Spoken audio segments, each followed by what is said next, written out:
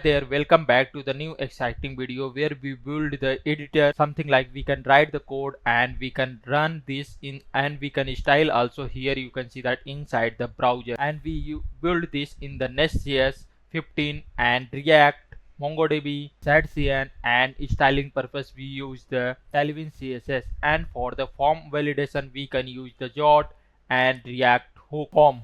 Now let's see the demo. Here I have added the logo and login and some typing animation, and here I have added some GIF, how the dashboard will look and how it will be work on this.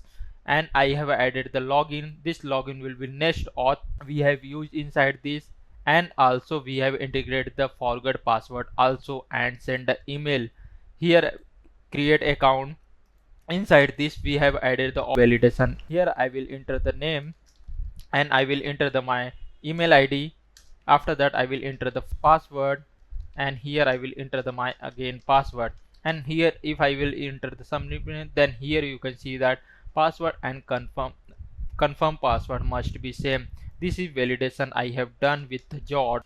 Now inside this, after this done, and click on the create account. Now after the account was created successfully, then here you can enter your email ID and enter your password. Then this click on the login. After the login was successfully, you will be redirected to the dashboard, and in this time here you can see that logo and this dashboard and recent project.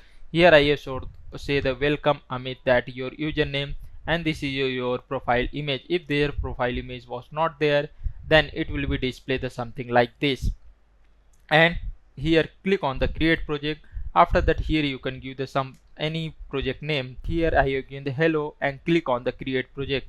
After when you click on the create project, then it will be created this and it will be redirect to the editor page, and here it show that project name, and you can edit this also project name, something like here I can give the test project and click on the update. Then here you can see that this project name will be also saved, and it will be created 3 file: index.html, style.css, and script.js file, all this file. And after that here I have added the browser. Click on this, then this code will be also run inside this, and you can open this in the new tab. Here clicking on this, and you can share this link to the anyone which you want to show your project also, something like this.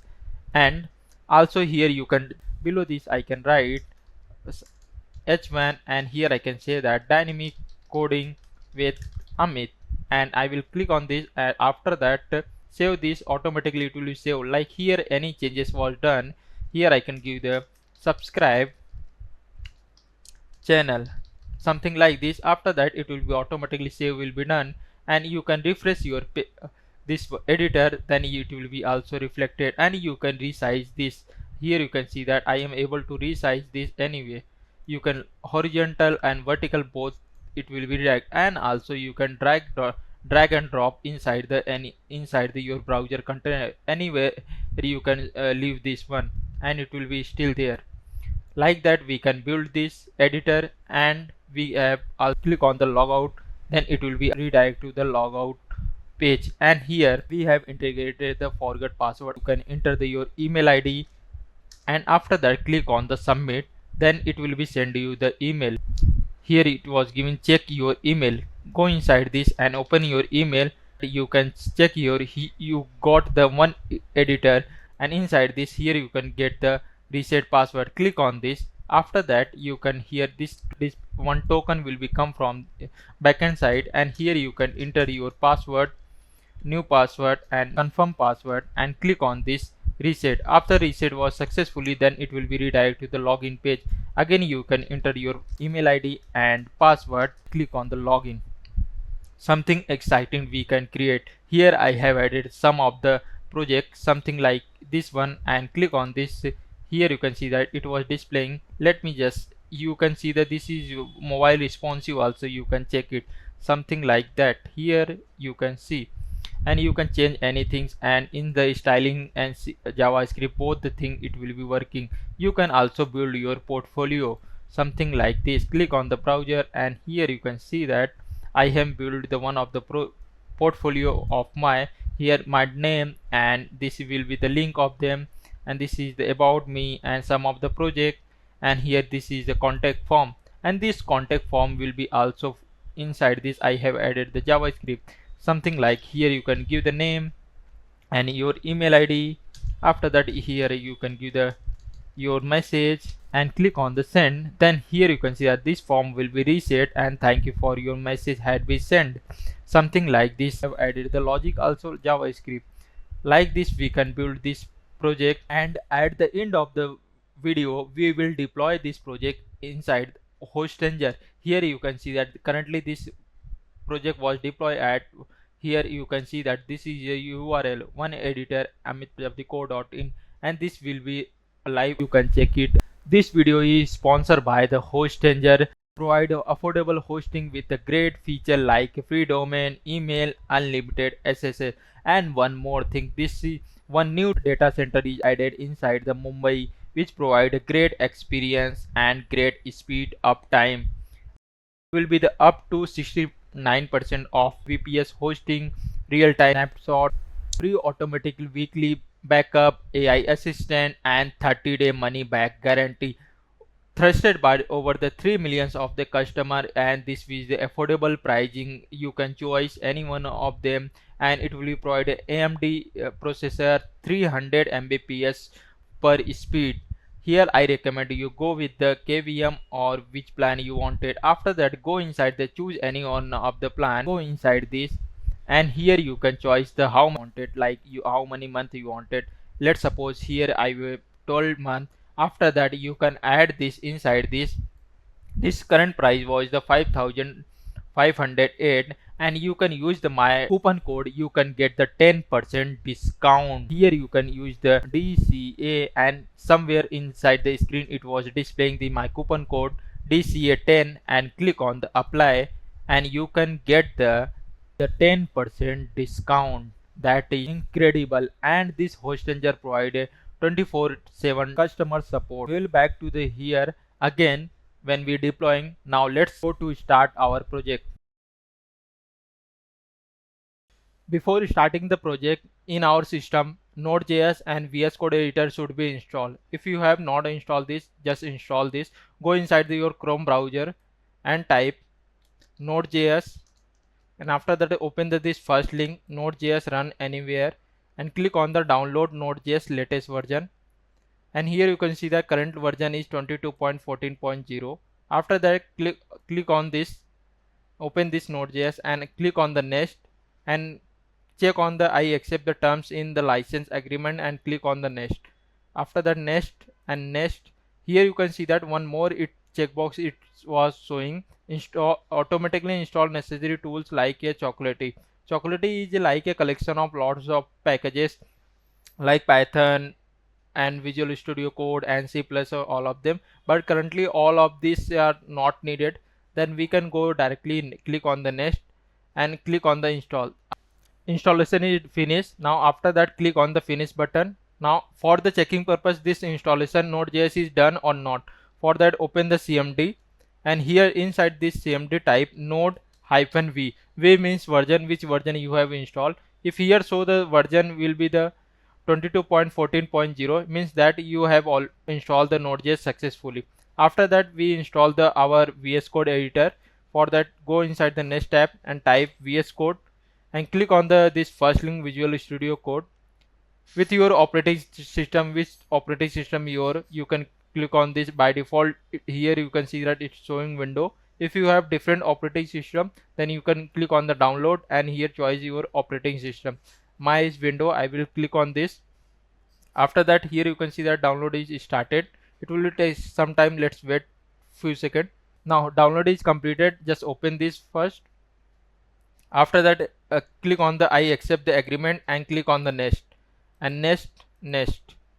Here it was preparing for the install, just wait few seconds to install this VS Code editor. Now installation is done, this VS Code, click on the finish. After click on the finish, here you can see that one more time this VS Code is open, and if you are using the first time, then it will be also show the sum of the configuration for the first time for the VS Code. Because I have lots of time I have installed, that's why it was not so. Now this our installation is done, Node.js and VSCode editor. Let's go on the next section. We use the Next.js for the front end and back end, both of them. Next.js is a file-based routing, and it is the React framework for the web application. It's a powerful and it was the SEO friendly also. Now just copy the npx create next app at the latest this command, and after that go inside your desktop anywhere where you wanted to install this. Here inside the desktop I will create a file folder, and that folder I can give that one editor. You can give the any name which you wanted, because I want to create this, that's why. And inside this folder I will open this folder, and inside this I will directly open the my command prompt inside this path cmd, and inside this same path I want to open the my VS Code editor. For that I will type code dot, means it will be wanted to open in the same path. For that, and press enter. After that, here you can see that my VS Code editor is open, and here you can see that open editor this folder, and inside this VS Code open the terminal. You can click on this toggle panel, or you can open the terminal by clicking on this triple dot terminal and new terminal. Where you are more friendly with this, you can open it. After that, here just paste the command npx create next app at the latest, and here I want to install in the same folder. That's why here I have given the same relative path. If you want to some different folder, like inside the some other folder, you can give the that folder name, it will be installed. After I press enter, now here it was showing the this types of error. This is because of the my terminal was not support. Let me just change this terminal. Click on this and click on the command prompt. Most of them this was happening in the PowerShell, that's why need to some configuration. After that, again here I will click the npx create next app at the latest, and here I can give the relative path inside this same folder and press enter. After that, yes, I want to some configuration. TypeScript, yes, I will use inside this project. Tailwind CSS, yes, a directory and app router. Turbo is a one of the type of packages. Yes, and import by default I want to go with the @ and press enter. Now it will be take some time to install all these packages. Just wait for few seconds.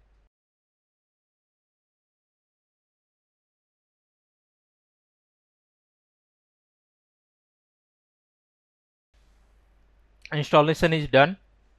Now after that, for the running this project, you can directly give the npm run dev and press enter.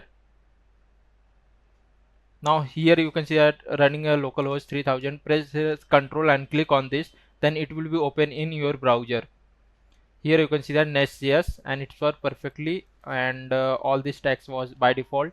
You can go inside the src, and inside the page.js file, here you can do the any changes. Like here I will remove all of them, and here I can give the for now div tag, and inside this I will write Next.js or one editor also. Any you can write for testing purpose. It was here you can see that it was coming. Now for the UI design I will use the Shadcn. Let's go on the and do the setup inside this Shadcn UI, and this URL I will add in description. You can go directly. I want to use inside the Next.js. For that I will directly go inside the document, and here click on the introduction, and here you can see this is not a component library. This is how you build your component library. This will be not exactly like we are using the component. It will be like you can also change that component also according to your. This will be when you run, all this code will be in your repository, and you can modify this based on this. Now let's go on this. I will use the Next.js, and I will directly go, and inside the Next.js 15 there are the some legacy, like we currently in this time it was not updated with React 19. It was maintaining in the and testing mode in this time. Then it will be okay. For that we will use this. Now let's go on the install, and here click on the framework. Here you can see that this framework, lots of the framework was there. In this time I am using the Next.js. Click on this. After that, here it was giving the command npx Shadcn latest, or you want to any specific version of the Shadcn, you can directly type here instead of latest. It will be installed. Now let me just copy this command, go inside the my VS Code, and inside this terminal you can open another terminal also, but I will prefer only single terminal. That's why I will just stop this one, my running Next.js, and here I will just paste this npx Shadcn latest in it and press enter. After that, here it was the which theme you want to use. Here I will use the anyone which you are most likely you want to use. I will use the slate and press enter. After that, some legacy, because every day this Shadcn updated some new code. Then here I will use the prefer to use legacy period deep. I will prefer this one because lots of the other packages also not supported currently. That's why you can also use the force also, because this have another benefit also. I will go with this legacy period dips and press enter. After that, it will be install the all the packages. Just wait few seconds. We create a component.js file, and inside this all the configuration of the Shadcn will be available. Like it will be user side uh, global css file and component folder. Like inside the component, all this component will be available. Like here inside the src, here you can see that lib folder is created, utils, and this utils we will use for the writing uh, classes, like multiple classes we can write in a single time. Now let's see the install any of for the testing purpose. Install this button, just copy this command and go inside this here and click on the terminal and paste it and press enter. After that, I will use the same thing here also. Now after that installation is done, then here inside this your folder src section you can check that component folder is created, and inside the component ui folder is another, and inside this button is there. This here Shadcn and all this code. And now go inside the page and import this button. For that, here you can see that import the button, and inside this you can give the like click me. And after that, let's go inside the browser, and here just refresh this page. Okay, I am not restarted this my server. Here I can give the npm run dev.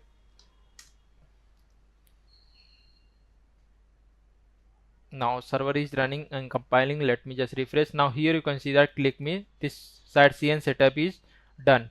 Now we are wanted to follow the some themes. For we need to do the some changes in our code. Inside the, we go inside the app folder and inside the global css. Here we want to do the some changes because our logo color is some different. That's why we need to follow this. Inside this below, I will go inside this root section, and here where is the primary, here is the primary. Inside this primary color, here I want to change because of this theme this color was not visible.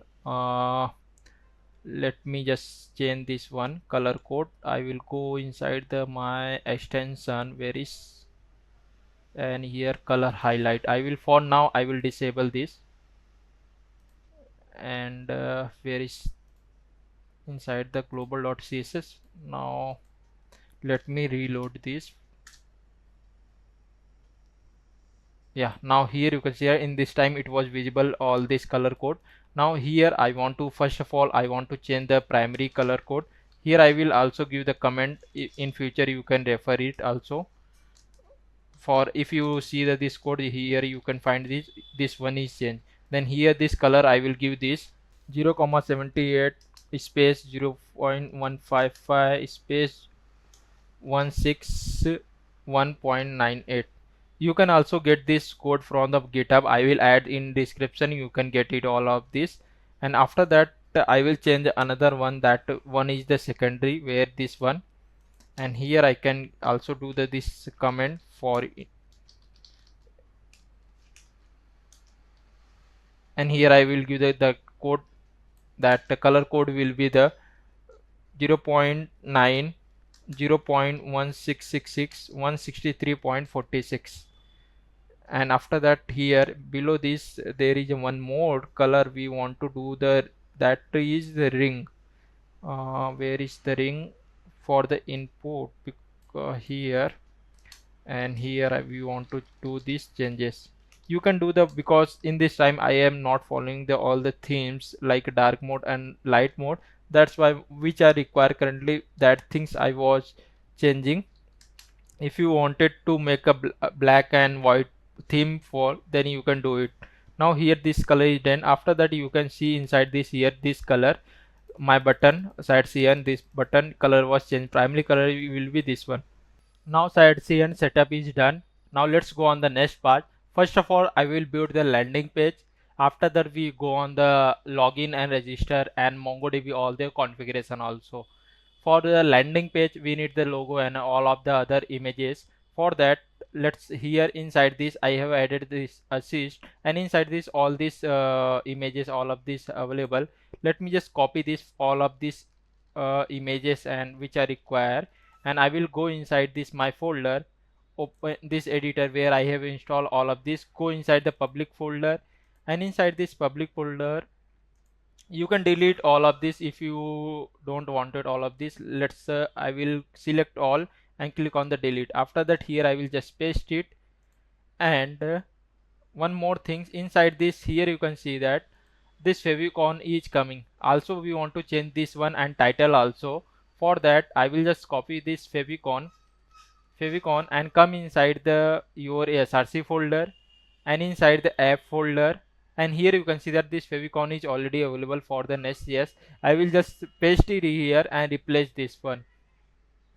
Now this replace is done. After that I will replace, then it will be not be coming because of catching. For that we want to again go inside the our code editor, and here again I want to just stop this,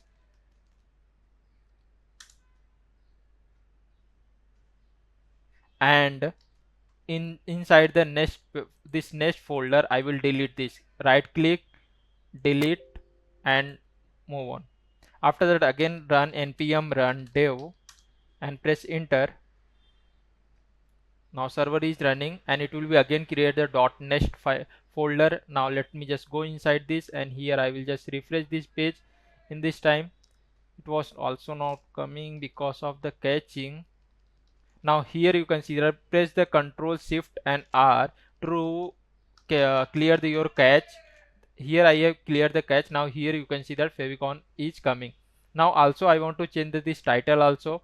For that I will go inside the src folder, app folder, and this is my first landing page. This one is the this one, and here inside the layout, this is all over the layout, and here inside this, where is the, here is the title, meta title. I will give the one editor. You can give which you wanted. For now I will give the one editor, and here you can give the your description what you wanted to build, space, your team, your ideas, and your editor, something like that I have given. This is for the demo one, that's why. And here you can see that when I was go here, you can see title was changed, one editor.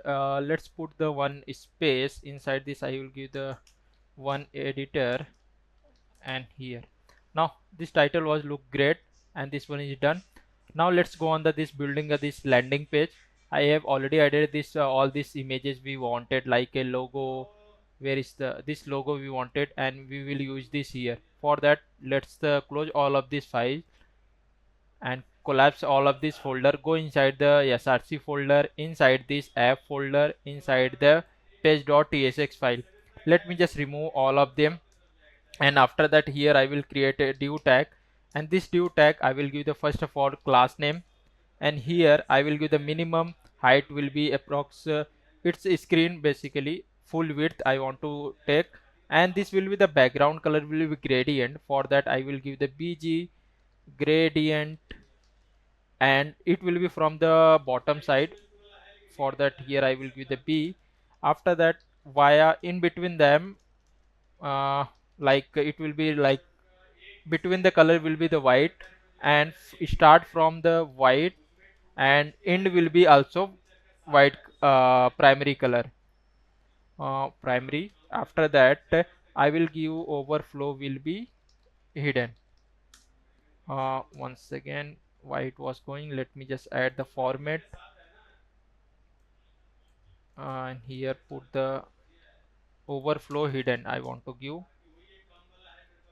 Yeah, now let me just check that. Now here you can see that it was showing this background color. Top side it will be white, and below it will be showing the that primary color.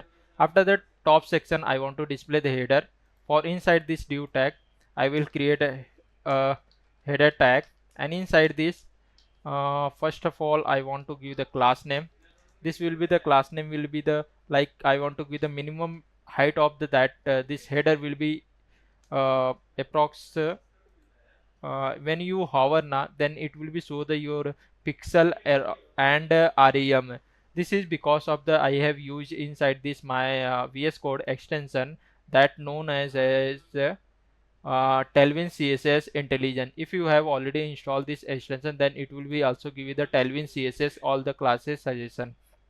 Now inside this I will give the, let me just add the logo and all of them, then I can add the all the classes. First here I will create the logo. I will create another component for the logo, and below this I want to add the navigation bar. Like in the right side I want to display the login button, something like this. For that here I will give the button, and inside this here I will create the link, or you can, instead of this link I will also put the something like that login. And here let me, why it's a showing error. Okay, because of I have not created this logo component currently. Let me just go inside the my component folder, and inside this component I will create another file.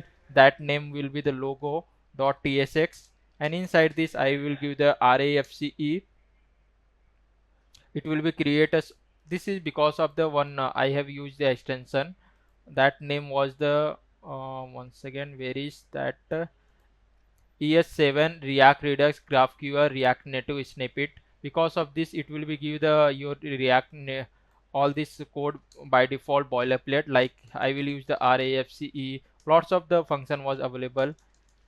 RAF like a React arrow function, React arrow function export component, React arrow function component with the prototype. All of them which you wanted you can use it, depend on you your uses purpose. Inside this I will just remove this div tag here, and inside this I will give the direct, I will import the image tag from the nest, and here I will give the directly I can give the that ASRC, and inside the ASRC I will give the logo.png, and this image will become inside the my public folder. Here you can see that logo.png, this one. And after that here I will just give the that width will be approx 120, and height I will give the 50, and alt this one is required. Here I can give the logo, or you can write anything like a one editor which you wanted. After that this one just come inside your landing page component, and here I will just export this logo component. After that let's save this here, and let's go inside your browser, and here you can see that it will be something look like this. And one more things here I want to add inside this logo component. Like if I want to this logo will look big, and for that here I will go do one more things. Instead of this here I will give the width and height. I will take this from the props, and here width will be in the form of a number because I was using the TypeScript, that's why. And height will be also in the form of a number. Now after that let's inside this, if width is available then it will be take, otherwise it will be take by default 120 which I have given. If height is available inside the that props, then it will be take, otherwise it will be take 50 by default. Now this part is for the TypeScript and it will be allow me to resize my logo. After that now here let's design our header part first. Here this one, here I will put this header. Now inside this I want to this logo and this login will become in the single row. For that here I can give this flags, and after that I can give the items will be center. Now this will be coming something like that, but here I want to use the container. Instead of directly I can using this, I will create another div tag, and inside this I will put this, and let me just format this proper, and here I can give the class name, container, and padding from the left and right both side. I will give the 4, margin from the left and right it will be auto. Here I have given the auto means it will be come inside the center, like here you can say here, and both side it will be giving the gap. Let me just give the some background color to know what's happening. Here you can see that it will be coming like this center. If I will remove this margin from the left and right, then here you can see that it was coming only the right side. I want to make this container in the center, that's why I have given the margin from the left and right side, both side will be auto. Now let me just remove this one, and after that here I want to just give the flex, where is flex items center, and justify will be between, and here I give the gap between the by default will be 4. Now let's save it again. Here you can see that our logo will be something look like this, and when I was click on the my logo, by default it will be redirect to the this localhost by default base URL. That's why here I will do one more changes inside this my logo component.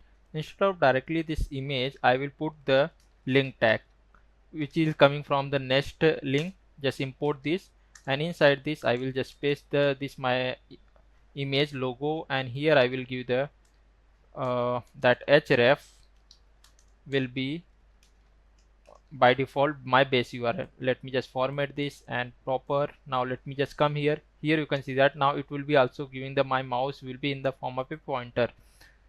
Now our this part is done, and here below this I want to display the tags and the one images inside this. Here inside this my page component, let me just collapse this my header, and below this I want to create another div tag. Let me just make a comment for in future, if you wanted to refer this code then you can refer it. For now here I can give the text something like that, animation, something, anything which you wanted to prefer.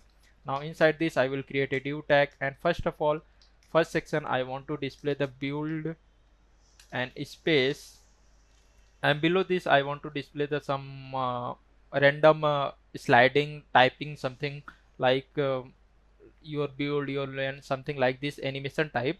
For that I will use the one package. uh, Let me just go inside this my browser. Where is, yeah, now it's fit. Go inside the browser, in here type react type animation, and after that I will add this npm package in description. You can directly go inside this and just copy this command npm react type animation. Here there is also documentation also, you can go and refer it. Let me just go and open this link. Why, where is the example? Here, this one. And here you can see that lots of the other types of a animation tab text animation was there. You can use it which you wanted to use it, like this one, and this dotted one, which you like most, you can use it. Now let's copy this command and come inside your VS Code, and for now I will just stop this my terminal and press the Ctrl C and Y to stop this your terminal, and paste this npm I react type animation and press enter. After the installation is done, again run this npm run dev and press enter. Now project is running perfectly. After that, here inside this below build, I want to give create another div tag, and inside this I want to give the first of all I want to import that packages. Here inside this, here you can see that type animation, this module I want to import. For that, here I will come import type animation from the react type animation. After that, just come inside this below, here I will give the type animation, and you can also directly, instead of the doing like that, you can directly also copy this one. Here also already do. Let me just copy this all of this, it will be easy for me doing this instead of writing all of the this. Now let me just format this proper, and here I will remove this part first and remove this which are not required for now, this comment. And first of all I will change this tags. Here I will give the, this will be the your team, and here I will give your ideas, and here I will give the one editor. You can put yourself also which you wanted to put it. And now let's save it again, and let me just check what the animation is coming here. Let me just refresh this page for now. Now it's giving the error use ref only work in the client component, because here I have this type will be work in the only client component. Then I need to convert this home component, in the form of a client. For that I will go inside the top side, and here I will give the use client. In the Next.js we are using the two types of a component, client component and server component. Client component which are display on the directly run on the browser, and server component which are already built from the server side. Now let's save it again, and let's save it. Here you can see that it was showing the this one types of animation. Now let's do the CSS part and designing this. Now here I will come, and inside this I will add, first of all let me just make this all this in the center. For that here I will give the class name, and here I will give the, first of all I will make in this center text will be 3XL, and for the desktop version I will give the, this will be the 5XL, and margin from the y direction it will be 6, and flex call direction will be, call gap will be 3, and LG, like in the desktop version I will give the more gap, and font will be bold, and text will be come inside the center. Now let's do, here you can see that it was coming something like this, and here it was displaying this. Now let's let me just do the color changes part. After that here I will this build space, let me just do the this color. Here I will add text will be primary color. Let me just give the primary, and let's check that. Now here you can say it was coming.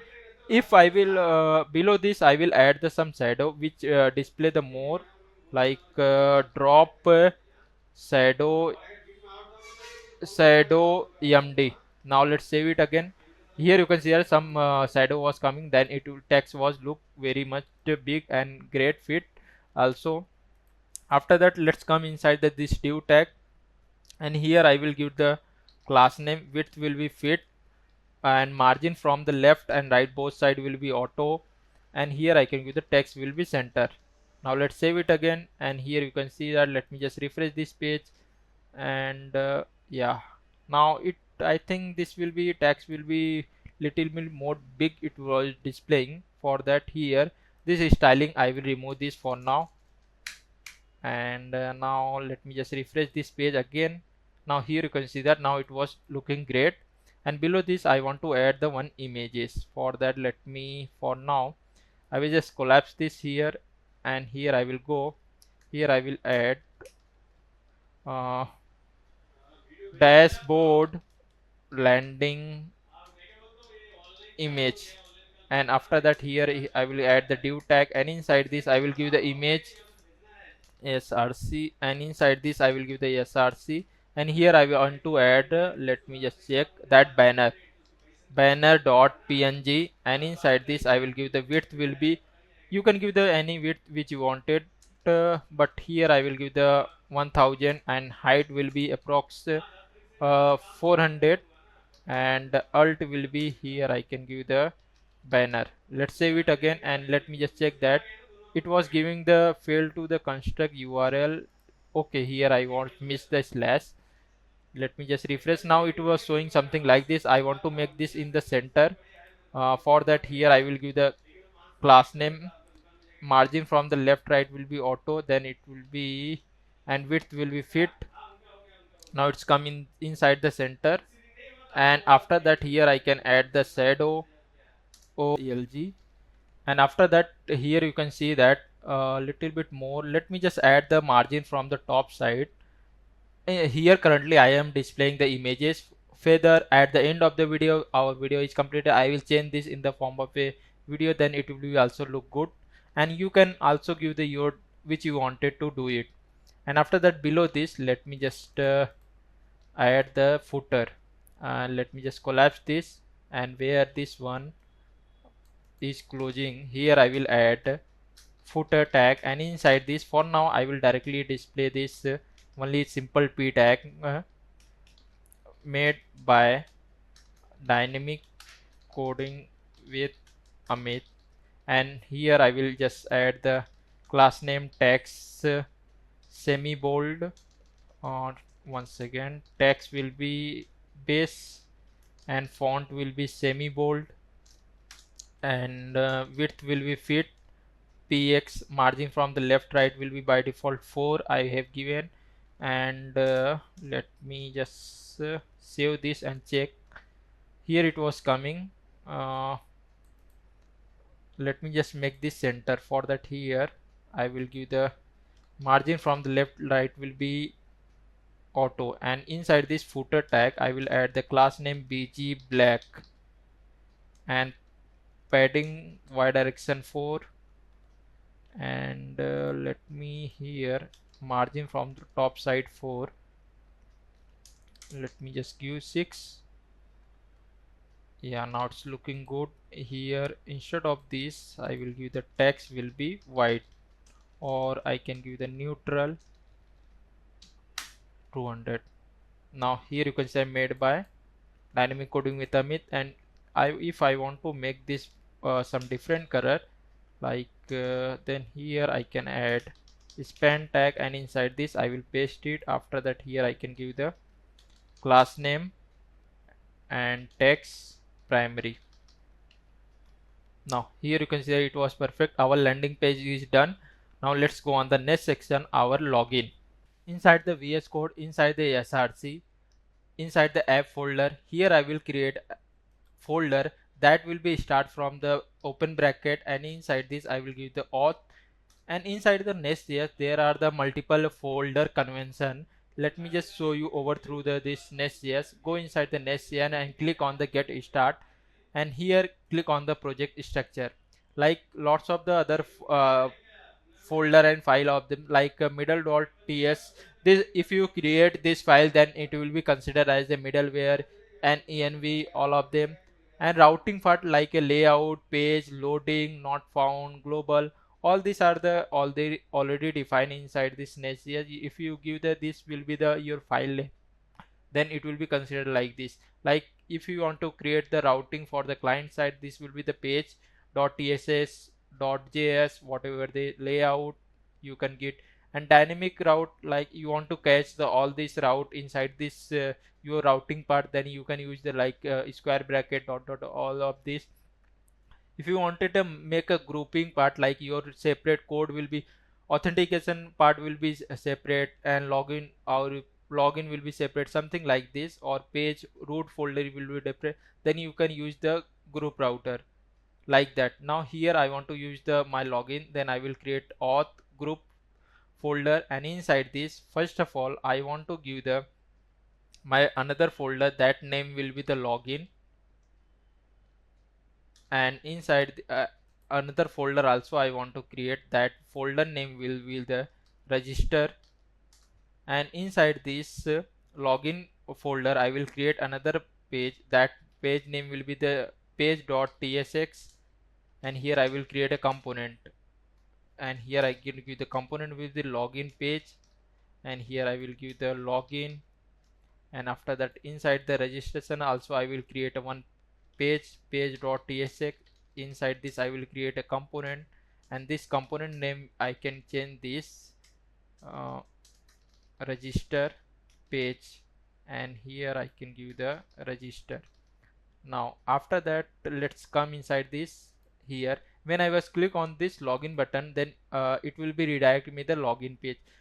Then for that I will go inside the my base this one landing page, inside the page.tsx, and here I want to import const router use router from Nest navigation. Make sure that import this from the Nest/navigation.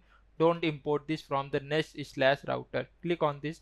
Now here you can see that it was imported from the navigation, and inside this let me just copy this router, or come inside the here header and inside this here this one button, here I can give the this login button. Here I can give the on click call by function inside this router dot push, and it will be go inside the login page like that. Now let's save it again and come inside the folder, and when I was here, when I click on this login button, then it will be redirect me the login page, because I want to make a layout will be different for the login and landing page. That's why I created this types of app. Now inside this I want to make a my login and a register layout will be same. For that, inside the this auth this group folder, I will create another file. That file name is the layout dot tsx, and inside this I will create export default. Here I can give the function, and here I can give that will be the auth layout, and inside this I can create directly like that div tag. And inside this div tag, first of all I want to this screen like where is the here, let me just go inside this and this one here, when I was my cursor in the login button, it was not displaying in the form of a pointer. For that I will let me just do these changes inside this button. Here I will add the class name. That class name is cursor pointer. Now let's save it again. Yeah, now it's looking good. Now inside this login I want to divide this screen in the two parts. For that I will go inside the my layout folder inside the auth group folder, and here let me just make this.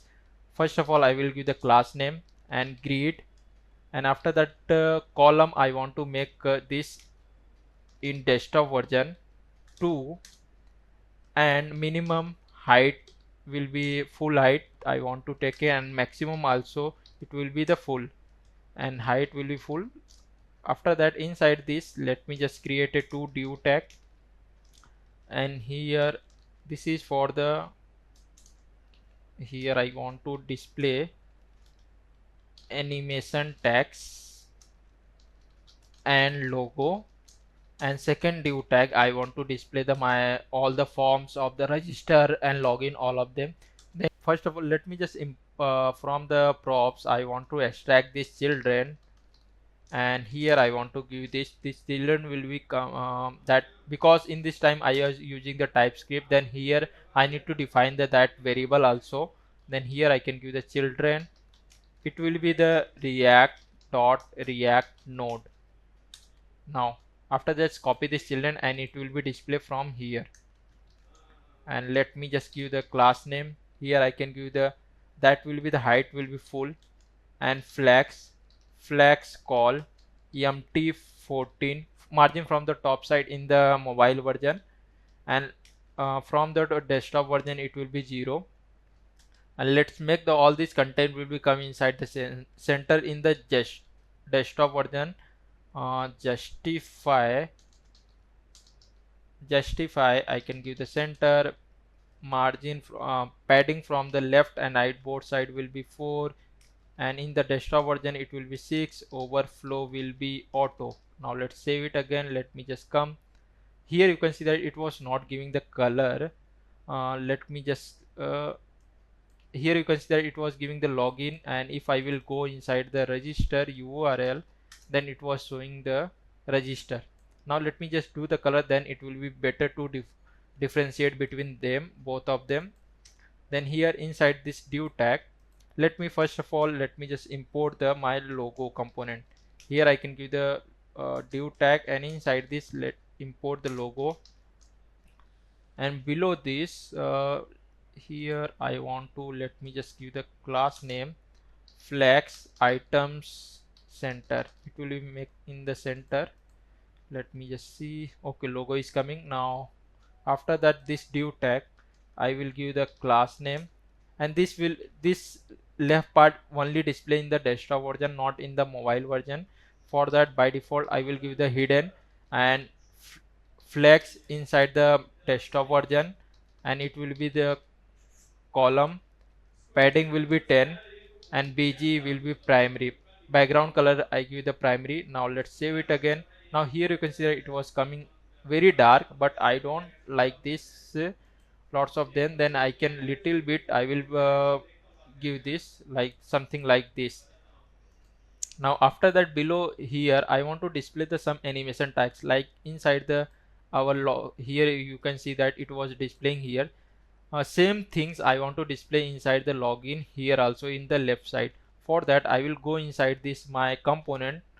Where is my component? Inside the log my pages, and here below this home page, this one, this section tags animation, this build one, here you can see that this one build space and your this tags animation, your team, all of them I want to make this in the form of a component. Then I will just cut this from here and create another component. Inside this component folder I will create that component name. I can give the text animation heading .txx, and inside this RAFCE, and here I will just paste all of them here. And let me just import this also, type animation here, and inside this I can convert this component in the form of a client component. After that, let's copy this test animation and come inside the this app, and here I want to now export this. Let me just check everything is working fine. Now here you can see that nothing is changed, everything working fine. Now I want to import here also, I want to display same thing. For that I will go inside the my layout folder, and here this one, here below this I want to create another div tag, and inside this I can give the type animation. Once again, why it's not showing me suggestion animation heading. Suggestion is not coming, why? Let me just copy this component also, directly I can import it here. Yeah, and now let's save it again. Let's come inside the browser, refresh this. Now here you can see that it was coming here, and here I want to do the little bit CSS part. Means I need to add some classes to fit inside this login, means this layout page. For that, come inside the component, and here I want to define some types for the props. Here I can give the test animation heading props, and here I can give the first of all class name, and here this will be the class name will be the string, and it will be the optional one. Let's copy this, and here I want to extract this class name. Let me just give the class name. What's happening? Class name, and here I can give put it after just class name. Instead of adding here, let me just format this plus. Here instead of adding like this types of a class, I will just cut this from here, and here I will use this cn function, which is already added inside the utils folder. You can go inside your libs, and inside this utils file, this tailwind merge, it will be tailwind merge. What can do tailwind will be like it will be merge all the your class name in the single one. Now here I will paste my previous one, and below this I will give the new class. If I want to add, then here I can add any classes more, and here now I will just add this class name, this one, and let's copy this. Here I will paste it. Now let's come here inside my layout folder. Where is the layout? Let me just come in the auth group layout folder, and here I can add the class name. Height will be the full, and flex will be call, and justify content will be center. Once again, justify content will be center. Now let me just refresh this. It was the height will be full, flex. Okay, I was missed the flex. Let me just give this. Now it's coming center, inside the center. Now I want to make in the single row. Here inside this div tag uh, component, I will add the class name, and here I can give the first of all flex row. Now after that you can see that this component, it was coming here, and I want to come here inside this from the starting position. Then instead of this, here I can give the margin left right will be 0. Now here you can see that the text will be coming starting from the left side, and this only this one has a lots of gap. For that, here I can give the inside this I can give the gap will be uh, for the desktop version. Then I can use the LG gap will be 1, and still it was not working. Then I will go inside the component, and here I have given the this margin auto. If I will from the left right, if I will remove this, then here it was working fine.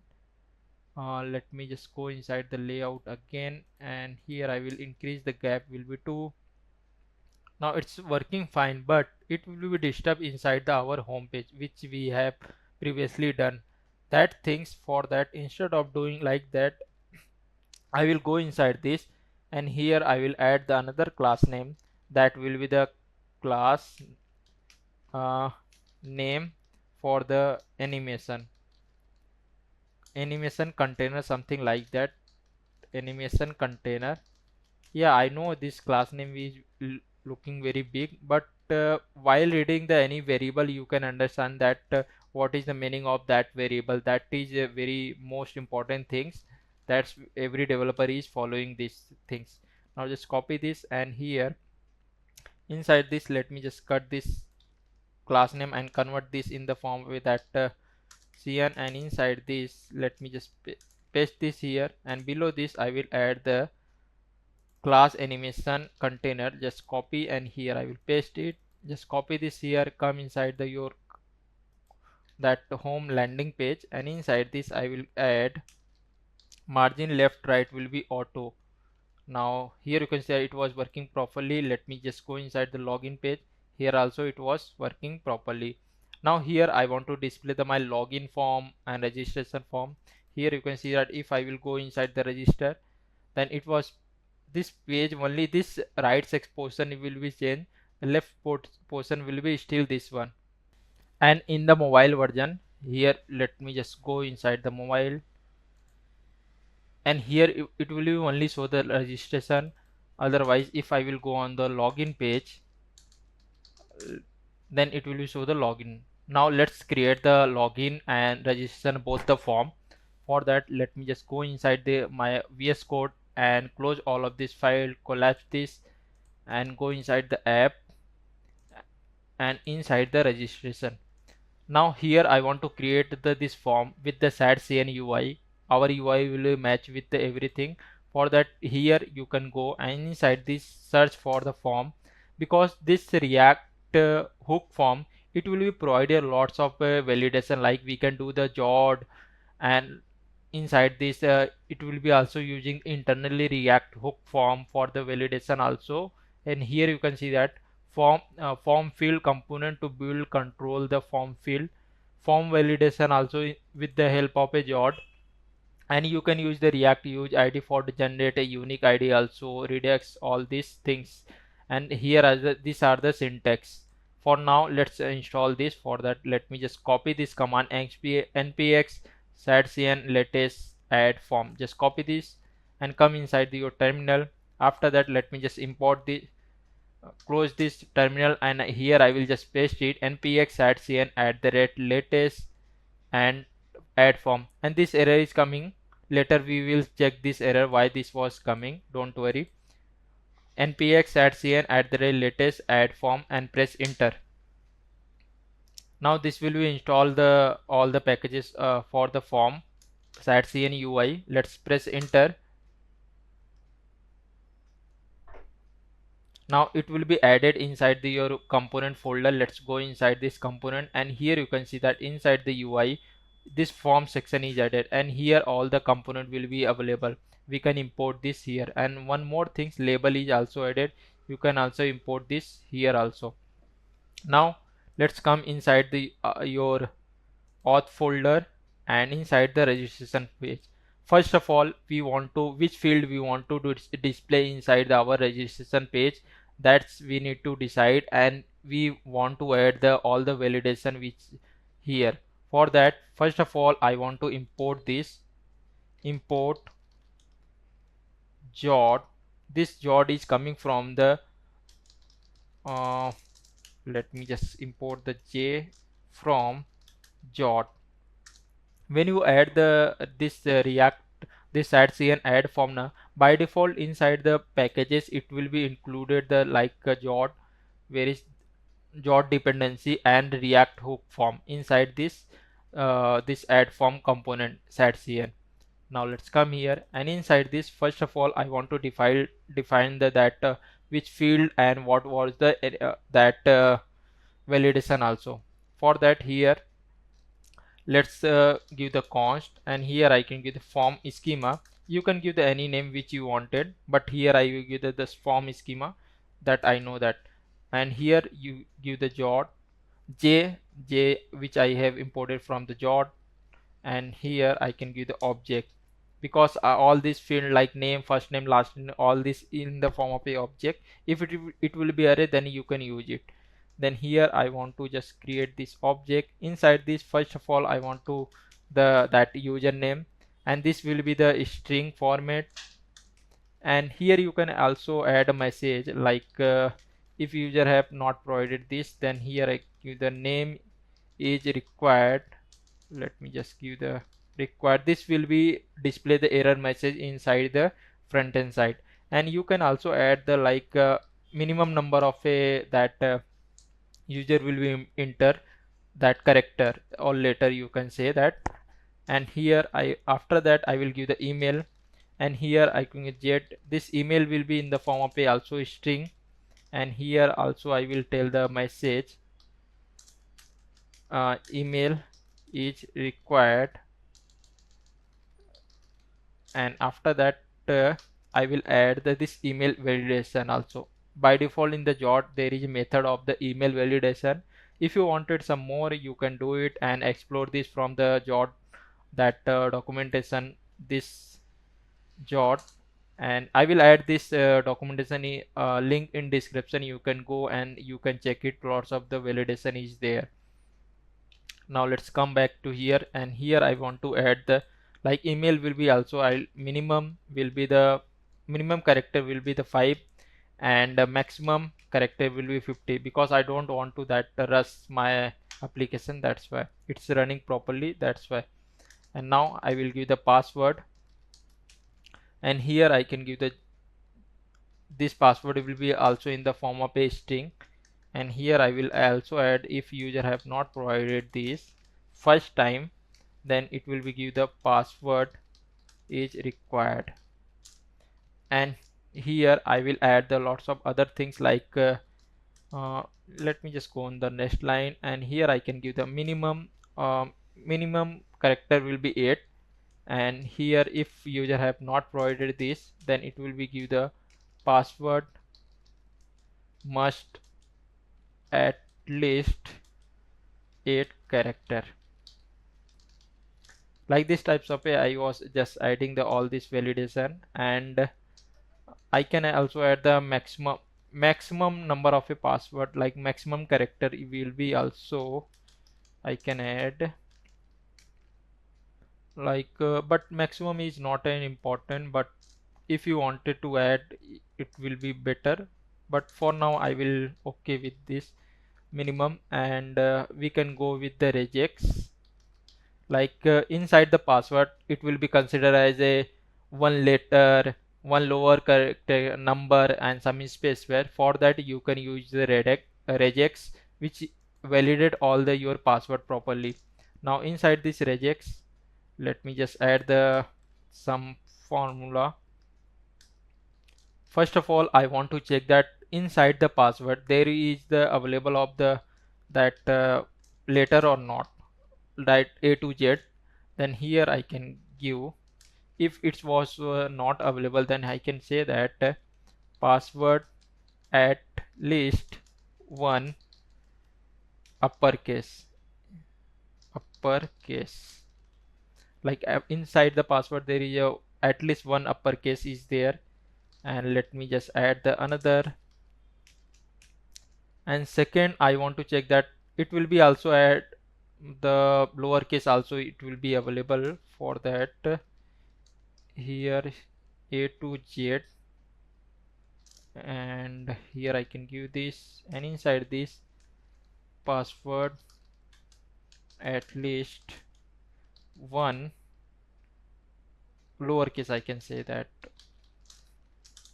Like that, I can also add that number also, same thing. I, instead of this following, let me just copy this here, and here I will paste it. Here I can add the number 0 to 9, and here I can at least one number. Now let me just copy this, and now I want to add the special character. Like inside the password there will be one special character.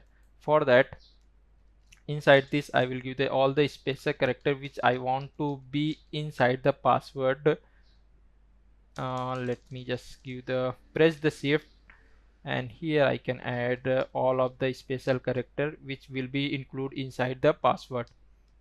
You can add your own side which you wanted, but here I have added the some of the special character. And here if user have not provided inside this password, then it will be show the message at least one special character. Like this it will be show the error to the user side. And also this is for the password, and below this I want to let me just go outside this where this is for the password, and here I want to add the now comma and another field for the confirm password.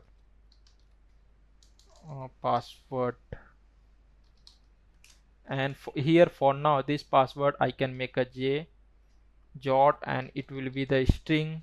And here I will, for now I will give the message will be confirm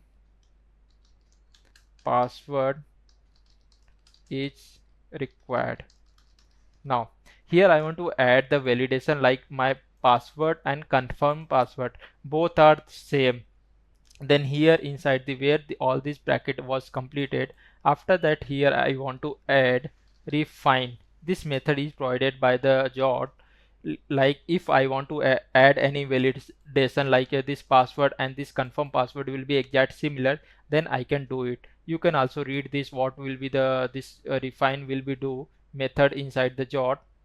Where is this anywhere, let me just search this refine, and there is a super refine also. Like here you can see that it will be after the this will be completed, it will validate all of this. Like if I want to maximum length will be the 245, then I want to display this types of error, then you can do it. And here also, here you can see that the after this password and confirm password both are checking. If it was not equal, then password do not match, this types of and here also given the which field it will be show the that error.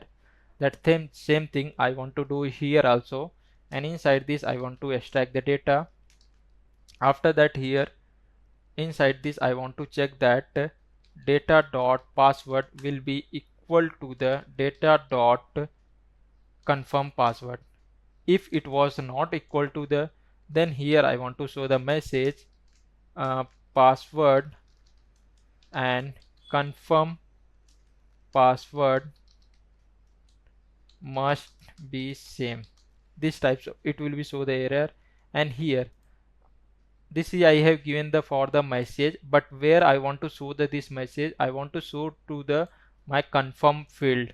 For that here I want to add path will be inside this. I want to give the confirm, that field name will be the confirm password, like this. Now this is for the jot validation it will be do. After that below this we will come, and here now let's first of all let's add the all the field inside this. Let me just go inside the register page. Let me just add the field, then we can go proceed with. Here I can first of all run the npm run dev, and let's go inside our Shadcn UI. And here for adding this, here you can see that I have given the this jod validation, and after that we want to use the jod resolver and use hook form, both of them. Let's copy this here and paste inside the top side, import this both of them, and make sure that this component will be the client component. Use client,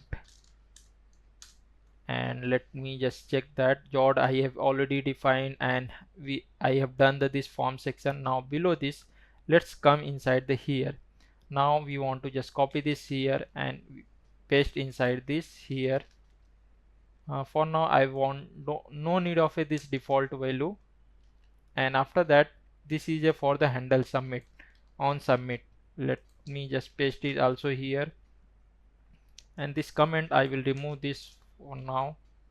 And now I want to import this button, form, controller, description, and form item, form label, message, all of them from like this format. I will need to define this.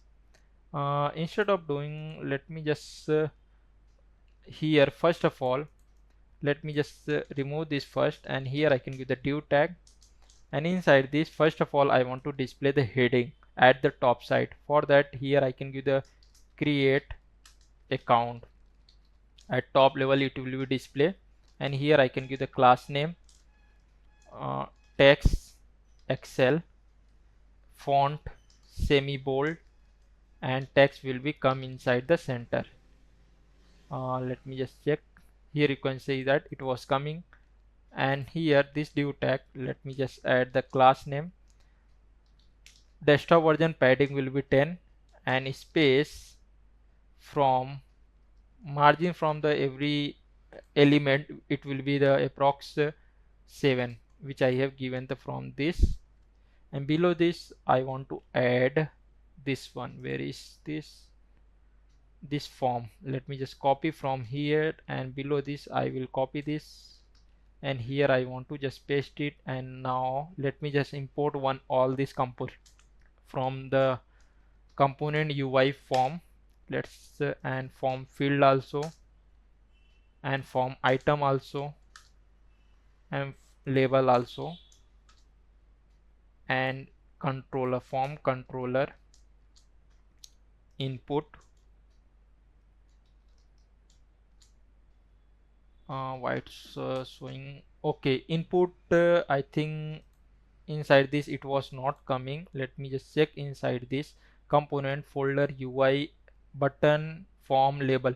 Yes, input was not coming. Let me just import this, and message also, and button. Now I want to add the input component also, because it was not coming inside the form section. Then I will go inside this, and here I will search input, and inside this I will just npx Shadcn at the latest. Just copy this command, or you can click on the directly here also, and here I will just stop this my server and just paste it here. You can also open the another terminal also right side, and you can paste it also, then also it will be okay. Again, now I want to run this server. Now server is again. Now I want to inside the component folder, here you can see that input.tsx file is added. Now let me just import this input component from the component UI input. Let's save this, and here it was giving the error, type username is not available. Okay, I know that because inside the here I have already defined the this jod. Inside this which field is available, that will be display here inside the suggestion. Now let me just come inside this, and input is not a defined. Let me just refresh this page for now. Now here you can see that username is coming. Now let me just do the all of this. First of all, here I want to display the name, and on submit by default I have given, instead of this description is not required, I will be remove this one for now. And when I was let me just refresh. Yes, everything is fine now. If I will click okay, here inside this placeholder also, then here instead of Shadcn I can give the enter your name, something like it will be displayed. Yes, now when I was click on this, then here it was giving the name is required. This is a for the job validation which I have given. Now after that I want to add one more field for the email. Let me just copy this from here and I will paste below this, and inside this I want to give second field name will be the email. Let me just give this email, and here label also I will change to the email. Now let's save it, enter your placeholder also email. After that let me just copy this here and again I will paste it, and now here I want to give that field name will be the password, and here also I will give the password, enter your password. Yeah, after that let's copy this field again and paste below, and here I want to give the confirm password, and here also I want to give the confirm password, and here enter confirm password. Now let's save it again. After that here you can see that it was displaying. Let me just refresh this page. Now here name, email, password and confirm password, and here you can see that lots of the space was coming. Let me here inside this form tag, here I want to reduce this by 4, and I can give the max width will be MD, and this will be come inside the center for that MX auto. Now here you can see that it was coming, and when I was click on the submit, then it will be also giving the validated. And this submit, if you wanted to make the submit in the fully like full width, you can do it. For that here I will let me, and here one more thing it's coming, cursor is also not converted in the form of a pointer also. For that let me just come inside this submit button, and here I can give the class name, width will be full, and cursor in the form of a pointer. Now let's save it again. Now here you can see that it was perfect, and here enter the name. I will enter name Amit, and here you can see that it was giving the error, component is changing an uncontrolled input. This is because here by default the value will be undefined and it will be coming some string format. That's why this error is coming. To resolve this error, here inside this here we can add value, and after that here inside this we can give the field dot value, and here we can add like that. Let me just format this proper, and this section, like this value section, I want to add in every input. Let me just paste it every section, and here inside the confirm password also. Now let me just format this proper, and here it's coming. Now let me just refresh, and here now I will enter my name, email ID and password. Now here if I will enter some different password, then here click on the submit, then here you can see that it was giving error, password and confirm password should be must be same. And let me just refresh. If I will not be enter any detail, then click on this, then it was the name, email, all these are required, it's coming. Here I will enter the name, email and password. After that same I will here also same password, and click on the submit. Then in this time it will be show the loading something like this. Let me for now here I will just come inside the component. Here I will create another state is loading, set is loading, and here I can give the use state, and here this will be the boolean value. Here I can give the by default it will be the false, and here just copy this loading, and here below this button let me just come here. When the loading will be, then this button will be disabled. For now when loading will be started, then it will be disabled, and here inside this I want to display loading, and here I want to display the submit button text. Let me just paste it from here, and let's do the sum. refresh this page, and here I will enter my name.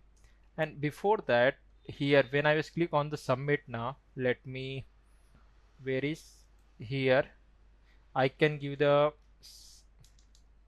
set set is loading will be true when this function will be called.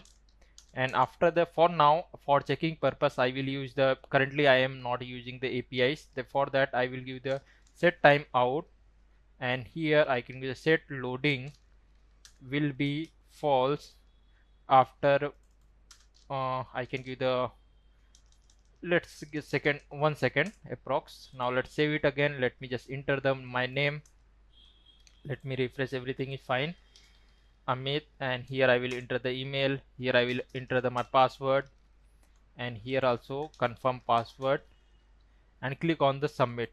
Now it's showing the loading, and it will be something like that. And here this password and confirm password, this both are convert in the form of a like hash format. For that I will just go here, and inside this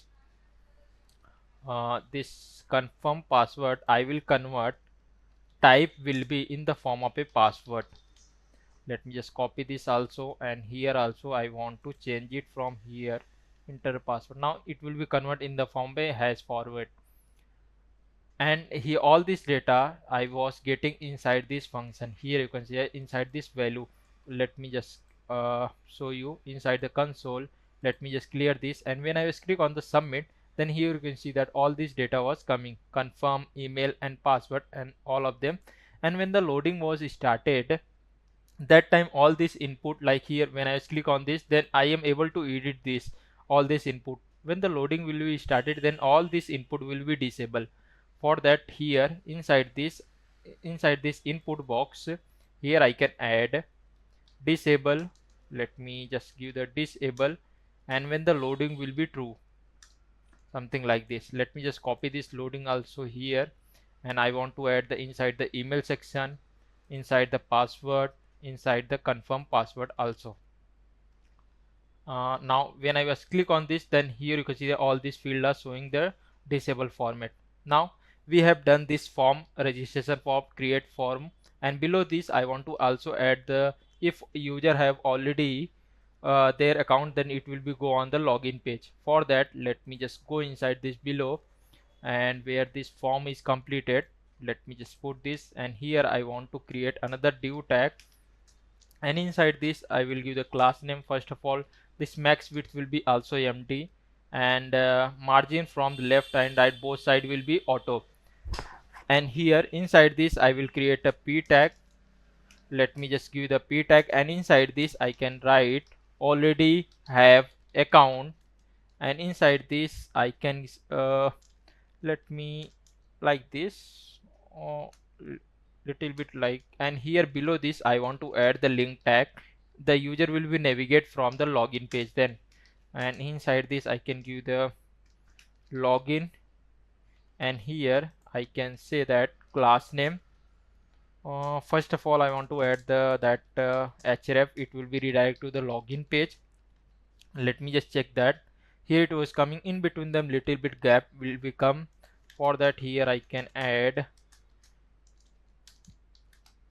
something like this. Now here it's coming, and this login will be make the bold, and for that here I can give the text will be primary, and drop shadow.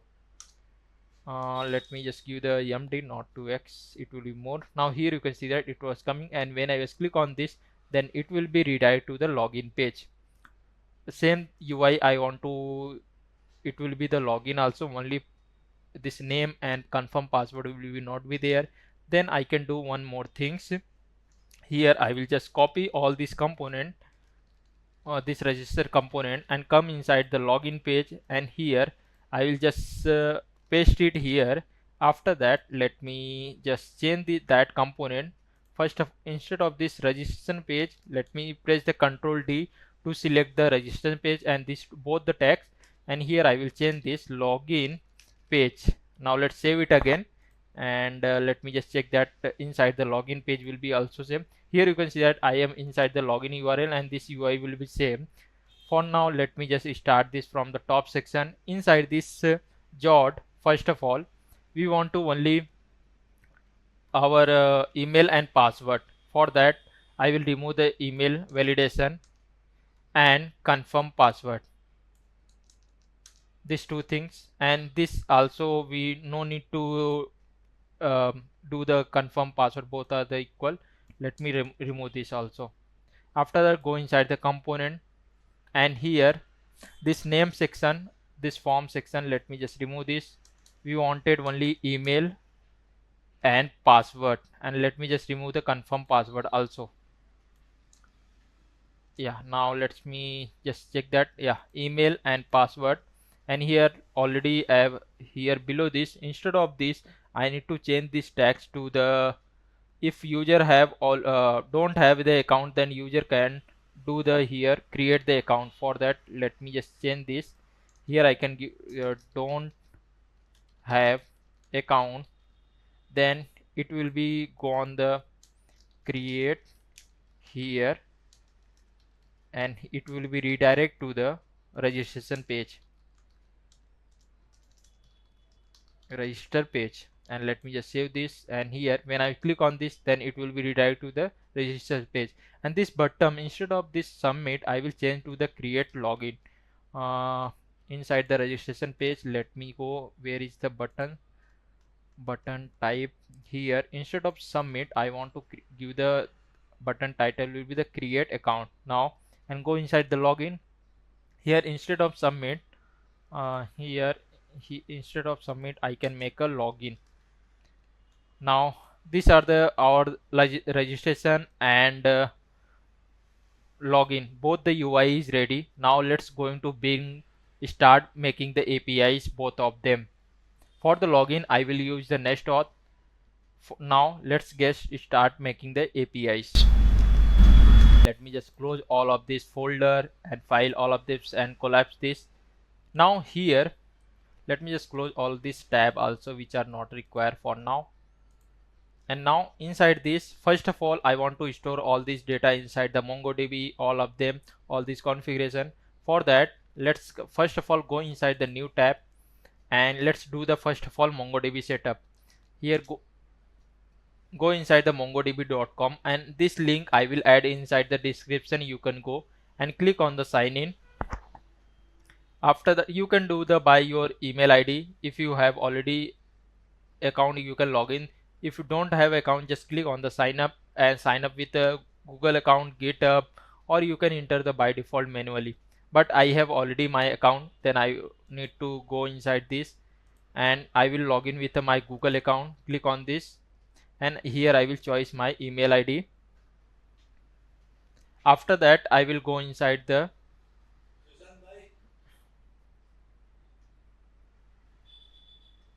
here,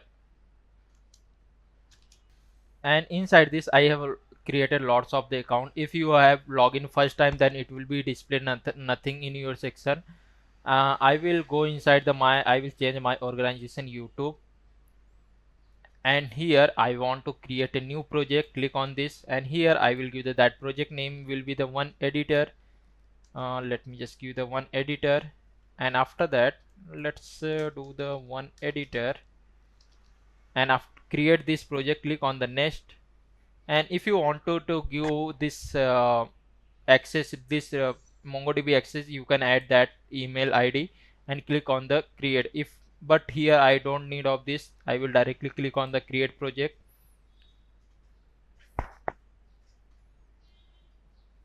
After that, here it was the create a cluster, then click on this cluster, and here you can enter the your, before that you can select your free version. Make sure that select the free version, otherwise it will be receive you some payment. Now here you can give your cluster name. Here I can give the cluster name. We open one editor, and your provider you can select AWS, Google Cloud, and Azure. There are three options. I will go with the by default, and select your region where your database will be available. After that, click on the create development.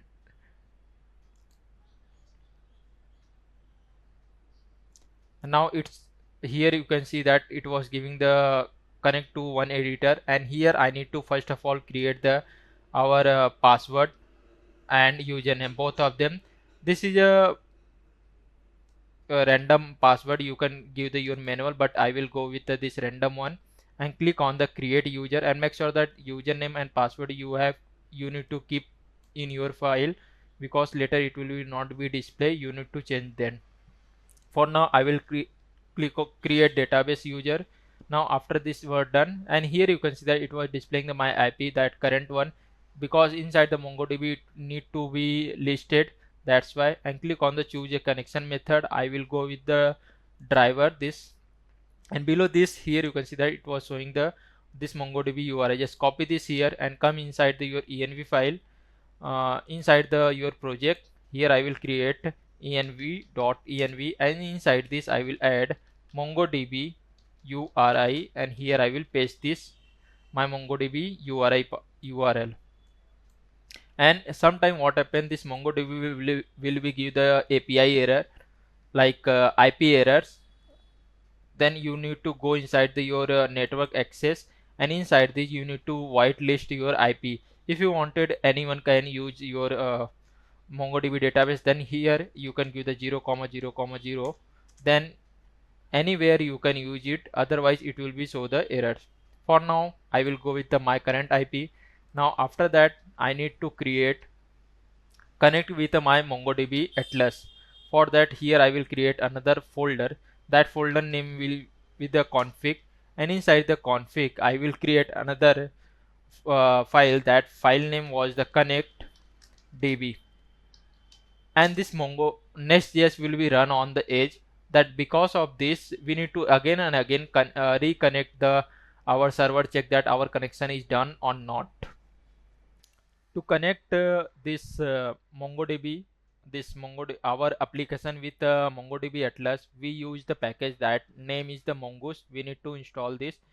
Here you can see that you can go on the Mongoose documentation also. You can see how to connect inside this and all the query here, and this URL I will add inside the description. You can go directly. Now let me just install these packages inside this my application.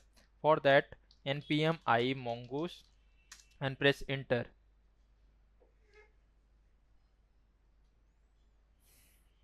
Now installation is done. After that, here I will import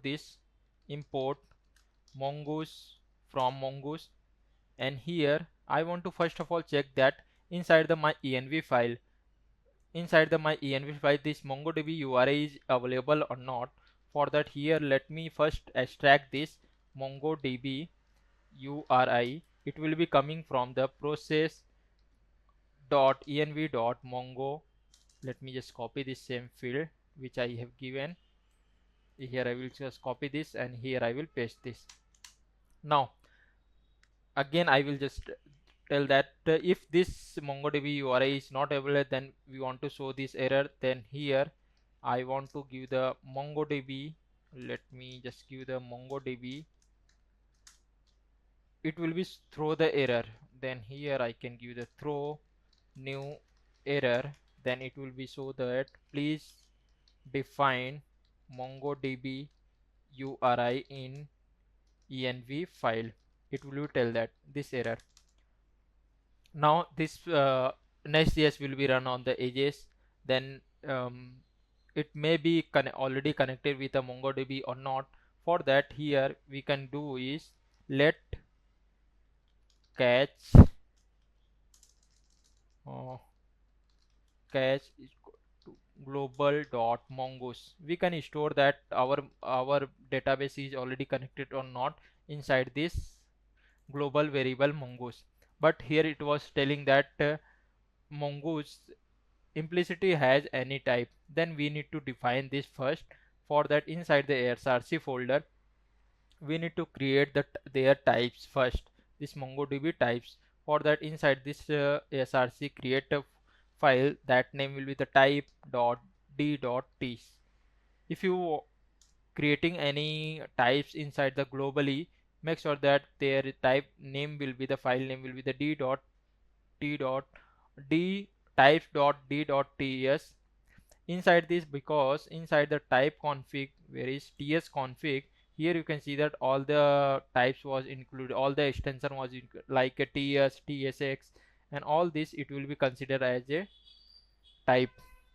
Now here first of all I want to give the declare uh, global variable, and inside this global variable just like this, or it will be written if you console now this global variable, then it will be written this global variable, then it will be written a empty object. Now here let's come, and here inside this we want to give the var, and make sure that it will be the var variable, and here I want to give the mongoose, and here I want to give the first of all I want to store inside this connection, and second promise.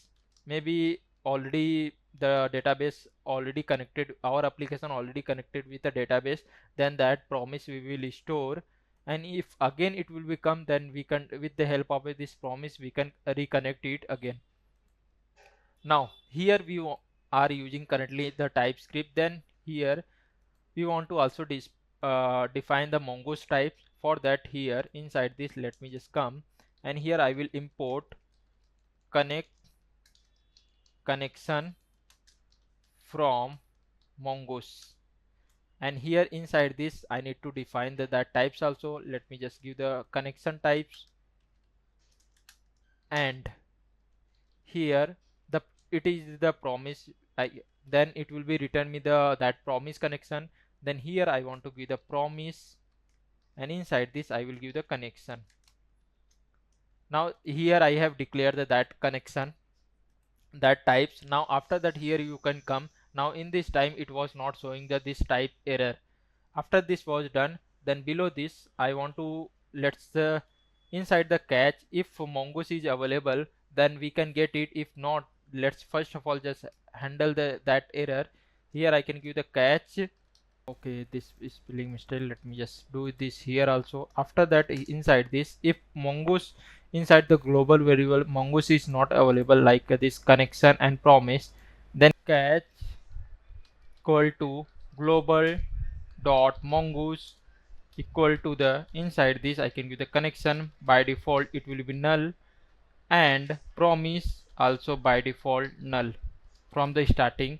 After that if inside this I want to connect with our MongoDB database, for that here I will make a function export async, because our database in some other continent, it will be take some time to connect, and here I can give the function, and inside this I can give the function name will be connect db, and inside this maybe the connection was already established because the Next.js is run on the Next edges, that's why. Then here I will first of all I want to check that inside the my catch if there is any connection was available or not.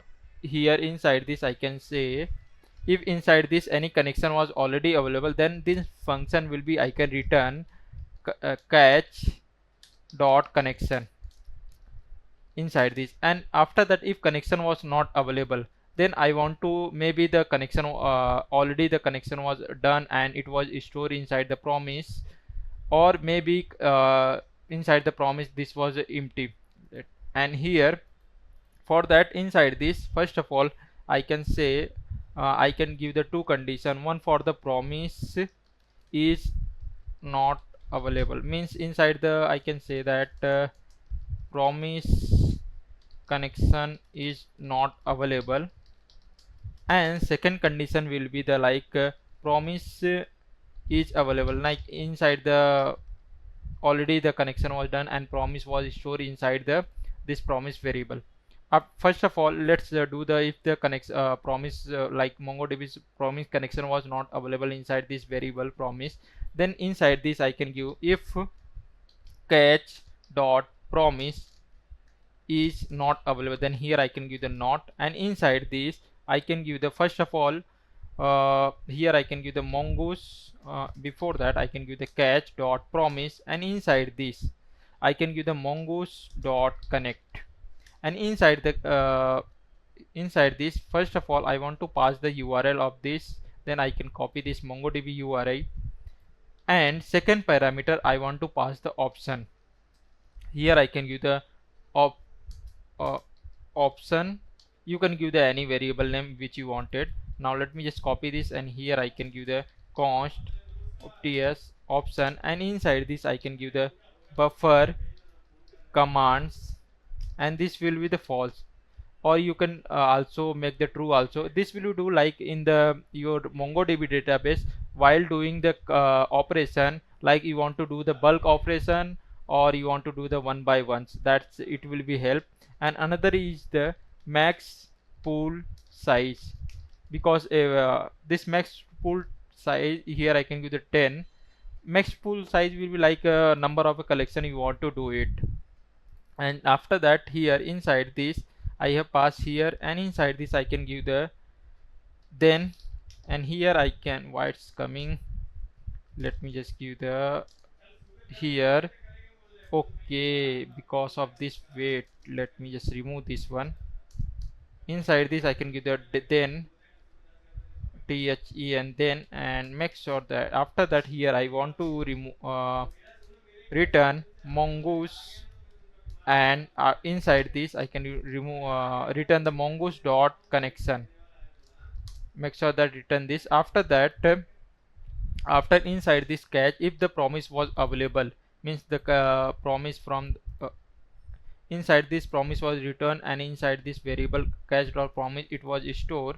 After that we go on the next part. If the promise was available, then inside this I can add the try and catch block. If the any error will come while connected with the MongoDB database, so directly I can, first of all I can do inside the my promise, I can make this null first of all. After that I can do here throw the error. Let me just in name line I can give the throw error. Directly this error is coming inside this catch, I can directly throw this. And now inside this promise is available, then I can just give the catch dot connection wait, and here I can give the catch dot promise. It will be inside this it will be stored inside the this mongoose connection promise inside the catch dot promise. After that here I can give the wait catch dot promise, and it will be await, and I will store this inside the catch dot connection section. And now this is a configuration of the to connect with the MongoDB database. This is done. And after that what type of a data we want to store inside the MongoDB, and that table name, for that we will create the models. Now first of all let me just collapse all of this file, and inside the src folder I will create another folder that name was the models. And inside this models, first of all I want to create user.ts, and inside this first of all I want to import mongoose from the mongoose. And after that here, because in this time we are using the TypeScript, then here we need to, before going to proceed, we need to define the what type of a data we want to store inside our MongoDB. Then for that here we want to define their types. Here let's define this all the types which we want to store inside the MongoDB database. And here we can give the interface, and here user, and inside this I can give the mongoose dot type object ID, and this is coming from the mongoose. And after that here I can give the name will be in the form of a string. And make sure that when you defining the schema and their types, in the type section string will be in the small letter, and email will be also in the string, and this was the compulsory. And after that we want to also store that user profile picture. We can give the password also. Here I can give the string, password will be in the form of a string, and here we can also store the refresh token. And refresh token, if you wanted to give the multiple device access you can give it, but for now here I want to use the string because I want to give the only single device access of the refresh token. and here I can give the created at, this is created in the MongoDB. We had the one configuration timestamp, then it will be automatically added, and this will be the date. And after that we want to give the updated at this field, and this will be also the date. And here no need of a give the this a comma inside the type, we can do directly.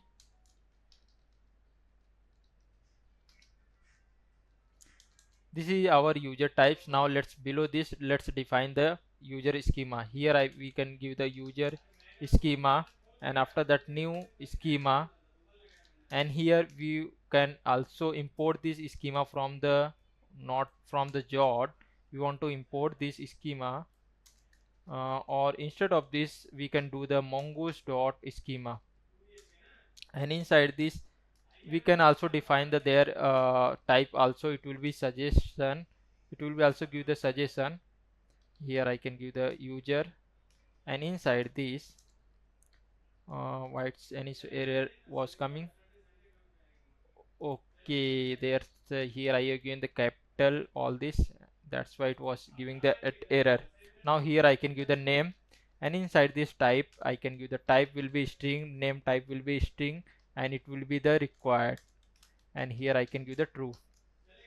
And email will be also the type will be the string, and here make sure that this type will be yes will be in the capital, make sure that. And after that this email is also required, and this email will be unique inside the database. Then here I can give the unique will be the true, and we wanted the password.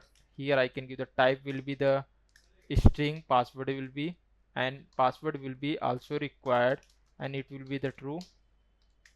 And after that we wanted this picture will be also the type will be string, and this are the not a compulsory to every user have their picture profile picture.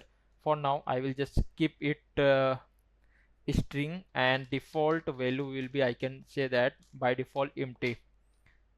And here after that refresh token, now this refresh token will be also type will be string, and default value by default you can keep it empty. Yeah, now this two field now coming created at and updated at, this both the field added from the mongoose. Here inside this we can go, and here we can add timestamp, then this will be, this timestamp will be add the two field created and updated at. After that below this just come, and every time when we save any data like inside the users, every time when the password will be changed, then we want to store directly not in the this password in the plain format, we want to make this in the hash format.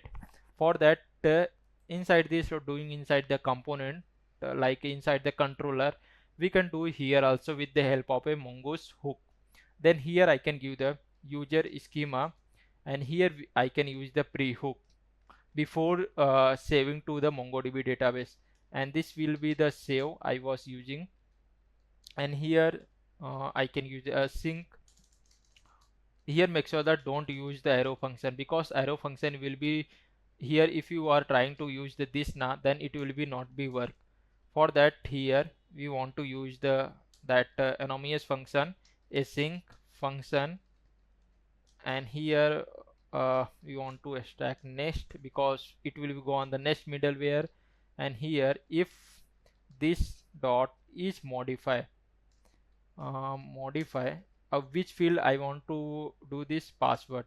If password field is modify, then I want to this password I want to convert this in the form of a hash format.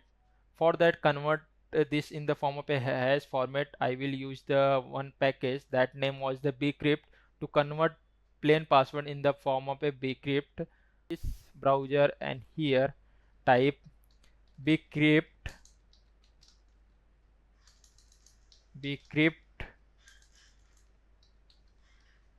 bcrypt.js, and here click on this and just copy this here, this npm package, and go inside your VS Code, and here install this npm I bcrypt.js. After that, first go inside the top, and first of all import this package, import bcrypt from bcrypt.js. After that, below this, here I can do this let me go here, this dot password inside the MongoDB. uh, if you are using this anonymous function, then you can use this. Otherwise, if you are using arrow function, then it will be not be allowed. Now here I want to store that password in the form of a hash. Then here I can give the wait and bcrypt dot hash, and inside this I can give my plain password, and that salt will be salt will be in the form of a number. For now I will give the 10. Now this will be stored inside our MongoDB. After this will be done, then it will be go on the next middleware, that by default this hook middleware, and here I can define that the model. Now let's const, and here I can give the user model, and here in Next.js maybe this did like already inside the MongoDB this table was created or not created. If already created, then we can use the mongoose dot model. This is the first time when we are hitting the API for this. Then here I can define that table name will be the user, and second section second parameter we want to find the send the schema. Then here I can send it, but maybe this user have already created. Then instead of this we can give the mongoose dot models dot user. Make sure that this name will be same as here, and here I can give the or symbol. And here you can also add the TypeScript script also, because it will be also give the more if any error was there, then it will be defined before saving inside the MongoDB. Same like here also I have. After this will be done, then I will just do the export user model, export default user model. Now our user model is done. Now let's go on the next part to create the user registration API. Let's close all this file and collapse all this, and inside the src folder, inside the app, here we want to create the API folder. This is a Next.js convention. If you want to create any API inside the app, you need to create API folder. Inside this is for the convention purpose, and inside this we want to create first of all one folder. That folder name will be the auth, and inside the auth folder I want to create all this API login, registration, all of them.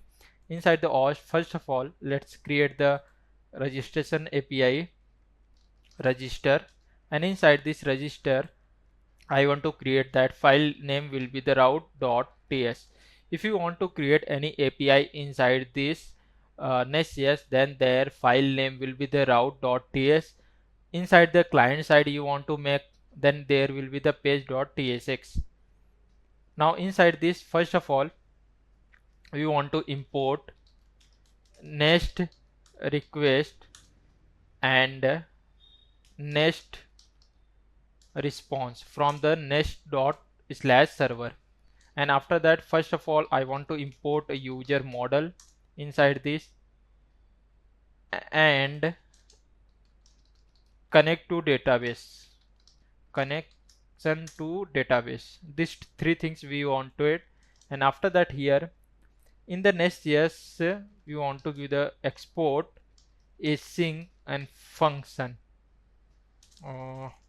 async function, and that function name will be your method name. Like in the Next.js, if you wanted a post method, get method, then that function you want to that function name here you want to give it. Now here I want to the post method because I want to get the data from the client side. Then here I have given the post that will be here I will add the try and catch block cause it will be, maybe there will be the any error while working on this APIs. Then here let me just give the error, maybe data will be not become from the front end side, API is not working or something like that it was happening. Then here we want to catch this, and inside this return I will send the next response, and inside this JSON I can give that uh, error will be failed. Let me just make the failed to register user. Okay, I have already defined this object, then why I have given this one. And after that here I can give that status code, it will be the 500. This is a 500 means internal server error. After that here inside this, first of all inside the front end side I want to get the name, email and password. This is coming from the, here I want to get this data from the request. Then here I want to give the request, and here I want to define their types. Their type will be next request, and inside this I can give the wait request dot slash dot JSON, and inside this I want to extract the name, email and password, and here I want to inside the variable. After that here inside this I want to check that name, email and password user have provided or not. If any one of them not available, then I want to send the error. First of all let me just check name and email, and here I want to give the or, and here I can check that password also. Now here if name, email and password all three of them is not available, then here we can send the error inside the front end side next response, and here I can give the JSON. Inside this I can give the message, or I can say that error. Here I can give the email and password is required. You can also add the email password, and here I can give the name also. Let me just add this from here, name, email, password is required. After that if name, email and password user have provided, then after that we want to connect this with our MongoDB database, because we want to check that this email have already registered in our database or not. Then here I can give the wait and connect MongoDB, this function we want to call it here, and let me just drag and drop there. And here first of all I want to check that this email is available in our database or not. Then here I can give the exist user, here I can give the wait, and inside this user model dot find one, because we want to check that this anyone of you can use the find one, find or find, because we want to find that any data is available with this with respect to this email ID. It means that the user have already exist inside the database. Now here if any data will be come inside this, then we want to send the error to the user side, this email is already available inside the database. Then here we want to send the response return next response JSON, and inside this we want to send the error this already user, or I can say that already exist user. And here second we want to also send that their status code will be the 400. 400 means client side error, and here we want to give the comma. Now if this user have not exist in our database, then we want to create this user in our database. For that here I can give the wait, and here we can say that user, instead of this all this detail we will store inside our one variable, that name will be the user, and here we can say that wait user model dot create and inside this we can give the name, email, password. At the time of a registration only we have considered these three field: email, name, email and password, and picture will be for the another API. After that here we can give the return, next, request, response, and inside this we can give the JSON. Here because user have created successfully, then we can send their message user, we can say the capital letter U, register successfully. And after that below this we want to send that status code will be 201. 201 means if you creating any things inside the database, then their status code will be the 201.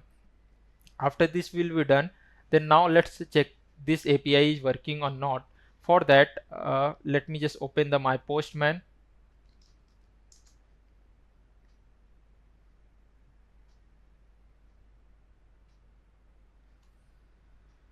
and allow. Let me just give the allowance, and inside this let me just create another collection, and here that collection name I can say that one editor. And inside this, because every API cannot say that, but some of the API I will test and do according to that. You can also do this. Now here, after that here I can give the register, and here I want to this URL I need to find it. For that I will go inside the, because our running is localhost 300, then I will just copy this same thing and come inside the Postman, and here I will change this. First of all I want to change the method will be the post, and inside this I will need to go inside the API slash auth slash register. After that inside the body, and make sure that select the raw data JSON, and here if no data I have passed, that time I will click on the send. Then it will be here, you can see that in this time the connection error. Oh, okay, maybe this API I have localhost API author. Okay, let me just check that. Okay, my Next.js app is not running, that's why it was so the error. npm run dev.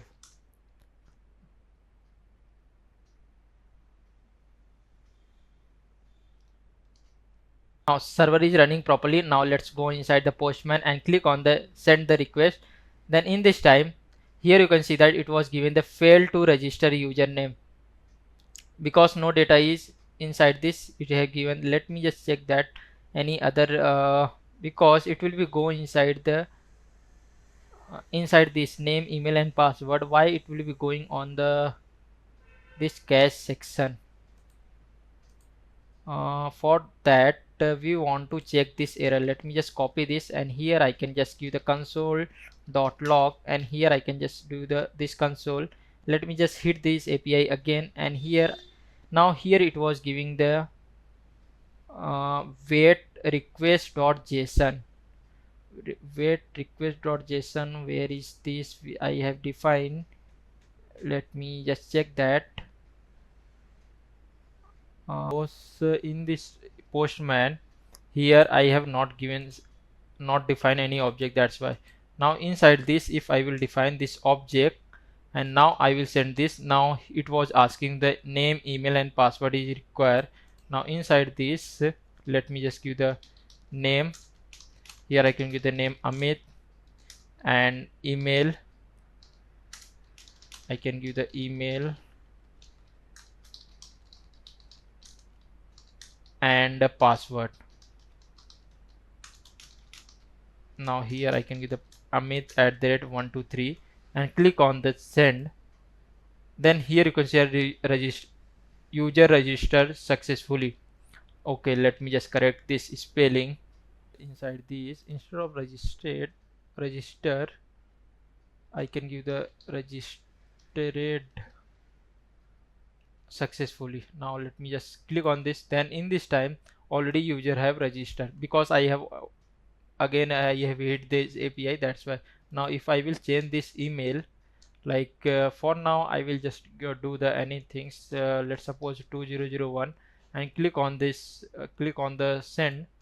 Then here user registered successfully, and again if I will hit this API, then it will show the error already you exist user, like that. Now this API I need to implement this. For that, let me just copy this endpoint and come inside this here. And now let me just collapse this all this file, and here now inside the our app section, and inside this our auth and register section, here we are getting the all this data from inside this value. And here I want to hit this API to sending the request. I will use the XGOS. For that, let's first of all let's install this XGOS from here. Here I can give the npm I XGOS and press enter. Okay, because of this let me just change add terminal, and this will be terminal will be command prompt. And here I can give the npm I XGOS. Later I will do that PowerShell setup for all this. Now when the XGOS package install is successfully, then after that I will go inside this, and here src folder inside the utils, where is inside the libs, we can do inside the lib also, not an issue.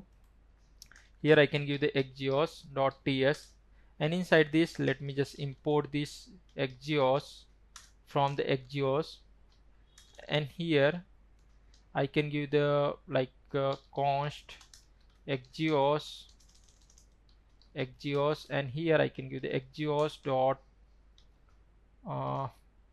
create, and inside this we can do the config. First of all, base URL. Here I can get my base URL will be the same as this one. Then I can directly copy this from the here localhost 300, and inside the here I have given. After that I will just export this, export default xgeos. Now let's copy this here xgeos and come inside your register page, and inside this here I will add the, now in this time these are not needed. For that I will just remove this, and here I will add the try and catch block error. And inside this I can give the here if any error will become, then that error I want to also show inside the notification also. First of all let's send the request. Then here I can, for set is loading will be the true. After that here I can give the const response xgeos. Make sure I import this xgeos from the lib xgeos, and inside this I want to give the dot post, and here I want to give the, let me just copy this URL from endpoint from the postman, and here I will paste this. After that, second parameter I need to define that payload. Then here I can give the const payload, and here I can give the, first of all I want to give the that value dot name and email, value dot email, where is, and password. And here I can give the value dot password. After just copy this payload, and here I will pass this data. And now here it will be show the response. Then here if I will give the here I can say that response dot status, why it was giving this error, because here I have not added the wait, because this will be the async function. Then here I want to convert this async, here I want to add this, because API will be take some time. Then I want to convert this async await function, and here response dot status will be the 201, because to create any user inside the database it will be the give the error status code will be the 201. And after that, if when it will be successfully, then we want to show the notification inside the browser. Then here I can use the toast. Let me just see that toast, it was not coming. Let me just go inside this browser, and inside the Shadcn, let me just check that any notifications component is available. Inside this I will search for the toast and press enter. After that I will go, and here you can see that toast component is available. Let me just copy this, and inside this VSCode I will go, and here I will just paste this npx Shadcn @latest add toast and press enter. Now it was giving the error, the toast component deprecated, use the sooner component. Now let me just, for now, let me just close this and go inside the browser, and here we can go on that component name is a sooner, npm sooner. We can go and just copy this npm I sooner and go inside this, here paste it, VS Code npm I sooner. Now this package install is successfully. Now I need to do the setup of this. Let's follow this documentation. First of all, we want to import this toaster and from the sooner, and inside the our layout file I can give the toaster. For that I will go inside the my that base layout file, where is inside the my here, and inside this first of all I want to import toast. What the name, let me, I can just copy this from here, and here I can paste it and remove this toast and just toaster this component from the here below this children. I can just paste it like that. Now let me just go inside this here, and let me, where inside the xgeo, where is the register page, here I can give the toast. Make sure to import this toast from the sooner, and after that here I can say that toast dot success, and inside this I can give the that message will be the response dot data dot message. The response is coming from the backend side, and it will be given the in the form of toast. And when the registration is successfully, then it will be redirected to the login page. Then here I can give, let me just, here I can give the const router use router, and make sure to import this use router from the Nest navigation, because Nest router it will be used for the server and Nest navigation used for the client side. Now after that here come, when the registration is successfully, then here I want to show that router dot push, and it will be redirect to the login page. And when any error was there, then it will be show the toast dot error, and here it will be show the response error dot response dot data dot message. Now let me just proper this, and here it was giving the error. Instead of this, here I can give the any. Now let's save this again, and after the registration is successfully, then this form will be, all this form value will be reset. For that, here this form, and here I will just go inside this first, and here I can give the form dot reset like this. Now let's save this, and let me just test this out. I will go inside the create account here, and inside this I will enter my name, email ID and password, confirm password, and click on the create account.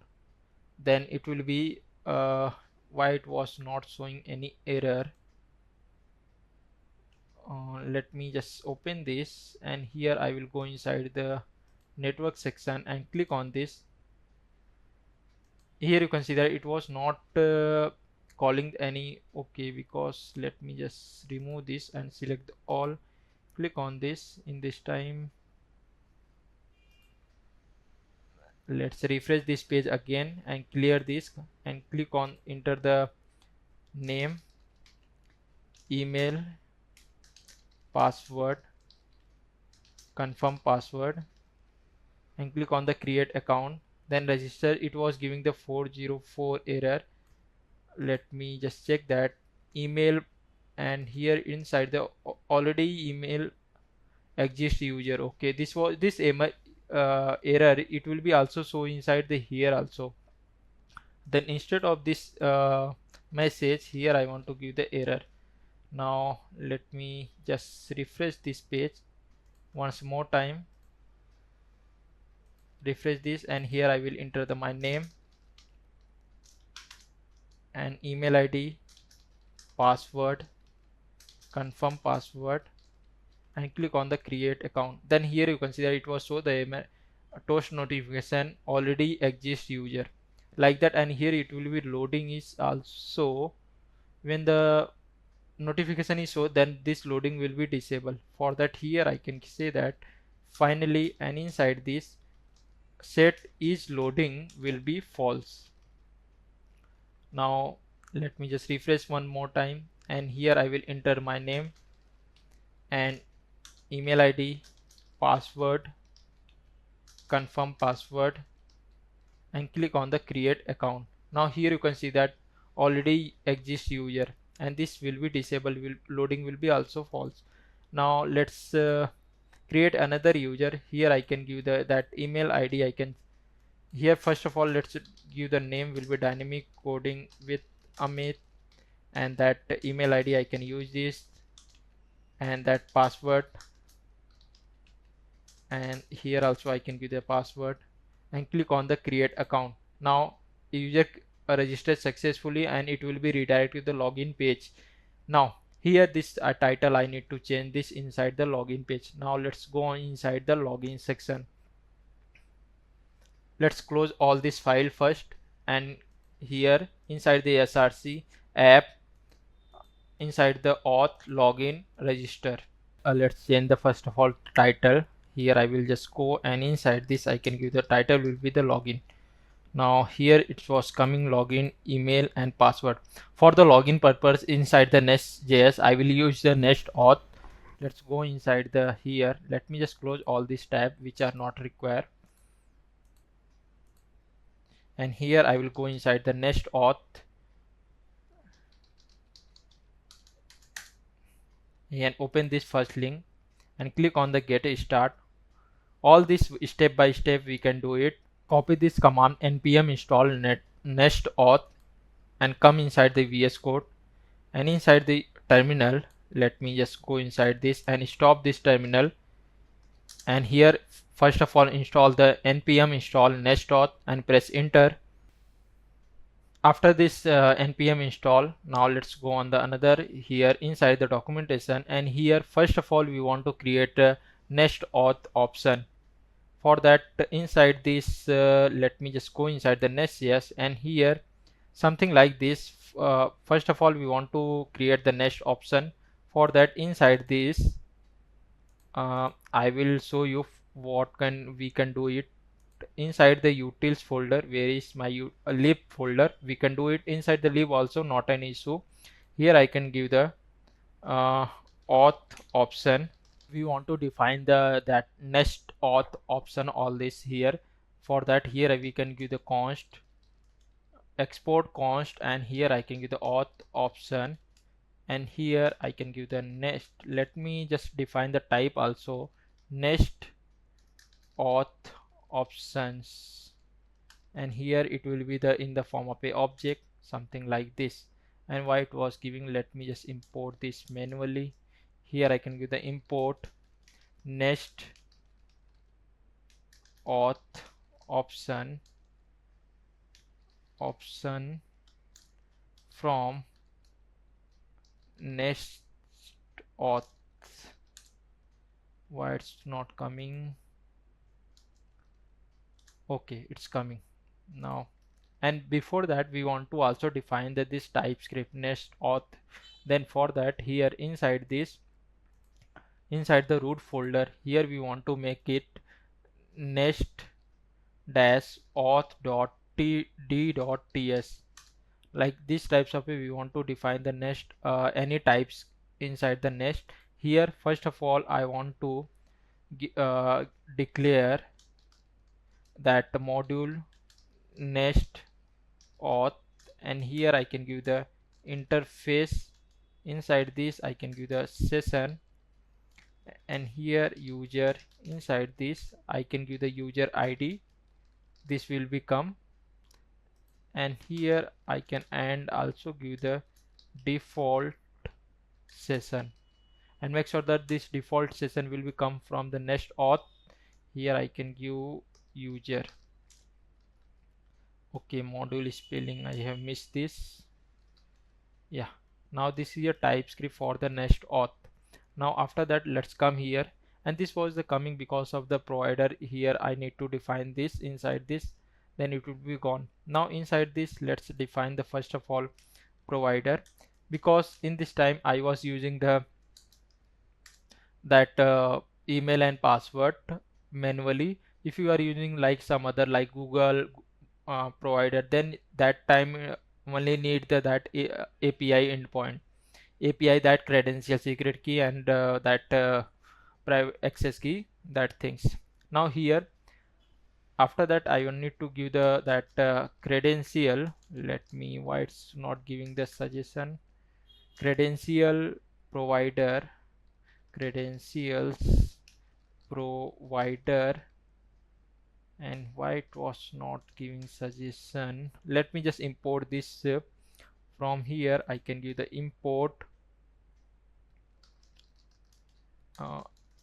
import credentials provider from the Next.Auth providers, Next.Auth and providers. Now let's copy this here. Here I will paste this, and inside this I want to give the let's define the name. Why it will be something like this. Yes, here I want to give that email. Why it's not coming? Yeah, coming now. Credential, and inside this I want to first of all accept the email, and that will be the label. We can give it email, and that value will be email, or we can say that in the form of a text. And here also we can give the password, and label will be the password, and value will be, this will be also in the form of a text. This is for the credential, and here I have not defined the name. Let me just give the name, and this will be the credentials here. And after that, here let me just hover, and here authorize. Okay, here I was just not defined, that's why it was coming. Then here I can give the async, and here I can give the authorize, and here I want to only credential, no need of a request. Then here if here I can say that credential dot email, and or I can say that credential dot password. This both the things is not available, then I can throw the error, new error, and here I can say that email and password is missing. Yeah, after that when this email and password both the things is available, then inside the database I want to check that this user email with the respect to this email ID, this user is available in our database or not. For that, first of all, again this will become our Next.js is run on the next edge, then we need to connect this in the database. Let me just add the cache block also. Here I can give the error. If any error, then it will be come inside this, and it will be the throw error. The error is coming. Now first of all, again I want to connect this with my database. Then here I can give the connect db.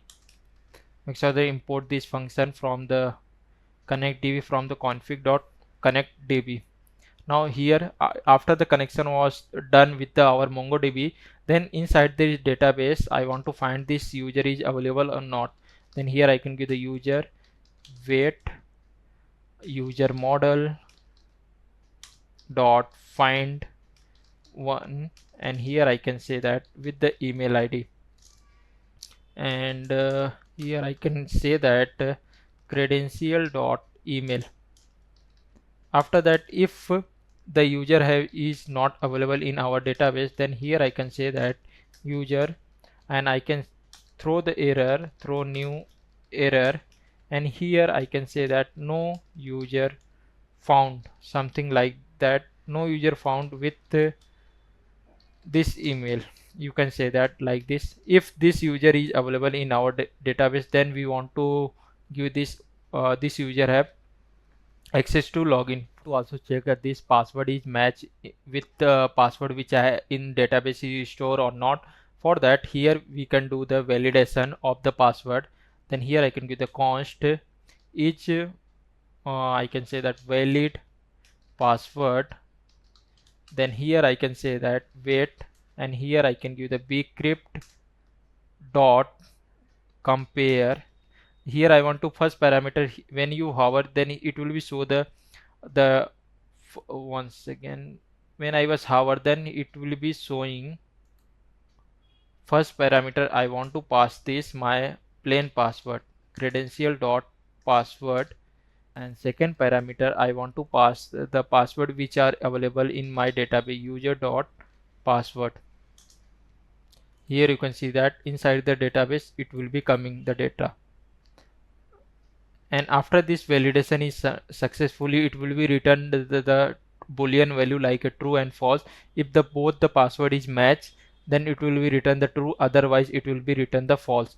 If it will be return the false, it means that each password is not a valid. Then here I can throw the error, throw new error, and here I can say that invalid password, like that. And here what's let me throw throw new error, and here I can say invalid password. After that, here I can if this password is valid, then I want to make the user will be able to log in this. Then here I will return, and this is object, and inside this first of all I want to return the user ID. Here I can say that user dot underscore ID to string, like that. And along with that, here I want to also send the email ID of that user, this one user dot email. And after that I want to also check the picture, that user profile picture. If available, then it will be sent it. With the help of a session I can get and display on the display. Now this is a user profile images, and this is for the authentication if user have given the email and password. After this part was done, then we go on the next section. Here the provider was ended. Here I want to do the callback function, and here I want to give async, and inside this I want to give the JWT. Here inside this JWT I want to extract the token and user, and here I want like this, and here I want to, if user is available, then we want to give the token dot id will be the user dot id, and below this I can return the token. Now this is for the JWT token. Again another for the strategy. Then here I can give the async. First of all, let's do the session, and inside this session I want to extract the session and second token. After that, here I want to again do the same thing, session. If inside the session user is available, then I want to give the session dot user dot id, and it will be coming from the token side, and this token will be in the form of a string. Make sure that after this will be done, and here I will return the session. Now this will be done the session and JWT. After this call by function, we want to do the what was the page, like when there will be the any error and login, all of this. When a token was not available, then where it will be redirect to that page. For that, here I can give the pages, and inside this I can give the sign in, and here I can give slash login. And if any error will become, then it will be also go on the same page, login. After that, here I can give the session strategy, like strategy will be the JWT. And after that, when this session will be expire, that maximum age it will be the, I can give the 30 into 24 into 60 into 60 into 60. Here you can see that 30 days, 24 hours, 60 minutes, 60 seconds. Then it will be the 30 days token, it will be expire. And after that, below I want to give that secret. Now here it will be coming from the process dot env dot, here I can give the Next.Auth, and let's copy this Next.Auth and come inside the env file where I have given, and inside this let me just define the Next.Auth. This is a random attacks, you can define anything like that. Here I have given the just a random string. After that, let's come back to here, and this is for the Next.Auth option login. After that, let's go inside the documentation, and here we have defined our Next.Auth. This option is here. After that, we want to make the our that routes for Next.Auth routes. For that, we want to go inside the our API folder, app folder. Inside this API, and here by default the Next.js has given some convention that if we are creating the any API inside this Nest, by default we want to use the .NextAuth.js file name.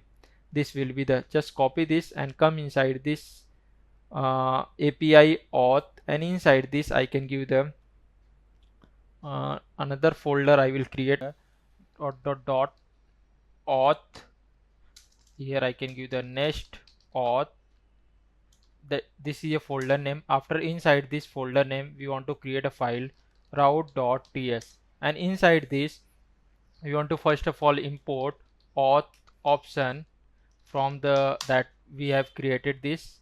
And after that, here we want to import Next.Auth from the Next.Auth, and here below this I want to give the const handler. Here next, we can give the Next.Auth, and inside this pass the auth option. After that, here export, because the API will be get and post that function name inside the here Next.js that function. Then here I can do the handler as get, handler as post. This is done, our API is ready. After that, let's use this in the login page. Let's come inside the login page, and inside this, where is after the form submit, here this one we are getting the data. First of all, let's import sign in from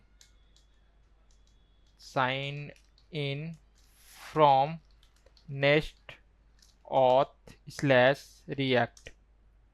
And after that, here inside this, when the form was submitted, here I can give the const result, and here I can give the wait, and make sure that this function will be async. And here I can give the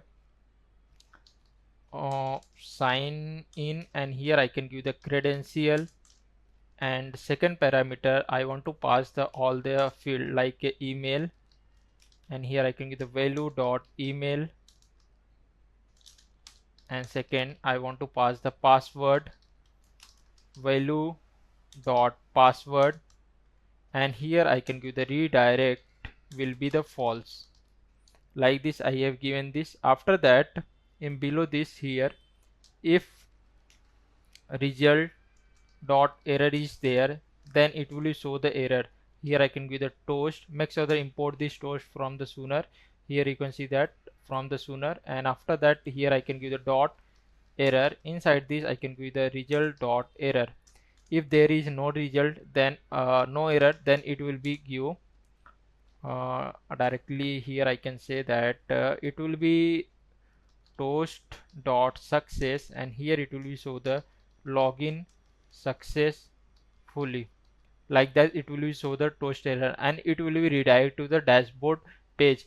For that, here inside this currently dashboard page was not there, then inside this I will create inside the app folder. Here I will create another folder. That folder group will be the dashboard, and inside this dashboard group folder, here I will create another folder. That folder name was the dashboard.ts, dashboard folder name, and inside this folder name I will create page.tsx, and inside this is I will create that component dashboard page, and here I can give the for now dashboard. Now let's come inside the login, and here I want to, after the login is successfully, it will be redirect to the dashboard page. For that, here inside this, here I want to give the const router use router, and this router is coming from the Nest navigation. Make sure that after that, here when the login will be successfully, then it will be redirect to the router dot push, and it will be redirect to the dashboard. Now let's save it again, and let's test this out. Let's go inside the login page, and here I will enter my email ID, and here I will enter my password, and click on the login. After that, login was successfully, and it was redirected to the dashboard page. And here also I want to add the, for now checking purpose, sign out. For that, inside this, let me just close all of this file and go inside the dashboard page, and here I can, first of all, let me just import sign out from the Next.Auth. After that, here I will just here I can add the button log out, and this here I can say that, let me just import this button component also, and here I will just call this on click, and here I can give the call by function sign out. This function will be called. Now let's save this and page and come here, and here it was giving the event handler cannot client folder. Okay, now this folder component I need to convert in the form of a client component. Now let's refresh this. Now it's working fine. After that, when I was click on this logout, then logout was done, but it was not redirect to the our login page. For that, we need to add the middleware inside this. Now inside this, let me just collapse all this file, and inside the src folder I need to create another file, and that file name was the middleware.ts, and inside this middleware.ts file we want to define our middleware and all the configuration. First of all, here import with, here I can give the with auth, which is coming from the Next.Auth middleware, Next.Auth / middleware, and here I can give import Nest response coming from the Nest server. Here I can give export default with auth, and inside this I can give the like, and here first of all function, and here I can give the middleware, and inside this I can get the request. This is for that, and here I will return the that Nest dot that request. And second parameter, I want to give the that callback that call by function. Inside this I can give the call by function, and here inside this I can give the auth.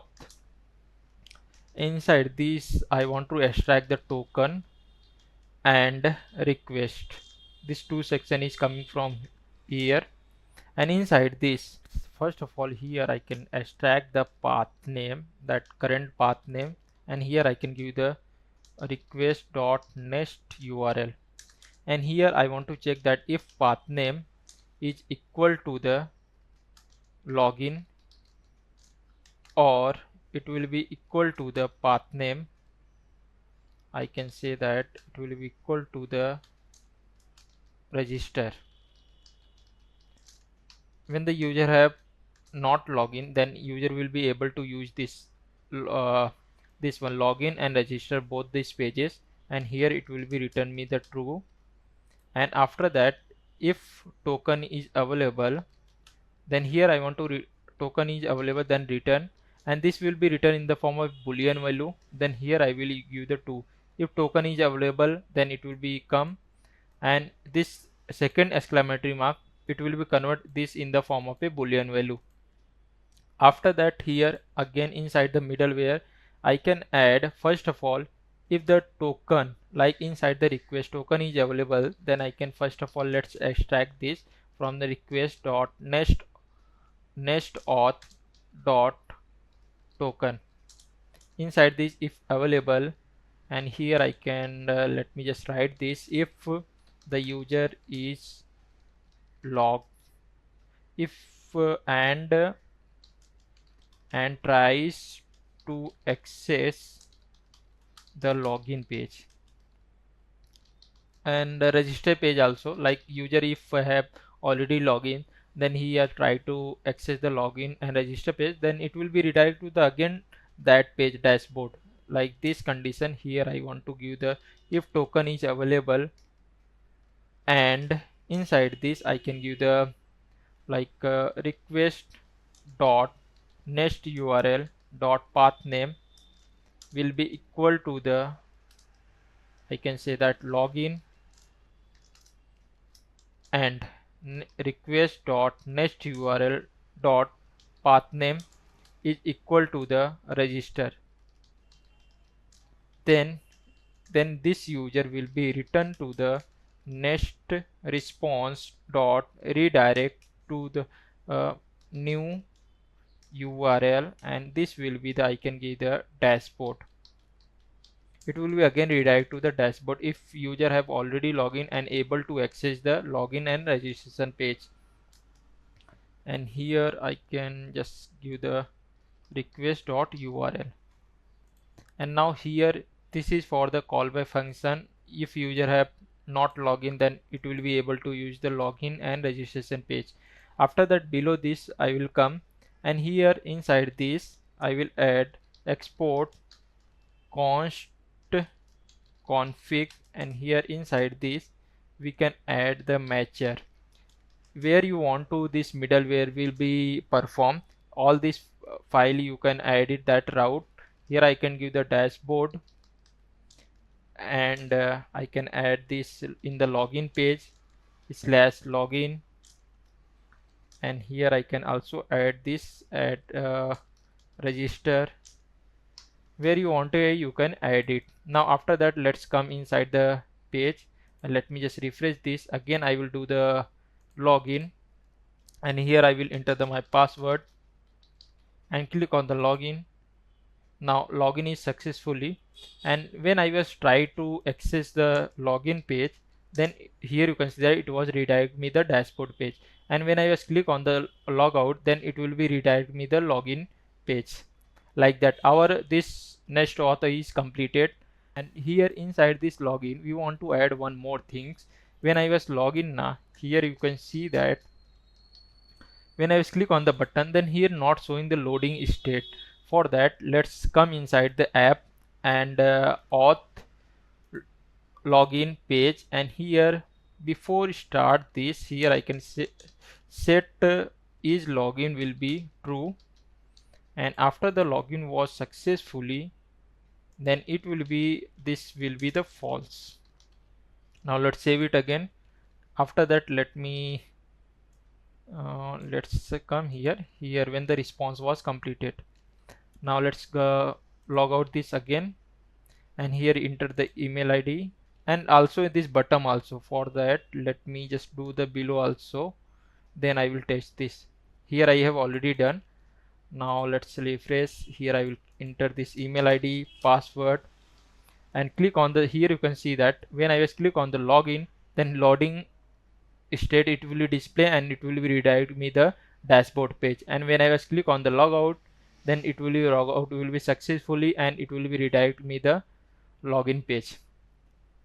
Now here this section registration and login is completed.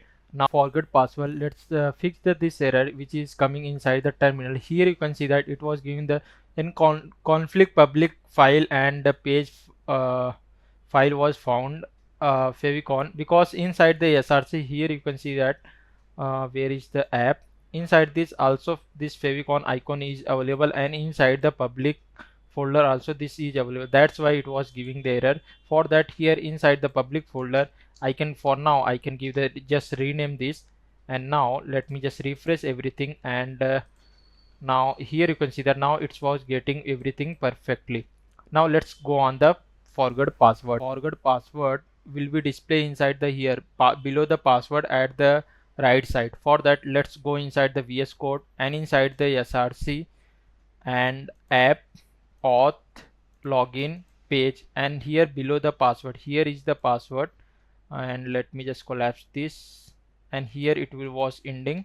After that, here I will create another div tag, and inside this div tag I will give you the link tag, and inside this link it will be redirect to the forgot password, and here I can give the forgot password.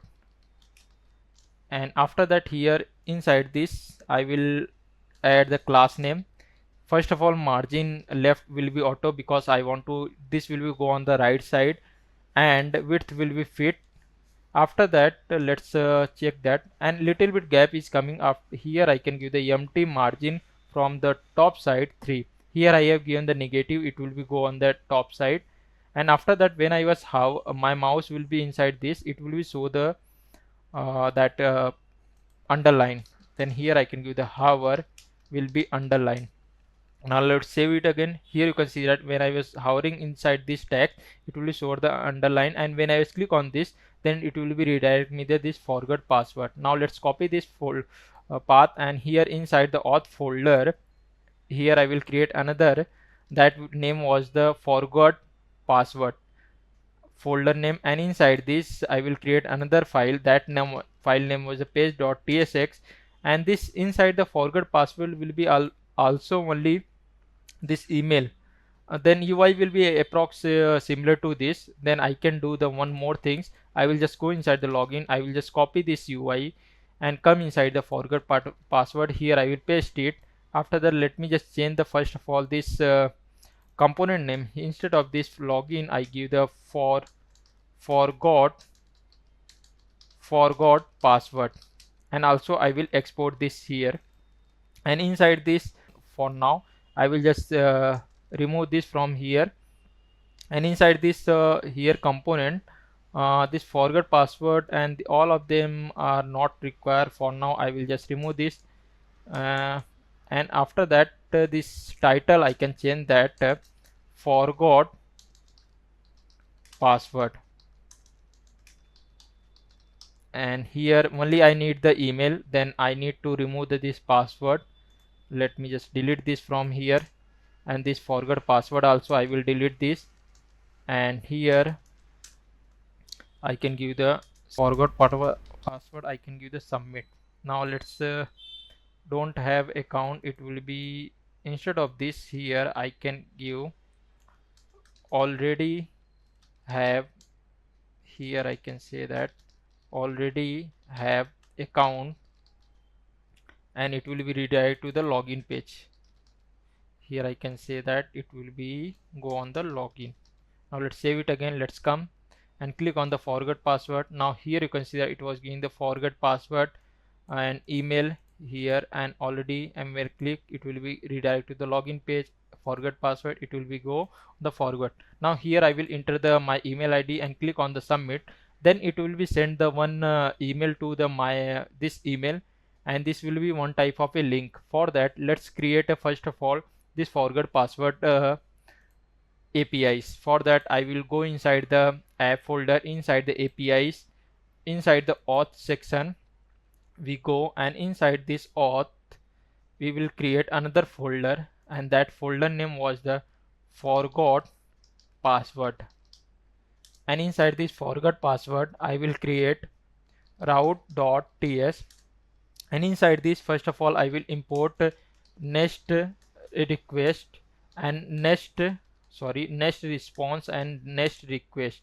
And this forgot password I need the user email ID, then it will be the post method, then here I can give the export async and function, and this will be the post method. Yeah, and here I can give the request because I want to user email ID, then here I can give the next request.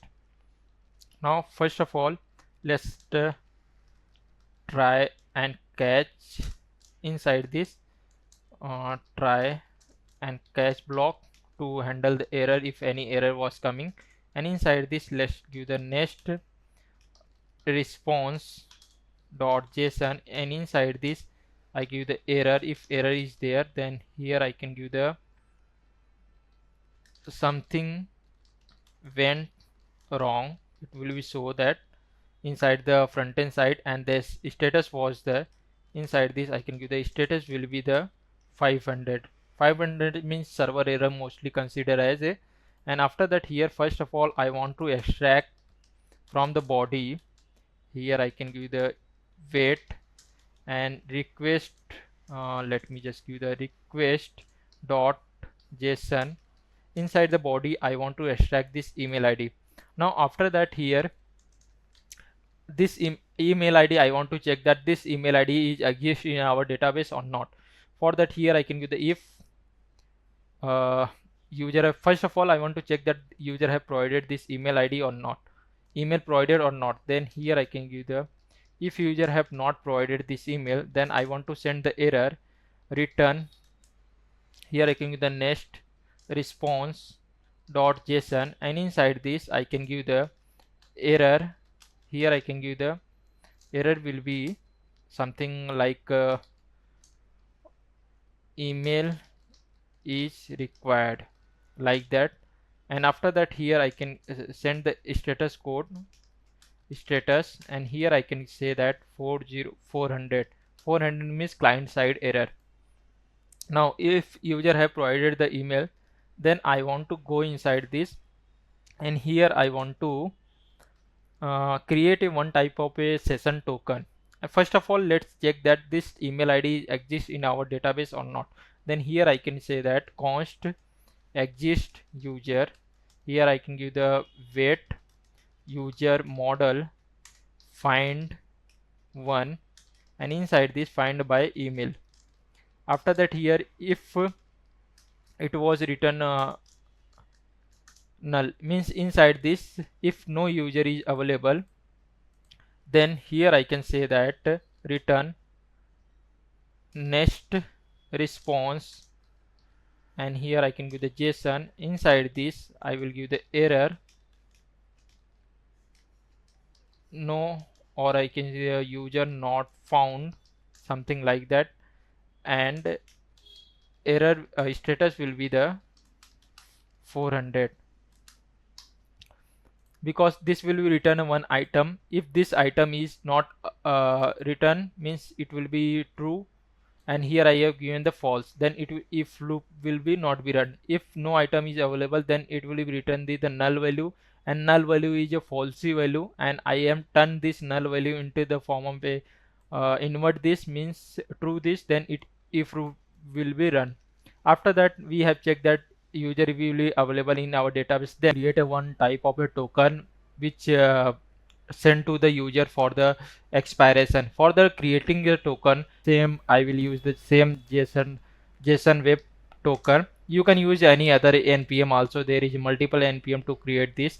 I will use npm JSON token and just copy this and copy this and come inside this. Here I will, for now I will just stop this my terminal, and inside this I will paste in install this npm JSON web token.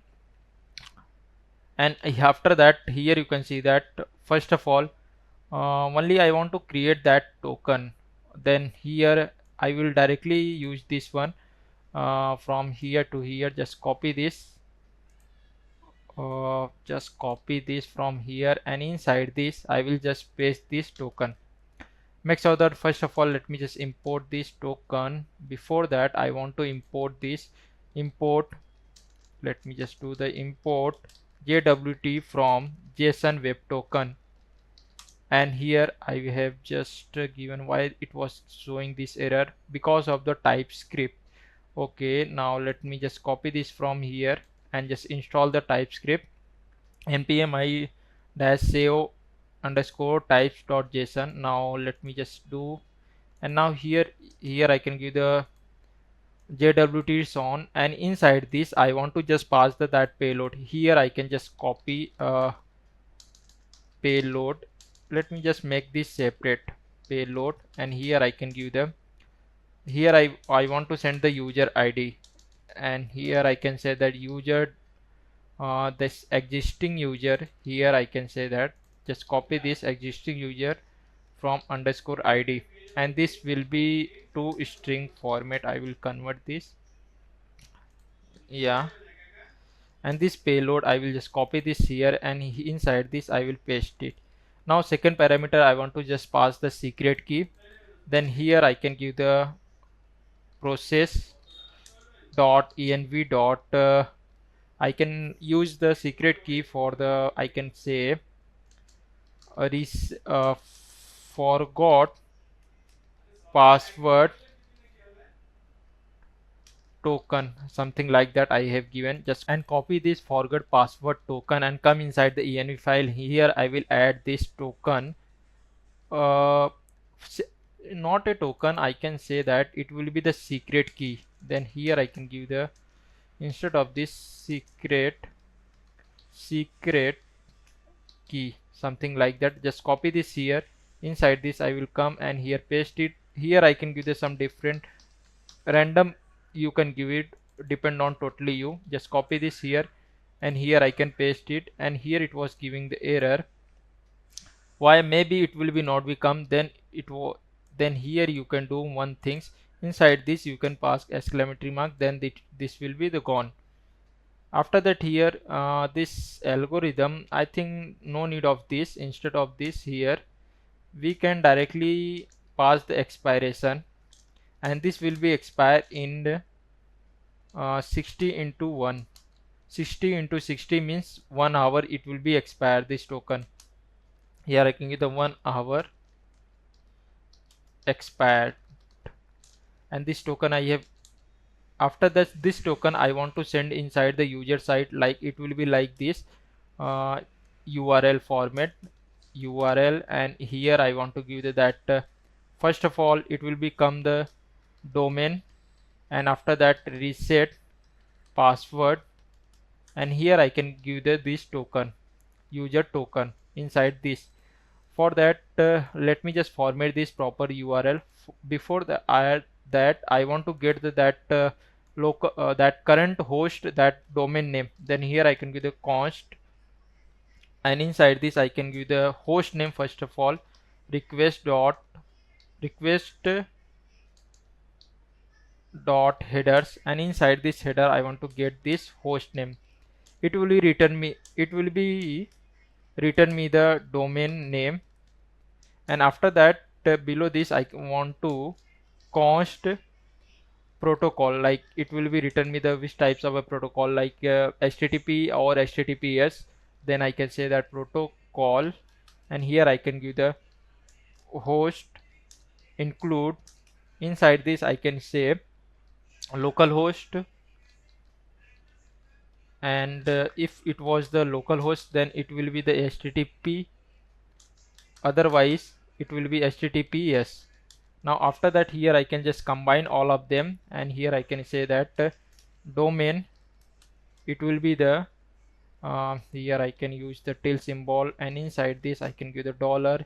Here I can give the my first of all protocol, and here I can give the slash, and inside this I will give the my host name. Just copy this here, here I will paste this. Now here I was get that my domain, and just copy this domain, and here I will just now inside this let me remove all of this from here, and inside this I can give the dollar. Here it will be coming the domain. After that, reset password, send, and token. Here I can just pass this token, just copy this token, and here I can just paste it. After that, I want to send this email. Here for now I will just write this command, sending email, and after the email was sent successfully, then here I want to return this, return next response JSON, and inside this I want to give the message, check your email. This will be in the form of a text, check your email, uh, check your email. And after that, here I can also send the status. Let me just, inside this I can give the status will be the true 100. Now for the sending email I will use the resend one, resend email services. For that, here I will go and inside this resend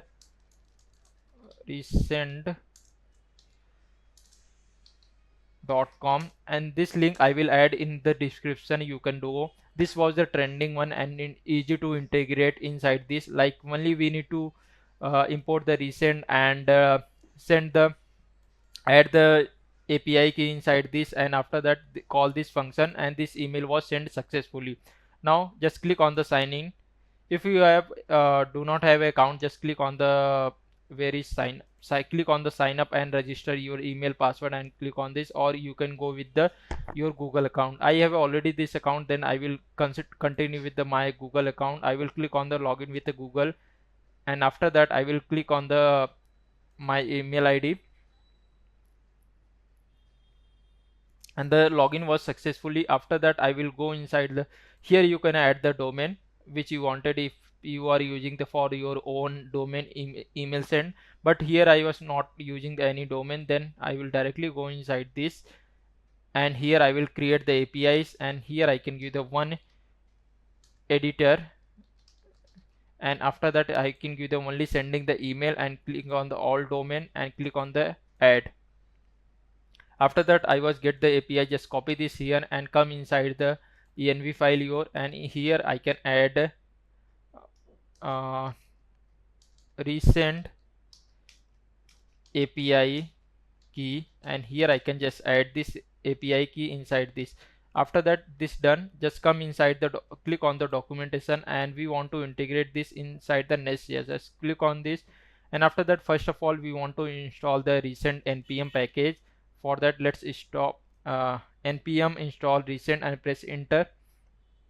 Now this package installation is done. After that we want to create the template for the sending the email. For that we just collapse all this file and go inside the component folder. Inside this component folder we create another folder, that name will be the template, and inside this template folder I will create another file, that name was the forgot password email, something like this, and tsx, and after that I will just copy from here to here, and inside this I will paste it. After that, here let me just drag and drop, and here I want to send only in name that and after that I want to send that URL. When the user will click on this, then it will be redirect to the that page, and this will be URL will be in the form of a string. Here also I can give the name and URL. After that, here I want to just welcome that username, and below this I want to show the that reset password, and here I will add the link ref, and inside this I want to add that URL, and inside this I will give the click here to reset, something like this, and here I can give the inside this URL will be coming, and this link will be open in the new tab. Then here I can give the target, and it will be the blank. Yeah, now this is for the template, and this was done. After that, let me just here I will change this template name, forgot password email, something like this, and just copy this here and come inside the where inside this config. This part is done. I have created the template for the forget password. Now let's go below this, send a email. Now for the sending the email, currently I am using the app router. Then here I need to do configuration for this. Inside the config folder, create another file. That name was the send, or I can say resend email .ts, and inside this let me just first of all I want to below this, I think something is there not. Let me just import the recent config from the recent. After that I want to give the this recent, this one, just copy this here I can paste, and inside this I want to add the my API key inside the, let me just inside the env file recent API key, just copy this here and here I will paste it. After that below this I need to add the one function to send email. Here I can give the const send email, and here I can say that inside this I wanted this for the props are, let me just here first of all define the things we wanted on. Instead of this, here I can directly give this, like first of all I wanted the that email, and the second subject, and third parameter I want to that React component, that React template, I can say template. And now I will just copy this from to here and copy this, and inside this I can paste this response is no needed. Instead of this response I can just return this here, and here also this one also I will return this. I will not use this response and this response is coming from where, inside this. Okay, this was not here. I will not be send anything. Then instead of this doing let me just here I can return the data. If any error is coming, then I will return that error, return error. And here also if any error was coming, then here I can return this error. Now this email template is coming, let me just replace with this. Here I can say that, and subject, let me just copy this here, I can replace this, and email, just copy this here I will replace this, and here all this email is going on the, that will be the one editor. This will be the name of that users, and this was the testing email which provided by the recent, and this function I want to make this async. Now this is a configuration of the recent is done, and let me just export this function, export recent email, and just copy this here send email, and come inside the route section. And here for the sending email, first of all I want to here I can give the wait send email, and here first parameter I want to pass the email. Then here I can give the user, I will get the email ID will be from this user. Just copy this existing user, and inside this I can give the email, and second parameter I want to pass the subject. Then this subject will be the forgot password from one editor.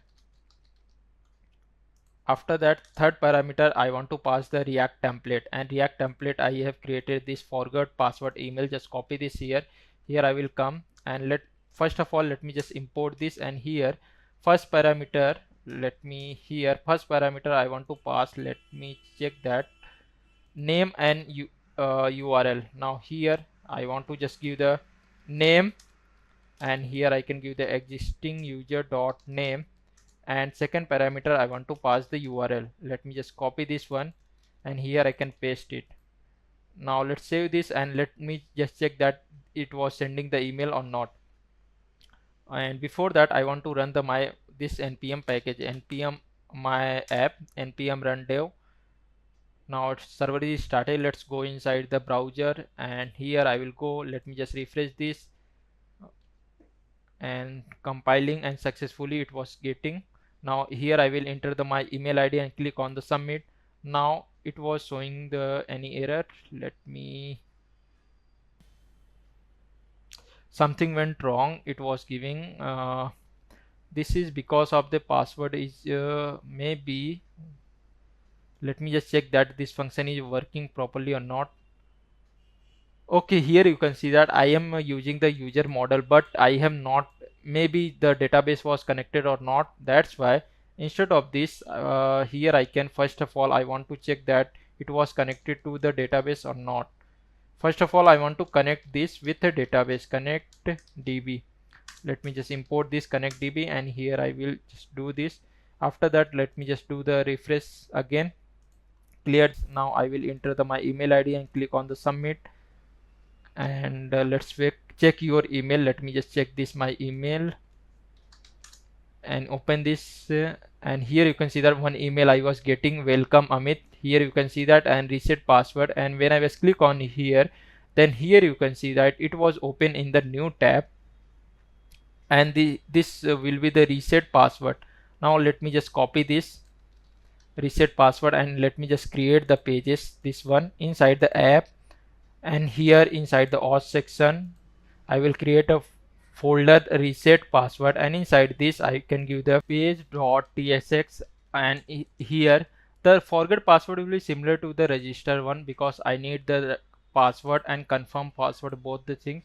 I will just copy this same component, and inside this reset this page I will paste it. And let me just change the, first of all, this component name.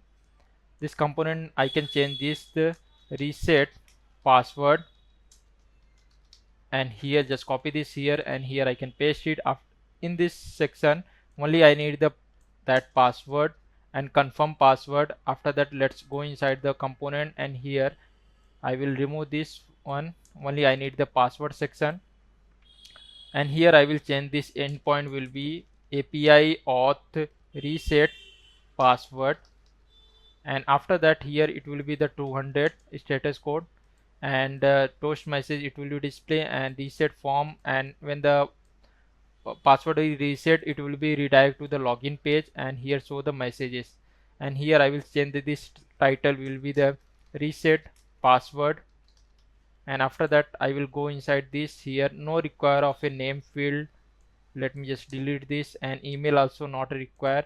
Let me just delete this one. After that, below password and confirm password, and here instead of this create account I can send that change to reset password. Now let's save it again, and let me just come here, let me just refresh this page, and yes, now here you can see that reset password, and here it was giving the password and confirm password and reset password button it will be displaying. Now first of all I want to get this token, and here you can see that this token was coming, here equal to is not coming, which were missing inside the routes. For that, here inside this, here I can add the space equal to. Now after this, here I have added the equal to. Now let me just again I want to do is in, let me just first of all here I will go back to here, and let me just enter my email id and click on the submit. Then email, check your email. Let me just go inside this, and here I want to just go and open this one and click on this. Now in this time, here you can see the token is equal to. Now I want to get this token. Just first of all, inside this my reset password component here at the top level. Now here I want to get this. For that I can give the const search params, and here I can use search params. Make sure that import this search param, and here I want to give the const reset password token, something like this. And here I can give the search params dot get, and here I can give the token, and this token is available. Then I can just first of all I want to verify that this token is valid or not. Then here inside this, let me just here inside the, here I can say verify the token, and here I can create use effect, and inside this use effect let me just, it will be run first time. For the verifying this token, here I can give the one function const verify reset password token password, and I can give the token, and here, and this function will be called when this component will be rendered. And when the token was not available, here if the token is available then only it will be run. Then I can get this token from here, and here inside this, and from here. If the token is available then only this function will be run. If a token is not available then it will be navigate to the forgot password. Then here I want to give the router, and here I want to give router dot push, and here I can give the router slash forgot password. Only the token is available then only come inside the reset page, otherwise not. Let's suppose for now I will just copy this one URL, and here I want to go inside the slash localhost, and here I want to go inside the reset slash password and click on this. Then here you can see that it will be redirect to the forgot password. Now let's say again I will click on this, and here I was getting this token, then I am still this page, and this token I want to verify that this token is valid or not. If this token is valid, first of all here inside this I can directly pass this token inside the here also, but I want to also validate that this token is expire or validate. For that I want to create another API to verify that this token is valid or not. Then inside this my API folder, inside the auth, inside this auth I will create another folder, that name is the verify reset, or I can say that forgot password token, something like that. And inside this I can create route.ts, and here first of all I want to import next request, next response, this both of them.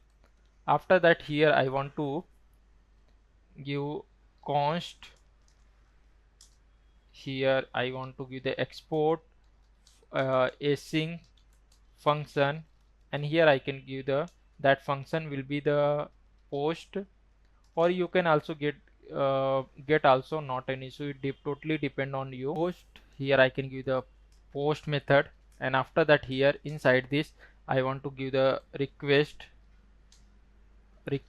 and inside this I can give the next request, and here I can add the try and catch block, and catch if any error then it will be coming here, and here I can return next response dot json, and inside this I want to give the error. If any error is coming, then for the production one it will be show the something went wrong, but in the development mode you can do it, totally depend on you. Here I can give the status code will be the 500 for the internal server error. Now here inside this I want to extract this token, I want to extract this here, and it will be coming from the wait request.json, and here I want to extract this. If token is not available, then here it will be say that token, and inside this it will be show the return next response. Inside this JSON here I can say that error, yes, token is required, and error here I can say that status code will be the 400. Now if the token is available, now in this time I want to check that this token is valid or not. For that here inside this, at the time of a forgot password, here you can see that I have used this JWT sign in to convert user ID in the form of a JSON web token. Now this I want to, now in this time I want to do this reverse. For that here inside this where is verify the token? Here, verified token systematic. Then here in this time I want to do the like something like this. Here, where is this?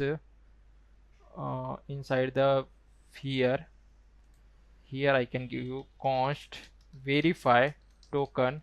Inside this I can give the weight JWT. Make sure that I need to import this JWT from JSON web token. Then here I can use the import JWT from JSON web token, and after that here I will come and I can give the JWT dot verify, and inside this here you can see the first parameter I want to pass the token.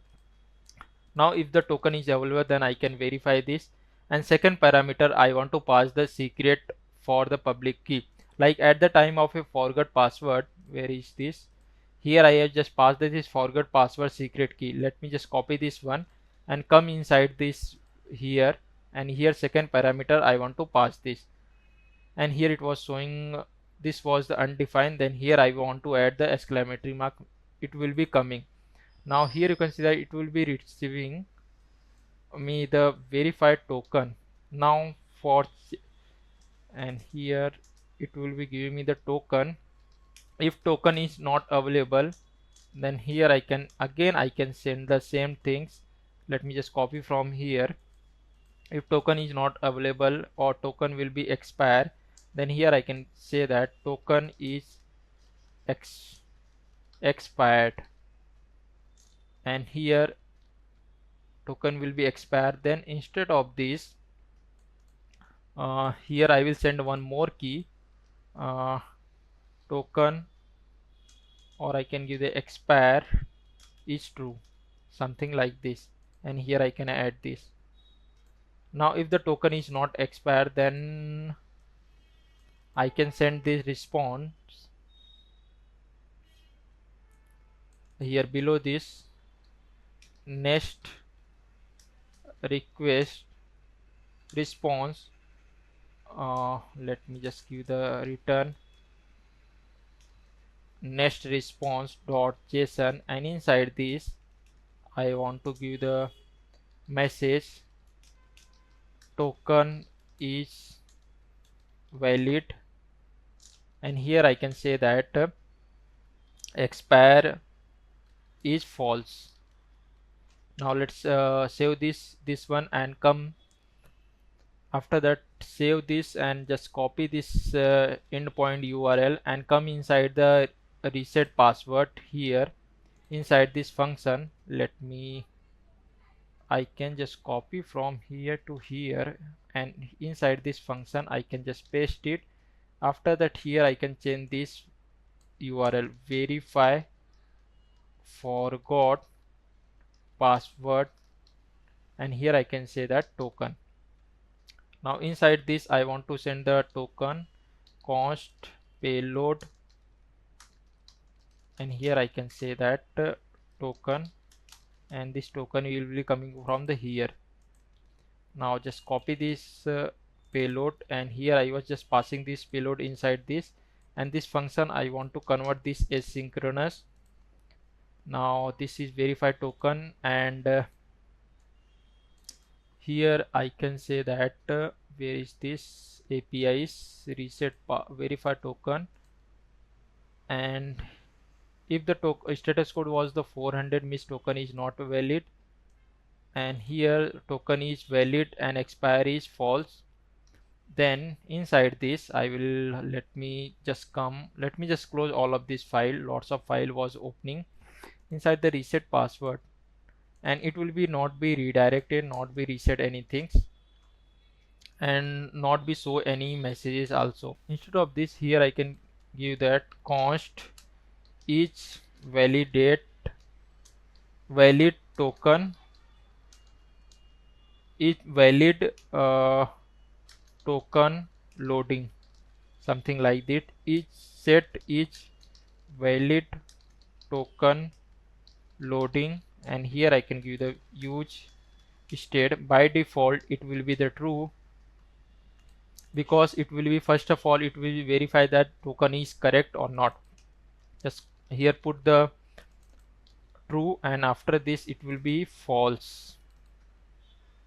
And if any error was coming, then it will be so here if token was expire. Now let me just check that what was the response was coming from inside this. Here I want to check token, and here I want to paste inside this, and after that let me just come here and let me just click on this first and right click and inspect section, and let me just go inside the console, and it was the forgot password. Why console was not coming? Response dot data, I want to give the response dot data, and verify forgot password is 401. Instead of this, here also I can give the console error. If any error, then I can validate this. Let me just refresh this page, and here it was giving the request to failed status code 400. Let me just check inside this action is not supported by the Next-Auth. Why it was giving? uh, Maybe something I have given the wrong. Let me just check that everything inside the API section. uh, Here I have given the verify forgot password token. Let me just copy this correct URL and come inside this here. Now here I can just replace properly.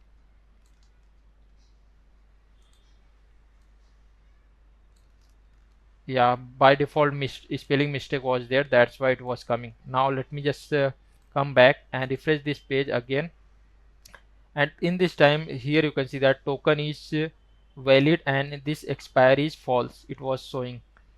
For that, now here I can say that it's coming expire. Now here I can say inside this I can give the set is valid. Here I can say that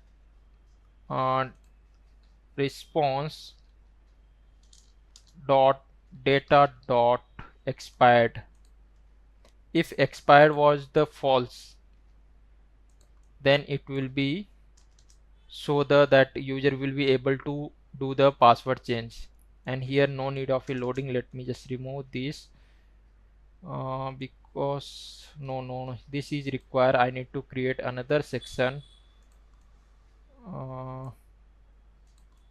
Loading is required. Here I can say that const is expire set is expired token set is expired token. For that I need to create another use state to maintain the state, and here by default it will be the false. By default it will be the true till the time when the response is coming. Or instead of this oh, I can also tell true also, not an issue. But let's copy this one and come inside here. I want to store this expired token, and after that here uh, let's copy this, and here it will be return me the this token is expired or not. Now here below this let me just go here, and inside this let me just check that console.log is expired, and here I can just paste it. Let me just refresh this page. Is expired is returning the true, and here it was return me the false, means I want to add the two condition loading also there is. Now here I have displaying this form data, and inside this first of all here I want to display this one loading state is valid token also. Let me just here if valid token,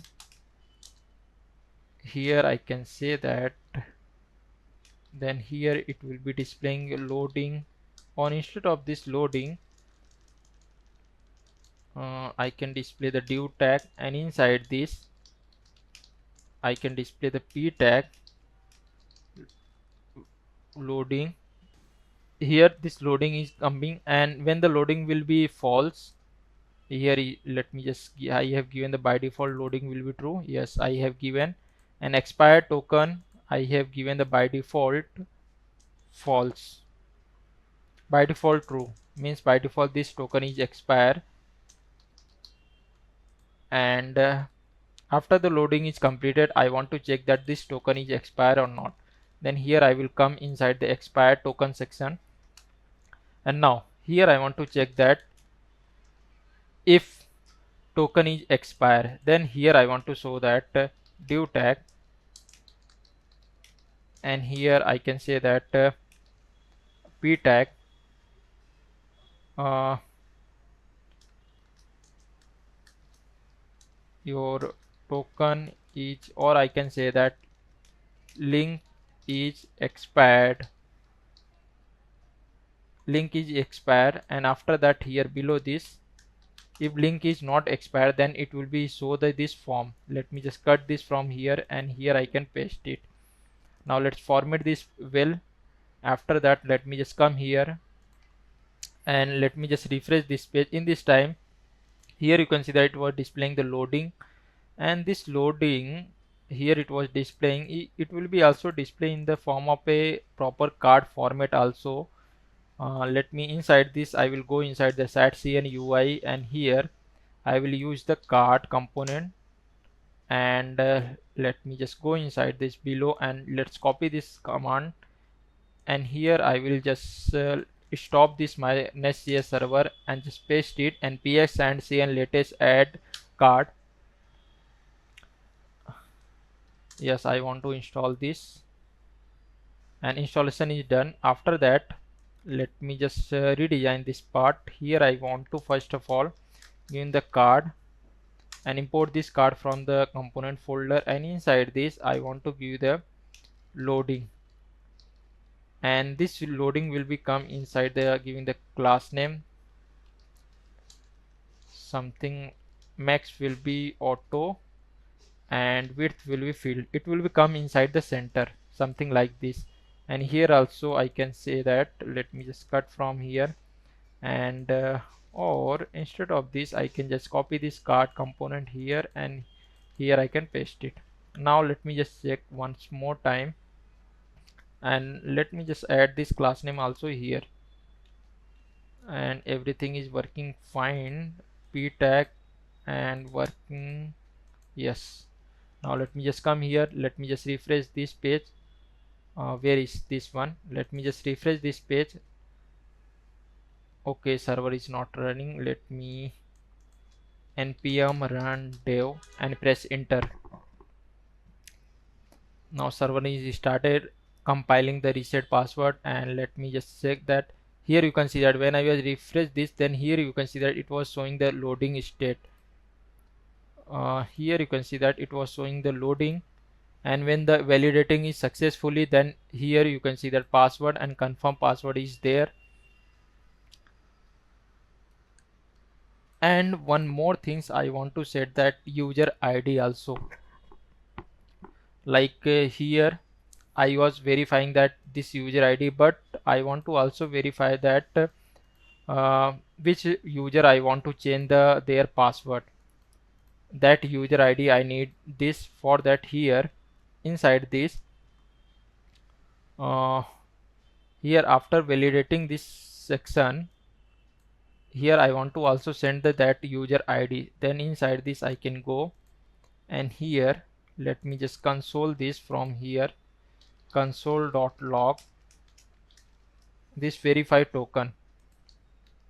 Now let me just refresh this page, and inside this here you can see that ID is coming. Now this ID I want to send it here also, user ID, and inside this I can give the verify token dot ID. Here I can give the user ID, because this ID is required for the changing the user password, and here it was giving, here I can add the optional sign, and why does not exist. For that, here I can inside this verify token I can give that for now type will be any. Now after that this will be done, and here now let's go inside this here, and inside this where is here I have set this to expire, and inside this I can give the console.log response dot data. Now let me just save this here and go inside the browser, and here where is this, right click and inspect section. Inside the console, let me just refresh this page. Now here you can see that inside the token expired token, and along with that message and user ID. Now this user ID I want to pass this inside this reset password section. Then here I will create another state, const user ID set user ID, and here I can give the use state, and inside this by default it will be the empty. Now just copy this set user ID and come inside this here, and here I can set that response dot data dot, here I can give that user ID. Let me just copy that field name, and here I can paste it.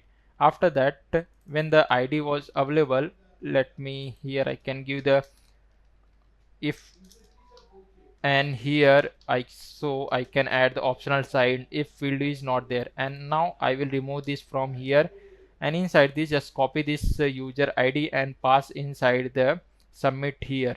Here I can give the user ID. Now this ID I can pass inside the reset password section. Now let me clear this console first. Where is I have given anywhere console.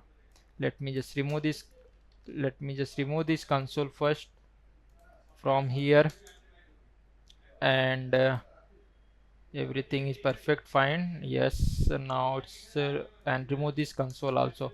Now let me just refresh this page, and let me just go inside this, and here inside the network section, let's suppose here I will enter my password. New password will be Amit 123, and here also I will enter Amit 123456. And when I click on this, first of all it was telling that validation was perfectly working fine now, and here I can give Amit 123456. Here also I will give the password Amit 123456, and when I click on the reset, then here you can see that inside the payload it was sending the password and user ID. Now inside the from the backend side I will get this user ID and reset this user password. Now let me just go inside this app folder, inside the API, inside the auth, and here inside this auth section I will create another, that is reset password folder, and inside this reset password I want to create another route.ts file. Inside this I want to first of all import next request next response.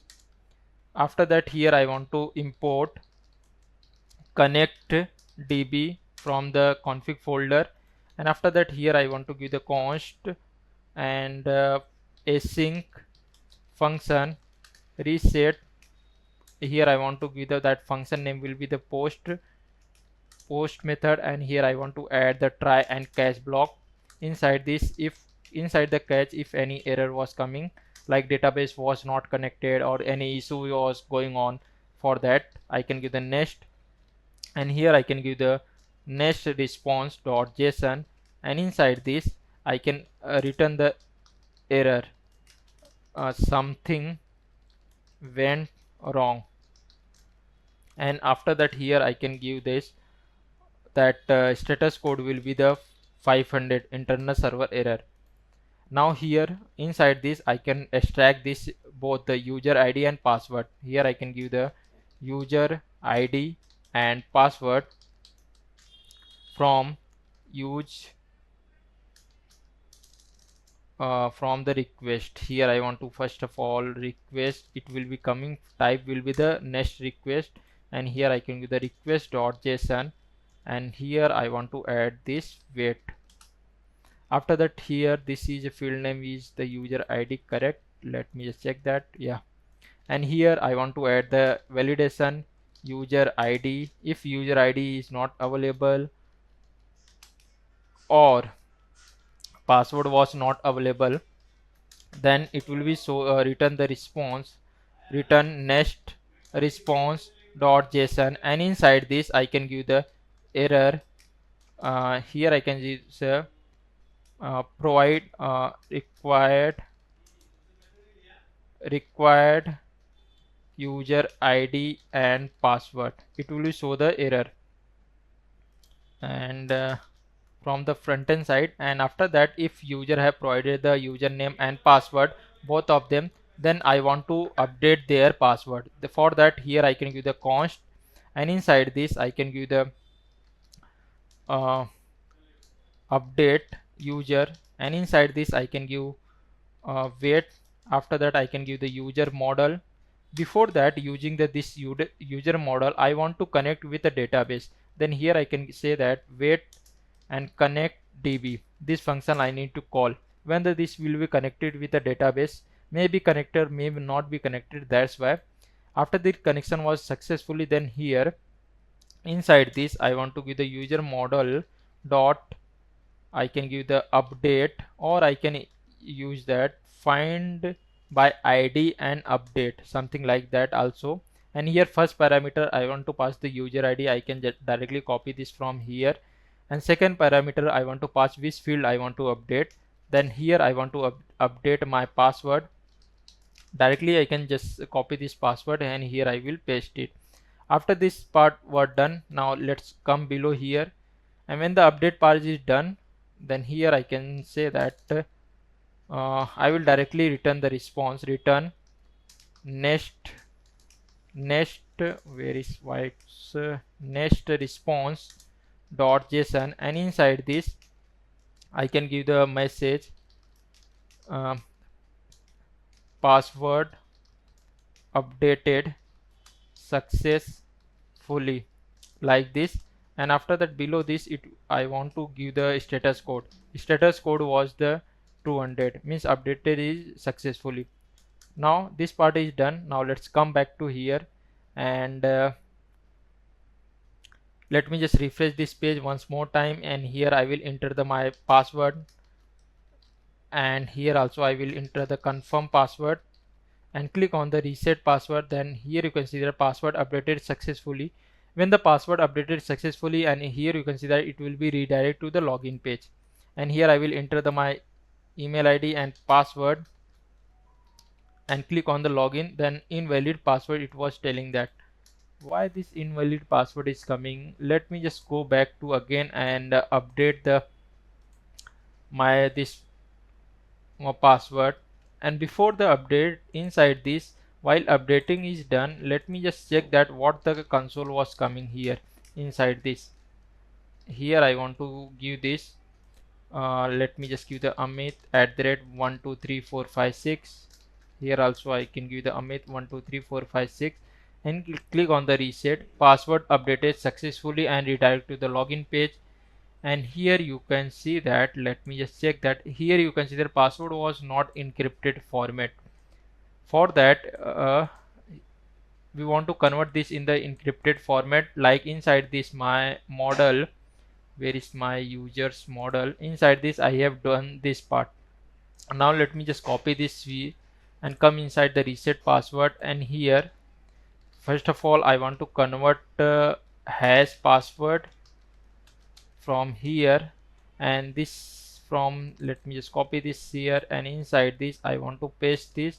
And first of all I want to import the bcrypt from the bcrypt.js. After just copy this here hash password, and inside this database I want to update it. Now let me just check once more time it was working or not. Let me just go inside the downside, and after that I will go inside the forgot password, and I will enter my email ID and click on the submit. Then check your email. Let me just go back to here, and inside this my email, click on this. After that here I will enter my password @123. Here also I will enter the password 123 and click on the reset passwords, and password updated successfully. Now here you can see that in this time also it was giving the password @123. Maybe there is a cache issue. For that, let me just delete this Next.Auth nest file folder, and let me just stop this my app also. Next folder is deleted successfully. After that, again I will run npm run dev, and yes, it was running perfectly. Let me just go inside this. Let me just refresh this page again, and after that again I will go inside this and click on the reset password. Link is checking. After that, here I will enter my password, and here also I will enter my password and click on the reset password. Something went wrong. Let me just check inside this. When I was click on this, then something went wrong. Why it was telling that inside the reset password, the reset password is this one, and here I have given, let me just give the console.log an error. Here I was sending the user ID. Yes, user ID is coming. Now let's console this and click on the submit.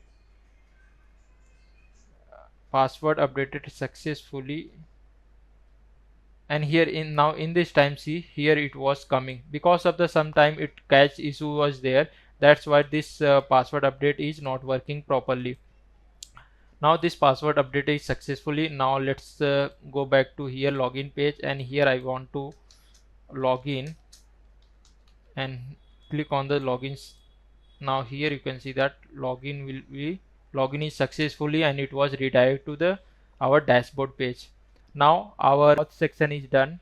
Something like our login says registration page, and along with that we have done the forgot password and reset password. We have done all of this. Now let's go on. The next part will be our dashboard.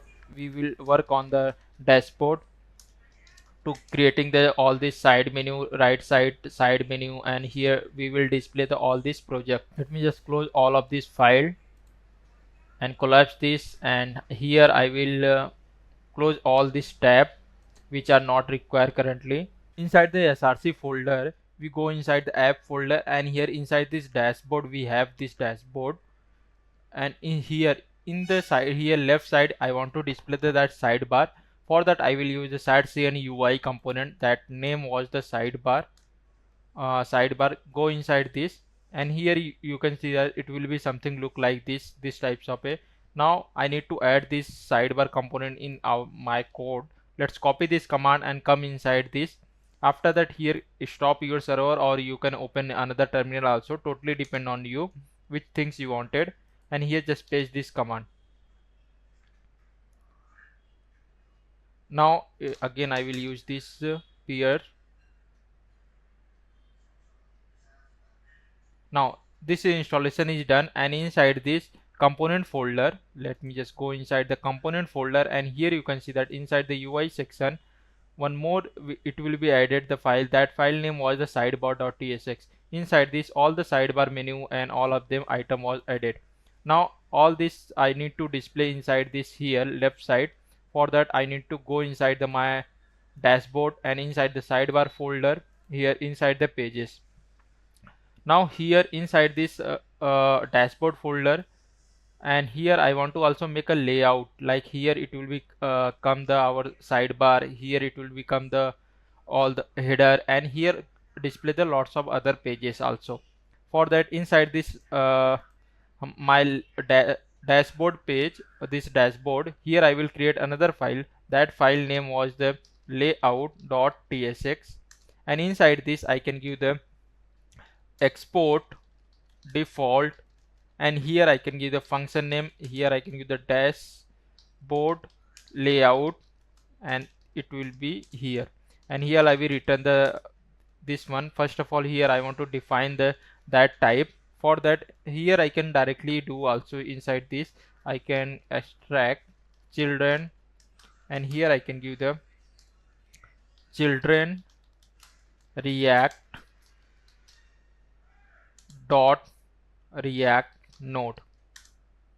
And here I want to, first of all I want to wrap this all this with the sidebar provider. Then here I want to give the sidebar provider, which is coming from the component UI folder. Let's import this, and inside this I want to paste it. After that, here below this, here I want to display the my, first of all here it will become my sidebar, and it will become at the left side. And second, I want to display the my, that all these pages at the right side.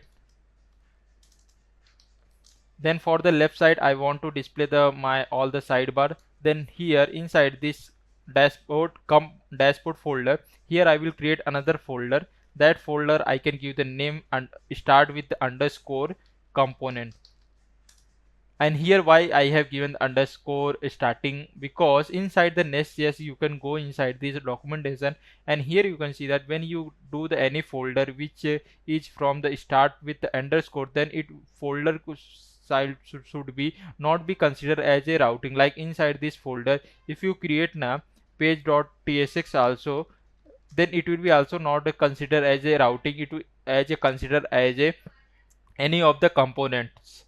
Now let me just delete this. This is for the only testing purpose I have just created. Now let me just format this proper well. And here inside this component, first of all I want to create dashboard sidebar dot tsx, and inside this I can create the component. After that, here I can, for now I can give the sidebar, and just copy this component sidebar, and inside the layout folder, here I want to give this sidebar dashboard sidebar. Make sure that import this. And after that, this was the display at the left side sidebar, and right side I want to display the all these pages. Like inside the dashboard folder, if multiple pages was there, then it will be display it here. For that, here I can give the main tag, and inside this, first of all let's me give the that background color, which background color it will be display. Here I can give the bg gray and 100. Now let me just check that how it was looking. Here you can see something this background color it was looking. And after that, here also I can give the width will be full, and here it will become white was okay. I have not started this. npm run dev.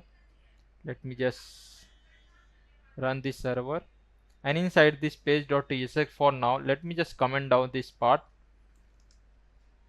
or I can delete for now because this is currently not important, that's why. And here let me just refresh this page again.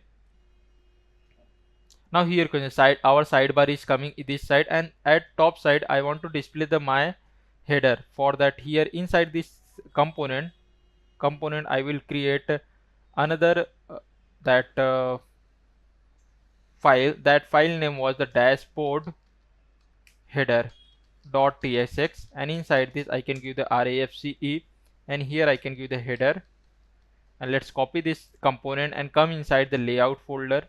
Here I can, first of all at the top side I want to display the header component, and after that below this I want to, here inside this and this sidebar we also close and open also I will define inside the this dashboard header. And below this I want to display the pages, like which page is currently open. For the directly this pages I want to, instead of this I can define that this pages is coming from this children. Let's copy this here, and here I can directly make a curly bracket, and here I can paste it.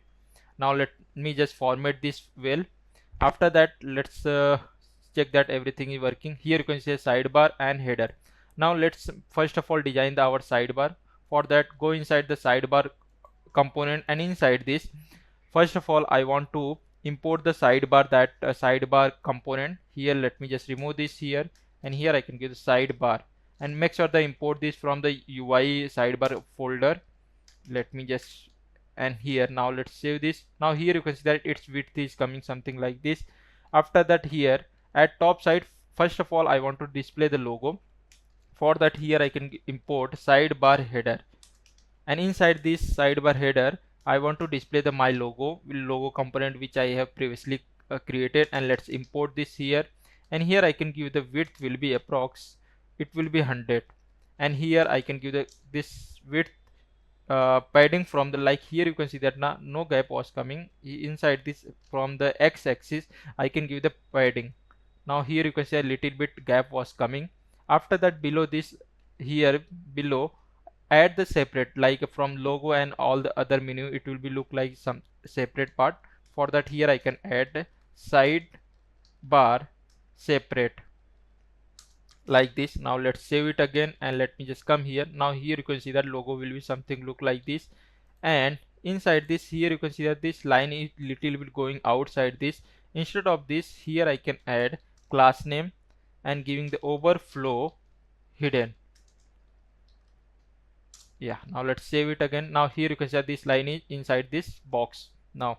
And below this I want to display the, like here it will be display create a project, or we can say that create a application, something like this.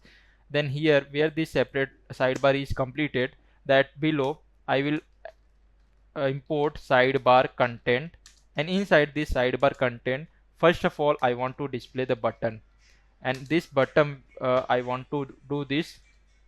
And here I can give the create app, or you can say that create a project also, totally depend on you what you wanted to do. And here it was displaying something like that, or I can say that create project also, like this. Create a project also, something it will be better to fill. And after that, this button I can change, this button variant will be outline. Yeah, now let's save. Now here you can see that it was look like something this. After that, here let me just add the some class. Here I can give the first of all cursor pointer. After that, margin from the all the direction 4, little bit gap from the top, bottom and left, right, all the side. And here margin from the x direction, it will be 2, little bit less. Then we can do something like this. Okay, then here instead of doing like that, I can add one more thing. Margin from the y direction, it will be the 4. Margin from the x direction, it will be the 2. And now here you can see that it was look, or instead of this, here I can margin from the top, it will be 4. Margin from the x direction, it will be 2. And here bottom 6, I don't, here I think no need of any, because all this menu will become here also, that's why. And here you can see that when I was hover, this color is little bit change. If you wanted to change this in the some different color, you can do it, totally depend on you which field or which color you wanted. For now I will just keep this here. After that, below this I want to display where this button was completed. Below this I want to come and create another div tag, and inside this div tag I can first of all add the sidebar menu. Make sure to import this component, and after that, here I can give the sidebar menu item, and inside this sidebar menu item I want to add link, and here I can give the href, and this will be go inside the, once again, slash dashboard, and inside this I want to give the, that will be the dashboard. And why I am not imported this, let me just import this. It will be import link will be come from the next slash link. Make sure that import this. Now let's save it again, and let's check that it was coming or not. Now here you can see that dashboard is coming. Now here little bit padding from the left and right both side this. For inside this div tag I can add the class name, px will be 2. You can add margin also, totally depend on you. Now here display the dashboard, and when I was click on this, then here you can see that it was displaying, and this dashboard is currently active also. You can also add little bit more distance between here, like instead of this I can give the margin y direction, it will be 4. Then here you can see that something it will be look like this. After that, below this one more menu I will added, like recent project also, like when you have opened the recent project, that project will be display here. Then where this div tag is completed, here below this, just come and inside this div tag just create another sidebar group, because here I want to display the multiple navigation, like all this navigation like recent project, all of directly I want to show the link here. That's why, and inside this I want to give the sidebar group label, this one, and inside this I can show that recent project, all this recent project user have opening, that will be displayed inside this here. Here I want to, that is the group recent project, and here I want to display the all this content will become inside this. And for that let me just check inside this how will be group will become inside the, here you can say group here 7. Let me just check that inside this is a group content. Okay, here I want to give the sidebar group content, and inside this sidebar group content I want to add the sidebar menu. Then here it will become the sidebar menu, and inside this sidebar menu I want to display the all this item.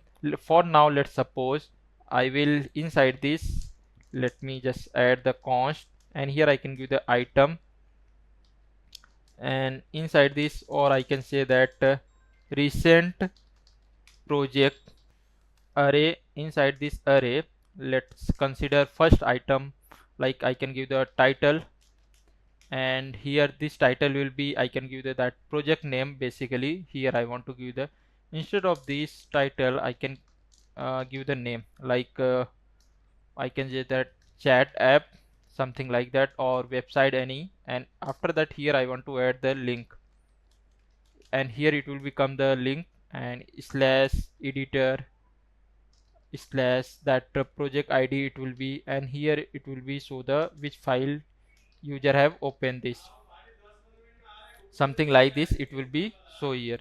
After that just copy this here, and or I can say here I can directly use this one also, like here it has show the icon also, but currently I no need of a showing the icon. If you wanted you can show it, totally depend on you.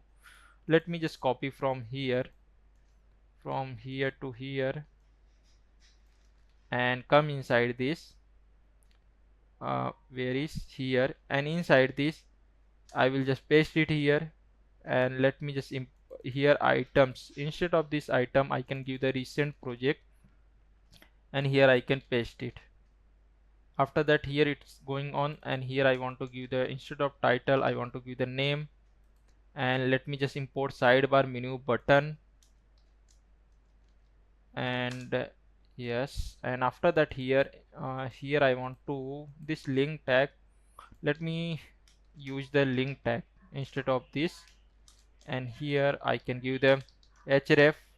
After that here I can give the item dot link, and inside this I want to display the icon and name of that project. Now let's here icon is not coming. Okay, because the items dot icon is not available, that's why. Then here I can say if for the displaying the project, here I can say that that project icon project, or I can say that file icon, something like that, it will be display here, and here also I can give the name. Now let's save it again, and let me just come inside this, and here you can see that it was displaying this file, and recent project is the group title, and here it was displaying the dashboard. Now when I was inside the dashboard now, then this will be highlight, means I am currently inside the dashboard.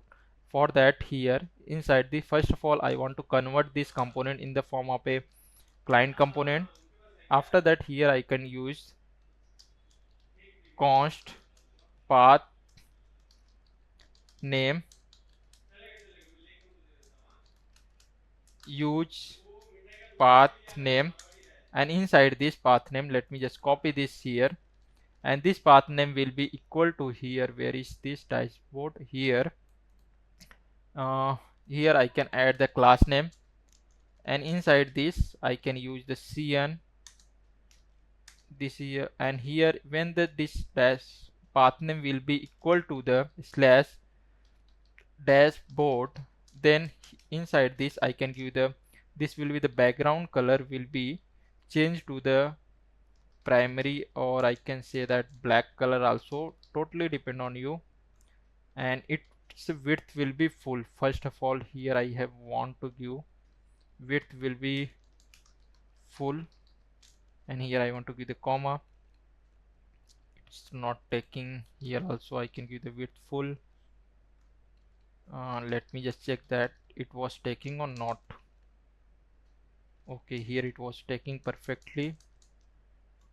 And inside this menu, let me just check that it was taking bg rate 500.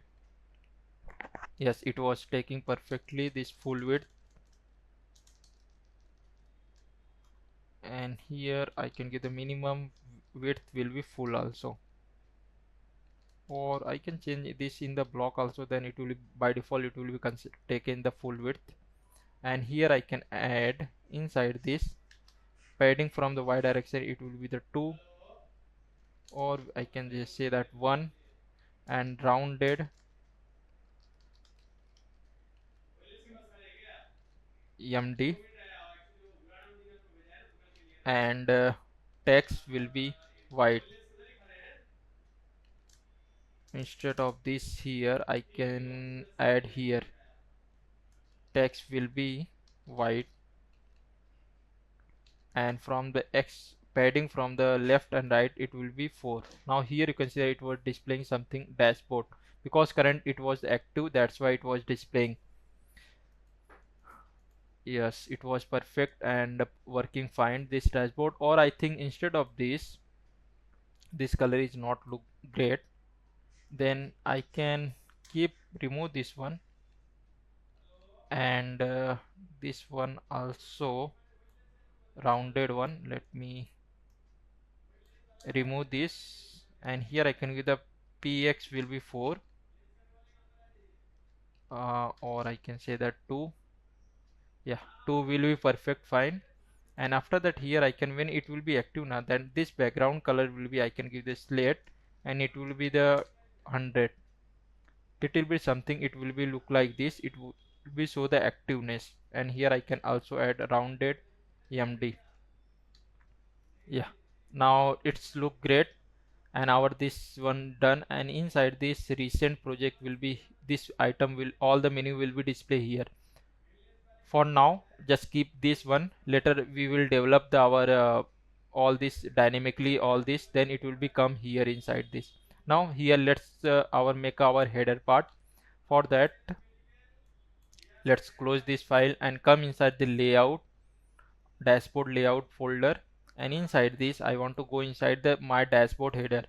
Now inside this dashboard header, first of all I want to give that this title class name. Here I can give the class name, and its height will be 14, and this background color bg white. And let's save this, and here you can see that it was coming something here. And here I can give the flex items will be center, and px will be padding from the left and right both side, little bit gap. Here you can see that it was coming text. And inside this I want to, like, while scrolling this page, now this header part will be stick at the here, then here I will use the stick, and top will be 0. And inside this here inside the mobile version, let me just go here inside the mobile version. Now here it will display the logo. Then here let me just remove this here, and inside this div tag, create a div tag and make import the logo component inside this. And here I will give that this width will be 80. After that, here inside this I will give that this logo will be display only inside the mobile version, not inside the desktop version. Like here it will be displaying the logo, and when I just go inside the desktop version, then it will be not be display. Then here I can give the LG, or instead of LG I think I want to give the tablet version is also better, hidden. Now let's save it again. Now here you can see that it was gone. And after that, below here inside this below, I want to add another div tag. It will be display hi welcome. That current username will be come here. For the current username, in this time I will here put the static one for now. And this hi welcome, I want to this make this in the form of a bold. Then here in the span tag I will give the class name font semi bold. Now let's save it again. After that, here you consider it was look like something this hi welcome, and it was displaying that name. And this will be, this section will be displayed in the only in the desktop version. Then here I can give the class name, and for the mobile version it will be hidden. When I was go inside the MD, then it will be display, means here I can say that MD block, here not D, MD block. Now when I was going inside the mobile version, then here you can see that it was gone. And at the right side I want to display that current user, that user profile. And for that, here inside this I will go, and here I can give the div tag, and here I want to display that current user profile, that images. Then for that I want to get that current user details already inside the Next.Auth token already available. I want to get that user detail. For that, let me just here for now I will write comment user details. It will become inside this here user detail, and all this detail will be coming from the Next.Auth. Now let here maybe the session is out. Let me just log in this. Here I will enter my email ID and password and click on the login. Now let's wait it some time. Now here you can see that there is a show one error, could not connect to the any server your MongoDB Atlas. One common reason is trying to access the database from the IP that isn't whitelisted. Means this is the one more important error. Then you can go inside your MongoDB, and inside this sign in. After that, login with your Google account.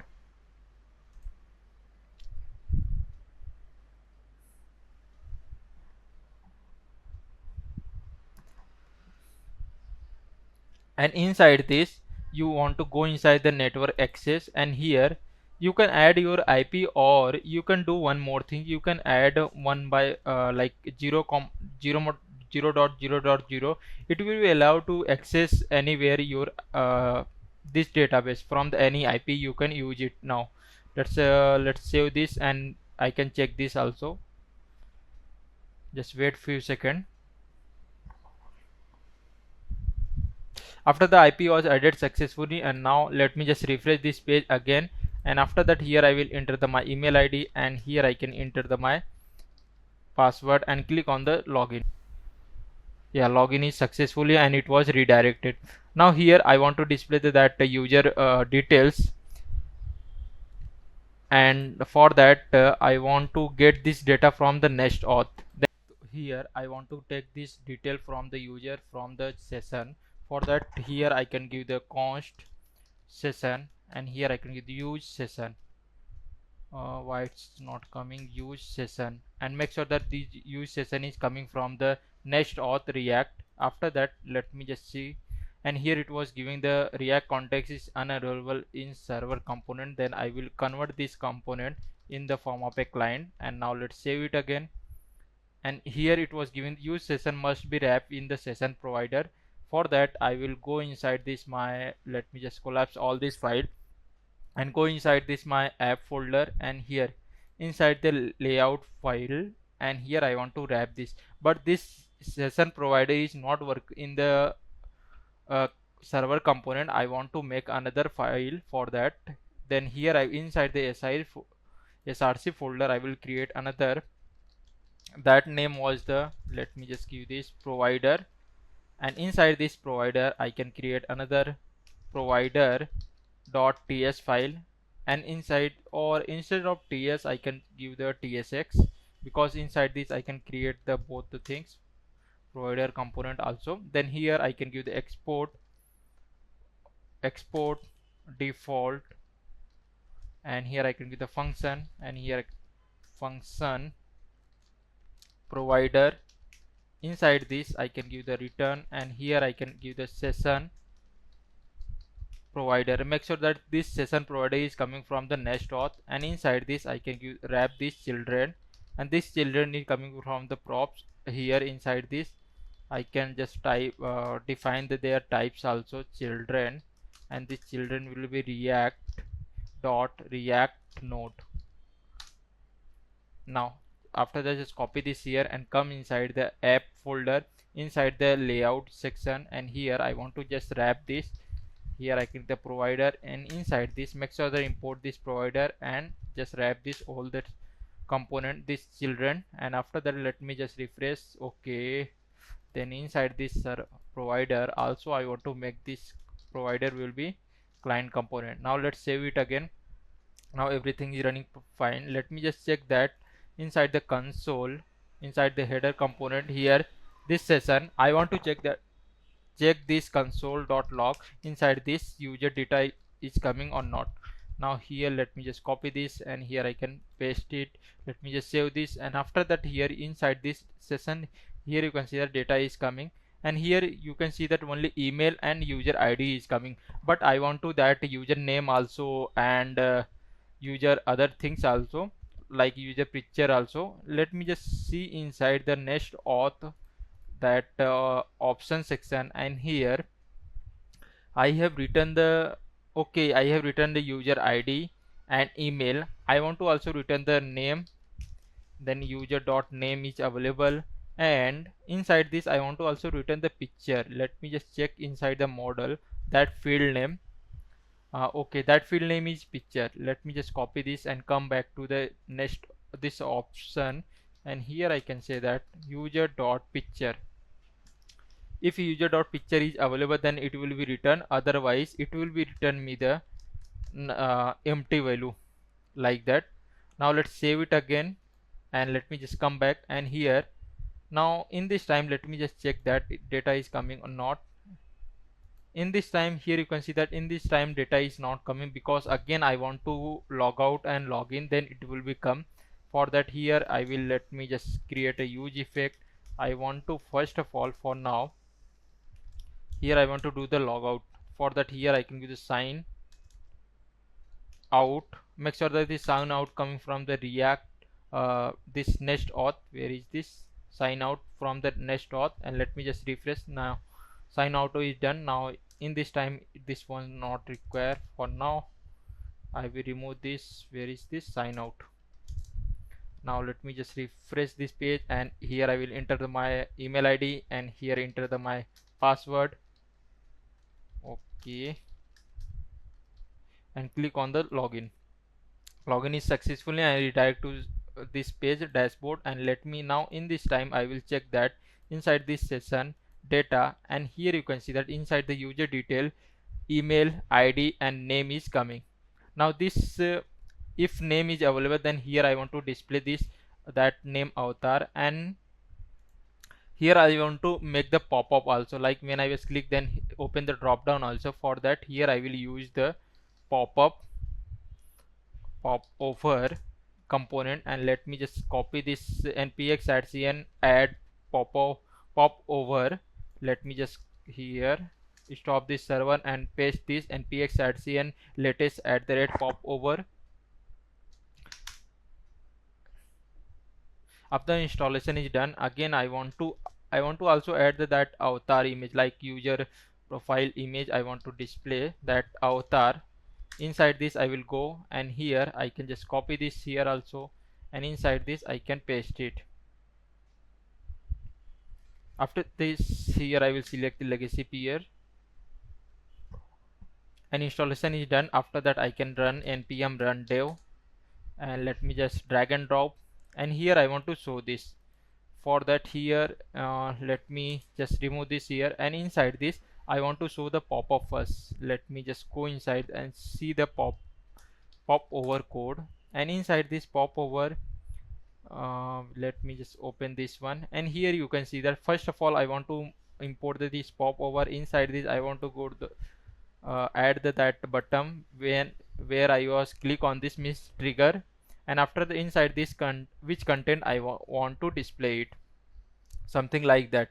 Now here first of all I want to import uh, pop over from the component UI section, and inside this I want to add avatar, because here it was the button pop over trigger. First of all I want to go pop over trigger and make sure that import this, and here I want to display that avatar, and inside this avatar here you can see, let me also open the another tab, duplicate this tab, and here I will open avatar documentation inside this Shadcn, and inside this here you can see that if the image is available then it will be display this, if image is not available then it will be display that username, like that. Here also I can show that first of all I can here I can give the avatar image. If avatar image is available then it will be show. Inside this I can give the that src, and here I can give the inside this my right click inspect section, and here inside the console you can see inside the session section I was getting the data. I want to session data. Inside this data I want to go inside the user, and here it will become the that data. Then here I can to go inside the session dot data dot user dot I want to give the picture, something like that, and it will be optional if may be available or not. Then here I can make this string format. Yeah, and why it's showing the error, picture image is not okay, it's showing that image here, picture field is not there. Let me just go inside this Next.Auth option, and here I have given okay, instead of this picture I can make this image. Now let's save it again. I want to go back to here, and here I can change this field name. After that, if image URL is available then it will display. If URL is not available then I want to display this one avatar fallback image. Then here I can say that avatar fallback component, import this, and here I want to display like a user, if name was there then user first name and last name, something like that. Then for that I will create one function where I will pass the username, and it will be directly split this only first letter, and if last letter is available then inside the lib folder I will create that I can say that get inside this I can give the get display, or I can just say that get avatar name name.ts, and inside this get const get avatar name,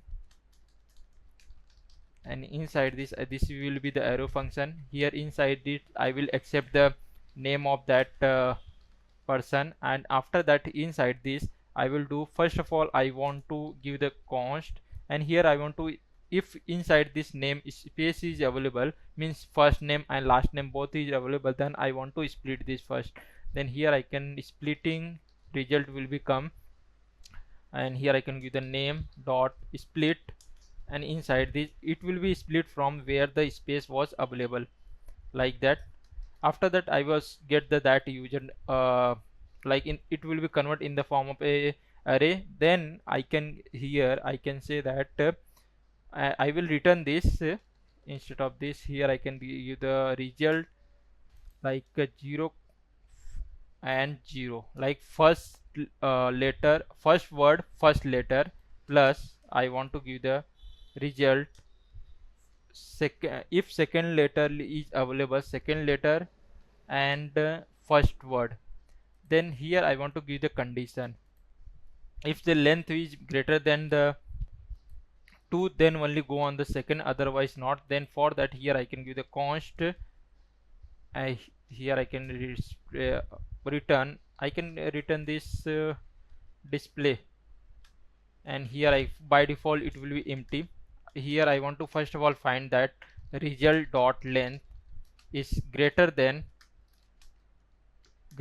1, means inside this 2 length was available. Then inside this I want to give the inside this display, then I can directly put this one. Let me just copy, and here I can equal to this, and here assignment plus here I have given, then why cannot assign.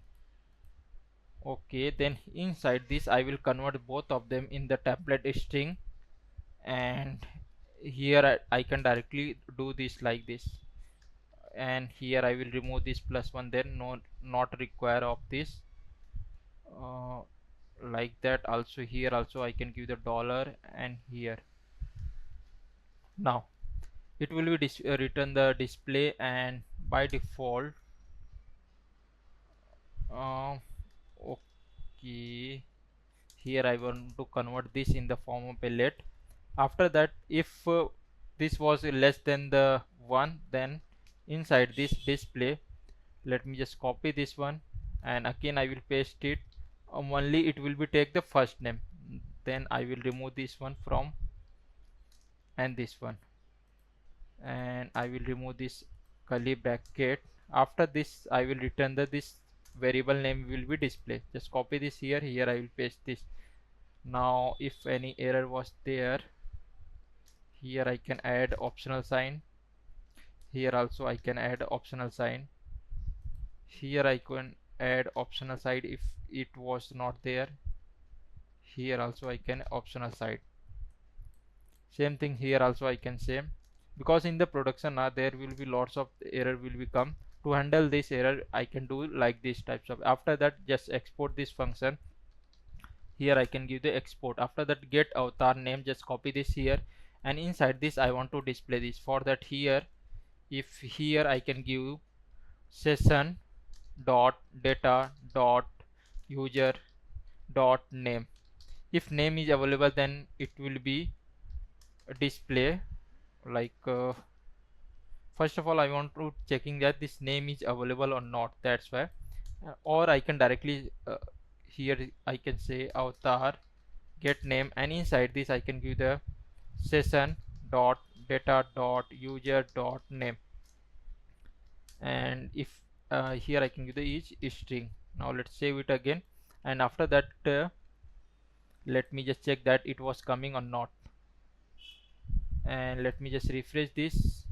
Okay, I think server is compile this, cannot read the property of a undefined reading. Okay, where, let me just go inside this, and here I have given the result, and here I can add the optional sign if maybe it was not available. Here you can see that by default it was coming a. Now I want to make this avatar will be size. For that I will come here, and here I can give the size. Okay, this size was not coming. Inside this I can give the then I can directly give the class name, and height will be it's 12, and both the height and width both it will be 12. Then it will be I think more, I can give 10, here also 10. Yeah, now it will be look good, and this will be go inside the right side. For that here inside this div tag I can give the class name, and margin from the left side will be auto. Now let's save it again. After that here you can see that the username will be displayed inside this here, and it will be displayed in the form of a like little bit shadow also below. For that here inside this avatar, here I can add the drop shadow and drop shadow, let me to Excel. Now let's save it again. Okay, it will be not be look good. Let me drop shadow.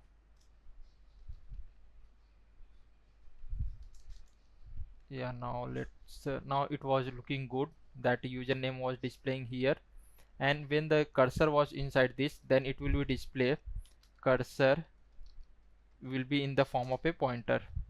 Now this mouse cursor is changed in the form of a pointer. Now when I was click on this, then it will be open the pop-up. Like here I have given the trigger, and inside this I want to show that content, like here a pop-up content. Now inside this I can give the pop-up pop over content, and make sure they import this from the UI. And here first of all I want to display the user name. Then here I can give the that first will be the username I want to, and here it will be coming from the session dot data dot user dot name. Now let me just save this here, and let me just come back, and let me just refresh this page. And when I was click on this, then here you can see that username is coming first of all. And here inside this by default this username is coming, and this will be come in the form of a bold. Then here I can add the class name, font will be semi bold. Yeah, now here you can see that it was coming, and below this I want to add the separator. Here I can say pop over separator is there, not there, then I can do div tag, or inside this div tag I can add the class name. Padding will be 1 and bg gray 100. Now here you can see that one types of it was coming, but instead of this I can give the padding will be 0.5 pixel. Now let's save it again. Yeah, one line is coming. Let me just make this a little bit dark. Let me 3. Let me give the 200. Yeah, now it's look good. And in between them this paragraph I can give the padding from the y direction, it will be the 2. Yeah, here it was displaying that username, and below this I want to display the logout button. Then here I can go, and inside this I can give the button, and inside this I can give the logout, and here I can give the on click. First of all let me just import this button from the component, and here I can give the on click, and inside this when I was click on this, then sign out. Make sure to import this from the Next.Auth, and here I will just call this. After that let's save this here, and I will click on this. Then here you can see the logout button is displaying. Instead of this something look like this, I will make this variant. It will be the, let me just check that, dangerous. Then here you can see a logout, and it will be cover the full width. Instead of this, then here I can add class name, width will be full. Yeah, and from the top side it will be margin will be 4. Here you can add the more menu which you wanted, but here only in this time I have added the only single menu section. And here when I was hover inside this logout button, then mouse cursor will be changed in the form of a pointer. Then here I can add the cursor. Let me just give the cursor in the form of a pointer. Let me just do this, cursor in the form of a pointer. Now let's save it again. Yeah, now it's looking fine. And here you can see that when I was go inside this and click on this, then user logout was successfully and redirect to the login page. Again I will enter my email ID and enter my password and click on the login. Login was successfully and everything is working fine. Now when I was going inside the mobile version, that time here you can see that this user detail is coming, and instead of this in the mobile version, this user detail, here I want to make the hamburger menu. Like when I was click on this, then this sidebar will be open. For that here, and this pop-up will be display only in the desktop version. Then here I can say that inside this I can give by default it will be hidden. It will be display only in the inside the desktop version, means tablet version. After the tablet version, let me just go inside this. Then here you can see that inside the tablet version it will be gone. And here I want to display the that when I was click on this, then this slider will be open. For that inside this I will go, and here inside this dashboard header, here I want to export this sidebar. What was that name? Sidebar trigger. And let me just save this, and here it was coming. Now here you can see when I was click on this, then sidebar this open and close. In the here you can see that in the mobile version also, when I was click on this, then this sidebar will be open, and again click it will be closed, something like this. And this will be display in the only in the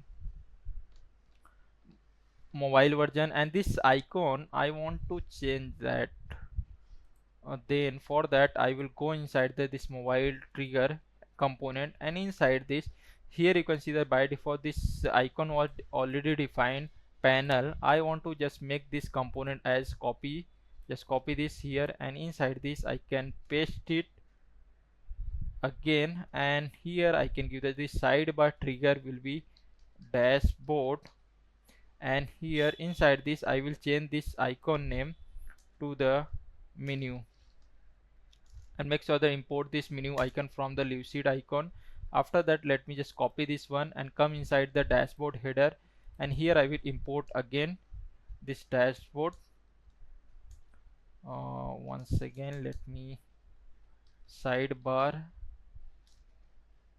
what the component name, let me just go back to again sidebar. And I want to also export this also. For that I will go inside the bottom where all the component was exported.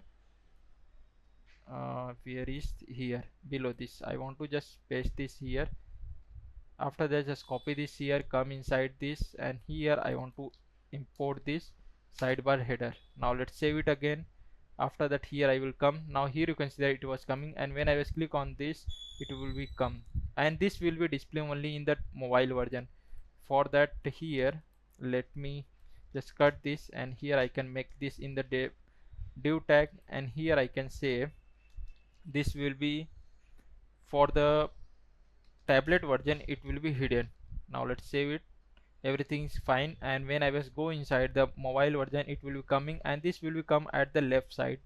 For that, here I can add ML will be auto margin from the left side, it will be auto. And here when I was click on this, then here you can see this sidebar will be open, and this dashboard and chat app, all of this it was displaying this.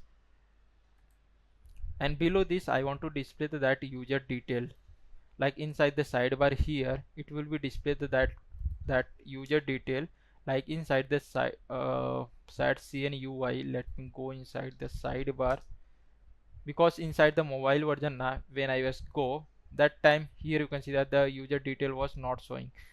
When the user will be click on the sidebar, then here it will be show the that user details.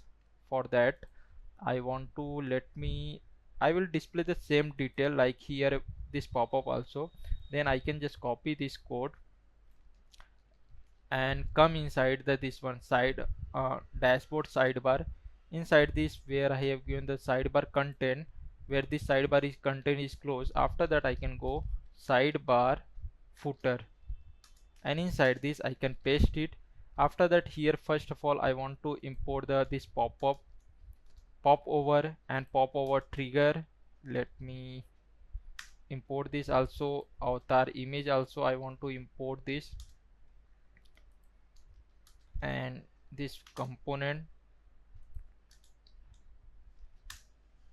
and pop-up content, yeah, everything. And now I want to also import this get name and this session also. Then session, for that here I can give the const, and here I can give the session use session from the Next-Auth. Now let's save it again, and inside this button, where is the button?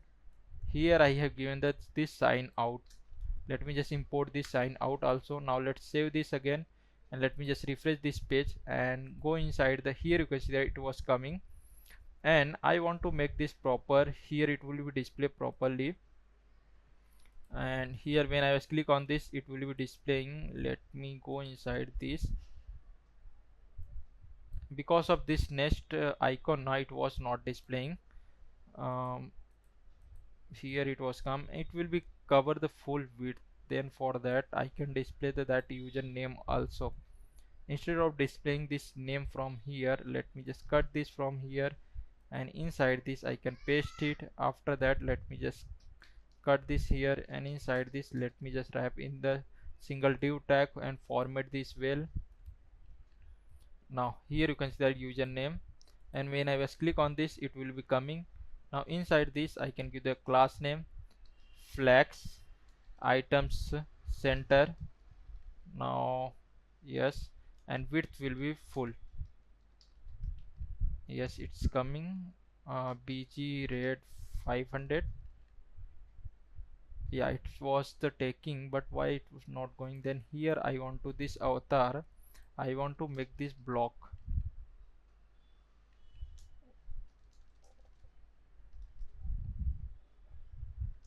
Okay, avatar, here I want to give, here I want to give the justify will be between. Now let's save it again. Then this will become here, and here display the name. After that let me just remove from here this background color and add the margin from the x direction. It will be the 2, or I can say that padding also I can add the 2, and give the bg slate 100, or I can, instead of this I can add bg primary slash 5, and this will be in the form of a rounded emd. Yeah, now here you can see that it was displaying, and here when I was click on this, then it will display the logout. And when I was go inside the mobile version and click on this, then it will also display the username and this user profile image also. And when I was click on this, then it will display the logout button. Now here our user section is done. Now inside this, here I want to display the all this project, like my all these project which are available inside this. If first of all no project was there, then I want to click on the create project, then it will be display.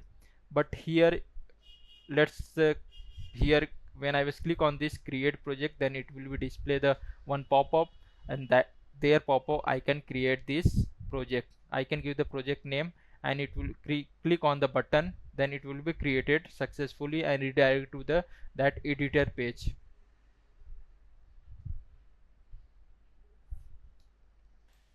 And this name I have given the static. Let me just change also this one, where inside this dashboard header, and let me just copy this one, and inside this I can give that this name will be dynamic.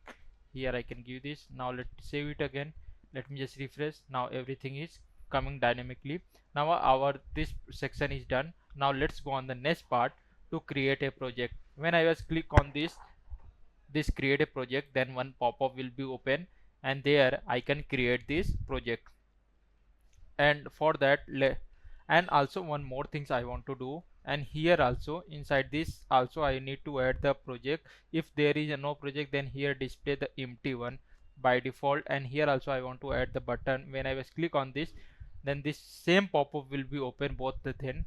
For that, instead of doing in the separate, I can create a one single component inside this my dashboard. Here I can uh, create, here I can give the create project dot tsx, and inside this rafce, and after that here I will use the dialog box. Now inside this Shadcn I will go, and here I will search dialog.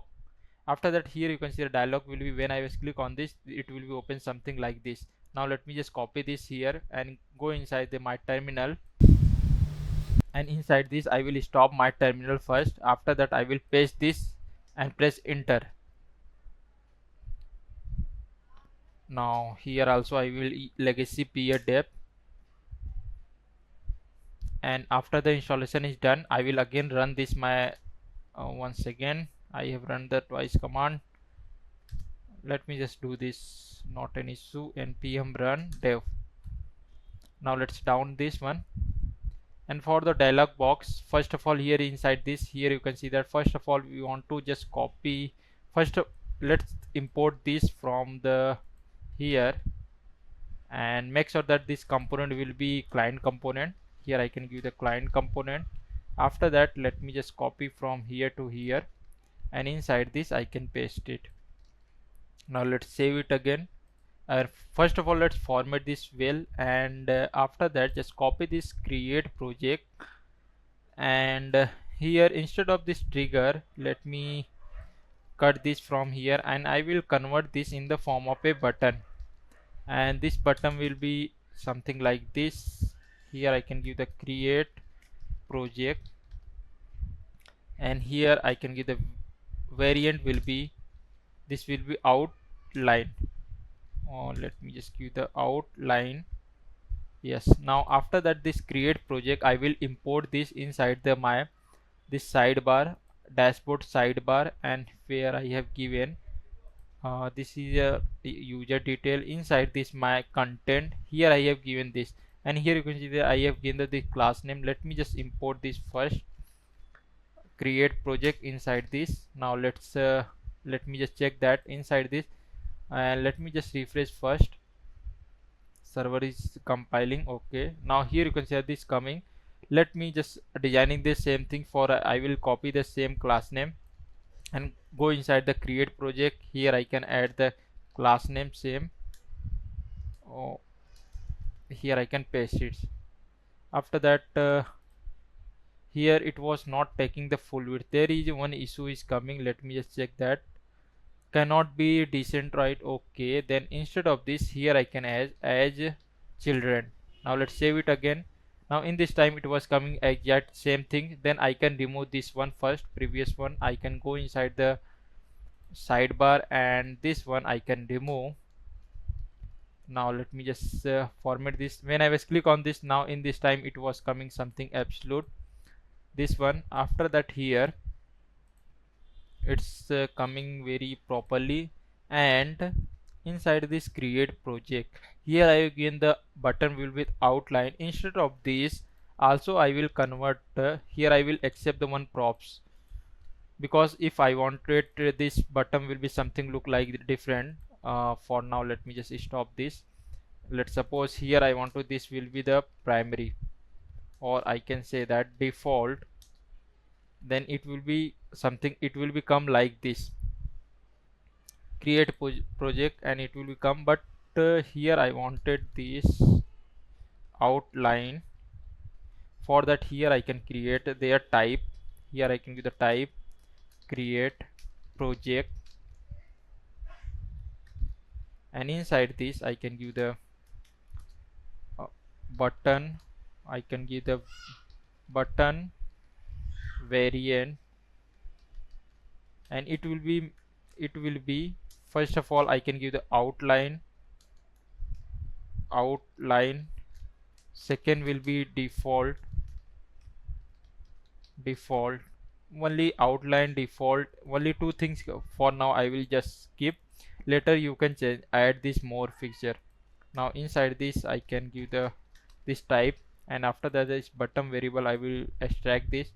If button variable has not given, by default it will be outline.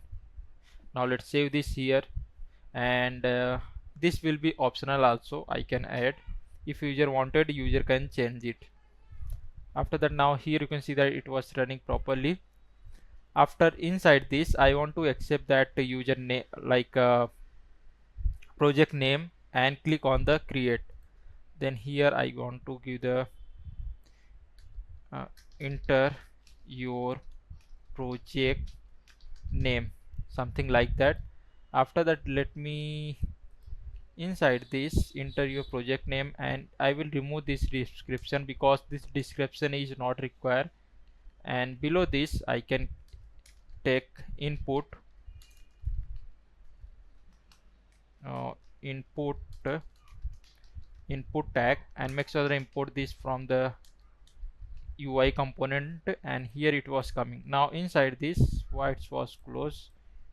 Okay, I have click outside, that's why.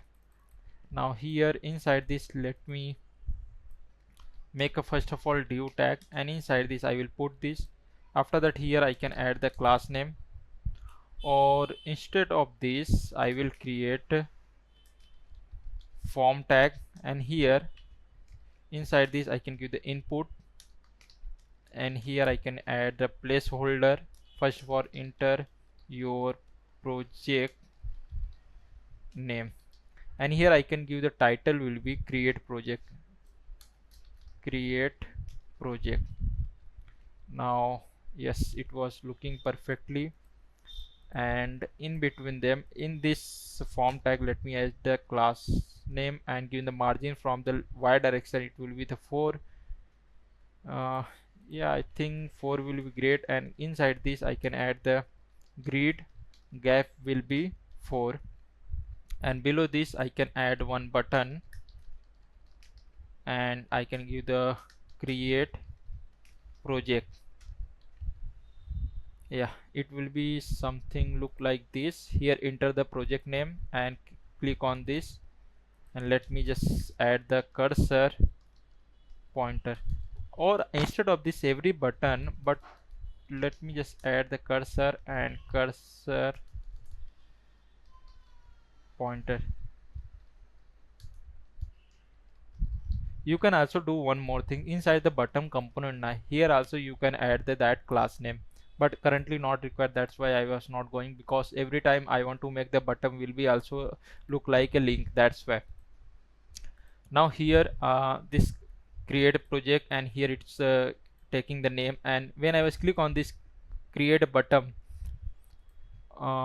then it will be go on the that create the project, and this input will be empty. Then it will be also show the toast message, please provide the that name also.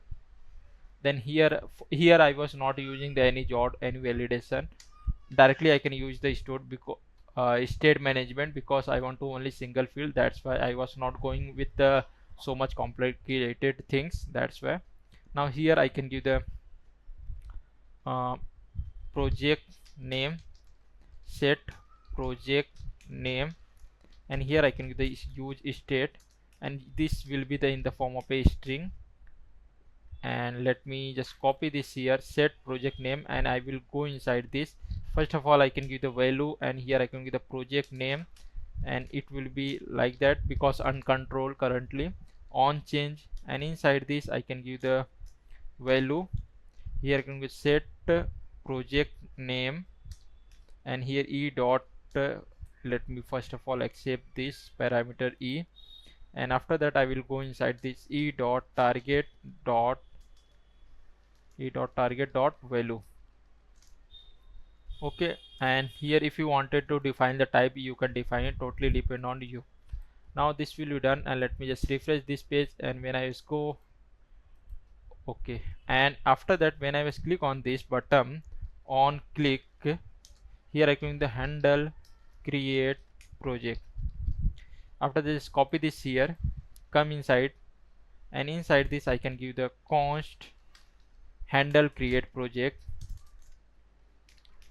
And inside this, before going on the next part, let me first of all add the this refresh. Now when I was click on this and click on the create project, this page is refreshing now. To stop this, prevent this, here I can give the e dot prevent default first of all. Now and here this e for now I can give the any. You want to define everything properly, you can do it. Here I will click. Now in this time I was clicking, then in this time here you can see that this page is not really refreshed. And now when I just click on this, if this project name input field is empty, then it will be show the error.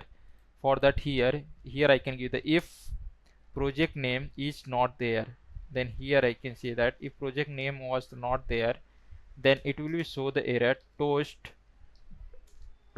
Make sure to import this toast from the sooner, and here I can show that enter project name. Now let's save this, and when I just click on this, then enter project name, or instead of this I can say that project name is required. Now when I was click on this, then here you can see that project name is required. Okay, it was telling that. After that, if project name was available, then user will be submit their form. Then here I can add the try and catch block, and inside this I can give the if any error was there, then it will be show. Then here I can give toast dot error, and inside this I can give the error dot I can say that response dot data dot message, or maybe error was there, it will be show here. I need to check that what response is coming from the error, that's why.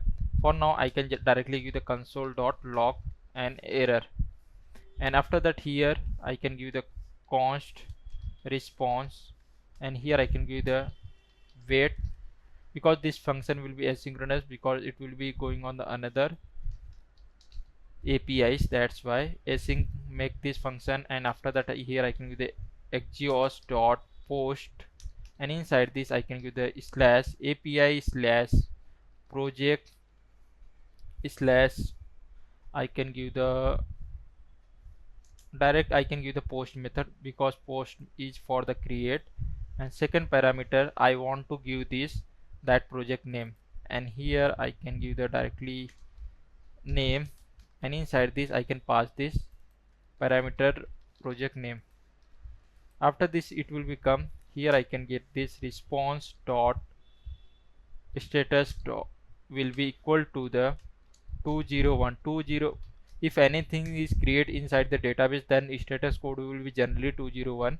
And here I can say that toast dot success, and here I can say that response dot data dot message, it will be here, it will be display.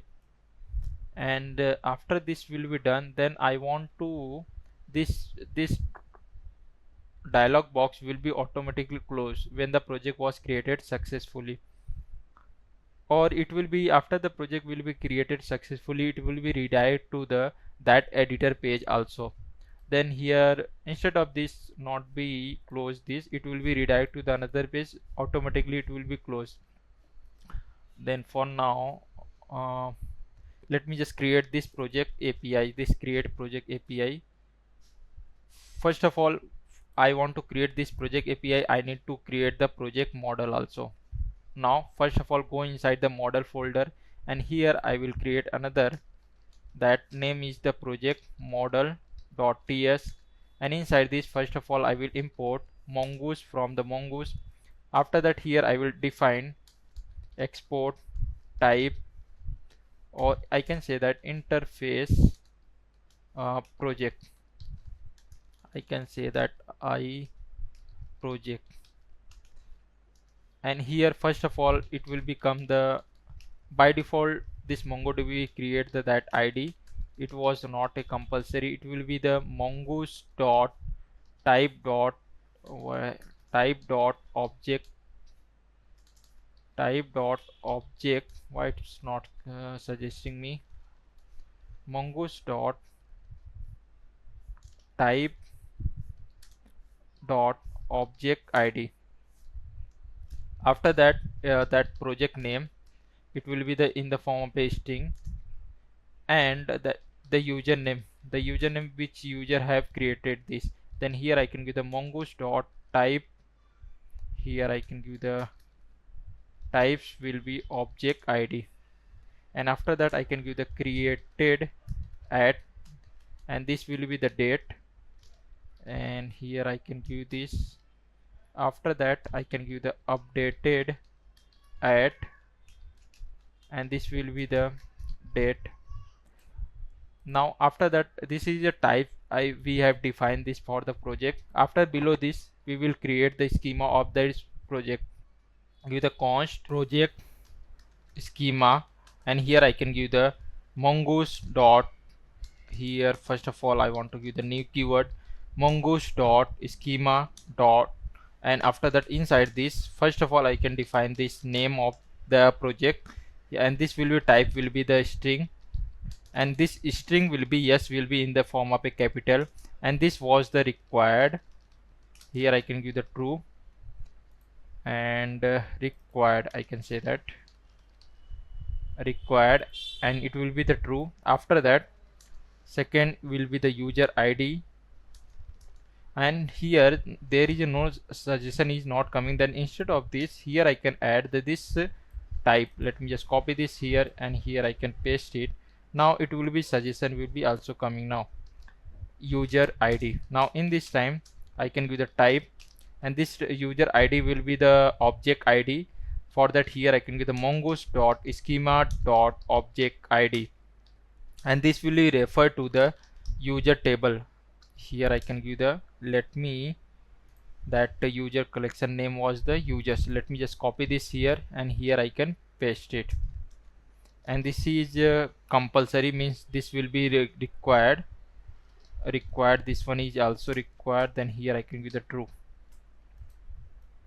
Yeah, and this name user ID, and this created and updated, these are the by default created. Here I will add that field name time stamp.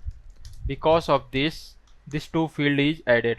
Now our this schema is ready. After that let's create the model. Here I can give the const, and here I can give the project model, and inside this maybe this project model is already exist, then we can do the something other, or first time let's first time we will create mongoose dot model. Then first parameter I want to give that table name, and second parameter I want to pass the schema. Here also when you hover now, then you can also see this also. Let me just copy this project schema, and here I will paste it.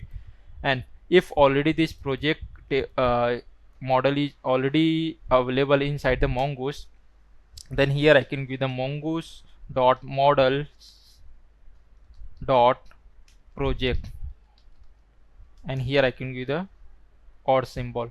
Here you can also add the that schema also, like here you can give the that project schema also, something like that you can also add it.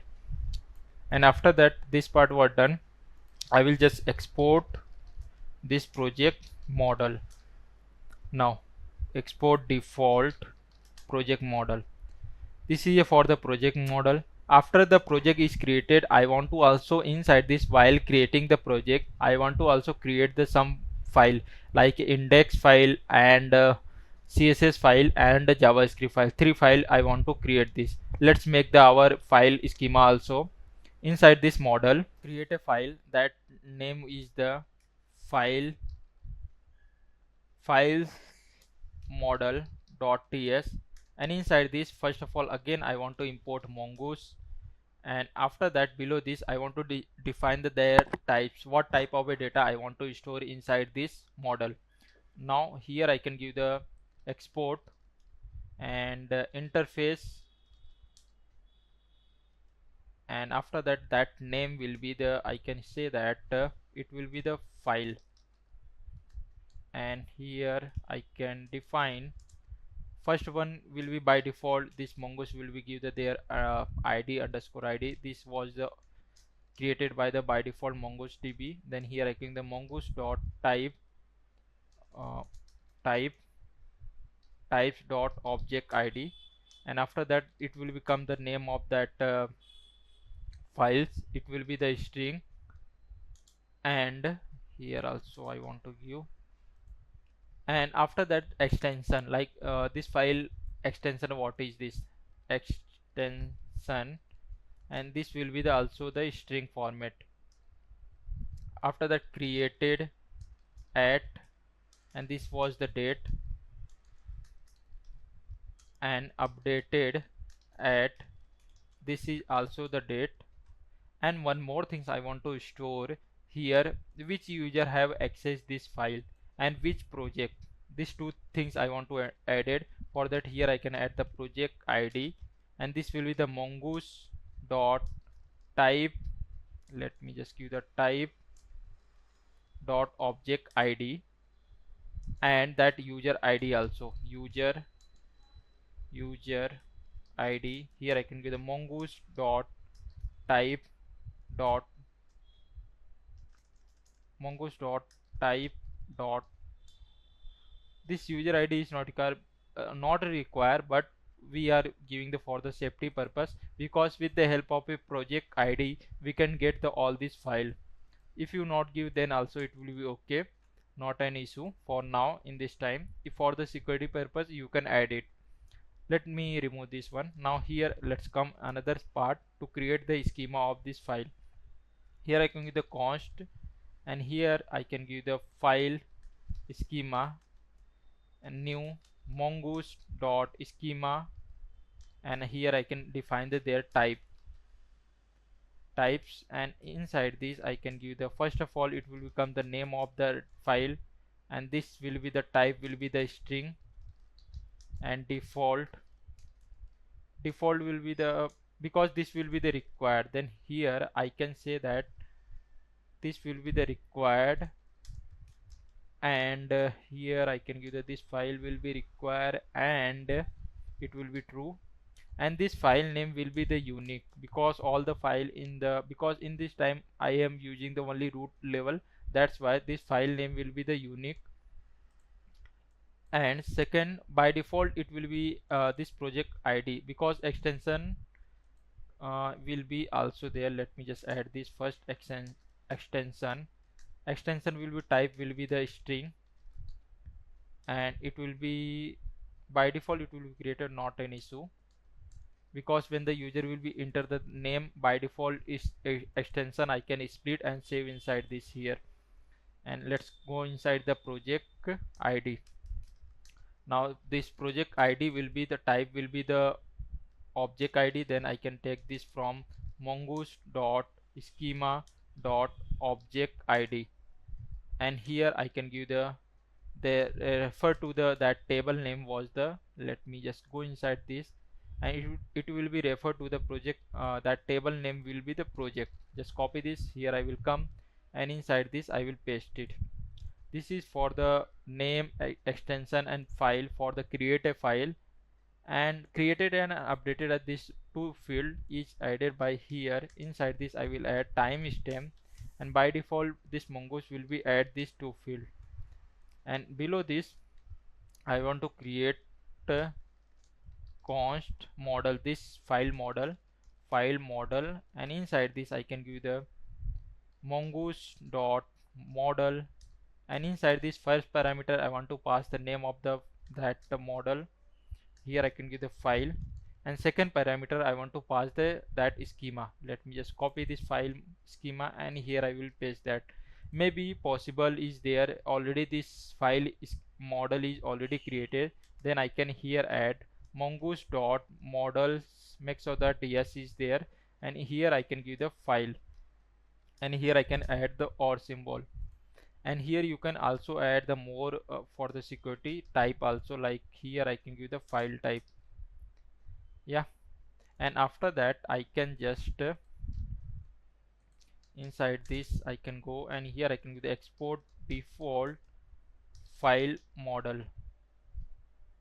Yeah, now after this was done, then when this create when this file was creating, at that time user have entered this file name, and inside this user have also entered this extension like .js dot, like it will be user have given this file name will be something like index.js, something like this user have given. Here I can say that index.js, then from the this file name I can extract this extension.js and save inside this database, inside this extension field.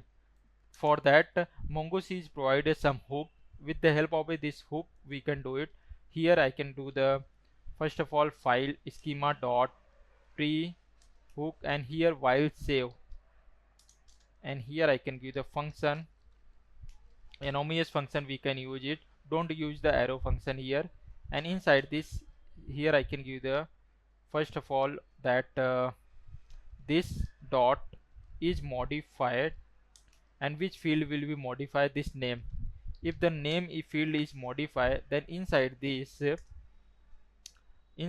I want to extract first. Let me just extract the extension, and from the name, this dot name, and here I can do this. First of all, this dot name, I can make this string to string.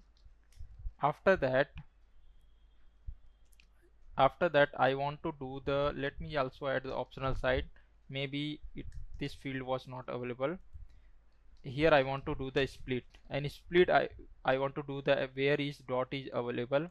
And after that I want to come it's in the form of a array. Then here const, and here I can give the array, and after that here I can give the extension, and inside this I can give the extension array. This will be the array I want to last digit, last one, last section, like because extension will be come at the last end. Then here I can give the copy this, and here I can give the length dot length -1. Now here I can get the extension. Now this extension I want to save inside this my extension field. Let me just copy this here, and inside this I can paste it. Now when any file is created, at that time extension field is also added inside the this extension field. And one more field I was just forgetted to add, that content. Inside the file there will be the content also. Let me just also add the content, and in this will be the string format, and this was the not a compulsory, maybe available or not. Then I can just copy this here, and inside this I will come, and inside this content will be also the type string, and it will be by default value will be the empty if not available, like that. After that everything is perfectly. Now we have created our the file model and product model, both the things are done. Now let's create the first API for the project. Create a project. For that I will go inside the API folder, and let me just close all of this file first and go inside the API folder, and here I will create another folder. That folder name was the project, and inside this project I will create a file route.ts, and inside this first of all I will import next request and next response.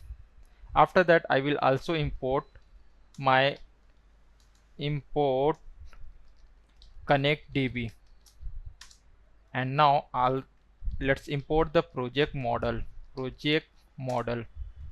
After all this section is imported, then here I want to first of all I want to create the project. For that here I can give the export async sync, and here I can give the function. Inside this first is a post method for the create a project. Here you can also add the comment also, something like this.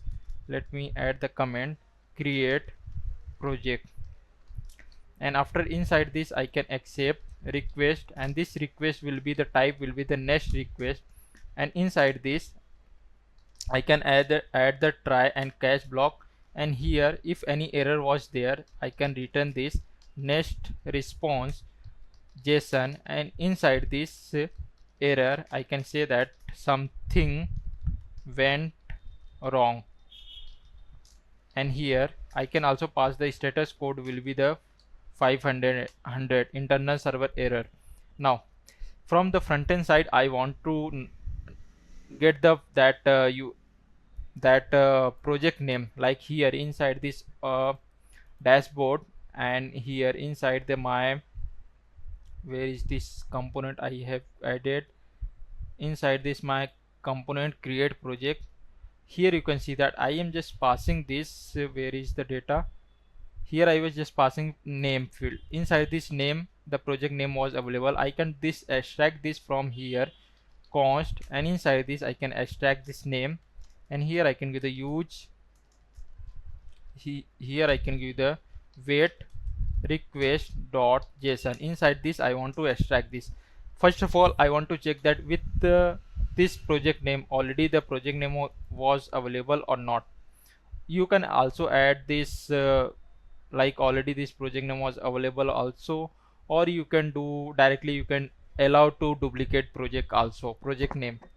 For now I can just allow the user to create the duplicate project name, not an issue for now. Or you can add the, like this validation also, like first of all let me I will check user have provided the project name or not. If not provided, then I can return this next response.json, and inside this I can say that error, and here I can say that uh, project name is required, something like that.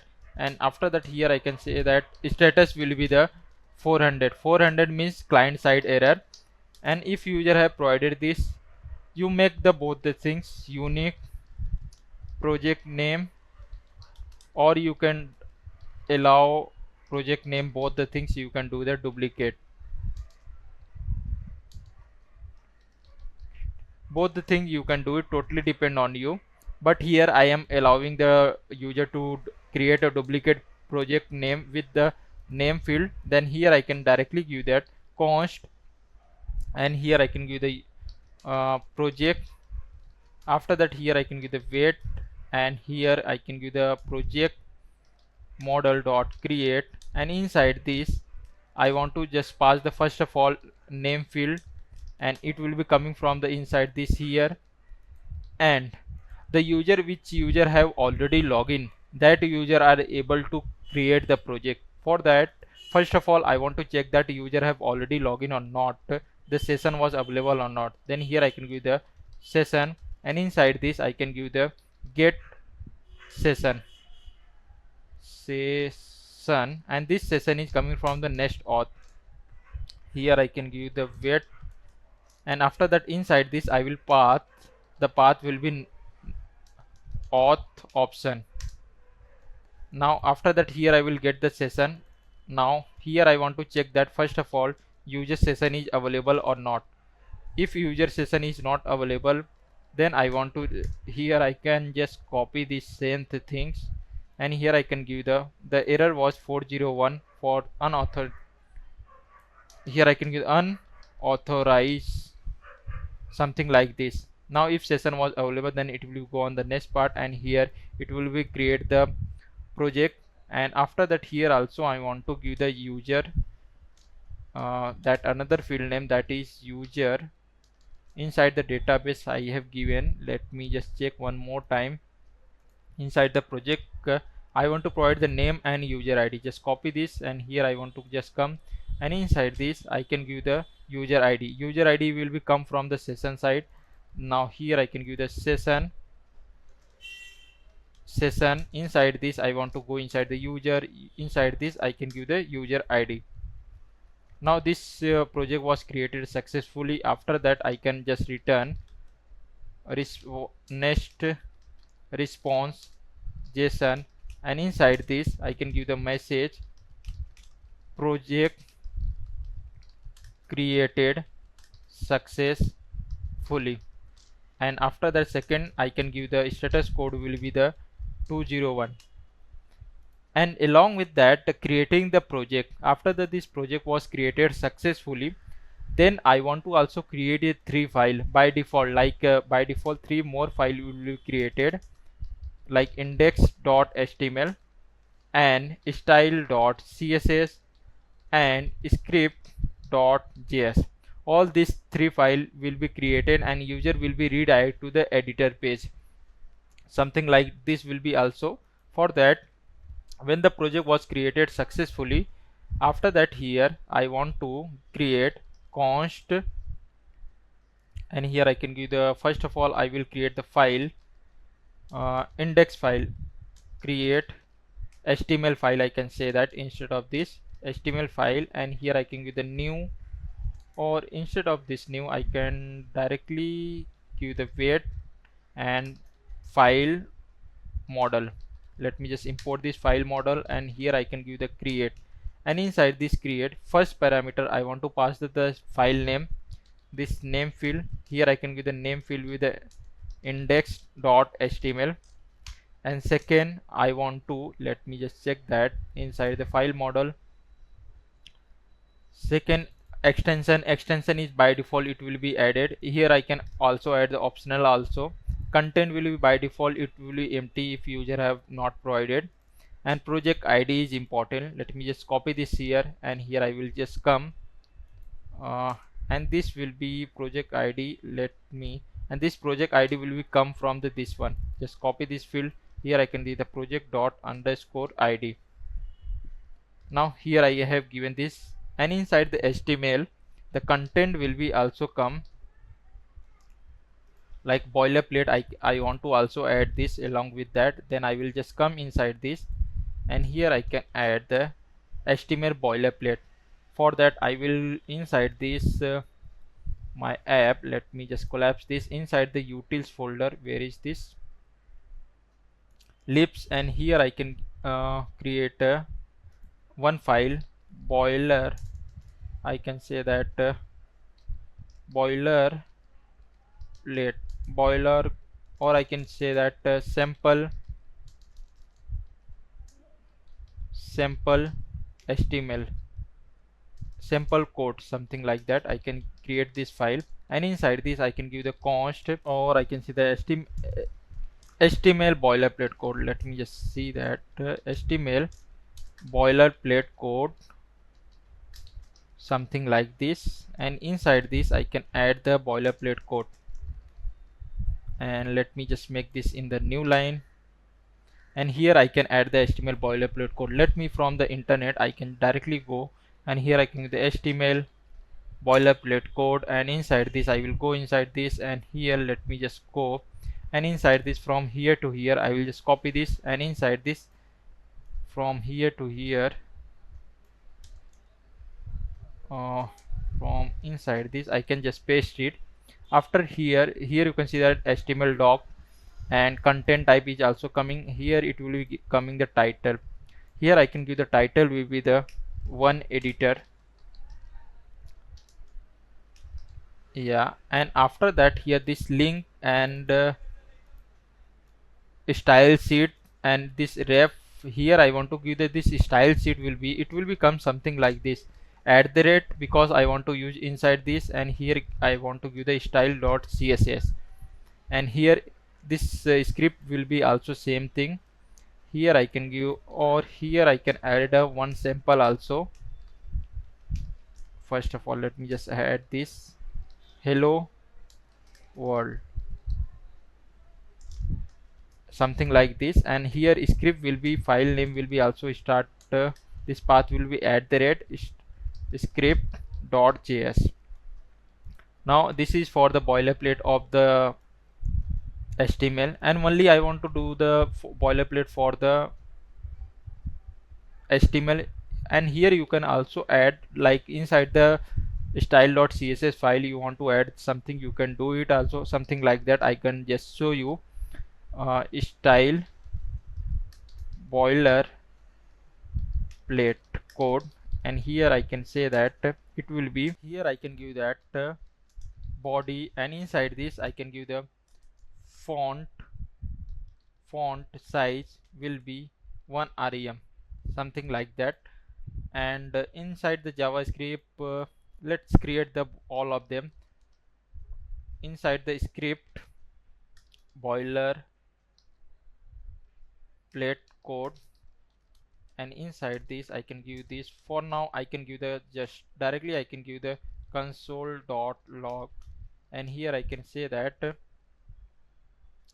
write this is JS file, something like that it will become. And now I want to also export all of them. Here I can give the export, and this one also, and this script file also boilerplate code. After this all this I have exported, come inside this. Now inside the content, when I was creating the index.html file, Inside this I want to give the boilerplate HTML boiler. Why it's not giving suggestion? Let me just copy this here, come inside this. Here I can import this directly. Yeah, now it will be create the file of a HTML. After that it will be, this is for the no need of this, I can directly give the index.html file, it will be create. After that let me just copy this again, and here I want to create a style.css file. Then here I can give the style.css, and here I want to give this CSS file sample code. Then let me just copy this here. Inside this I will come, and here I will import this style boilerplate code, and along with that I want to JS also. Then here I can give the script dot JS, and same to same I want to give this file name also. Here I can put it, and inside this script file let me copy this boilerplate for the script, and inside this I can import this. Now I have created first of all I will create the project. Second section I will create HTML, a style, and script file. All these three file is created successfully. After that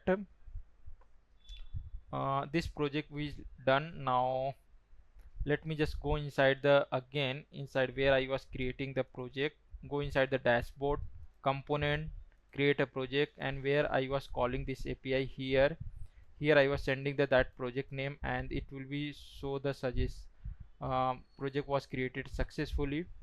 Now let me just come here, let me just refresh this, click on this, and here I will enter that project name. I can enter for now chat app, and click on the create project. Any error was there, let me just check that here. exhaust is already imported. Let me right click and inspect section inside the network. Okay, why it's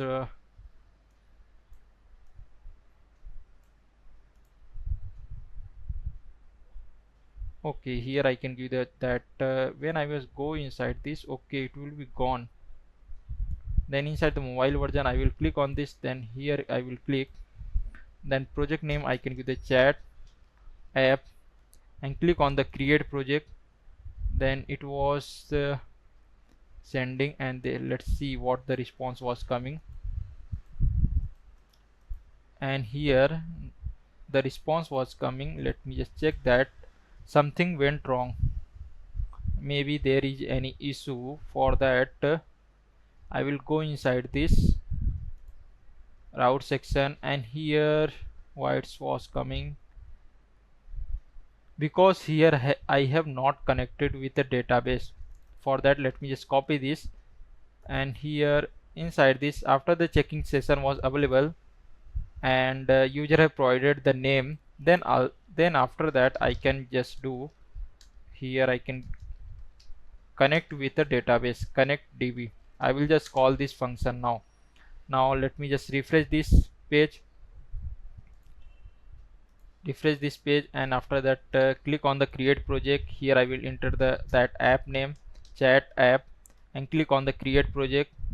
Now project created successfully, and let me just come inside this my database, and inside this database cluster section, browser collection, and here we can see that our model name was the project, and inside this project here you can see a chat app is there. And when we go inside the file section, here you can see that the boilerplate code is also there, like HTML and CSS file, and along with that this extension, here you can see that also extension was also added. Extension was HTML, extension was CSS, and extension was JS.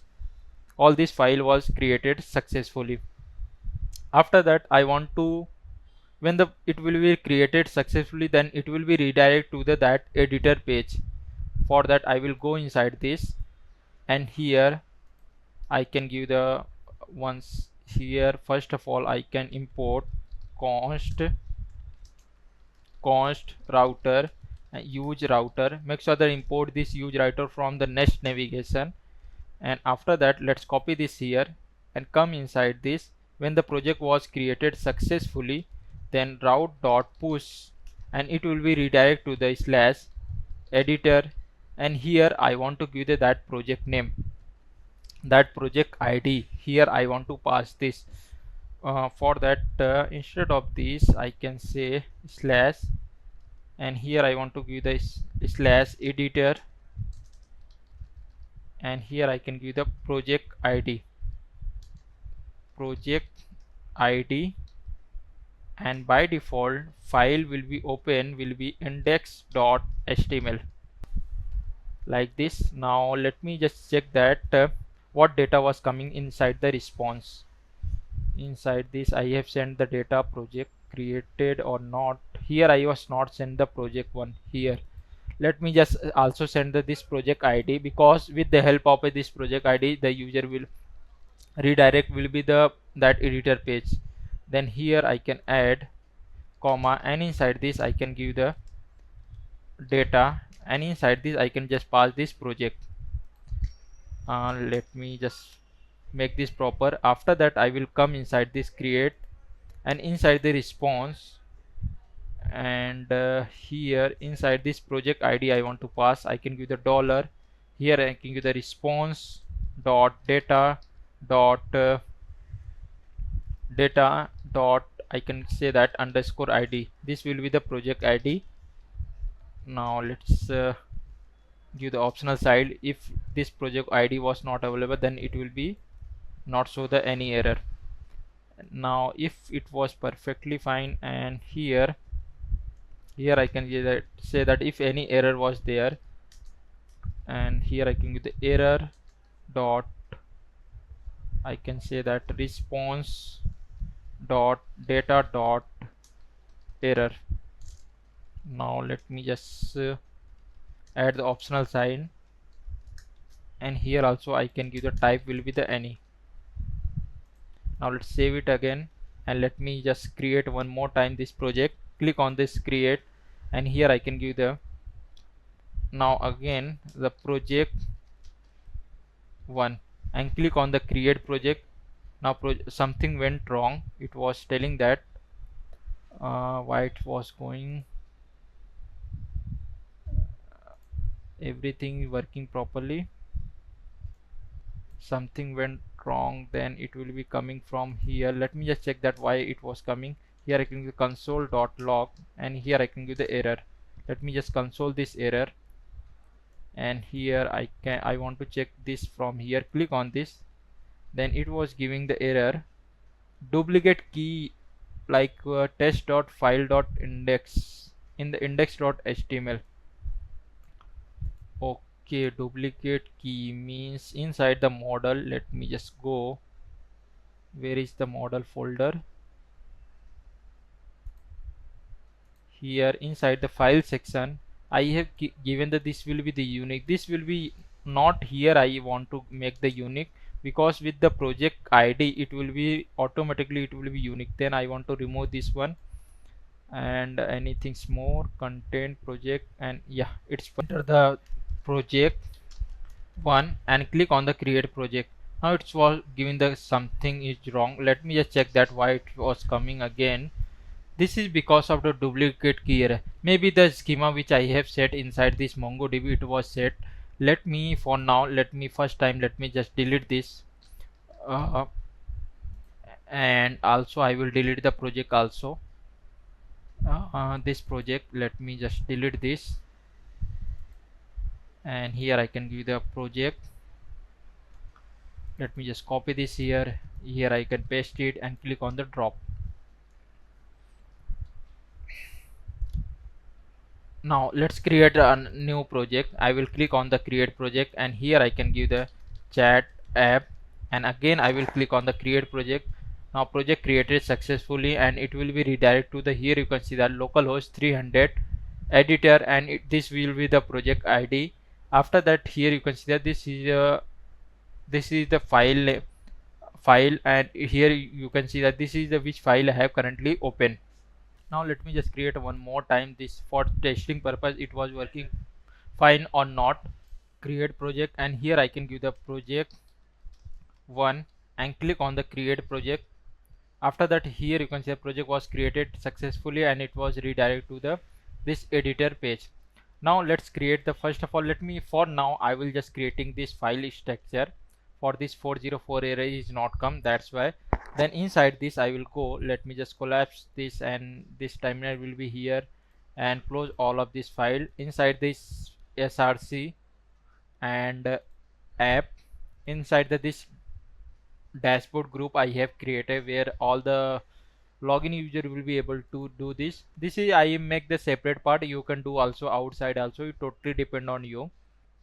Now here I will create the folder that will be the editor, and inside this editor folder, this one editor folder, this project ID is coming, and this project ID will be the dynamic. Then for that, inside this editor, let me just create another folder that name was the inside the square bracket, and this will be the project ID. And inside this project ID, this project ID is coming here. I want to create another file, and that file name was the inside this I can create page.tsx, and here I can give the this was the here I want it will become the code editor, or for now I can give the project.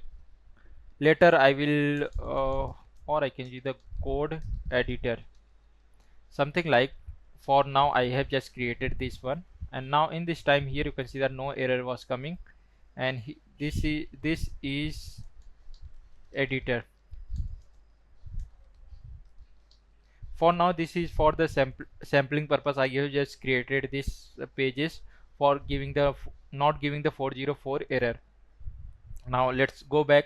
Now our project created successfully and it will be redirected to the another page, means editor page. Now here I want to also one more things I was just miss out inside this.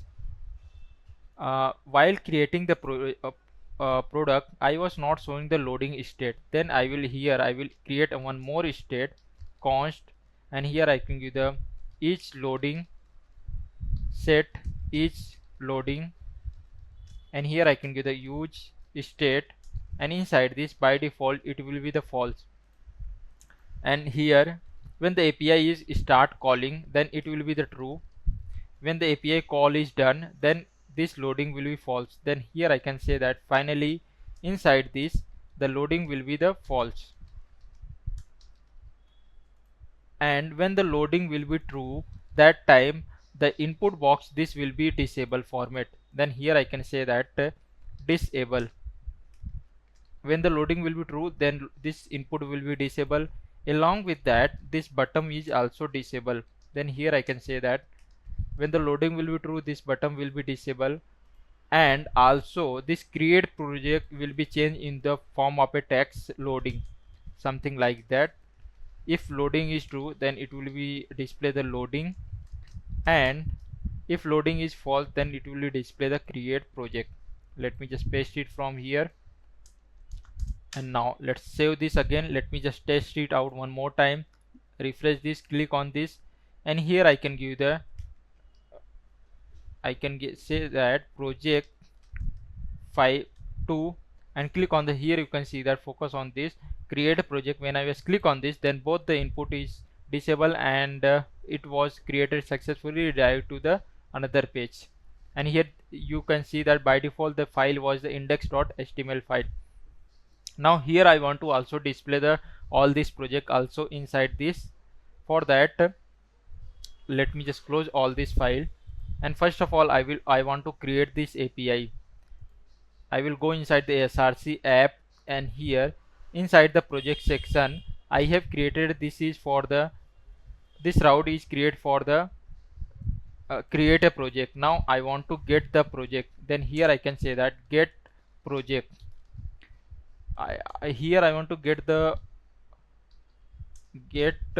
all the project with user ID means session ID.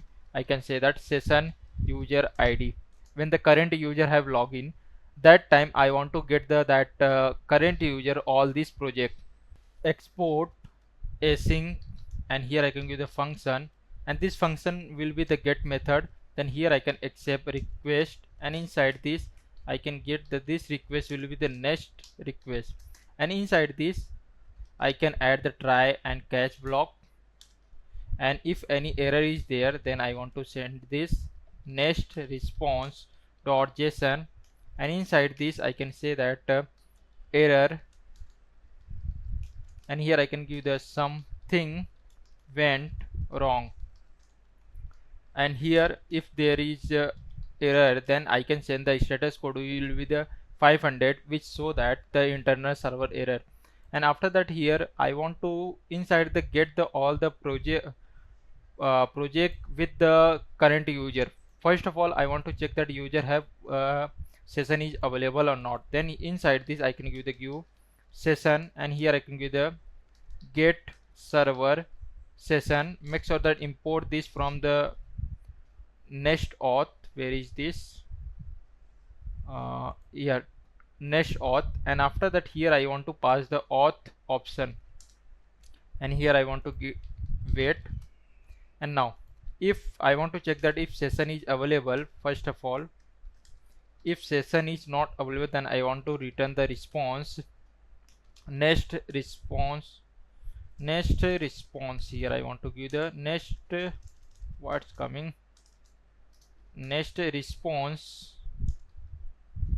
and inside this I can give the JSON, and here I can give the error unauthorized access, and here I can give the status will be the 401. 401 means status code unauthorized access.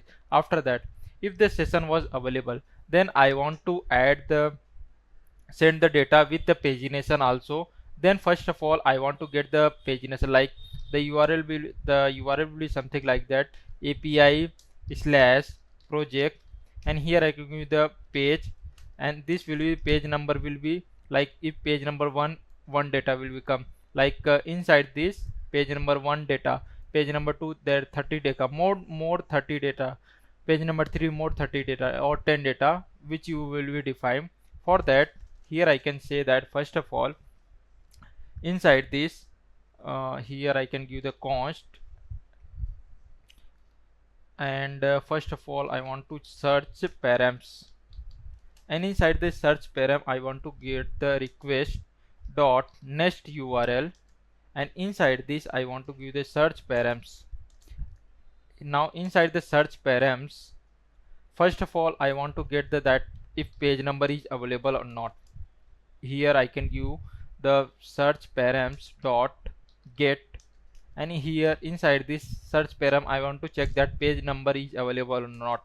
If page number is not available then I want to send this by default 1, and const I can also add the limit, like add the single time how many data you wanted. For that I can give the search params dot get, and inside this I can give the limit. If limit is not available then at a single time I can send you approx 6 data, or you can depend on your uses you can increase this. After that here this was done, then inside this MongoDB I want to do the query and skip the some previous data also. For that here I can do const, and here I can do the skip. Inside this here I can do the page -1 and into limit, and this page is why, because it was the const and it may be a string format it will become. Then I want to convert this in the form of a number, then here I can say that number. Let me just give the this will be come inside the number, and this is also, let me just cut this from here, and I want to make this in the form of a number because limit will be also in the number. After that inside the MongoDB I want to do the query like const, and here I can give the project list. I want to project list, and here I can give the wait project model dot find, and inside this find I want to do the query first of all I want to search by the that inside this user ID, like that current user ID I want to filter this. Let me just check that user ID, and here I can give session.user.id. I can pass this from here, and all the with respect to this current user I want to get all this project. After that here I want to also add the like add the sort one, like created will be which are created first, that will be come first. For that sorry, which are created first that will become at the last. For that here inside this I want to add the filter. Then here inside this I can give filter will be first of all it will be decreasing order, all this document will become.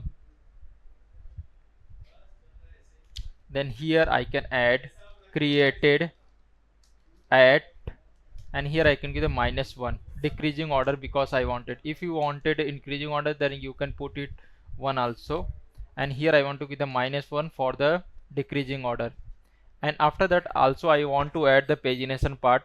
Then here I can add skip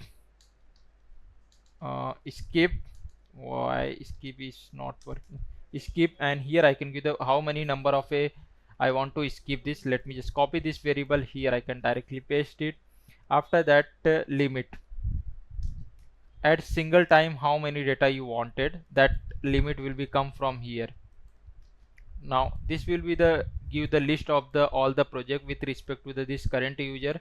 After that I was getting this result, I will send this all total all this data to the user side. For that here inside this I can give the const, or I can send this return next response dot json, and inside this I can send a message. First of all here I can see the project list. After that second parameter I can pass, let me make a new line. Second I can pass the data, and inside this data let me just pass this all this project list, and along with that I can also pass the total number of a document available inside the inside this total number of a project will be available. For that here I can say that const count, I want to get the count also, total count. After that I can give the weight and project model dot, instead of the I can use the count document, and inside this I can add the same filter. Let me just copy this from here, and inside this I can paste it for now by user ID, and it will be give me the number of a project list will be available inside this total count. And after that I want to find this total pages. For the total pages I want to find it, here I can give the const and total, why it's giving the error, const total pages. Here after that I can give the math dot seal, because it will maybe this it will be the 4.5, then I want to increasing order, means their upper value I wanted this. For that here I can give them total count divide by limit, it will be give the total number of a pages. Now here after that I can send this here I can give the total pages. Inside this I can send this record total, I can say that total count will be also total count will be, I can just copy this total count and variable here I can send it.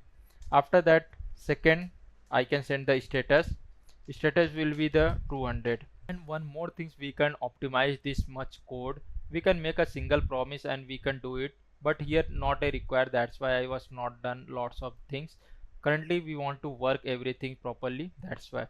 Now after this will be done, then I want to display this project, then I will go inside the dashboard, inside the this one, and where is inside the pages.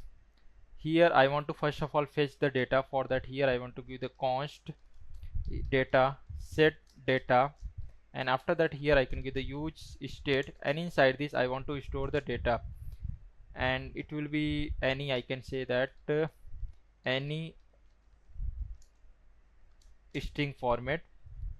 After that I want to fetch, then here I can give the const fetch data. Inside this I can add the try and catch block also. Let me just give the try and catch, and also let me just create some more state. First of all, first state will be loading, so the loading set each loading. After that here I can give the use state, and inside this by default the loading will be the true, or we can say that by loading will be the false. After that here when the API was completed, then set loading will be false. When the API was start creating fetching the data, then that time the loading will be the true. Now after this will be done, and here I can say that const response wait, and make sure that this function will be asynchronous. After that here I can give the exhaust dot get method, here I want to give, and inside this, or instead of doing like that I can also do the something like that. Here I will make the object, and here I can directly add the URL API/project. After that here also I can give the params, and inside these params I want to add the pagination. Then here I can pass the page number of the pages. Then here let me just create another state page set page, and here I can give the use state, and by default the page number was 1. Also I want to store a total number of pages. Then here I can give the const total page and set total page. Here I can give the use state, and inside this by default here I will just keep the 1. After that here I can say if response dot status was the 200, means API was successfully responding. And here I can say that this data, the data is coming from the inside this data I can store inside the this state. Then here I can say that let me just give the set data, and here I can give the response dot data dot response dot data, and if data was not available then it will be written the empty array. And here I want to also set the total pages. Then let me just come here, inside this I can give the response dot data dot that total pages field name. I can, let me just check that total pages. Let me just copy this here, and here I can paste it. This will return the total pages. And anything more, total count, if you wanted you can store it, totally depend on you. Now this will be return me the response. If any error was there, then here I can say that toast dot error. Let me first of all import the toast from the sooner, and here I can say that error dot response dot data dot error, it will be show it. And here I can add optional sign. Here also let me just add this, and here also, and here I will add the type will be the any. For this error, remove this error. And now let me just check that what the response was coming. For that, here I can just call this fetch data. Let me just copy this, and here I can give the use effect, and inside this use effect call this fetch data, and here I can empty dependency empty array, and inside this empty array I can pass this page number. When the page number will be changed, then this use effect will be run and again fetch the data. Now let me just check that the data was coming or not. For that, here I can just give the, let me inside this, or I can directly check inside this data. Here inside this data is coming or not. console.log, and inside this I can give the data. Let's save this again. Let me come inside the browser, refresh this page, right click, inspect. Inside the console section, let me, and here you can see that where is data. Currently in this time no data was coming. Let me just refresh one more time, and data was empty, it was coming. Why it's coming? Let me just check inside the network section, this API is calling or not, this project one. Here you can see this API was calling, but it was showing that something went wrong. 100 millisecond. Here I was getting this all this query and params, and after that here I was doing this project model. Now maybe this was connected to database or not, that's why here I can say that connect to DB. For that here I will call this connect DB function, DB. Now let me just save this and make sure to import this connect DB function where I was given. Let me remove this one, why it's imported, this connect DB. Now let me just refresh in this time. Now here it is coming, and here inside this page number 1 and response was all this project name. Here you can see the project 2, project 3, all this I can check inside the console also. Here you can see a total 3 project was there, and it was returning me the that project name and that current user ID, but only we currently we wanted that project name. And here I want to check that if let me just come that if first time there was the inside this, if no project was there, means empty is there, then it will, I want to show that here in this section to create the project. And here first of all, if no project, let me just add the loading. If it was loading state, let me just copy this, and here I want to add if it was the loading state, then here I want to display the loading component. For that currently I have not created the loading any component. Let me just make this proper. Currently I am not created any loading component, like it will be display the loading state. For now I can do one more things. Instead of this here, here I can create a p tag, and inside this I can give the loading data, and it will be display. Let me give the class name, and margin from the y direction it will be the 4, and width will be fit. Margin from x and y both side will be auto, then it will be come inside the center. Let me just check that. Let me just refresh, then here you can see that loading it was displaying inside the center. Here you can see that. After that, when the loading was not there, that time I want to check that inside the data, where is inside the data any this data variable state, inside this any data is available or not. Then inside this I can give that. First of all I can say here I can say that array dot each array, and here I can pass the data. After that, if it is the array, then inside this I can check that data any element, data dot length, I can say that data dot length is greater than the 0, then it means that inside this, or I can say that less I can say that greater than, where is going on, greater than the 0 is, this means that inside this data was available. Then I will make this, and something is like this, and I will make the inverse one.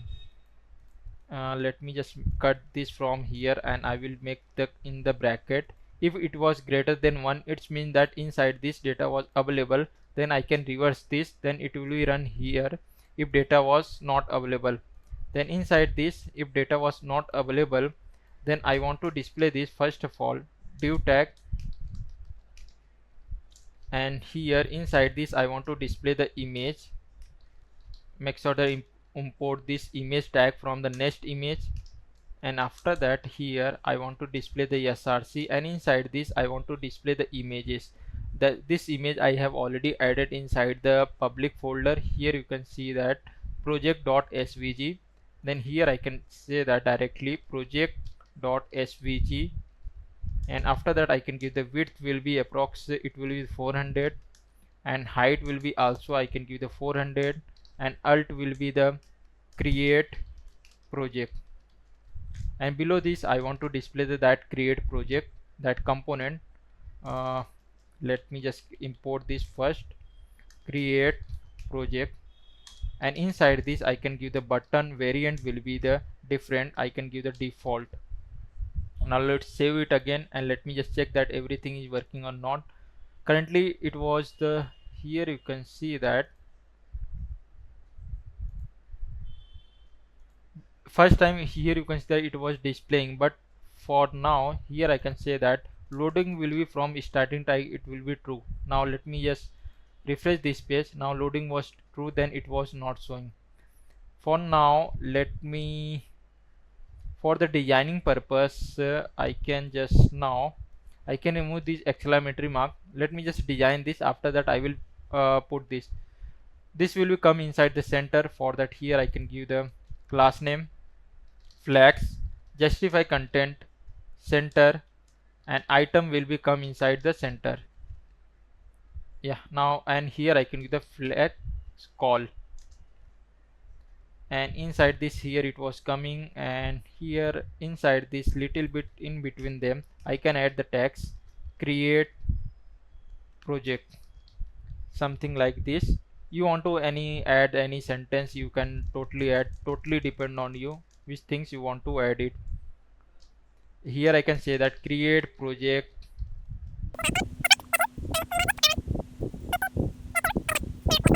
let me just design this first. I can give the first of all text gray, and it will be the 500. Yeah, and here I can give the pyb or my margin from the y direction, it will be the 4. And this image I think looking more greater. Let me make this little bit small.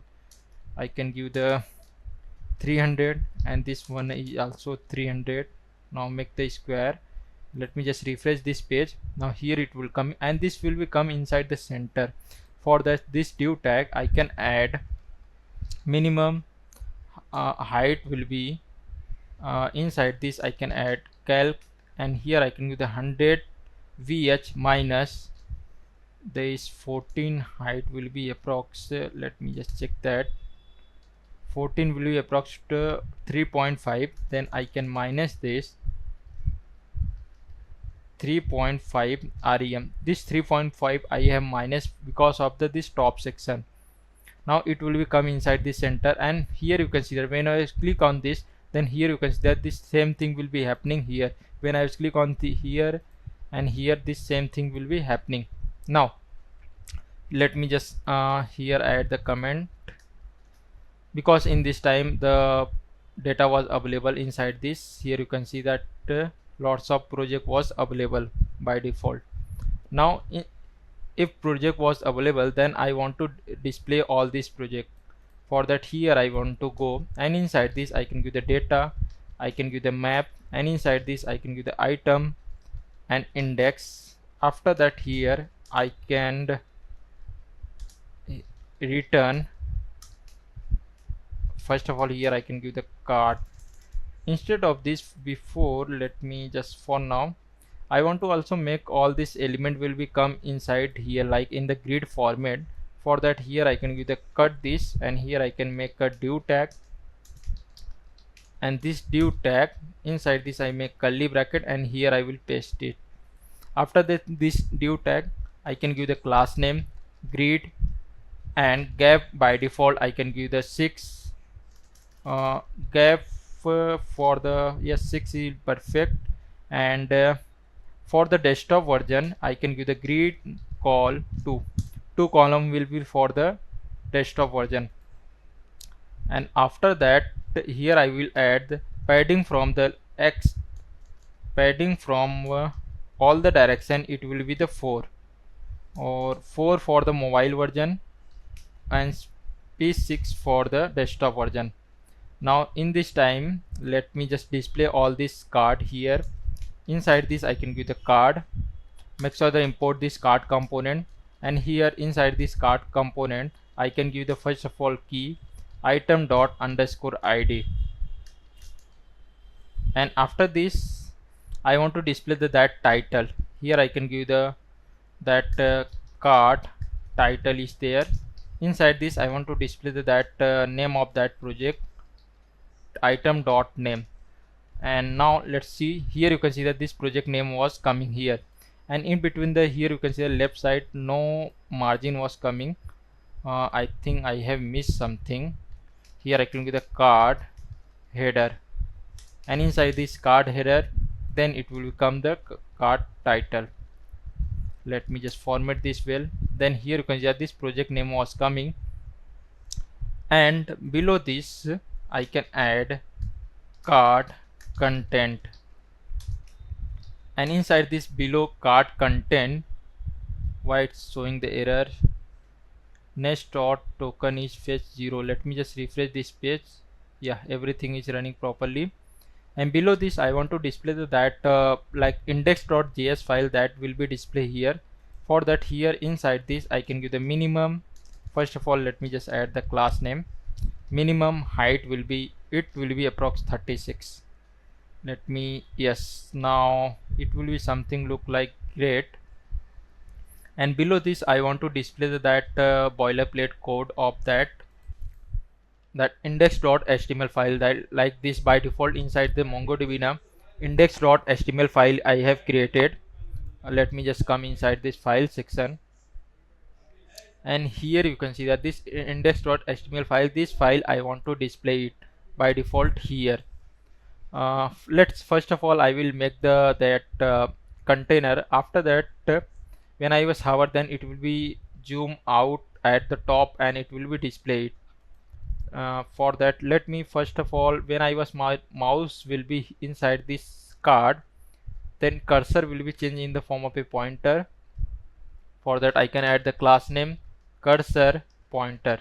Now let's save it again. After that, here you can see that this mouse cursor will be changed, and now here I want to make the one, let me, for now I can give the div tag, and inside this div tag let me just add the class name and give the border. For now, instead of this border I can for now I will just give the shadow. That will be look great, I think. Shadow, and why suggestion was not coming, shadow. Yeah, now here I can give the shadow will be empty. Then in this time it will be saved, and inside this for testing purpose let me just add the test tags, and here you can see that it will be display here. Now inside this I want to add, first of all I can add the iframe, because I want to display the my index.html file at the top level. For that, inside this I can give the src, and this will be src will be url will be something like that. And here I can give the dollar, and inside this first will be the public url, and this public url I can take this from the inside the env file. Here I can add nest public, and I can say that base url, and inside this I can add this url will be localhost 3000. After that, let me just copy this public url and come inside this. Here I can give the process dot env dot next public url. After that I can give the slash api slash file slash, here I want to just pass the project id. Here I can give the item dot underscore id. After that, by default I want to display the index.html file, and now let me just give the class name, width will be full, height will be full. Now let's save it again. After that, here you can see that the here in this time it was displaying 404. This page is not be found. You can also, for now I think shadow is not looking good, let me just remove that. Yeah, now in this time here you can see that here in this iframe, bec the because of this API I have not created, that's why it was showing the 404. Now let me just create this API. For that I want to go inside the API folder, and inside this API folder I will create, first of all, this API folder I want to create the file, and inside this file I want to create another folder, and this folder will be, I can give the project ID, and after inside this project ID folder I want to create route.ts, and inside this import next response and next request, both of them. And after that here I want to import connect db from the config folder. After that here I want to also import like project, I can directly import this file file model, because inside this file model I can get the these files, all of these file. After that here inside this, where is I have given, here you can see that I have given the first of all API file, and this will be the project ID, and here this will be the file name. But here I want to also get the multiple file, then it will be also come in the form of a dynamic. For that here again I want to do the changes inside the project section, project ID. I want to again create another folder, that will be the file name with extension. I can say that file name, and it will become with extension. And inside this let me just move this routes .tss inside the file name. Now it will be, the path will be something like this: file route project ID, after that file name and with the extension, and here it will become inside this. Now here I can say that export of, I can see the asynchronous, and here I can give the function. Inside this will be the get method, and here I can the request, and it will be the next request. Inside this it will become, and this will be the dynamic route. Then here inside the Next.js you can go inside the Nest documentation, and here you can see that how, first of all, we will give the slug. Here in this example documentation it was used the slug, but here I have given the that project ID and name. Then how I can get this, all this, both the ID, I want to use this request. Inside the request I can give the another comma and give the pass the params, and inside these params I want to define the that field name. Now let me just copy the both of them, and after that here I can go, and inside this I can give the params, and inside these params I want to first, this was the promise, and here this field name was the, let me just format this proper first of all, and this will be the promise, and here this first I want to project ID, and second field I wanted that file name, and this file name will be also in the form of a string, and all these are coming inside this. And here I want to get this from the slug, something like this. Let me just give the const, and inside this I can give the slug, or instead of slug I can give directly with the project ID and file name, both of them I can give here. Now inside this let me just remove all of them. Now here, while getting this project name and project ID and file name, after that with the help of this project ID and file name I want to get this file from the database. Now here, before that I want to get this extension for the, like inside this model, while saving the file I have created. Now here you can see that while with the help of a file name I was getting the extension. Let me just copy this same code from here and come inside this file name, and here I can give the get extension of file name. I can say that file name, something like this. Let me make this proper. First of all, it will be giving the file name, then it will be come from here, and after that this will be extension, then here. Now, and here also I will add this if any error was there, and here is split SXL. And now first of all I want to check that user have provided this project ID and file name or not.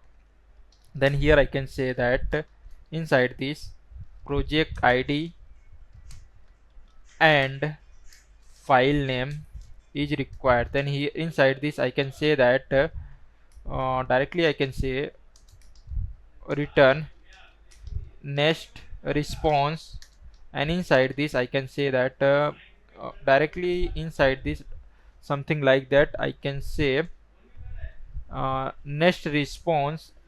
Here I can say that new next response, and here I can say that uh, provide project name and project instead of this I can say that project ID and project and file name I can say that yeah, both the thing provide project ID and file name. Let me just copy this same thing, I can paste it here.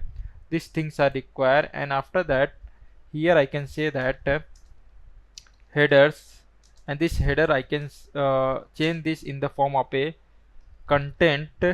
Let me just give the content type will be, I will make test/html. Now after that, if project ID and file name was available, then with the help of this extension also I have available. After that, with the help of this project ID and file name, I want to get this the file from the database. Then here I can say that const get file, and inside this I can say that wait, and it will be connected to, first of all it will be connect to the database. Then here I want to add the try and catch block, and same any error was there, let me just copy this new error, and inside the custom section I can add something went wrong, it will be display. And first of all I want to connect with the database. After the connection was done, then I want to get file, it will be coming from here, I can say that the file model, and inside this file model I want to do the find one, and inside this find by, first of all I want to give the, this will be equal to the name of the file. Here this file name, let me just give the copy this, and here I can paste it. After that I want to give the, that project name. Let me go inside this, that field name will be, let me just check inside the file module, and name content is there, extension project ID, just copy this, and here I want to come, and this project ID I want to pass this from here to here, copy this, here I can paste it. After that it will be return me the response, and this response I want to send it, but here I want to also check that response I want to check send with the help of a extension, like if it will be the JavaScript or CSS. For that here I want to create with the help of this extension first. If extension was equal to the HTML, then I want to send the response will be the return let me just copy this same thing, and here I will paste it, and if the response was the HTML, then I want to, the URL will be inside this. Let me first get the file data. Here I can the get content, then I can say that HTML content, and here I want to get the get file dot content. Inside this I will get the content, Like inside the boilerplate code, here you can see that. Let me just go inside the utils folder and I show you where is the boilerplate code. Let me just collapse all of this src, and inside the libs folder, here you can say sample code. Like inside the HTML, here you can see that we have given the linking file will be something like this. It will be the href and @ and here I have given the style.css. This means here with this @ I want to replace the my domain URL like something. It will be like this. For that, here it will become something like this. If this @ style.css is there, then it will be replaced to something like this. It will be, let me just copy, and here it will replace the http localhost, and after that it will be give the API / and here it will become the project ID. After that it will become that file name with extension, something like this types of it will become. And here only the inside the file, here you can see inside the sample code only I have added the file name. That's why I want to replace @ with this URL from here to here. For that, inside only inside the HTML, not inside the when the JS or Java, CSS file. For that, inside this I can give const replace HTML. Inside this I can give the replace HTML, and inside this I can give the this HTML content dot replace. Here I will use the regex, and inside this I want to replace first of all src because inside the image tag we use the src and href. After that, close this bracket, and inside this, if it will be the equal to the, here I want to give the @. If it was equal to the @ and here I want to give the relative path, then inside this I can give the slash where is asterisk, and inside this I can add it, and it will be from inside the bracket. Then here I can double quotation, single quotation, and before that also I can add the here also I can add the double quotation and single quotation. And this was the src href, and it was the equal to the assigned, sorry, it was assigned to single quotation @ and here I also close this bracket, and here I can give the globally, means inside the all this content, inside the HTML content, wherever the src equal to something like this, wherever the src equal to something, it will be single or double equal to both the I have considered @ is available, then it will be replaced to the @ will be replaced to the /http /localhost 300 3000 /API / here it will become the project ID. It will be replaced from here to here. Now I want to get this domain like something I have already done inside the my forget password. Inside the auth forget password, here you can see that at top section I was getting the domain and https and this domain.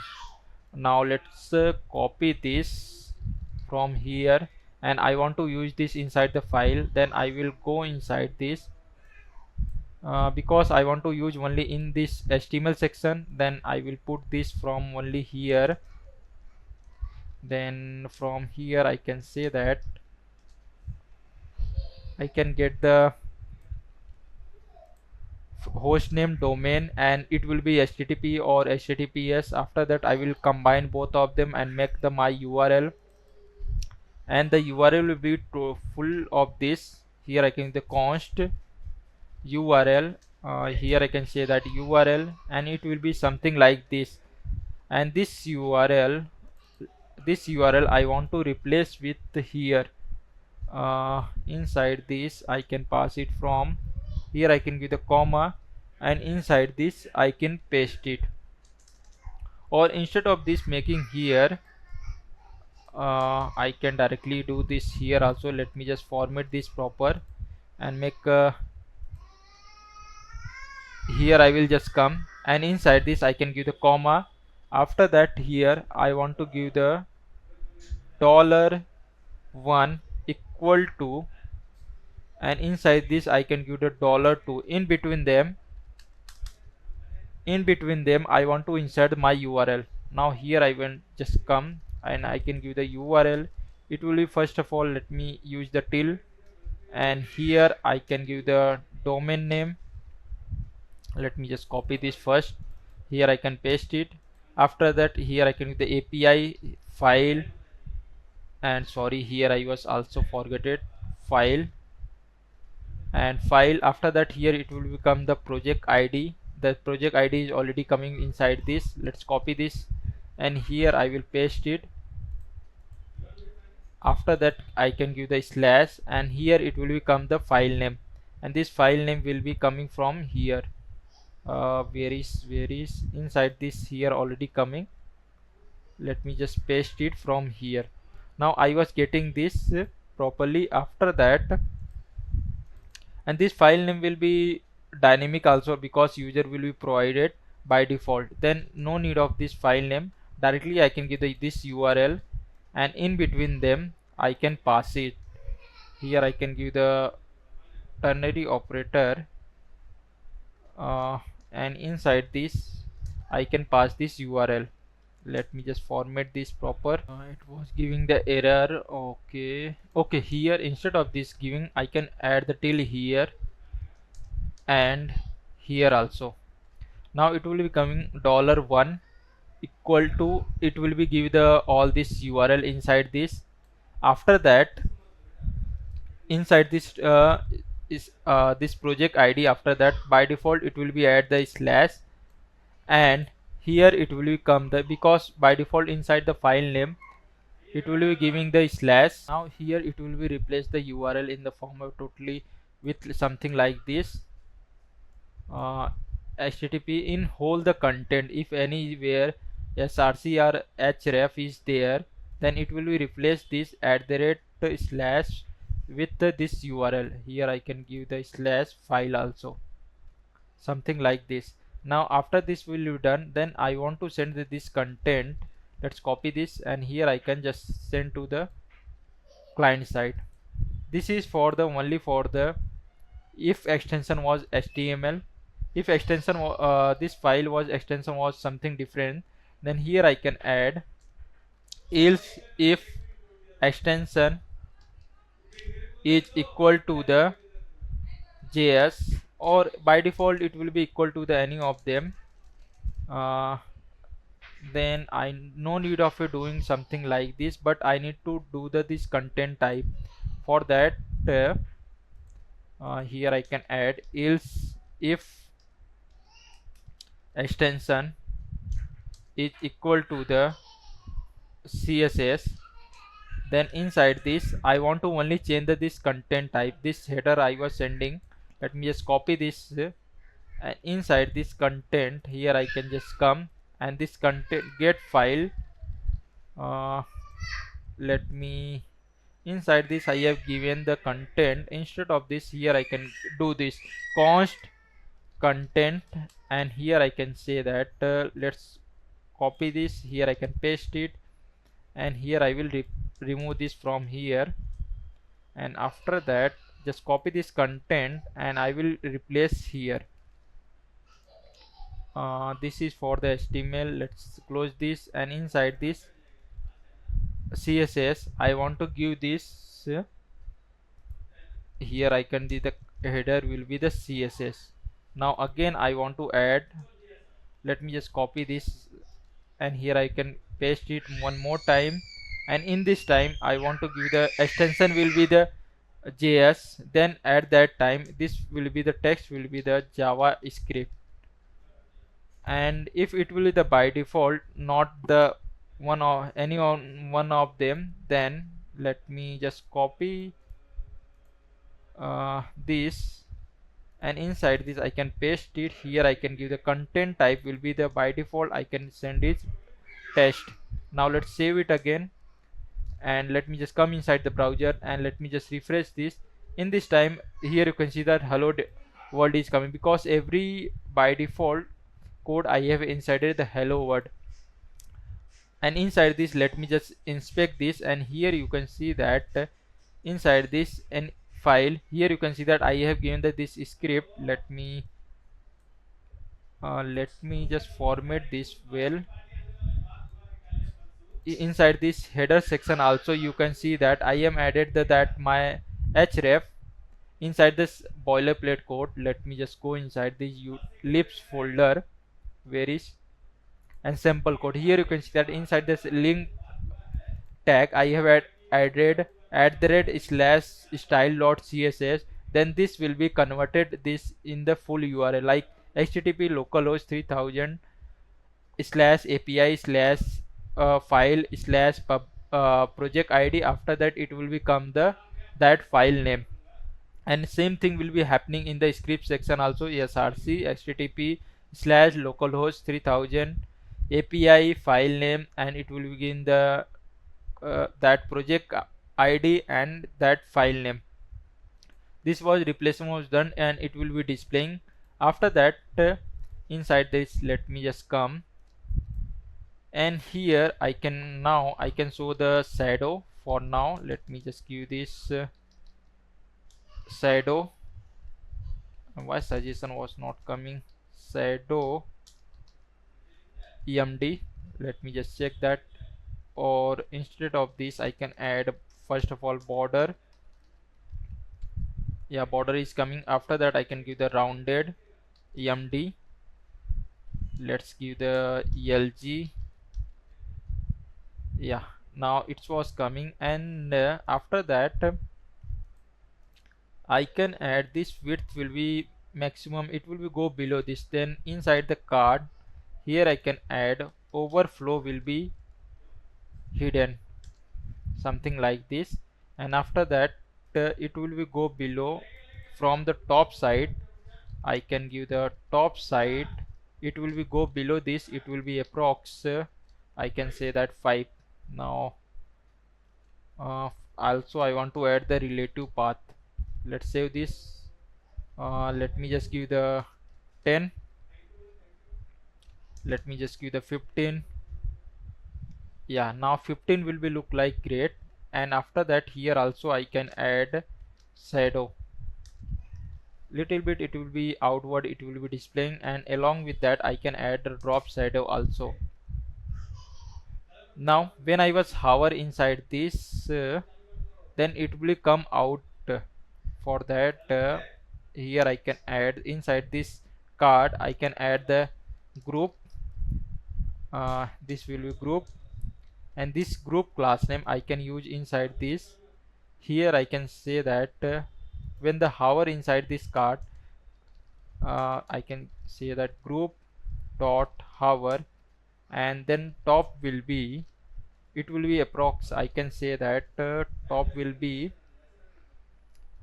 12. Now let's save this, and here you can see that while I am hovering instead of this 12 I can give the 0. Now here it was going 5. Let me instead of this I can give this one 5. Yes, I think it will be look good. It will be 7, it will be perfect. Let me just give the 4. Yeah, and after that inside this I can add this content will be minimum height will be approx I can say that 48, and this card in size was increases, but inside this cart here I can say that maximum height will be 36. Now let's save it again, and let me just give the 48. uh, let me just give 56, 60. Yeah, now 60 will be look like perfect. When I was hover, then here you can see that it was going uh, at the top side. This will be little bit looking outside, and here I want to add the animation also. For that, here I can say that transition all. Now it was going little bit slow motion. Here you can say while I am hovering, then it will be going on the slow motion at the top side. Now all this data was coming perfectly, and when I was hover, then it will be coming. Now let me just, for the changing the background, for now for the testing purpose, let me just go in the inside the sample code, and here inside the body section, this body, and here I will, for now, this font size I can replace this with the background color. This background color I can give the red. For the testing purpose, this CSS file is working or not inside this here when I will create the project. Let's save this, and I will refresh this page and click on the create project, and here I can give that project name will be the test CSS file. For now I will just given this and click on the create project, and currently this editor page is not there, that's why. Let me just go back, and now in this time here you can see that this background color is changed, means CSS file is working fine. Now let me just reverse this first.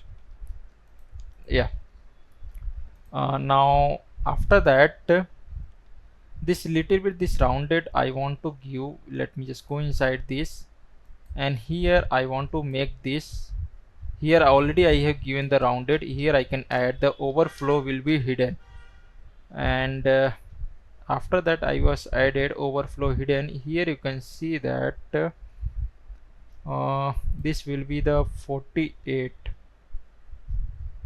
and it here I can see that this minimum height I can increase this 56, or instead of this I can give the 48. Here also minimum height will be 60. Then let me just check that how it will be look like. Yeah, now it will be look great. Then I can remove this from inside this here. Then inside this class name I can remove it.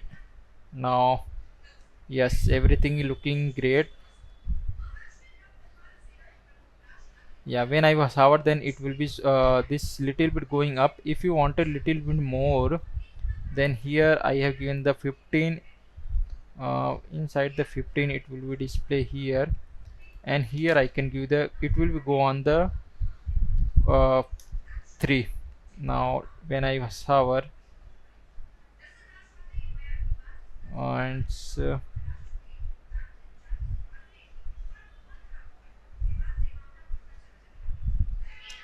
I think 4 will be look great instead of this. Yes, now it's looking fine, and our this page will be done. Now let's go on the create the editor page. For the create the editor page, when I was click on this any of this card, I will click on this, then it will be redirect to the that editor page.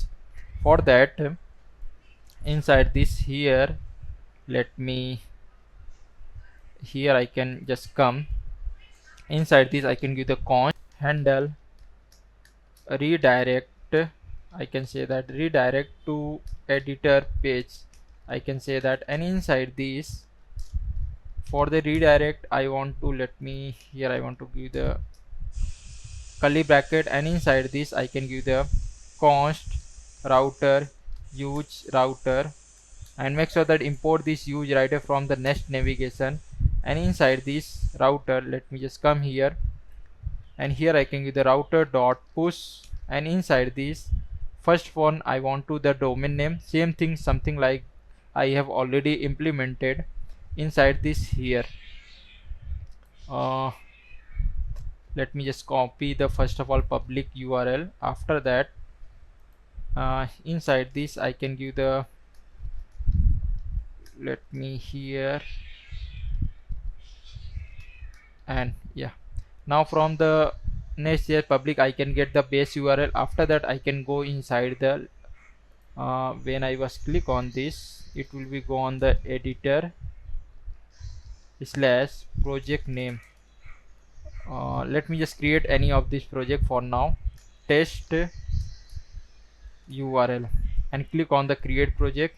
Then here you can see that URL will be something like this. Let me just copy this from here and I will paste inside this. From here it will be go on the editor, and here it will become the project ID. Then here I will replace this dollar, and here I want to just pass this project ID and project ID. By default it will be open the index.html file, not an issue. Let me just copy this here and come inside this. Here I can say that I wanted the project ID, and this will be the in the form of a string. After that just copy this here and come inside the below, and where is the card? Here inside the on click I want to give the handle redirect page to edit page, and here I want to pass the item dot underscore ID, and this will be the project ID. Now let's save this here and let me just go back, and I will click on the any of this project card. Let me just click on this. Then here you can see that it was redirected edit project ID and with the index.html file. If I will click on this card, then here you can see that it was redirected, means our this page is done. And here below this I want to display the recent open one, means the recent edited file, this one. For that I will go inside this inside the my API folder, inside this project where I have given the project, inside the project or inside this I can create another file folder. That project name will be the recent project update, and inside this I can give the route.ts. First of all here I can import next request and next response, and after that I want to import connect db from the config folder and import project model. After that I will come here, and inside this I want to give export async function, and it will be the get method. And here I want inside this not require anything, directly I can use the try and catch block. And once again try and catch block. If there is any error, then I can directly return this response next response dot json, and inside this I can give the error, and it will give the something went wrong when any error was there. And here I can say that status code will be the 500. After that here inside this I want to first of all check that user have already session was available or not. Then here I can say that session, and inside this wait get server session from the Next.Auth, and inside this I can pass this option auth option. If session was not available, then I want to send the error return a next response dot json, and inside this I can give the error here unauthorized, and after that I can give the status will be the 401, and here I want to add the comma. After that when the session was available, user have already logged in, then I want to send them recent 10 project which user have worked, or we can say one project also. Then here I can find project, I can say that recent recent project user have work, that I can find it. Before the going on the database, I want to first of all connect with the database, maybe connected with the database or not. Connect db. After that, here I can give the project model dot find, and inside this I want to also do the filtration with the user ID. Then here I can give the user only current user ID I want to display. For that I can give the session dot user dot ID. Now with the help of a current user, I can filter all this project uh, that project and send to you, and it will be, I want to add the limit. And first of all I can sort this by updated at, and here I want to do the decreasing order. After that I can add the limit. Latest I want to 7 only. You want to, if you wanted more, then you can add this here, or you can do this here 7 or 10 also, totally depend on you. After that, when I was get this, then I can send this data to the front end side, next response dot json, and inside this I can give the message recent project. After that, here I can give the data, and inside this I can give the recent project, and here I can pass it. After that I can also send the status. Status will be the 200. Now let me just format this properly. After that I want to use this API. I will just copy this URL and come inside this my, let me just close all of this folder and file all of them, and come inside this my, I want to display inside this sidebar section. Then I want to go inside this my app dashboard folder, inside this component, and inside the dashboard sidebar, and here where is my recent project, here I want to, below this I want to display it. For that, here for inside this I want to give the, first of all I want to fetch this all this project. For that, here I can give the const fetch data, and inside this I can give the, first of all let me make this function asynchronous. After that, here I can give this try and catch block, and inside this let me just first of all fetch this. I can give the const response, and inside this I can give the wait exeos, and inside this I can give the get method, and here I can just pass this API slash recent project update.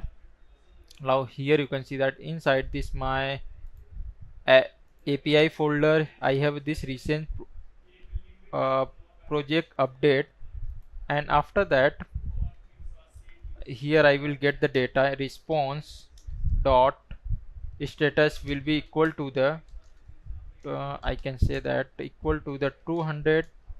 Then this data which is coming from the API, I will store this const data dot set data, and here I can give the use state, and inside this in the form of array I can store, just copy this one here. Here I can say that response dot data. Now it will be stored inside this, and here also I can add the loading state. Maybe it was loading, then here I can say is loading set is loading, and here I can give the use state, and inside this by default I can give the false, or by default it will be loading. Then inside this let me just copy this, when they start fetching this, then this loading will be the true. After that, when the fetching will be done, then finally this set loading will be false. Yeah, now I want to just call this API, then here I can give the use effect, and inside this something like this, and here I can just call this API. Yes, and after that let me just check that inside this data is coming or not. For that, here I can give the console.log, and here I can give the recent data, recent project, I can say that recent project, and here I can just paste this data. Let me just refresh this page and right click on this and inspect section, and inside the console where is this recent project, and here you can see that all this project was coming. Test URL was the top side. Updated at, I have given that this will be in the form of a sorted. Let me just check that it was correct field name. Yes, it was the correct. uh, then here I want to display this all this file name. For that here I will store inside the data is already coming. Then inside this I can go, and here instead of this recent project I will just paste this, and here I can give the type will be any, and it will display that uh, project name key. Link will be not be there. Then I want to provide the link. The link will be same as it is which I have already used inside the card here, something like this. For that let me just copy this one and come inside this sidebar, and here I can paste it for now. And let me just import the first of all router. Here I can give the const router, or instead of this I can convert this in the form of a link. Let me just copy from here to here, cut this, and in this time it was not required because I was using the link tag. Then I can directly paste it from here, and inside this I can provide this project ID. Then here this project ID will become item dot underscore ID.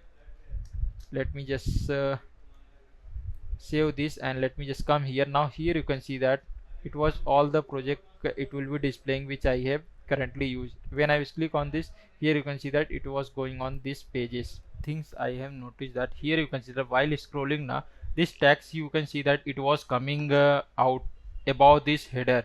For that I will go inside this my where is my header, inside this dashboard header, and here I have given the sticky top, and here I can add the j index will be the, I can say 40. Now let's save it again, and let me just come here. Now in this time here you can see that the header will become at the above side, and this will be go at down. Now our this section is completed. Our all the project was displaying, and here this first index.html file is also displaying, and here we can create the project also.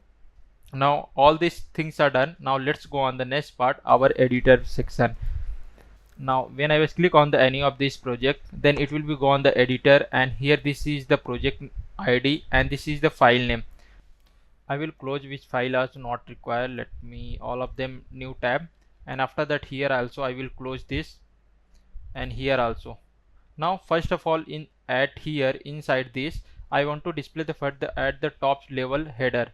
For that I will go inside this, and inside the app folder, inside this my this dashboard folder group, and inside the editor I have this project ID, and inside this project ID I can do inside the editor also layout page, and inside the project ID also. Both the things you can do it where you want it.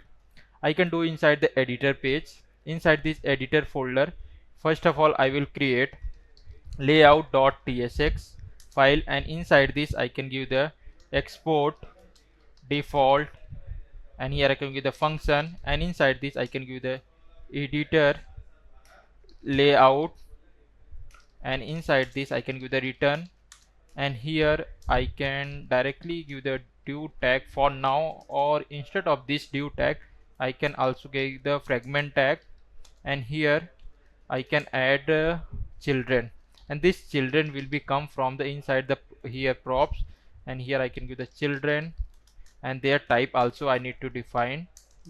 Here I can give the children, and this type will be the react node, something like that. Now let's save this, and let me just check that everything working properly. Yes, everything working properly. Now inside this my editor page I will create one component folder, same like inside the dashboard section I have created this component underscore component folder, which will be the not be considered inside the routing part. Then inside the editor section also I will create another folder. That folder name was the underscore component, and inside the component, first of all I want to create this header component, or inside this I can give the editor header dot tsx, and inside this rafce. Inside this, let me just remove this one div tag, and here I can give the header, and inside this header I can give the first of all class name, and this will be the background color will be white, height will be 14, and stick will be here I can give the stick, and top will be 0, and it will be j index will be the I can say that 40. Now let's save it again, and here it was the it is headed. Let me just copy this component and come inside the layout editor layout page, and here let me just make this div tag, and here I can just give this children, and above this children I can import header. Let me just give the editor header component. Now let's save it again. Now here you can see that it was coming and it was giving the error Next.Auth. Let me just refresh this. Okay, because of the rendering issue, that's why it was coming. Now it's coming fine. After that, let's come inside the here editor, and inside this, first of all, here I want to display the back button. For that, here I can give the button, and once again here I want to divide this into two part. At the left part I want to display that project name and back button, and at the right section I want to display that username and run the code also, both the things. For that, here I can give the, let me just add the comment for in future you can refer it. This is the left side, and here below this I can add right side. After that, here inside this, first of all I can create a div tag, and inside this I can add the back button. Make sure to import this button from the component slash UI dot button, and inside this I want to display the back arrow. For that, here I can say that arrow left, and make sure to import this icon from the Livesheet React. Now let's save it again. Let me just check that. Here you can see that it was coming, and I want to make this in the center, it will become, then it will be look good. Then inside this I can give the flex items center. Now yes, it's coming properly, and here I can add px from the left and right, both side will be 4. Now it's coming fine, and after that, here this is arrow coming, and below this I want to display the project name also. Then inside this I can give div tag, or instead of I can create a button also, because when I will click on this project, let me just here let's display the project name, and this project name here it was coming. Inside this I can give the class name, flags, items center, and max width will be SM, or instead of this SM will be perfect fine, and in between the gap will be the I can say 4. Yeah, now here display the project name, and when I was click on this I can also edit that project name also. Then here let me, instead of this I can display the S2, and inside this I can display the, for now I will just give the this project name will be static. Now it will become here, and let me just design this. First of all I can give the font will be bold, yeah, and I think semi bold will be perfect. Yeah, semi bold will be look like great.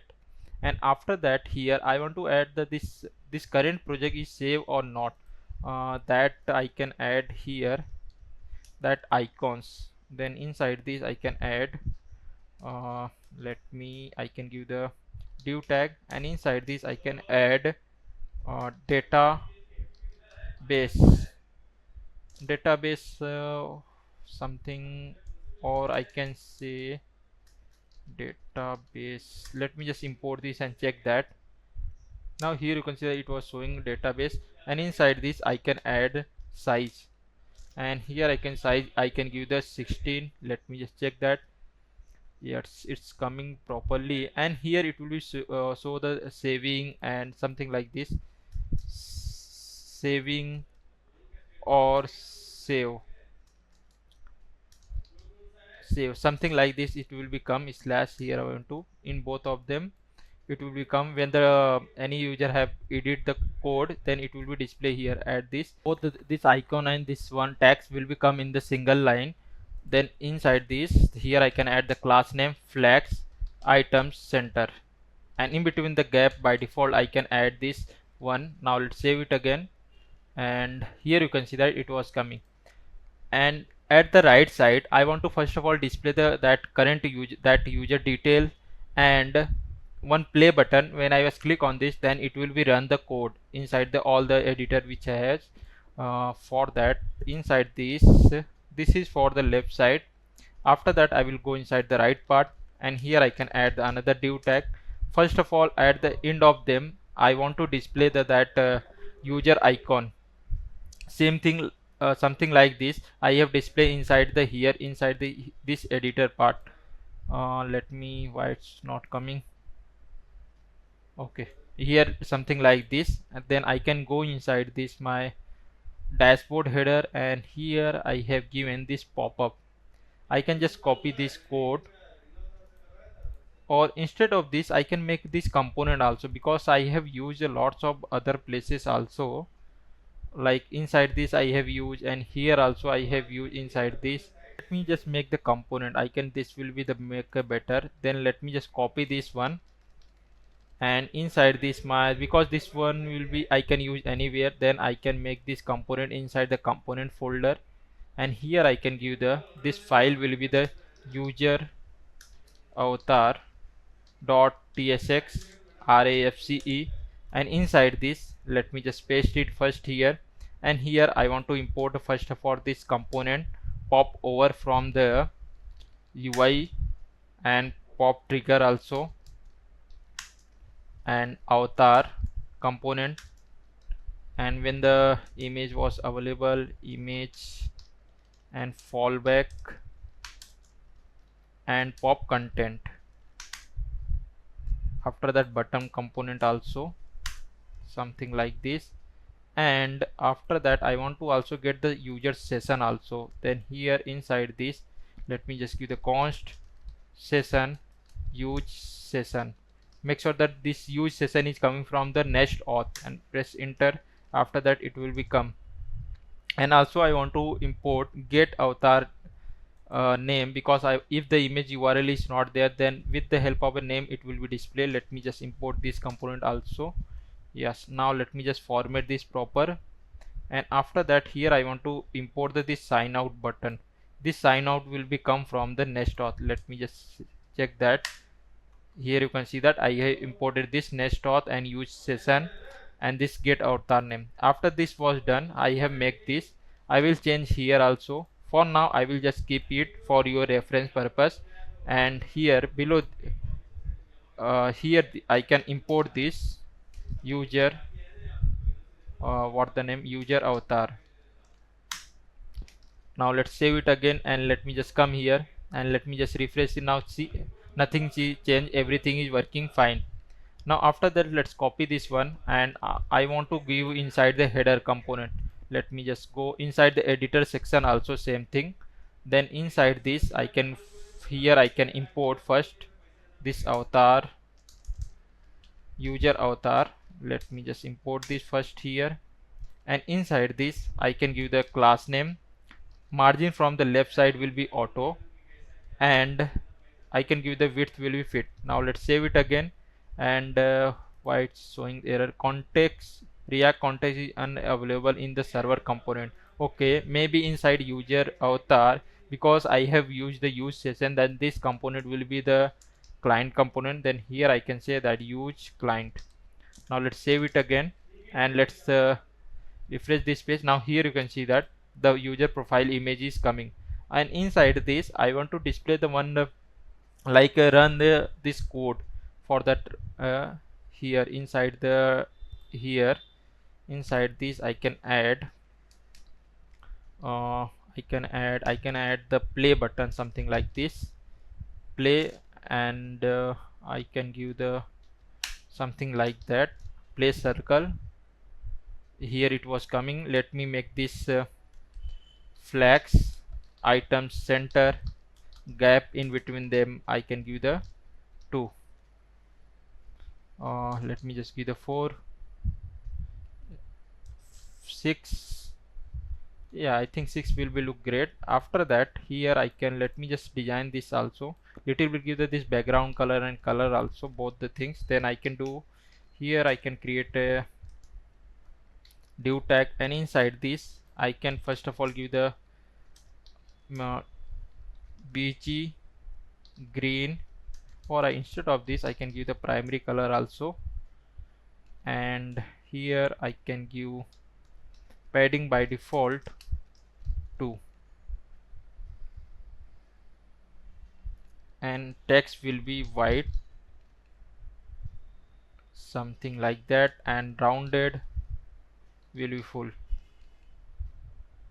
Yeah, now here it was giving, but I think this color was not suit. Then instead of this I can turn to the bg primary, okay, and this text white color I can remove it for now. Yeah, something like that. I think it will be, I need to change the icon, play. Yeah, now it will be, I think for now, let me just refresh and check that.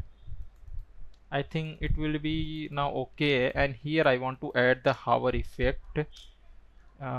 Inside this I can give the slash 90, little bit 80, 70s, little bit less optimized. Yeah, now it's good. And after that, when I was hover, then this background color will be changed to the dark mode. Now here you can see that when I was hovering, this color will convert in the form of a heart, and here I can give the 90 will be, I think, look better.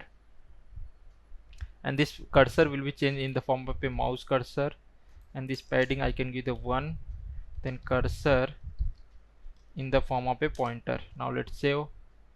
Now here you can see that it's look good and perfect fine now.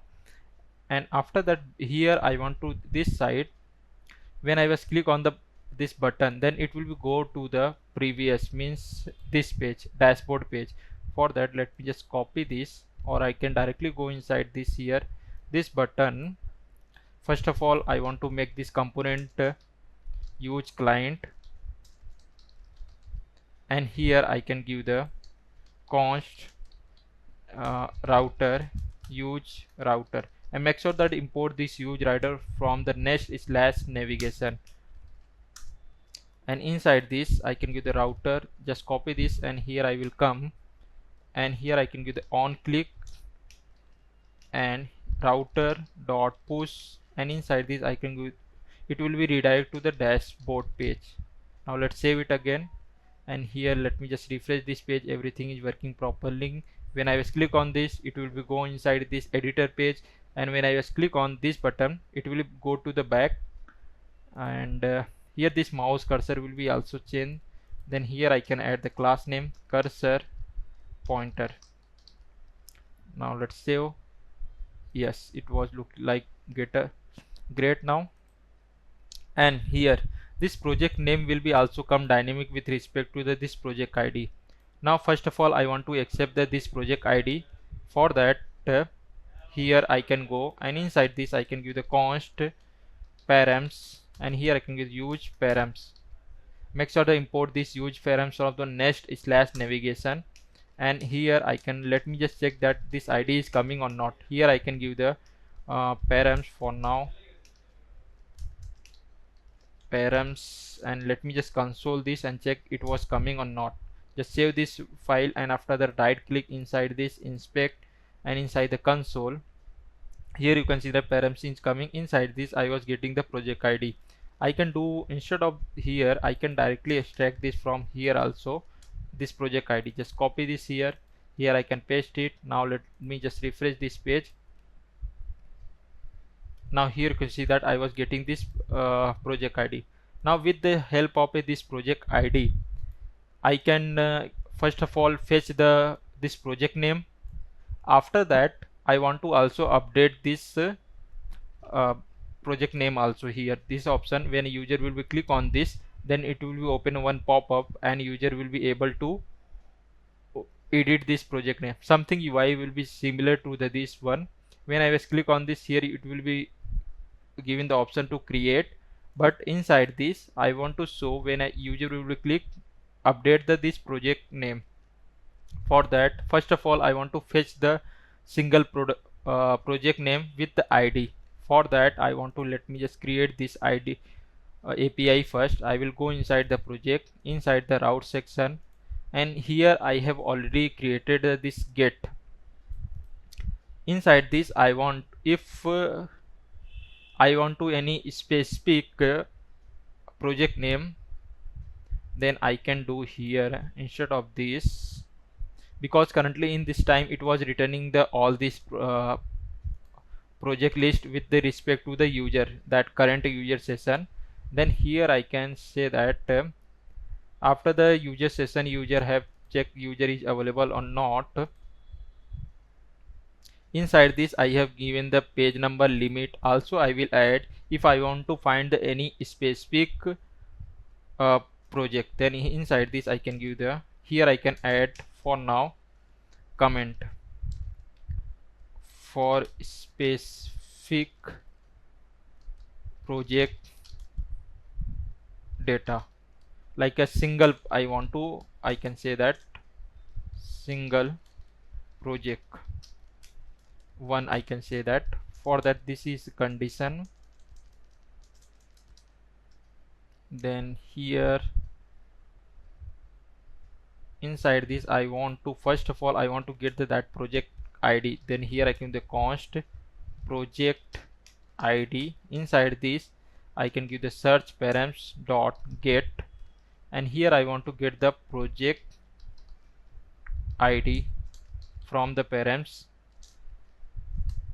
and it will give the project ID from inside the parents. After that, let me just copy this and I will come inside the here I can pass that underscore ID, and here I can paste it. If this project ID is available, then it will be return me the single product. And also inside the count also I want to change here something like this. Now let's save this here, and let me first check that my previous API is working or not. Let me just refresh this page, and here you can see that this API is currently not working because no data was coming here. Then inside this I want to do one more changes, just modify this query better way, because in this time here also I was using same thing and here also I was using same thing. Then instead of this, here I can just create one variable that will name will be the filter project, and here I can give that object, and inside this by default I need to pass this user ID. Let me just cut this, and here I will paste. And I want to also pass this project ID, but this project ID when available, then only I need to pass it. Then I can just copy this here, and inside this I can add a triple dot, and inside this I can add a bracket. If project ID is available, then I need to pass this inside this. Let me just cut this from here, and here I can paste it something like this. After that, just copy this filter project, and inside this I can paste it this variable. Also I can change this from here also. Now this code is little bit optimized now. Now let me just check that. Here I will refresh this page. Now in this time, here you can see that data is coming properly. If I will go inside this, now here also I need to call the API.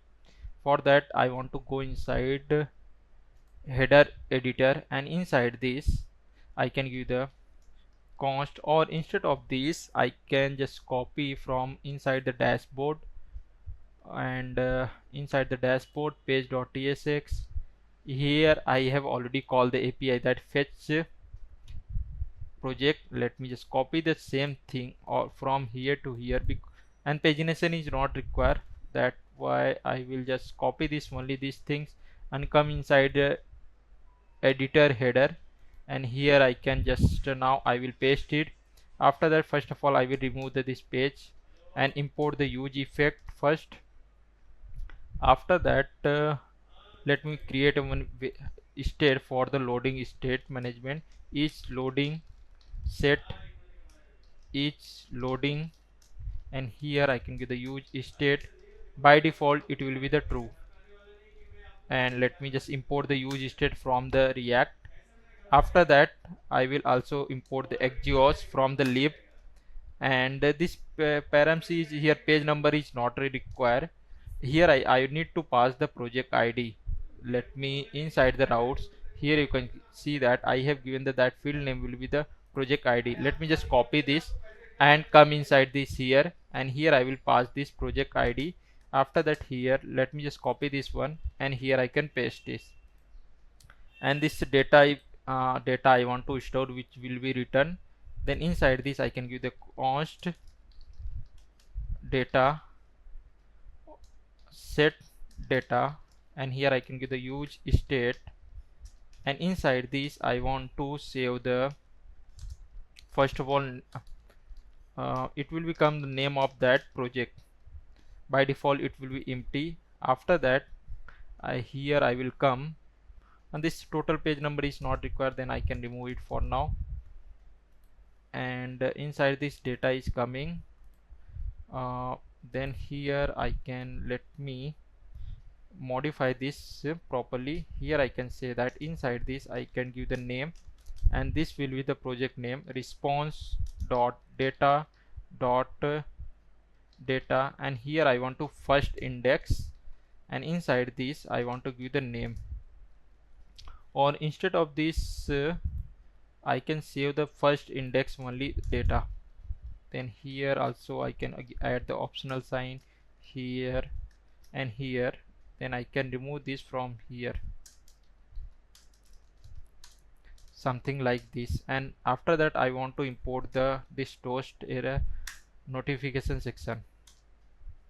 Now let's save this, and after that, here I was calling this fetch data, but this fetch data will be called when the project ID is available only. Then I can just copy this here, and inside it I can paste it. You can add the condition from here also, or inside the project also, which you are more comfortable. Here I can add this directly, project ID. When the project ID is available, then only call this fetch data. Now let me just here I can do the console.log and the project detail, and inside this I need to just console this data. Just copy this here. Inside this I can give the comma. After that I can paste it. Now let's save this here, refresh this page. After that, right click, inspect inside the console, and where is project detail, inside this here you can see that name of the project is coming, user ID is coming. Only I require this name, I want to display this here. After that, let me just copy this one, and where here I want to display the project name, and also if loading state is there, then inside this, let me, if loading is there, is loading, then here I can display first of all one tags loading, and second parameter I want to display that project name, data dot name. It will be display here. If data name was not available, then it will be display the dash. Now let's save it again, and let me just refresh this page. Now in this here it was displaying the loading, and when the loading is done, then it will be display that project name, and this loading will become in the form of a dark. Now instead of this I can just wrap this in the span tag, and inside this let me change this color. I can give the text neutral, and it will be the approx 700. Let me just save, refresh this. Instead of this I can give the 4. Yes, now I think it's look good. Or here I can give the slate color, will be also perfect. Yeah, now it's looking fine for now. Here you can see that I was refreshing.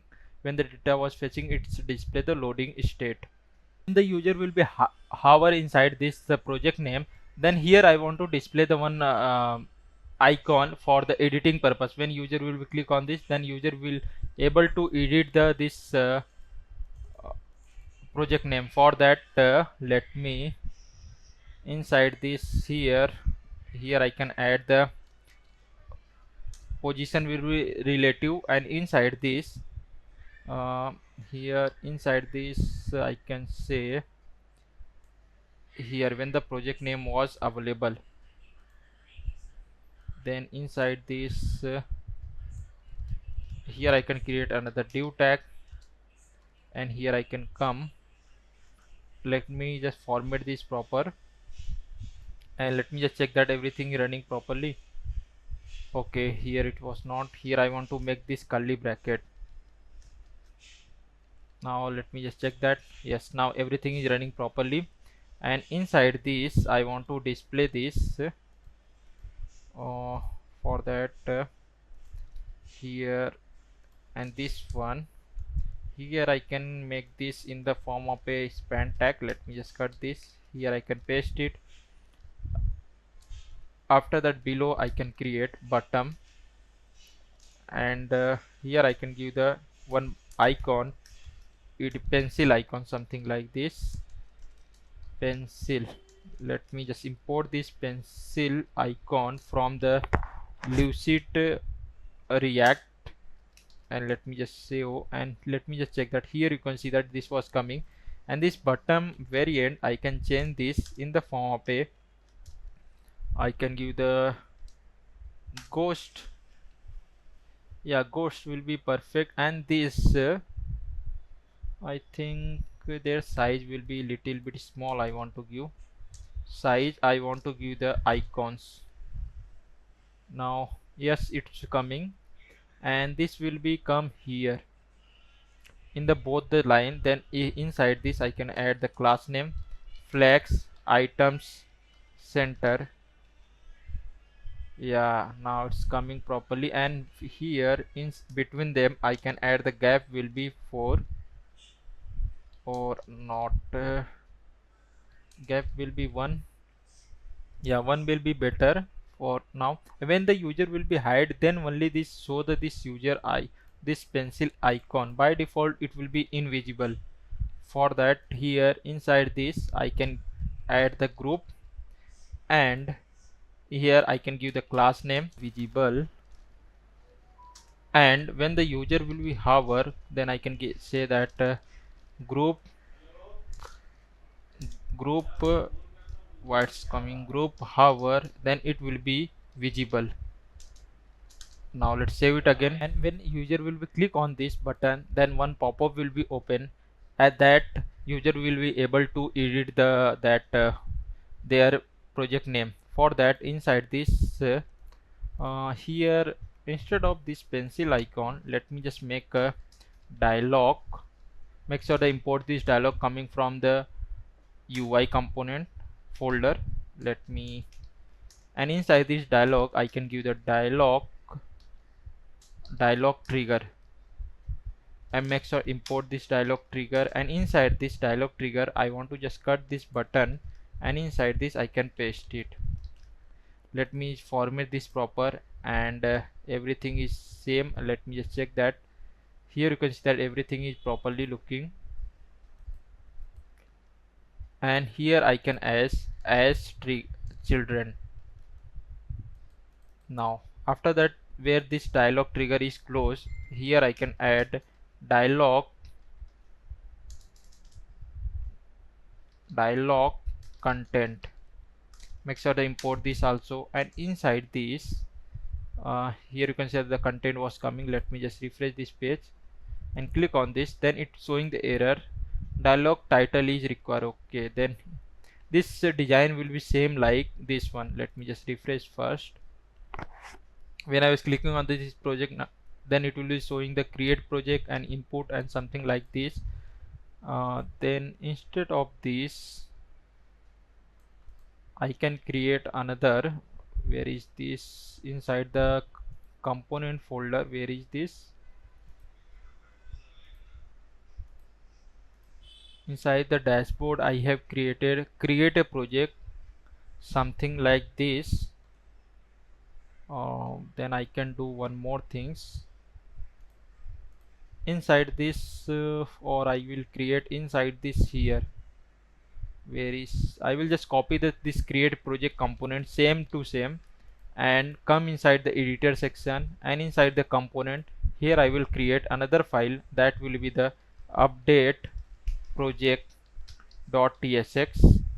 and inside this I can paste it.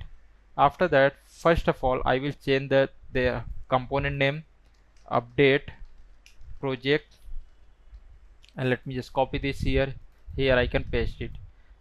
After that, here I have given this button variant. This button variant by default I can make, and here also I can add one more things. Button variant is not required for now. I can remove this one, and this type I can change. This type will be update project. After that, let me just copy this, and here I can give the type will be, here I want to the project ID, and this will be the string. This was the compulsory. Let me just copy this, and here I can say just copy this here I can paste it. And after that, this loading will be by default true, I can say, because when the ID will become, then it will be, or I can say that false will be also okay for now, not an compulsory.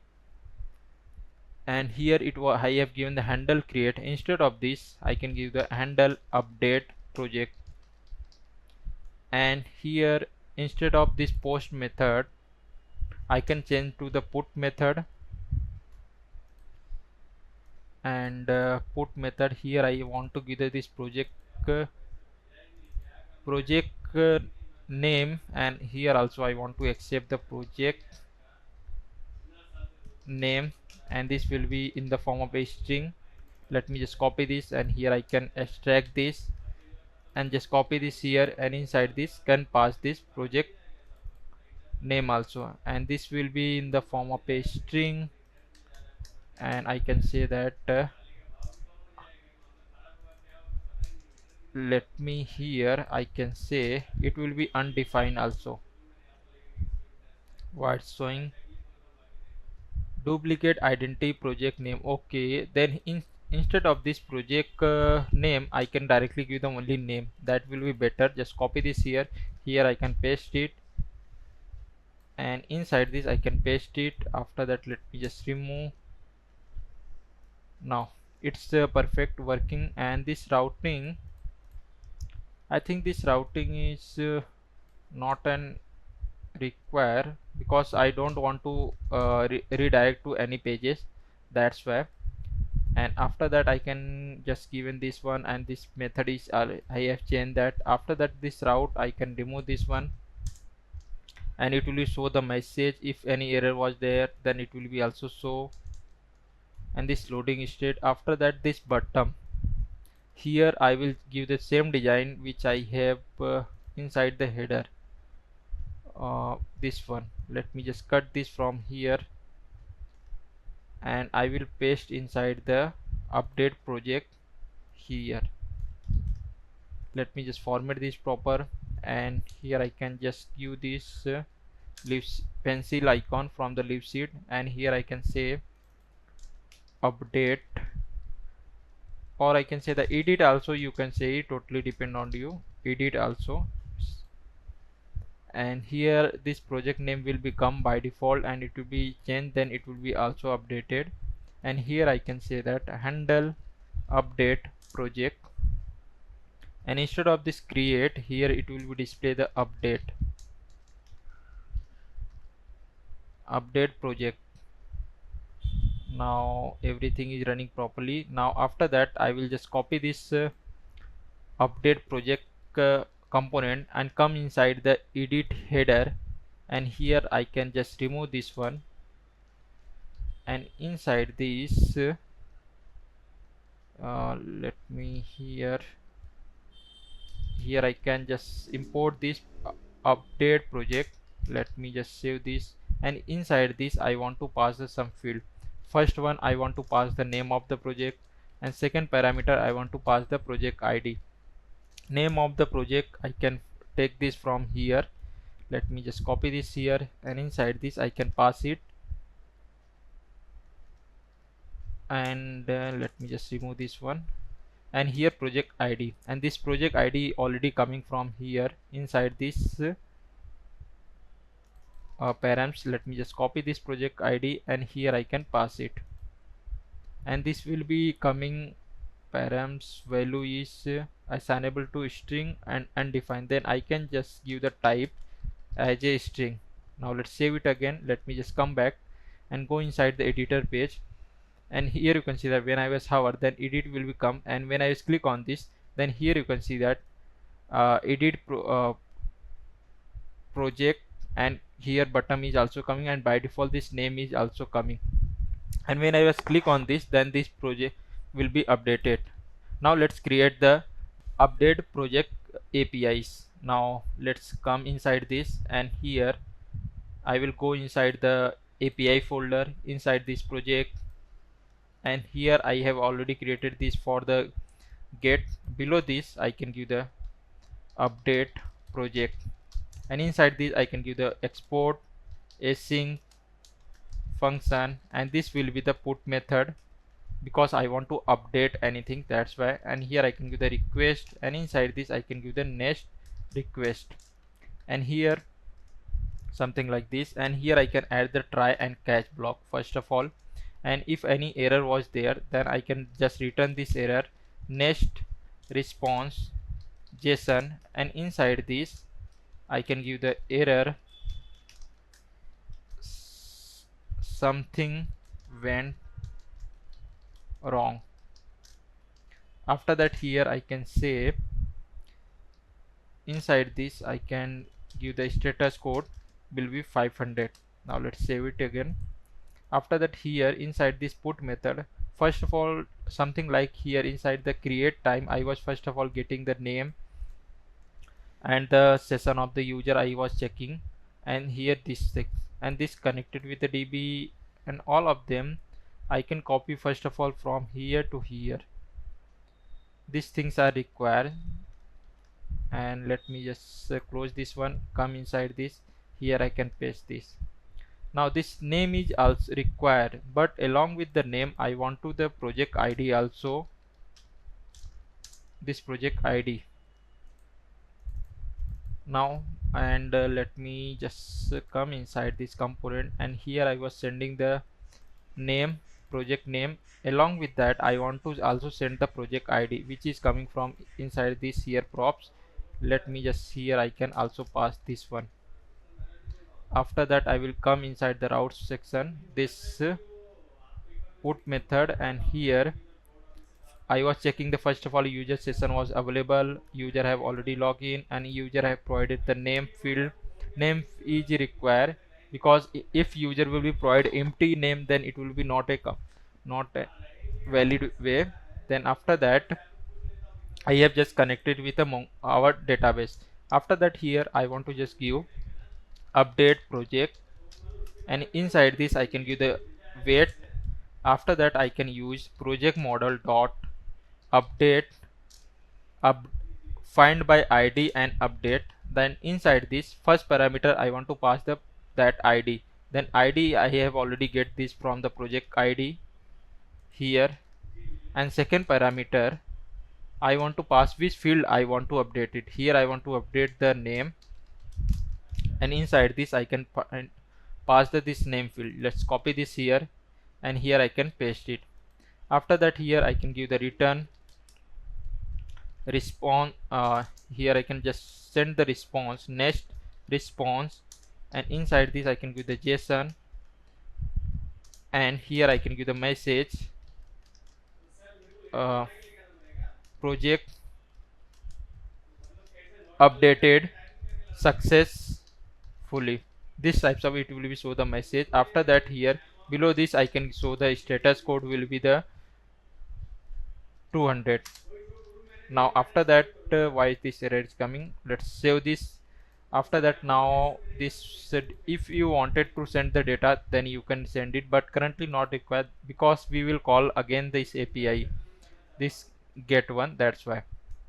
After this done, let's come back to here inside the component where is update project, and here I was just passing this, and it was the I want to change this to the status code 200, and it will be show the message.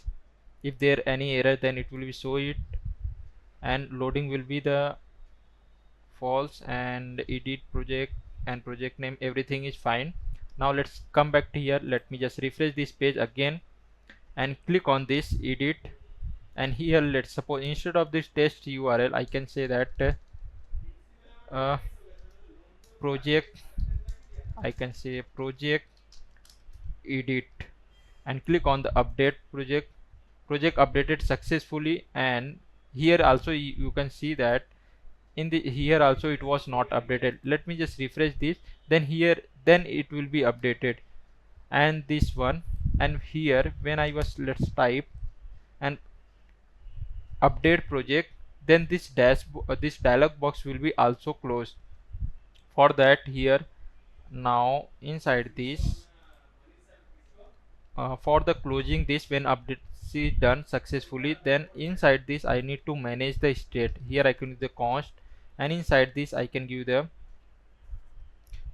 open set open, and inside this I can give the use state, and here by default it will be false.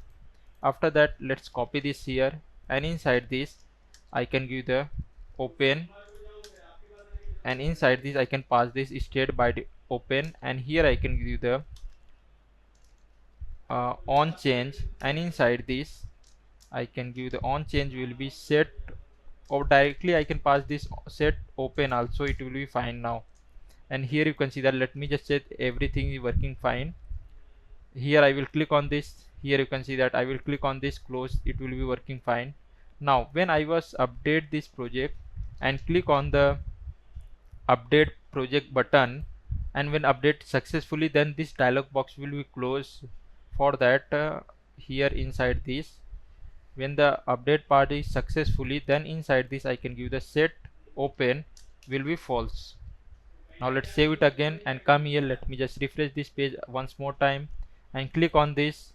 Here I can let's change this one and click on the update project.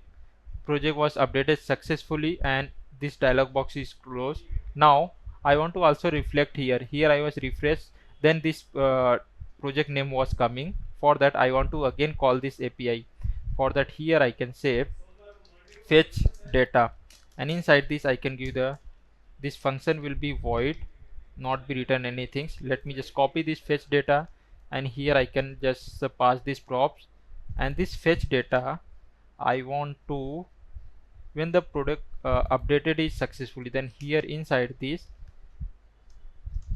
when the fetch data was available, then I want to call this APIs, and this fetch data I want to pass inside the editor header here. Inside this I can pass this function. Let me just copy this, where is just copy this fetch data function, and inside this pass this update project component. Now let's save it again. Let me just refresh this page. Now in this time I will click on this. Here I again the 1 2 3 and click on the update project. Now project was updated successfully, and this dialog box is closed, and here also it was updated. And one more things, here you can see that when my mouse will be hover inside this edit icon button, then this will be not be converted in the form of a cursor. For that, go inside the update project, and here where is the button, here inside this I will add cursor will be pointer. Now let's save it again. Let me just come. Now in this time, see here this mouse cursor will change in the form of a pointer, and when I was click on this, and here I can say that test project update, and click on the update project. Now project was updated successfully, and it was showing here. Now this part is done. Now this saving this one saving and save, and this play one, this both the thing we will do later after we when we working on the editor section, because saving will, when we type anything, then it will be display the save and saving, and click on the play button to run the that code. Now first of all I want to work on this sidebar. For that, let me just go inside this my code, and here I will close all this file, and inside this my sidebar app folder, inside this group folder dashboard in editor section, and inside this my where is layout, here this one is the header, and below this I want to create sidebar provider, which is coming from the component UI sidebar. Make sure that import this. After that, inside this the sidebar will become at the left side. Something I have already implemented here. You can see that inside the dashboard and layout section, here you can see something like that I have already done. You need to follow only same things, we need to follow it. For that I will go inside this, and it will become here. I want to display the, here I can add the comment editor sidebar, it will be display here, and inside this I can give the main tag, and inside this I want to here display the, this one is the right part. Let me just copy this here. Here I can paste display editor and file open section, which file are, and file open, both the things I want to display at the right side, and left side I want to display the sidebar. Then here inside this sidebar I can create component. For inside this I can do the editor sidebar.tsx rafce, and this component I will go inside this layout folder, editor layout, and here I can import this editor sidebar. Now let's save this here, and let me just check, come inside this my browser, and here you can see that in this time nothing coming. After that I will go inside the editor sidebar component. First of all I will convert this component in the form of a client component. After that, here I will import sidebar from the this component slash ui.sidebar. Make sure to import this here. Now let's save it again. Now here you can see that this sidebar is coming, and this section, this one I can, this background color, let me change this, it will be look good. Then here I will just come, and inside this I can add the class name bg gray 100. Now let's save it again, and here you can see that it was only covering this much width. I want to give that this will be cover whole width. Then here I can give the width will be full, and here it was covering the full width, and it here you can see it was also giving a scroll, not an issue for me in this time. Now here I want to display the all this file inside this project which I have created at the time of a create a project. All this file will be displayed here. Now I will go inside this my editor sidebar, and here first of all I want to display sidebar header, and inside this sidebar first of all here I want to display the title, or inside this div tag first of all here I can give the p tag, here I can give the files, like it will become here. Why it's not coming? Let me just refresh this. Okay, then here inside this I want to, one more things I want to do here. Here I can add the class name, and minimum here I can give the height will be like maximum, or I can say the height will be come from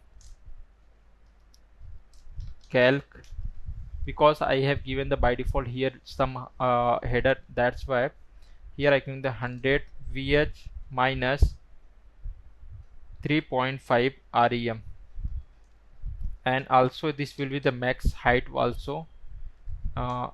Let me just give this calc, and inside this 100 vh minus 3.5 rem.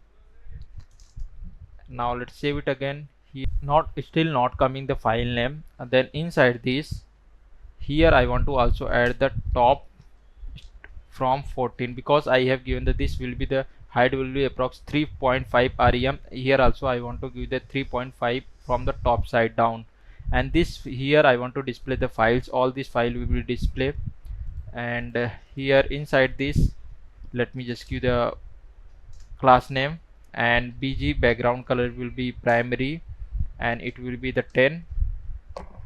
It will be something look like this, and inside this wire here I can say that class name padding will be by default 0.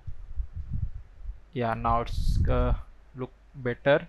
And after that inside this I can add the, or instead of this I can directly add the padding primary here. It will be the 10, and instead of here I can remove this one. Yeah, and while page is not found, let me just refresh this page again. Yeah, now it's coming properly, and this file name is also coming now here, and here by default this padding is also coming from the y direction. It is not it because it was looking good also. And at the this side, add right side this section, let me just here I can create a div tag, and here I want to display the vertical, or for now only I want to add the one button to create the file. For that inside this I can add the same thing, dialog. I can give the here also I can give the dialog. Make sure to import the dialog from the component folder, and inside this I can give the dialog trigger, and inside this I can give button, and this button will be also import this, and inside this here I want to display the file, and they make sure to import this file from the lucid icon, and let me just close. And the here the size will be the, this will be the icon size, and the variant will be here I can say that variant will be ghost. Yes, and after that here I can give the as children. Now let's save it again. Here you can see that it was coming. I want to this both the things will become in the single line. For that here inside this this one header I can add flex items center. Okay, it will be not become from here, flex row. Yes, now it's coming, and items will be center. Now it's come inside the center, and this file will become at the right side. Then I will come inside this here, and here I can give the margin from the left side will be auto. Now here you can see the file name will coming, and this padding from the y direction it is more. Then inside this I can reduce this padding from the y direction. Instead of 2 I can give the 1, or let me just give the 0. Then I think 0 will be by default, this bottom has already padding, that's why I can give the 1, then it will be perfect fine. And here instead of this file I can display the icon will be plus something, plus file. Now let's save it again. Yes, now it's fine. And this button I can change, first of all, class name cursor pointer. Now when I was go here it will be showing. Yes, when I was click on this, then here one pop-up will become, and I can enter that file name, and it will be display here. Now for that inside this dialog here I can go, and inside this I can give the dialog content. Let me just do this here, and here something it will be display like this. Let me just refresh and click on this, then here it was giving the error, dialog title is required. Okay, then inside this I can give the dialog title, and inside this title I can give the add file. and when I was click on this, then here add file is coming, and below this I can add that input, and make sure I import this input from the input, and here I can add the placeholder. First of all, enter file name, and below this I can display the button, and in this button I can give the add file. Now let's save it again. Here you can see that add file title is coming, input is coming, enter the file name, and this add file. When the user have input anything like inside this, and this will be stored inside the this in any state. For that, here I will create const, and here I can give the file name, set file name. Here I can give the use state, and inside this I can give, this will be the by default empty string, and here I can give the string something like this. After that, let's copy this file name, and here inside this input I can give the value, and here I can pass it, and here I can also give on change, and here arrow function I can give the set file name. Inside this e dot this e parameter will be coming from here, and here I can give the e dot target dot value. Now this file name will be stored inside this state, and here also I will display the loading. For that, here I can give the const is loading, set is loading, and here I can give the use state. By default it will be the false, and let me just copy this is loading, and here inside this when the is loading state will be true, then this input will be disable format. Here I can give the when loading will be true, then this input will be disable, and also this button will be also in the form of a disable, both the things. And now when click on the add file, this add file button, then this file will be added inside this our database with respect to the project name, and also it will be send error if you are adding the duplicate file name. Inside this, here inside the API folder, inside this API folder I will create another folder. I can say that project file, and inside this project file I want to give the route.ts, and inside this first of all I will import next request, next response. After that, here I will also import connectdb from the Mongo config folder, and here inside this first of all I want to create the file. Here when I was click on this and enter the file and add this, then this file will be added. Then here I can give export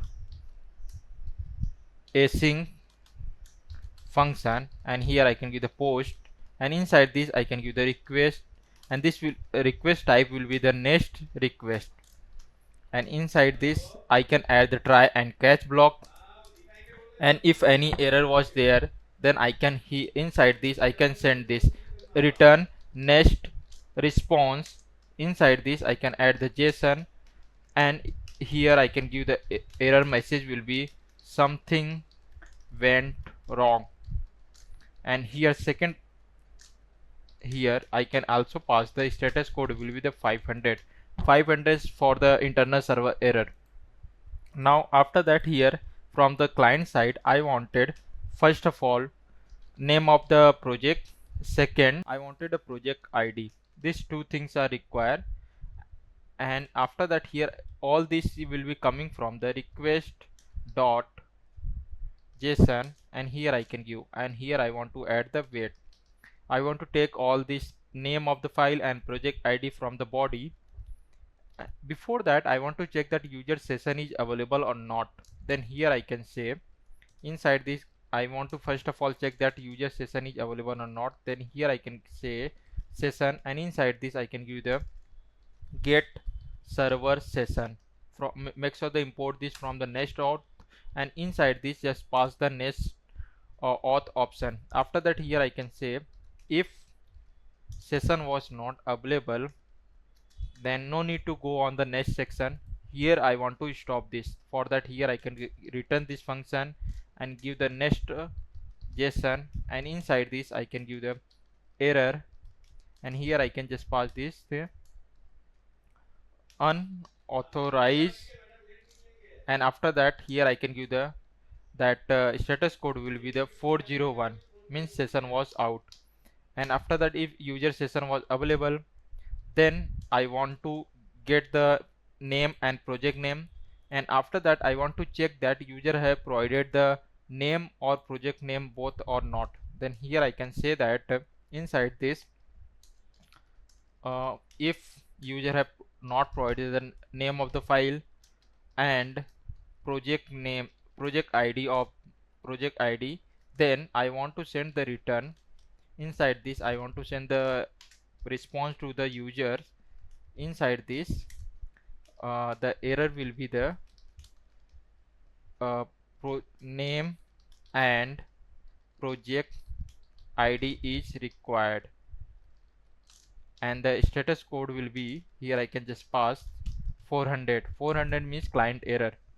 After this we have a name of the file and project name. After that, first of all I want to check that with respect to this name and this project ID, already the file is available in database or not.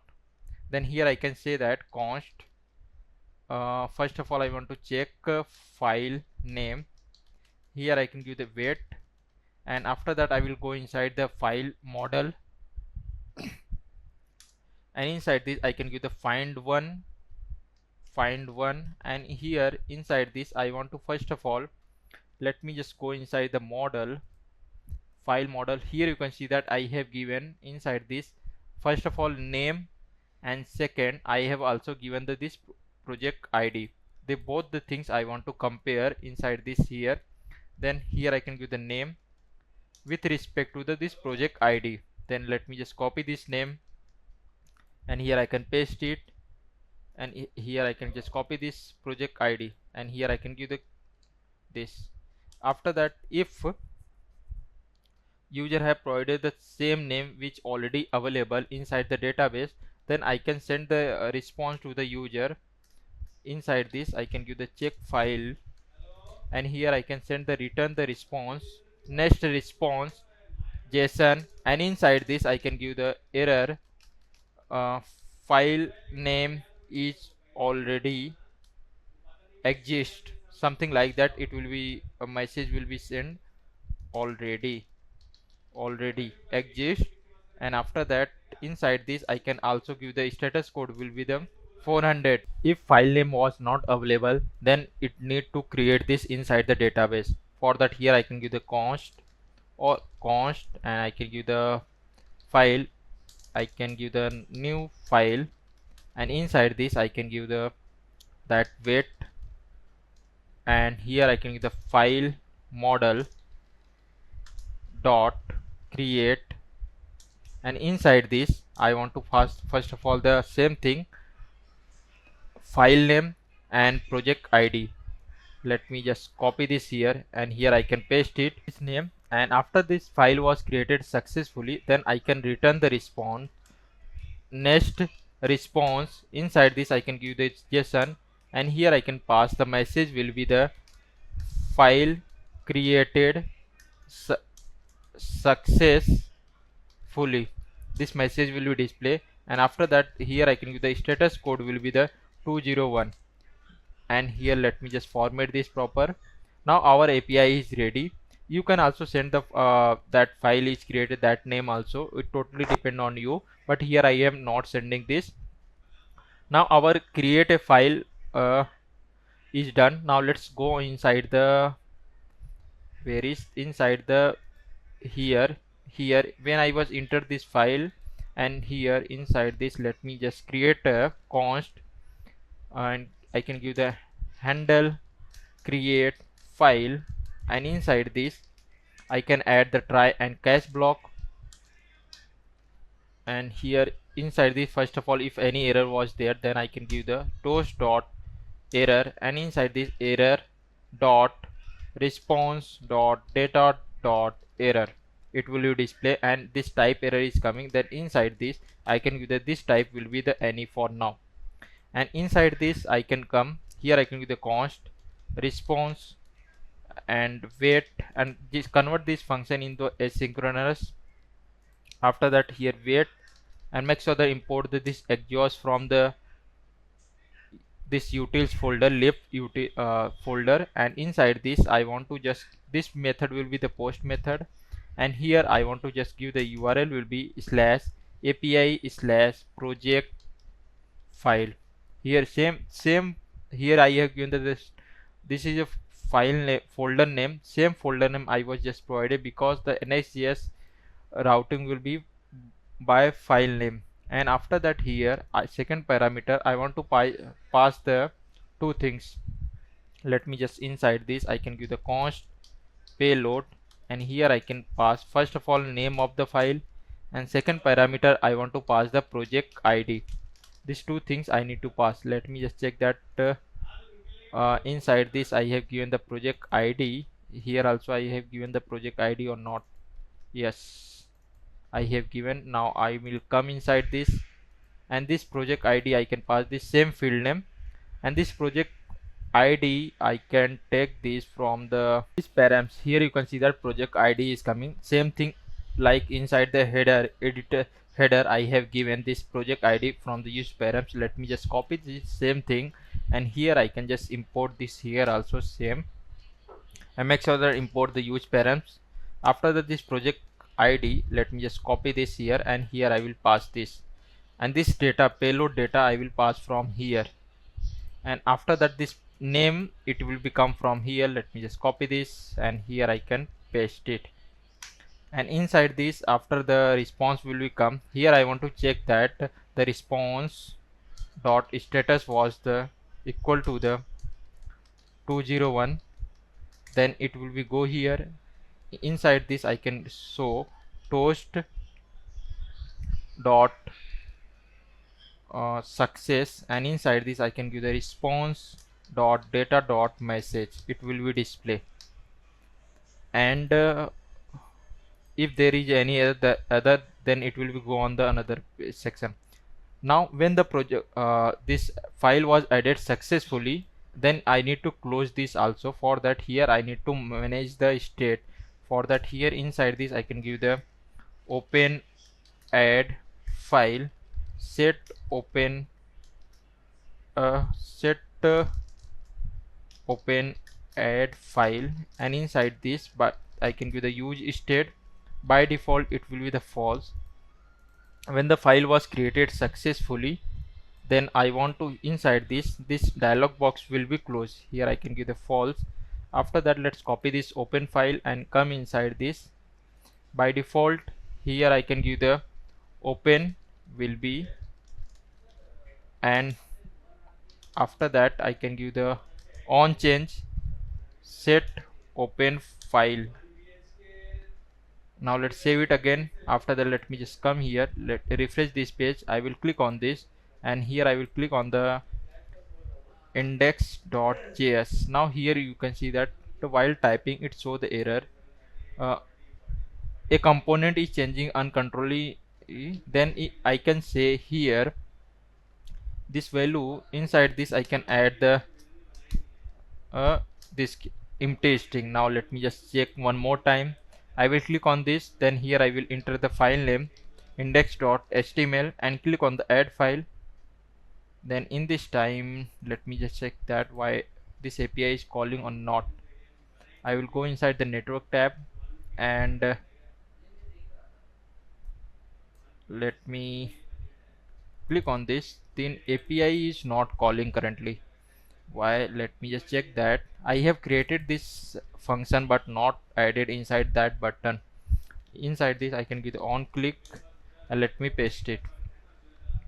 Now when I was click on this, now Now project API is called and file name is already exist. Here you can set, because by default when we create the file, by default all this file was there. Let me just give the another file name. Here I can give the file name will be the post.html, or I can say that test.html,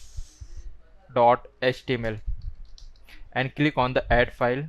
Now file created successfully, this message was show. Now when the file was added and all this file, I need to display this here. For that I need to get the all this file. For that I need to go inside the API section, this project file, and inside this is for the create a file. Then inside this I can add the create file with project ID, and after that I want to get this all this file with project. Here I can you get file with project ID.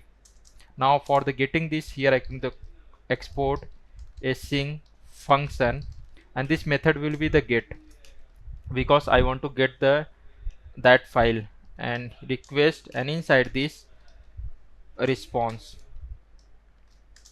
And here again I want to add the try and catch block. I can copy this from here also, not an issue.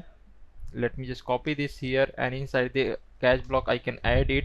And also I want to check that user session is available or not. Same thing like here I have done something like this, and just copy this here. I can just come inside this, I can paste it. After this I will here inside this I want to get the that project ID, because with respect to the this project ID I want this project ID I want to get the all this file from the database. Then inside this I can give the first of all search params, because I want to get this ID from the params. Here I can give the request dot next URL. Why this suggestion was not coming? Okay, here I by mistakenly I have given the next response. Instead of this I can give the next request, and here also I can add the wait, and maybe here also I was just forget it. Let me just check that. Yes. Now after that next, here I can give next once again here I have changed next request, and here I will come next in was next URL dot search params. Inside this I want to get the project ID, and inside this here I can give the search params dot get, and inside this I will write the that parameter project ID. Now here I will get the that project ID, and based on the this project ID I want to fetch the all this file. Then here I can come, and inside this I can give the const all file, and here I can give the wait, and inside the file model, and make sure that first of all when I was go inside the database, first of all I want to connect with the database, connect DB, something like this. And here also let me just check that I have done or not, otherwise it will be give the error. Here also I want to give wait and connect DB. Yes, everything is now fine. Let's collaborate this one, close this one, and here get server session, and inside this I was getting the connected to the database. After that here inside this I want to get the file dot find, and inside this I want to find by project ID. Then inside this I can just give the project ID, and here I can just pass this field name project data project ID. And let me once more time, if you wanted to check inside your file section that field name, here you can see that the field name will be same to the project ID. Now it will be return me the array of all the files, and after that here you can also remove that, like inside the you don't want it the content, then you can remove also.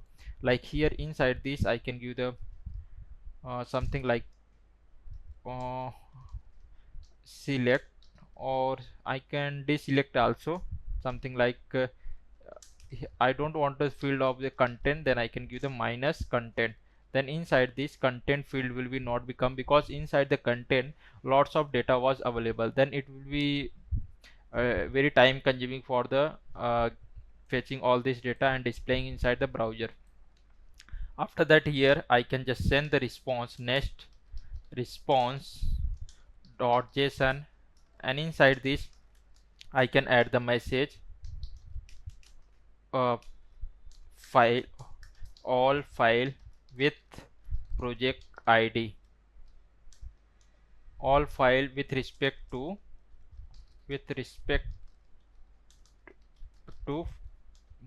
project, and here I can send the data.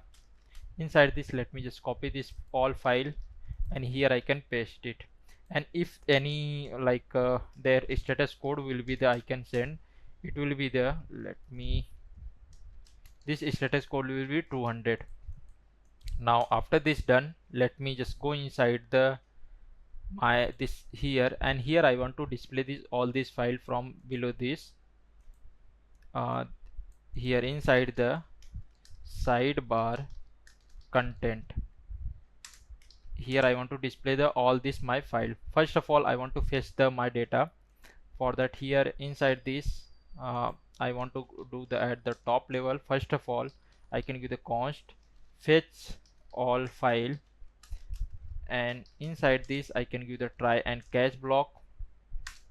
If here I can add the toast dot error, and inside this I can give the error dot response dot data dot error if any error is there, and inside this I can give the type will be any. After that, here I can add the const response. Here I can give the wait exeos, and this function will be asynchronous, and here I can give the exeos dot get, and inside this I can give the slash API slash project file. After that, I can give the project ID, and here I want to pass this my project ID. Let me, here I can just make the till, and inside this I can give the equal to, and here I can give the my project ID. Let me just copy this one, and here I can paste it, and here I can give the dollar also, which I was just miss. Project ID project file, let me just check this endpoint is same as it is this one project file. Yes, now it's the exact same. After that, here all this data I want to store and display this, then here I can give the const file list set file list, and here I can give the use state, and inside this it will be the array. And here if you wanted to define the type also, like inside this here I can give the type file, I can give the project file, I can give the t,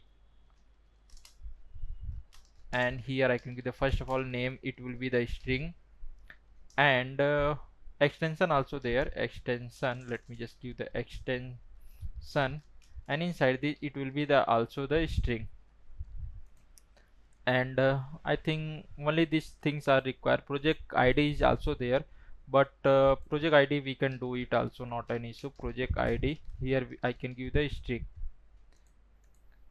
and now let's copy this one, and here I can give inside this I can define the type, and this will be the in the form of a array.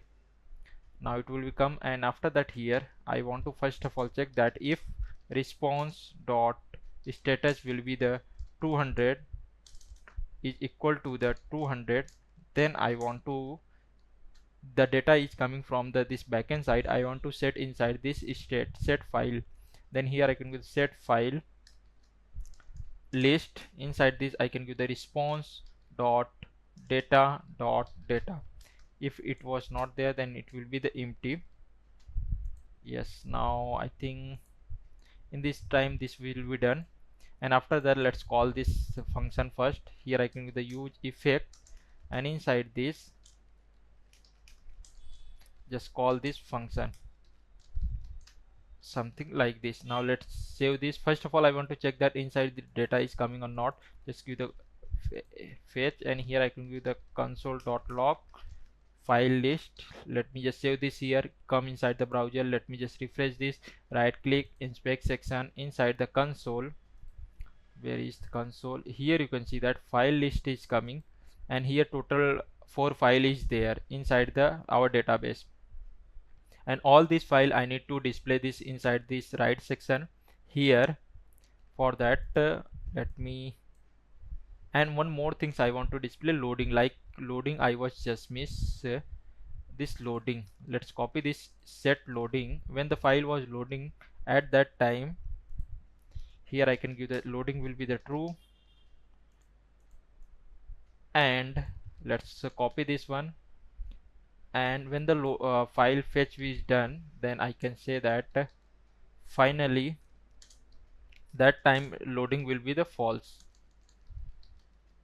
Yes, and also this fetch all file when the new file was created successfully, and then again I want to call this function.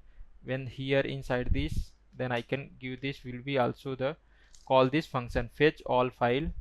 And here also while creating the file, here I can say that set is loading will be true, and when the file was created successfully, then I can say that finally the set loading will be false.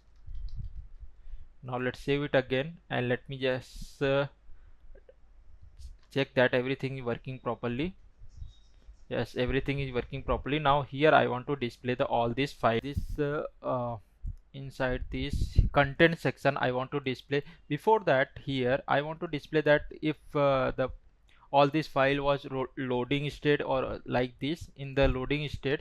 For that, first of all, here I can make a curly bracket, and here I can display if it was the loading, then here I want to display that loading. Let me just, I can give the loading dot dot dot. Otherwise, if it was not in the loading state, for now let me just skip this, and let me just refresh this. Now here you can see that it was coming loading. This will be come inside the center. For that, and that text color also I can give the gray, and it will be approx, I can say that 403. Let me just check which is looking good.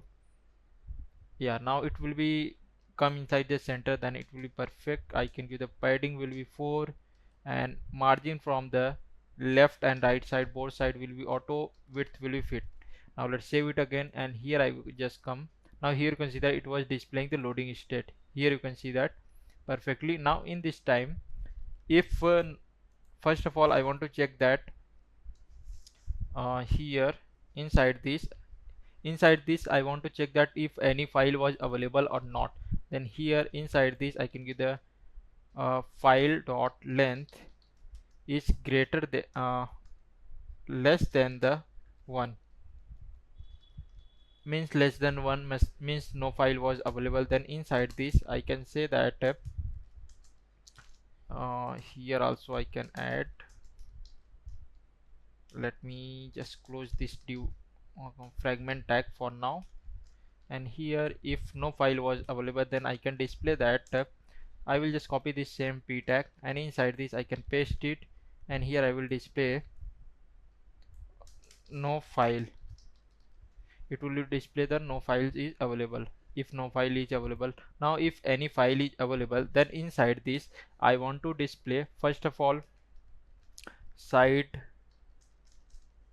sidebar menu.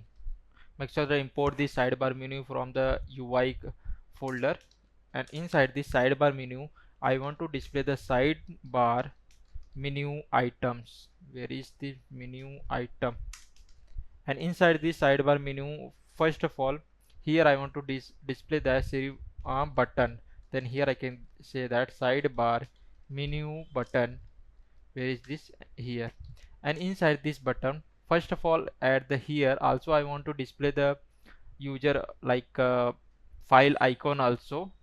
Then inside this for now let me just display like that. I can give the first of all file list dot map, and inside this I can, because I want to display all this menu, then instead of here I can give the here also only, because inside this I can give the file list dot map, and here I can give the file and index. After that, here inside this I can give the r return, and let me just copy from here to here, and inside this I can paste it for now. And let me just format this proper first. After that, inside this button, first of all I want to display that this file name.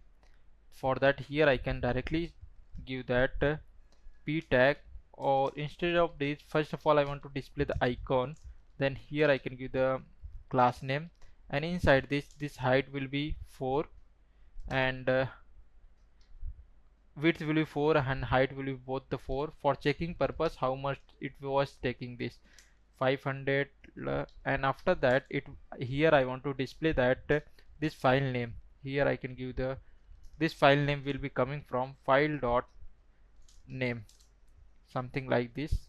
Now let's save it again, and let me just check that. Here you can see that all this file name was coming like index.html, style.css, script.js, and test.html, which file I was just created this. And now inside this I want to display the all the icon with respect to this file extension.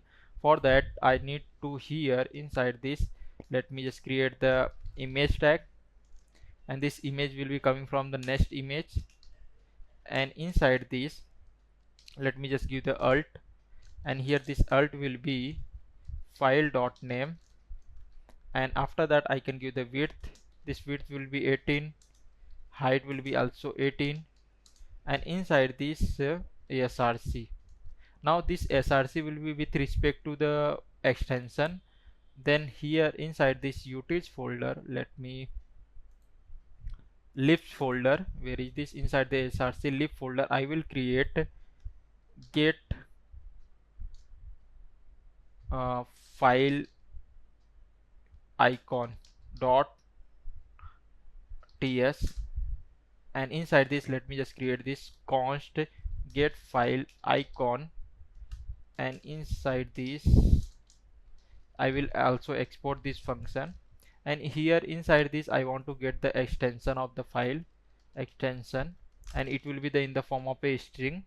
And here I will use the switch case, and inside this I want to get this extension. And after that, here inside this here I can give the case, and if the file was equal to the first of all HTML, here I can give the HTML. Then here I want to return this, inside this I can give the return. This will be icon URL will be slash html.png, something like this. Let me, after that, let me just copy this here. Again I will paste it. If it will be the JS file, then I want to return this JS. And after that, let me just copy this here. Here I will give the, if it was the CSS file, then I want to return this the CSS. If I don't know here, if no extension in between them HTML, CSS and JavaScript, then it will be return default value, default, and that time it will be return this whites. Okay, here I again the comma. Default value will be, by default I can say that unknown unknown.png. and all this icon I have added already inside the public folder. Here you can see that css.png icon, and html.pss, png, js.png, and unknown, this one also unknown png. This icon is also I have added this unknown file. Let me just go back, and here after that I have also exported it. Just copy this here, come inside this, and here I can just, first of all I will export this, and inside this I want to pass this the file dot extension.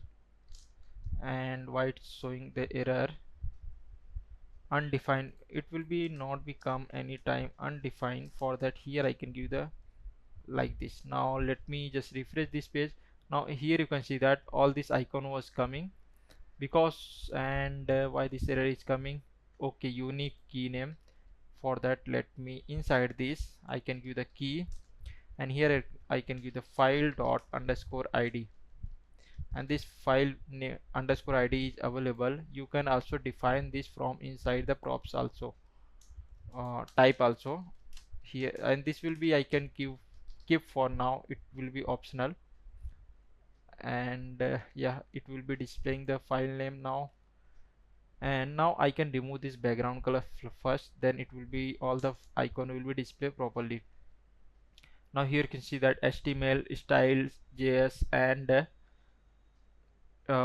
test HTML file is displaying, and from the top and bottom little bit gap. For that, here I can give the class name py, it will be the 4.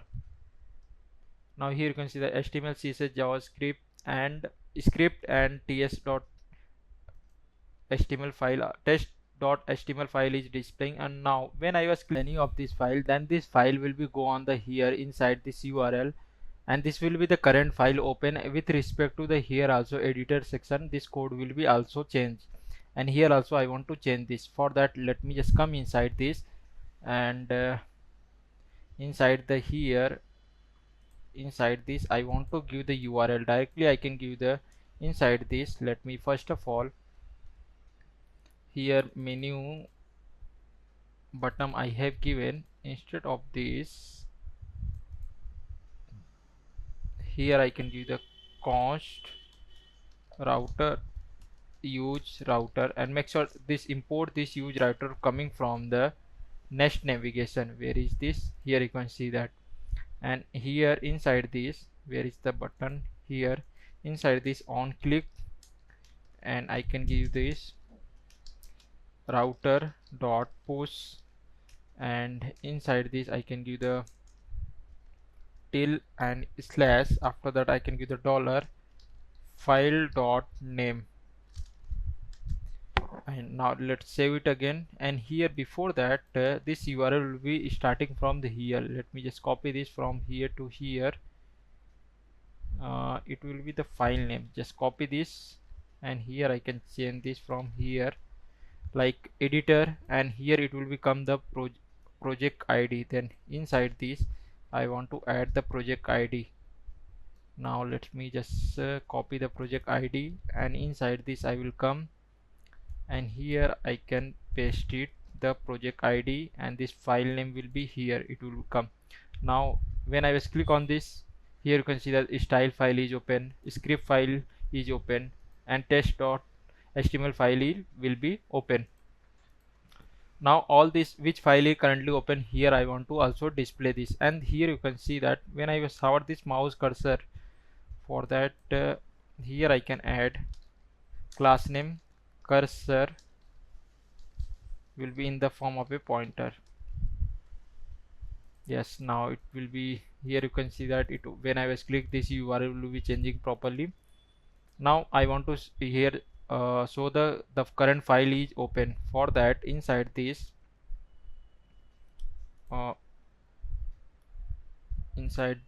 layout folder, here I want to display this current open file.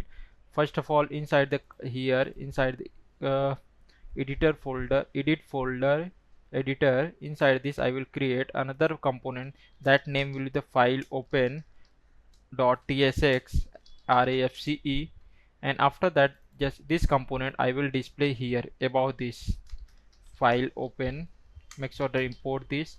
After that I will go inside this, and here before that I want to display this toggle panel. Like when I was click on I want to close this sidebar, then it will be closed. For that, here I can do the sidebar trigger.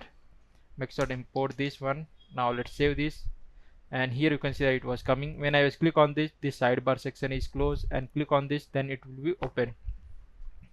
And below this I want to display the current file will be open. For that, let me first of all I will convert this component to the client component. After that here I will just come const search params and use search params. Make sure to import this from the Nest navigation. After that here I want to give get I can say that file name, and here I can give what is the name of that. Inside this I can give search params dot get, and this will be the file that name will be the field name will be the file. Now here below this I can display div tag, and inside this I can display the p tag. Inside this p tag I will display the file name. Just copy this here, I can paste it. After that here I can display inside the button, and here I can display this this leave sheet icon for the closing, and make sure that import this button from the UI folder. And here first of all I can give the size will be the icon, and let me, instead of this I can give the small size. It will be also same size will be icon also. After that I can give the variant will be, this will be ghost, and this name and button will become in the single line. Then here I can add the class name flex item center, and in between the gap will be by default I can add 1. And if this file name is more than, then here I can add the class name width will be full, but I can add max width will be SM, and text will be eclipse, and line claim will be 1. Now let's save this, and here I will come. Here you can see that here width is coming. Instead of this, let me just remove this one, width, and now it's coming here. And this text file will be displayed in the this sidebar toggle, and this file name will be open. Both are in the single line. For that here I can give the class name and give the flex item will be center, and in between the gap will be I can give 4. Now let's or I can give the 2. Yeah, 2 will be better. And let's give the background color BG primary, and it will be 10. Now let's check that. Here you can see that I want to both this height and this height will be match. For that here I can give the height will be 11. Now here you can see that both the height will be same, and here this button or instead of this I think it will be 5 will be look better. And the current one, this file will be open, that I can say that here BG here I can say that BG primary it will be also 5, or instead of this I can display the current file open. Below this I can display the border also. For that here I can give the border all direction, and border will be color will be transparent. After that I want to display border only for the bottom, and this color will be the primary. Now let's save it again. Here you can see it was coming, and this border width will be, I can say that border will be 2. Now here you can see that it was coming, and this background color, let me just give BG primary, and it will be the 5. Yes, it was displaying this. After that little bit I will add the from the left and right both side will be padding. It will be, I think 1 will be better. Yes, now it will be look like better. Current file will be open. Let me just give the style. Here you can see the style, script, all this file will be, and when I was click on this close, then this file will be closed. For that here inside this I can give the const router use router. Make sure to import this use router from the Nest navigation.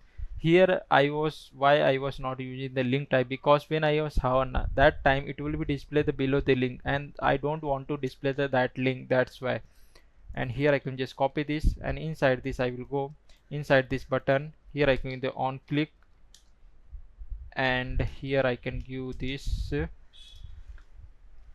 and here I can give the router dot push, and inside this I can give the URL will be something from here to here. it will be also editor, and after that it will become the project name. Then here I want to display the project, then this project will become from the like inside same to same, like inside the editor sidebar I am getting the this project ID from the params. I want to same thing I will do inside the here also. Let me just import this first of all, use params from the next navigation. After that just copy this ID, and here I can, but here I want to close this, then here no need of it to this pass this ID, because but I want to only close the file, then I can pass it, not an issue. And here I will convert this in the form of a till here also. Now it's coming. Let me just check that. Here I want to close this file, click on this, then this file will be closed. And when this when the no file will be open, that time it will be not be display this part. Then here I can add the condition, if no file was available, that time it will be not be display. Just cut this from here and I will paste it here. Now yeah, something like this. Yes, when I click on this, then HTML file will be open, and click on this, then it will be closed. And here I can add the class name, cursor pointer. Click on this, here I will go, click on this, then this file will be closed. Here I will click on this, then it will be open. Like that it was displaying perfectly. Now our this open file will be done. Now here let's go on this part, editor section. I will close all this file and collapse all of this. First of all, when the no file is open, that time here display the empty one. Then let me just go inside this, and inside this here, inside the public folder, here you can see that I have also added editor file, means this one I want to display if no file will be open. For that I will go inside the my src folder, inside the app folder, dashboard folder group, and inside the editor, inside this I want to go inside the project ID, and inside this here I want to, first of all I want to check that current file name. Like when here I want to check that which is the current file will be open, then here I can say that const here I can get this search params, use search params. Now inside this I will get that file name. For that I want to get this const, and I can give the file use. After that here I can give the search params dot get, here I can get the file. And okay, if you are using anywhere inside this use search param, make sure that convert the component in the form of a client component. After that, now let's save it again and come inside this here. You can see that nothing, every error is gone now. And after that, if file is not available, let me just remove this. If file is not available, then I want to display that image. For that here inside this I can give the file, if file is not available, or I can say that file is not available, that time I want to display the div tag, and inside this div tag if file is available also. For now here I can give the div tag. Let me just close this one. If file is not available, then here I want to display image, and make sure that import this image tag from the next image, and here I can give this src, and inside this I can give the slash editor file dot png. After that I can give the width will be approx 320, and height will be also 320, and alt will be editor. Now let's save it again. After that, okay, here the image was not coming. Why? Let me just check that. Inside this public folder, edit file dot svg. Okay, here I have given the png svg. Now it's coming. I want to make this inside the center. For that here I can give the class flags items center justify content will be also come inside the center, justify center. Now let's save it again. It will be coming here. Now below this I want to say that no file will be open, some p tag. Here I can give this p tag, and here I can say that no file is open, and here I can add this class name text slate, and that color will be, I can say that 400. Now let's save it again. It was coming, and I want to make this downside. Then here I can give the flags call. No file will be no file is open, it was telling. And why? Okay, because of this white color background it's already have. Then inside this here I can give the this one will be bg white. Now here you can say it was coming, and inside this here I can add by default class, and padding will be by default 4. Here you can see that it was something look like this, and after that here I can give the, let me here inside this I can give rounded md.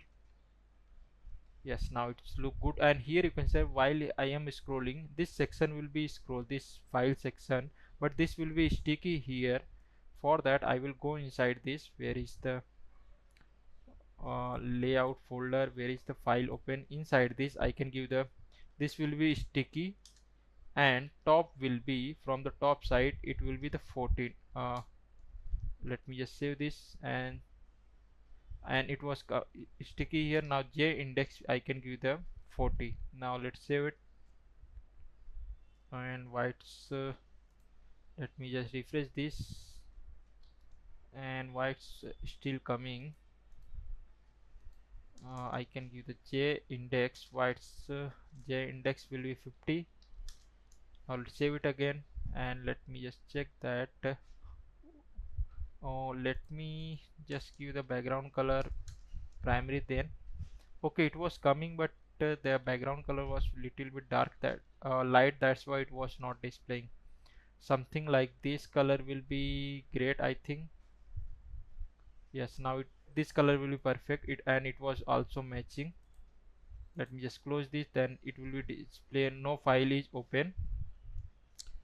And inside this div tag, let me just go back to the this editor page, and here I can give by default padding will be 4. Inside this I want to display here, and from the bottom side padding will be approx I can say that 7. Yes, now no file will be open, it's perfectly fine and displaying this. And below this I want to display that if you want to develop by, you can display it, or it's also fine for now. Now if any file was available, then with respect to this file I want to fetch that code,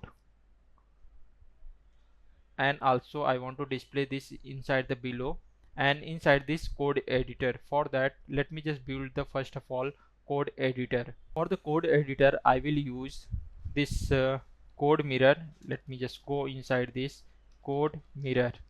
I will use this npm package. Let me directly go inside the npm package and click on this and just copy this npm package. After that, go inside your terminal, and inside this I will just stop this my server application, and inside this I will, once again I have not copy, click on this and paste inside this npm I code mirror.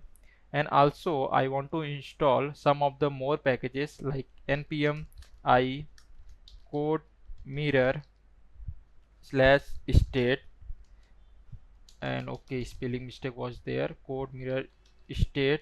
And also some languages, like here I want to use the HTML language, and inside the HTML some of the like JavaScript, CSS, all of them. For that I want to install, like first of all code mirror, and the language was the first of all I want to install the CSS, and here I was given code mirror slash language. First of all, let me just give the JavaScript code mirror slash language will be CSS, and after that code mirror I can give the code mirror, the language will be, it will be the HTML. Let me just give the HTML. Yeah, if you wanted more language you can add it. For now only this much is required. Now press enter to install these packages.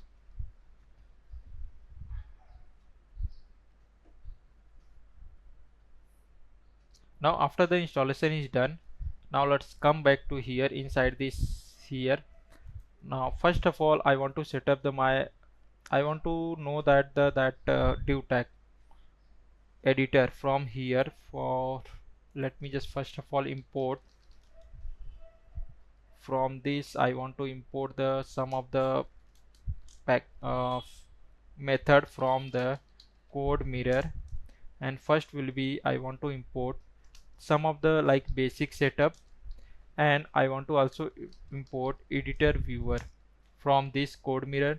And after that, for that editing purpose, to update inside the code, I can also editor state from the code mirror state, and I will also import that languages. First language I will import HTML from slash code mirror dot HTML, and after that I will import JavaScript. Here I can give the JavaScript from, I can say that code mirror and JavaScript, and inside this also I want to import the JavaScript languages, because this JavaScript language I want to also include inside the HTML file also. And here I can also import CSS from code mirror CSS, and inside this also I want to import the CSS language also. Then inside this I can give the CSS language. Where is whites? Yeah. Now after that, here I will create the state. Inside this I want to store that element, set element, and inside this I can give the use state, and it will be the HTML. Let me just give the type will be HTML.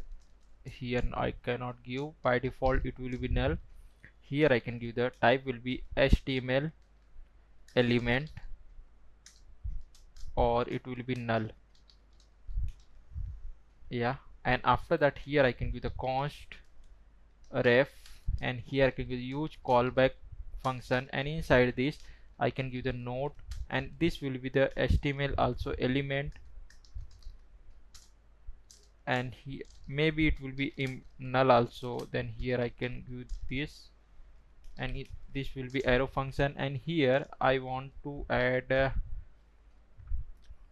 it will be run a single time, and here inside this I can give if node was not available, then it will be return this.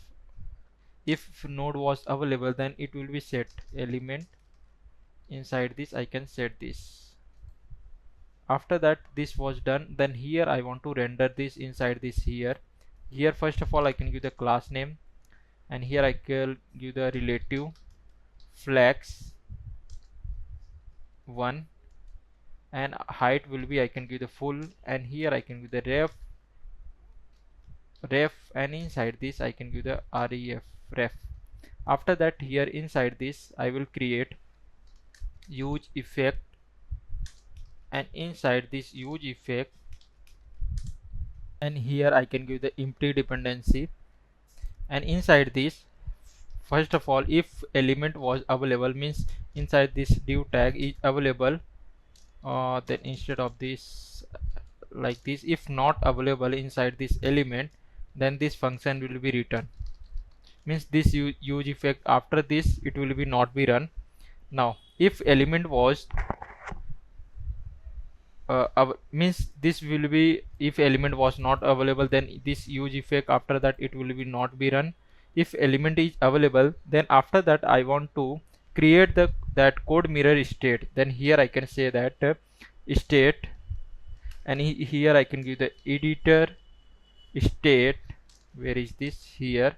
And inside this I can create this state, and here inside this, first of all, this here I want to just pass the that data, um, and after that here I can say some of the extension I want to add, like some of the languages which this code editor will be support. And here also I can add the basic setup, like by default user will be able to edit this, and after that here I want to add the some of the languages like HTML and CSS and JavaScript. All these languages I want to add it. Here I can say that JavaScript, and later I can add. For now, let's first of all render the this code mirror. After that, here below this I want to display this the view. Then here I can say that view, and inside this new I want to create the new editor every time, new viewer. I can this, and after that here inside this I want to pass the first one is the state. Why it's not coming? State, and let me just copy this from state from here, and after that second parameter I want to pass this will be the parent, means this element. Now this element, after that this will be done, and here I can also add inside this use effect cleanup function, something like this. And here I want to give view will be destroy. Yeah, now let's save it again, and let me just run this. First of all, this next app, npm run dev, and press enter. Now server is started. Here let me just refresh this page, and it was fetching this. Now let me just open this file. Now here this code editor is not displaying. Let me just check that why not displaying. Here I was just everything is fine, here also everything is fine, here and here. Maybe because of this, when this file will be load, that time inside this no element was there and it was not going. When the file will be available, then this use effect will be run. Now let me just save this and refresh this one more time, and let me just click on this. Okay, it's coming now. I will click on this. Okay, now it's coming. Let me just refresh also inside the script. Inside the here it was not coming. When I was refresh this, then it will be not be coming. Then inside this, let me just check that when the search params and element is also changed, then also this use effect will be run, something like this. And anything more I want to add? No.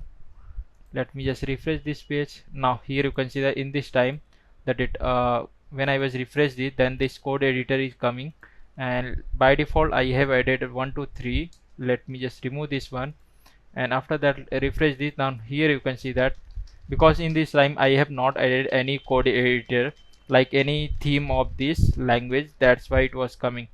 And here it's coming something like this. It was going above. Then this one I can make. Let me just go inside this. Where is file open? This one I can give the backdrop blur. I can give the 3xl. Now after that or I can say instead of this 3 2, let me just see the xl only. Yeah, now it will be look great. After that, let me just design this part. This our inside this I will go where is div tag. First of all I can give this minimum height. I can give this calc 100 vh minus 3.5 rem. Now let's save it again. Here it was covering, and this whole width, and let me first give the background color bg white. Now let's save it again. Here you can see that it was cover, and here also it was going. After that I can give the width will be full.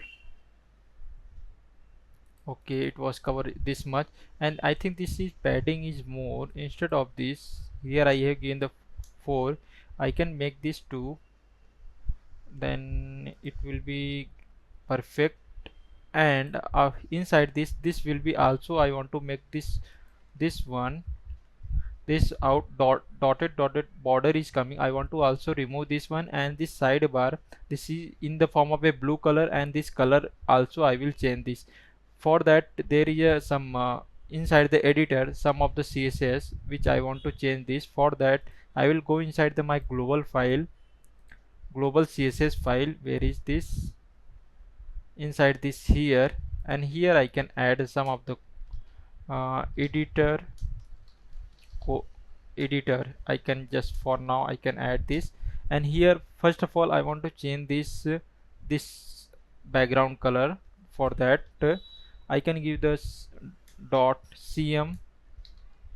This is the cm editor, means code mirror editor, and inside this I want to go inside the gutters. This is the class name, and inside this I want to apply the Tailwind CSS. First of all I can give the border right side will be 0. This border is coming something, one second, this border here inside this. And after that I can give the background color will be primarily, and it will be the 5 I can say.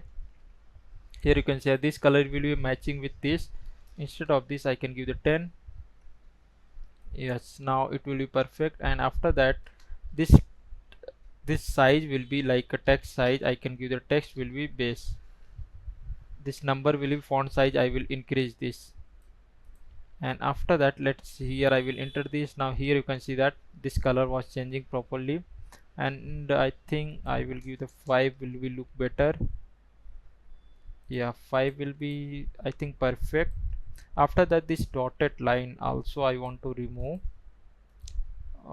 Let me inside this below I can add cm editor, and inside this I can give the this will be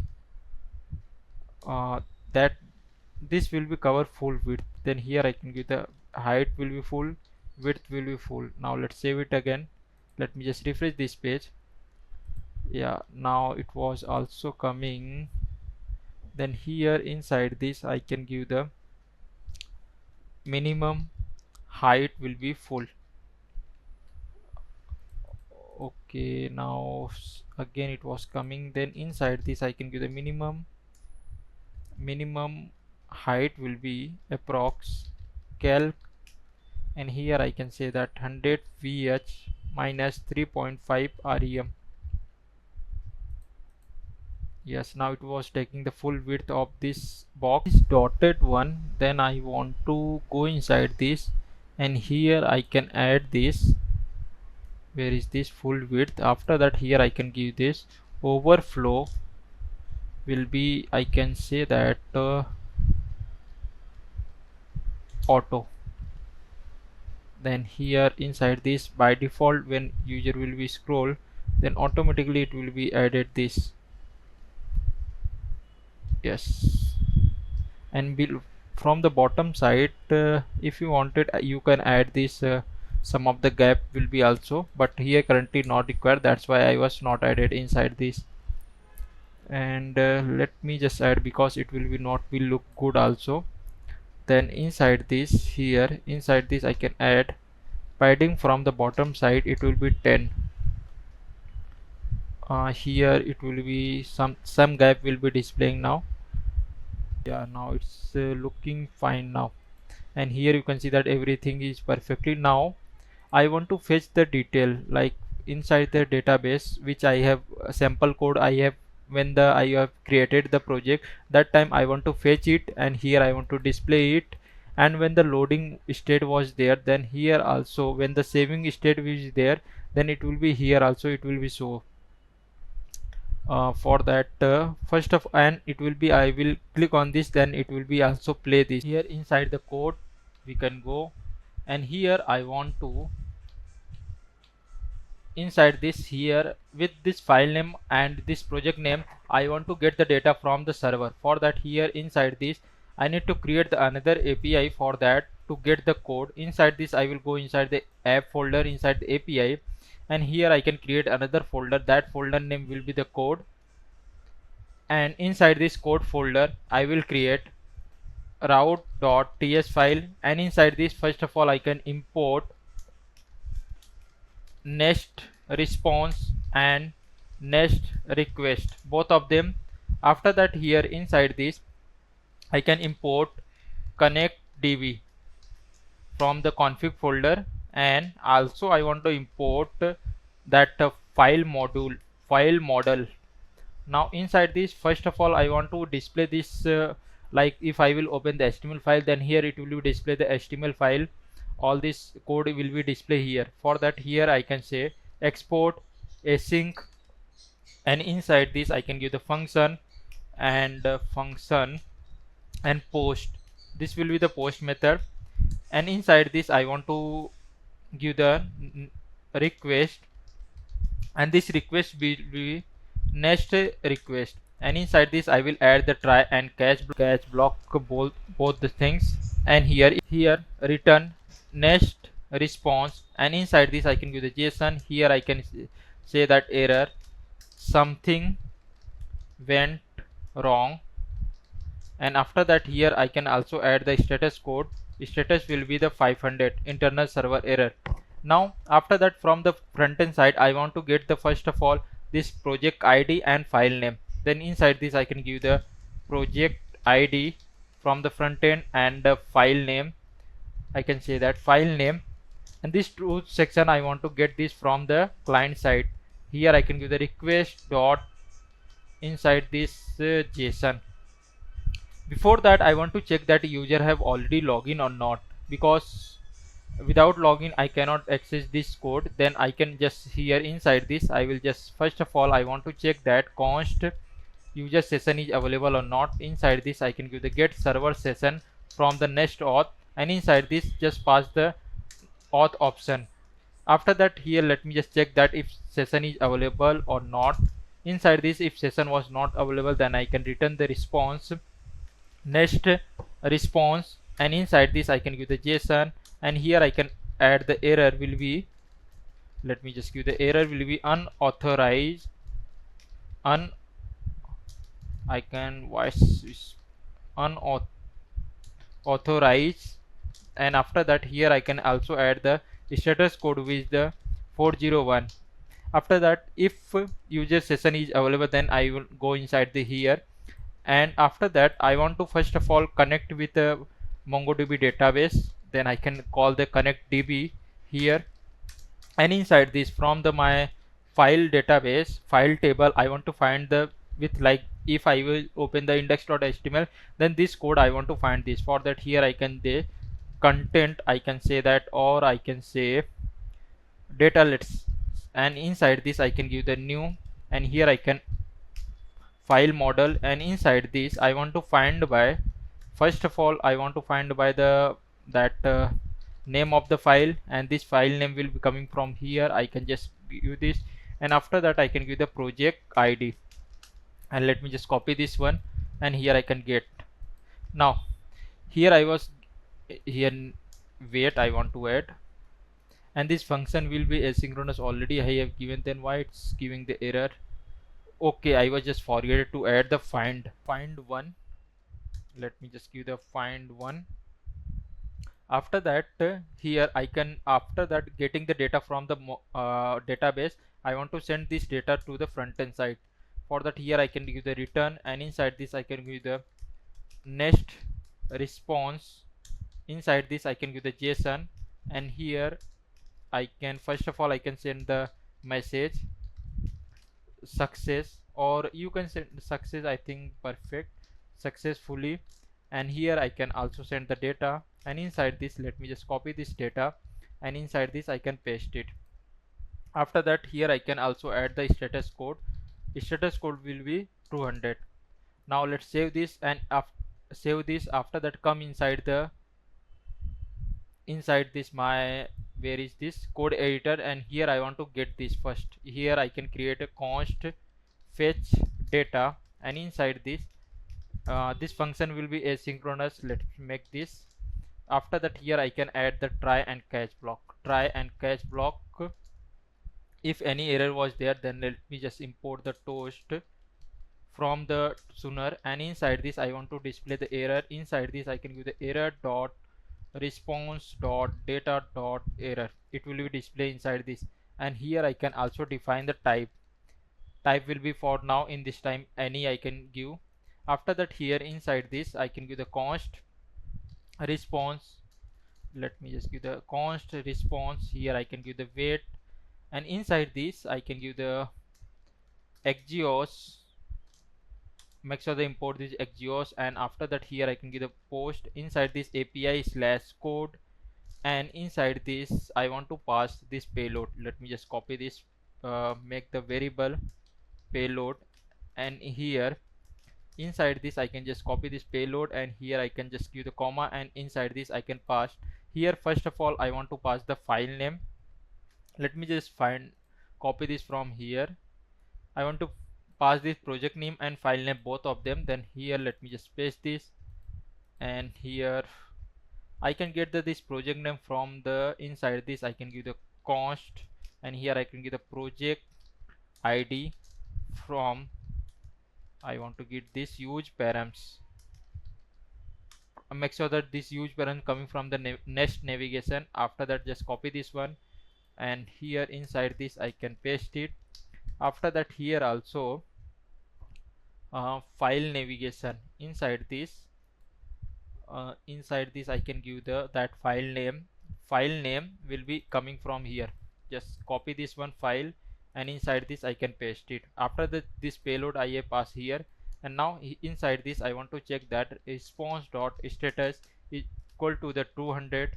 Then inside this I was getting the data, and here let me just console and check that data was coming perfectly or not. Inside this let me just copy this here. Here I can the response dot data, and I want to also call this function. Just copy this here. Inside this here I will create another huge effect, and inside this huge effect this will be run when the component will be render. And after that let me just call this function fetch data, and inside this I can paste it. After that inside this when the file will be available and project ID will be also available. Now let me just inside this I can also add the condition file name and project name both will be available, then only it will be called this fetch data. Now let's save this again and come inside this. Let me just refresh this page and right click on this inspect section inside the console. Let me just check that the object is coming inside this. Here you can see that we are getting the content and the extension also, and name of the file will be index.html file. Now this content section I want to display it here inside this. For that, this content I want to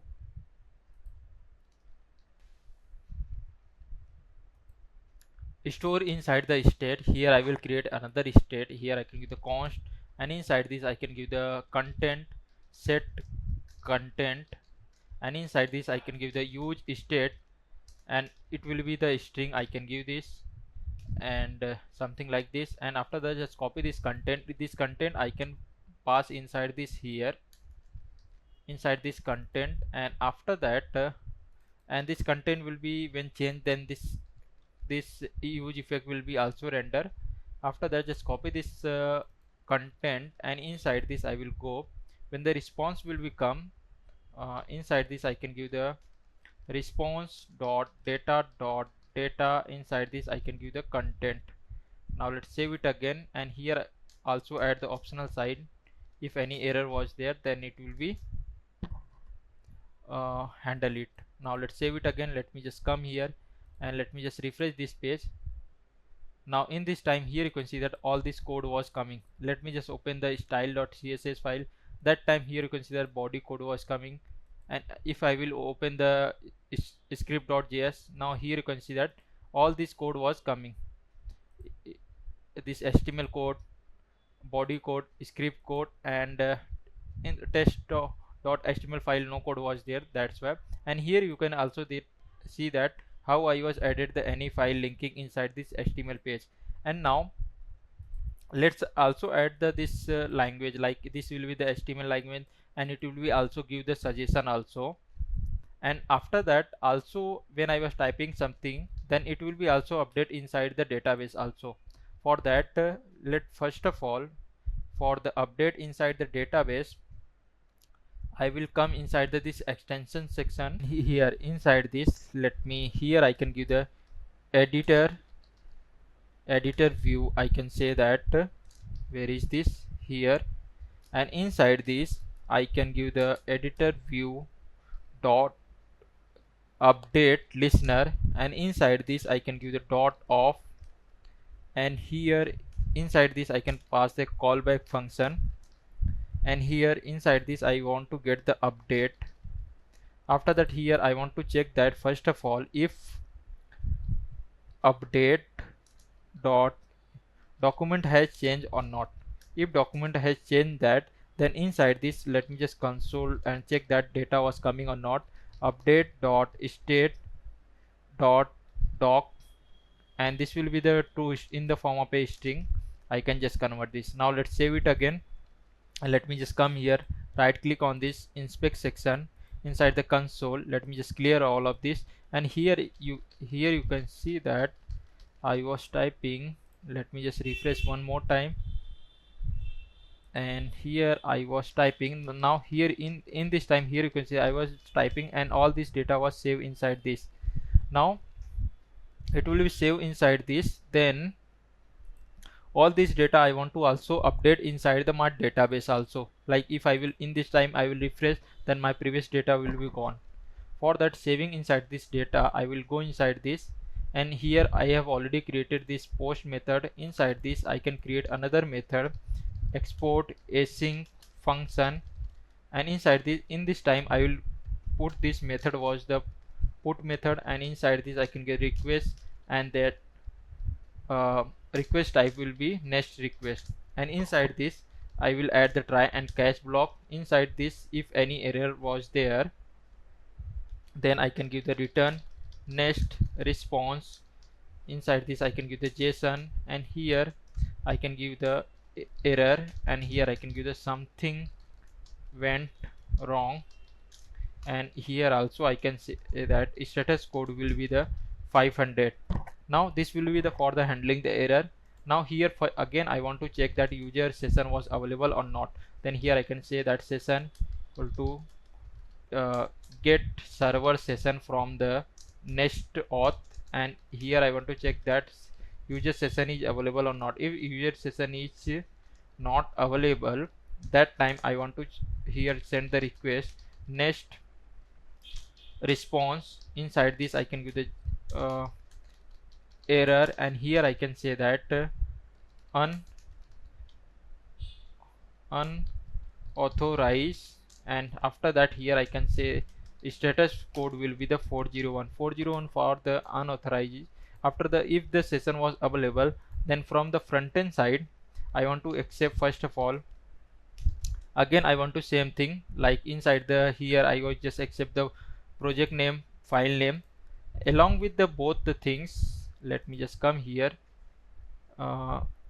here inside this let me just copy this.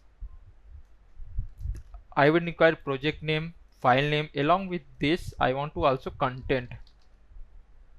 Here I want to give the comma, content also require. After that here also let me just add the condition, if user have not provided the project and file name, then inside this I can give the first of all I want to check that project ID or file name is not available. Then inside this I can send that return next response. Inside this I can give the JSON, and here I can send the error project ID and file name is required. I can say required After that, here inside this I can give the status will be the 400. And now if user have provided the project ID and name, then I want to update this content which is coming. Then inside this I can give the const update content. Inside this I can give the weight. After that, here I can give the file model. Inside this I can give the update, and here I want to that, or I can one more things I can do it. Here I can also get the that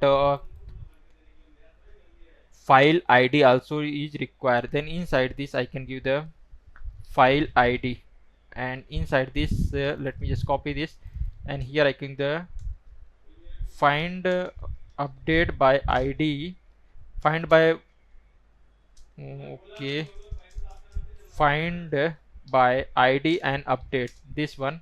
And inside this file ID, I can pass it, and after that I want to update this. Then in this time, this file name, project name and file name both are not required, only content is required. Then I will remove this, because in this time I can update this with the file name also. Then let me just copy this one. File ID is required, and content by default content not an issue, only file ID is required. And after that, here inside this I can update. Let me just give the content. Let me just copy this from here, and inside this I can paste it. After that, here also I can just change this file ID is required. And inside this, if user have provided this, then inside this file content was updated successfully. Then in here I can send that response, next response. Inside this I can give the JSON, and here I can add the message updated successfully, something like this. And here I can send that status code will be the 200, file updated successfully. If you wanted to send the that file content, you can send it. Now let me just copy this file ID field name, and here I want to provide this. Okay, currently I am not calling this. After that, let close this one, and after that I will come inside this, and here inside this I can create another function const, or I can just copy for now this one, this same function, and inside this I can paste it. Fetch data, I will change this update data, and inside this only I need to send to the once again.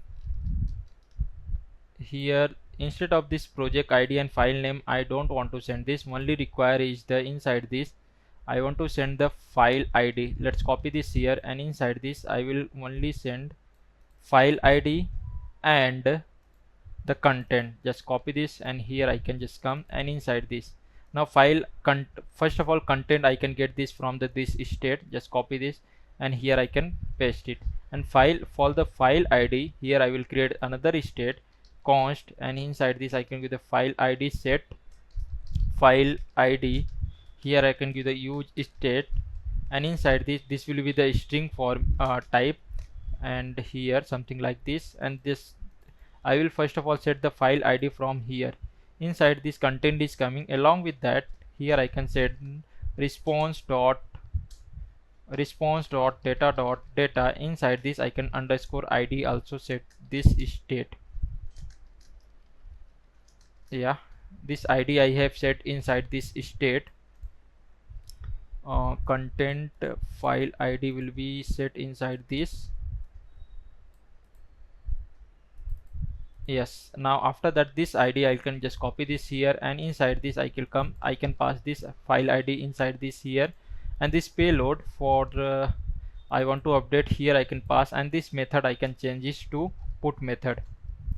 And here the content was already not required here, because only I want to display the loading state. And take this content from the inside the params also. Here I can say that content I can say that file content, and just copy this field name here. I can paste it, and this will be the type, will be the string format.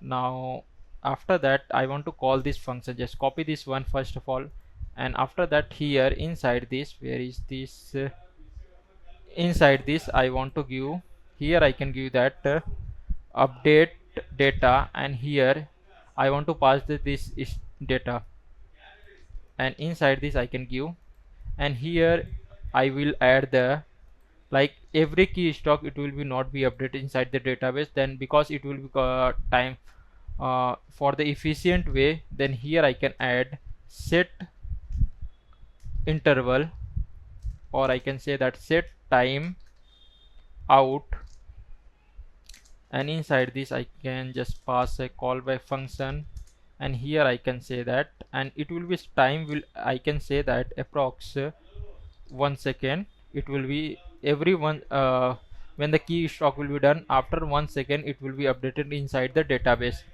Now let me just remove this from here, and here I can say that 1 second it will be update in database.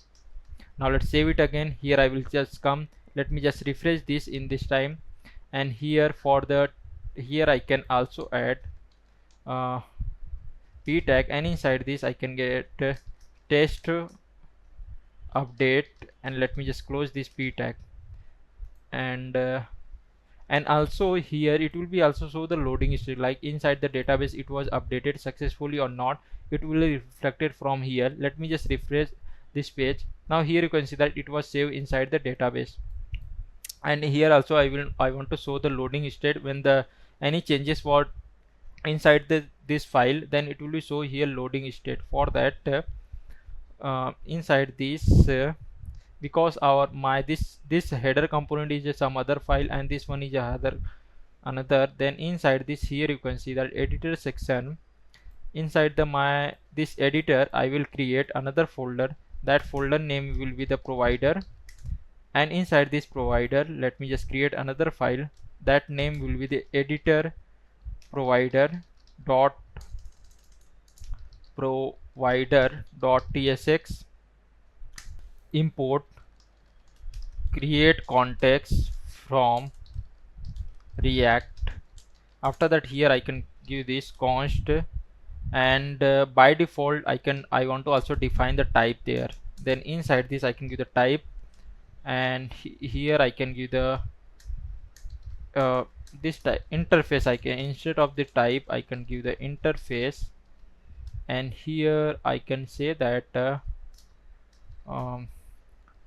editor provider, and here inside this first of all it will be the loading, like each loading state, and it will be the boolean value. For now in this time only I was displaying the boolean value, this loading, and also I can say that, and also give the set loading, also I can give set each loading, and here I can say that this will be the function, void function. Now after that here I can just give const editor provider, and here I can say that create context, and inside this by default here first of all let me just give the type, this type, just copy this here, and inside this I can pass this, and initial value also I want to give const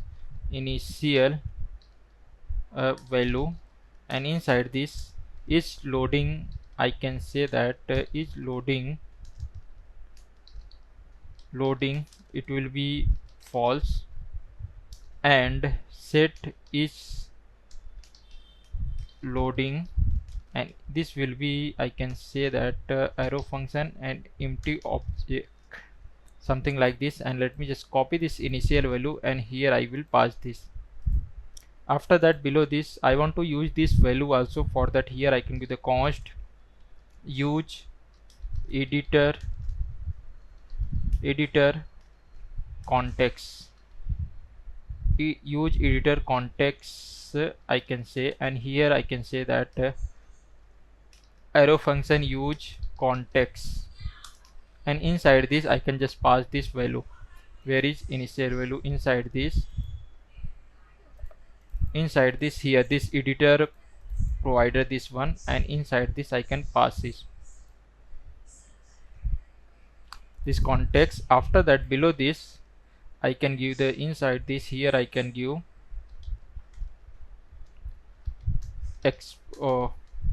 export function, and here I can give the editor provider context, editor provider I can say component, and this will here I can give the function, and after that inside this I can return. Here I can give the this editor provider. Let me just copy this here, I can pass it. Inside this I can give the provider, and inside this I can just give the children. I can render the children. After that, just copy this here, and inside this I can give the type will be this type also I can give children, and it will be here it will become children. Why it will be children, and this type will be why it's coming react node. And why it's showing, because it will be here I need to pass the value. Then here inside this I can give the const, and here I can give the each loading set each loading, and here I can say that use state, and inside this I can give the by default it will be the false, and here I can give the boolean value, it will become, and let me just import the use state first. After that, here inside this I want to pass the value, and inside this first of all I can pass the loading, and here let me just copy this one, here I can pass this. After that I can pass the set is loading, and here I can just directly I can pass this function. Let me just copy this here, and here I will pass, and let me just here I can give the comma, and here it was giving the error. Instead of this, here I can give the const handle loading, and inside this I can give the arrow function, or instead of doing here I can do here also, not an issue for me, but here it will be perfect fine. Now handle loading. After that, here inside this I was getting the value, and this will be in the form of a boolean value, and this will be optional for now. And inside this I can give set each loading will be this value, and here I can by default it will be the false. After that, let me just copy this editor provider component, this one, and I will come inside the layout folder, and here I want to wrap this from the whole. Here I can just first let me just import this component, and inside this let me just cut from here, and here I can wrap this. Now let's save this here, and let me just go inside the browser. Here you can see that it was given the create context. Let me just go inside this, and let me give this component will be the client component. Now let me just save this.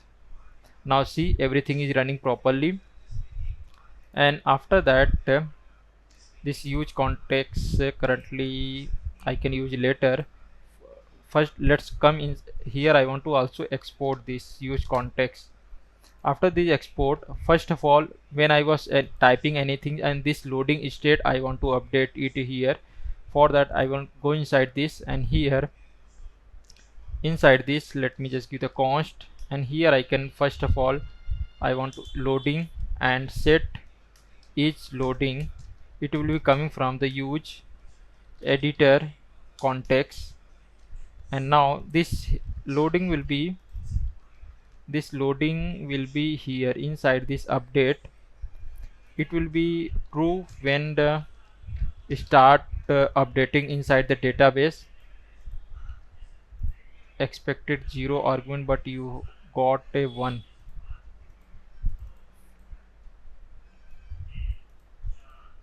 Here I can give this. After that when the loading was completed, then here also I will check that error. Inside this I can give the false. Now after that let me just come inside this and here inside this is loading. Here I can give the value and this value will be boolean value. Because of I have not defined it the type, that's why it was showing the error. And here also if I will remove this one, then also okay for now. Let me just come back to the here, and in this time where is update, when the data was updated from the database, loading will be true, and when updated successfully, then loading will be the false. And after that with respect to this loading state, I want to, let me just copy this one. I want to update this one, saving and save, both the things I want to display. Then I want to go inside the component editor header component, and here I want to import context, and inside this here this loading, instead of this I can change this editor update loading, and just copy this one. And after that I will just come where I have displayed this saving here. Inside this, first of all I want to display the text. Then inside this let me just give that when the loading will be true, that time I want to display the saving dot dot dot, and when the loading will be false, then it will be displayed that save. Something like this. Let me just save this and let me just check that. Let me just refresh, everything is working properly. And now here in this time, here I was typing the testing. Now here you can see it was displaying the loading, saving and loading, something it was displaying.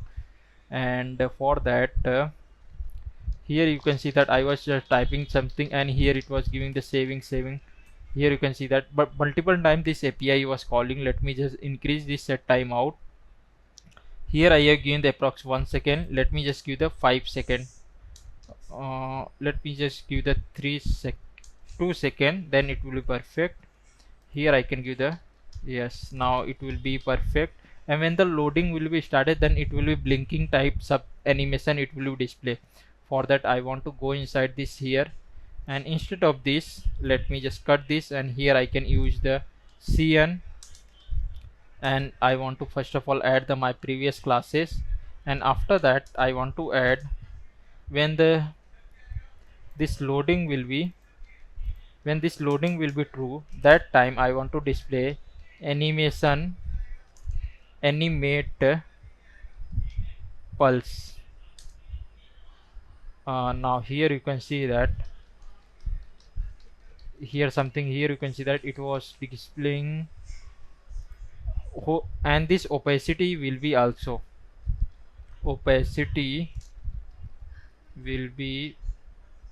I can say 30, and here by default the opacity will be I can say that 100. Now let me just typing this and testing this. Here you can see that it was perfectly here displaying, and let me just refresh it. Now you can see that it was also updated inside the database. Now here I want to also added this language, like here this will be inside the HTML. If this file will be HTML, then inside this suggestion will be also come, something like HTML, all the code will be suggestion come, and this linked style sheet also, and JavaScript code also. If I will open the CSS file, then it will be CSS theme will become, CSS suggestion will become, and JavaScript, something like this. All this language now I want to add. Let me just come inside this, and here inside the here before this let me, instead of this here I will add this all the language here inside this. Now first of all I want to find that the current file is JavaScript, HTML, CSS or JavaScript. For that inside this first of all I want to find that file extension. Let me just collapse this first, and here inside this I can just, first of all I want to find the file extension, then here I can go, here I can give the const extension, and inside this I have this file. Inside this I want to do the split, and this here I want to split by here inside this.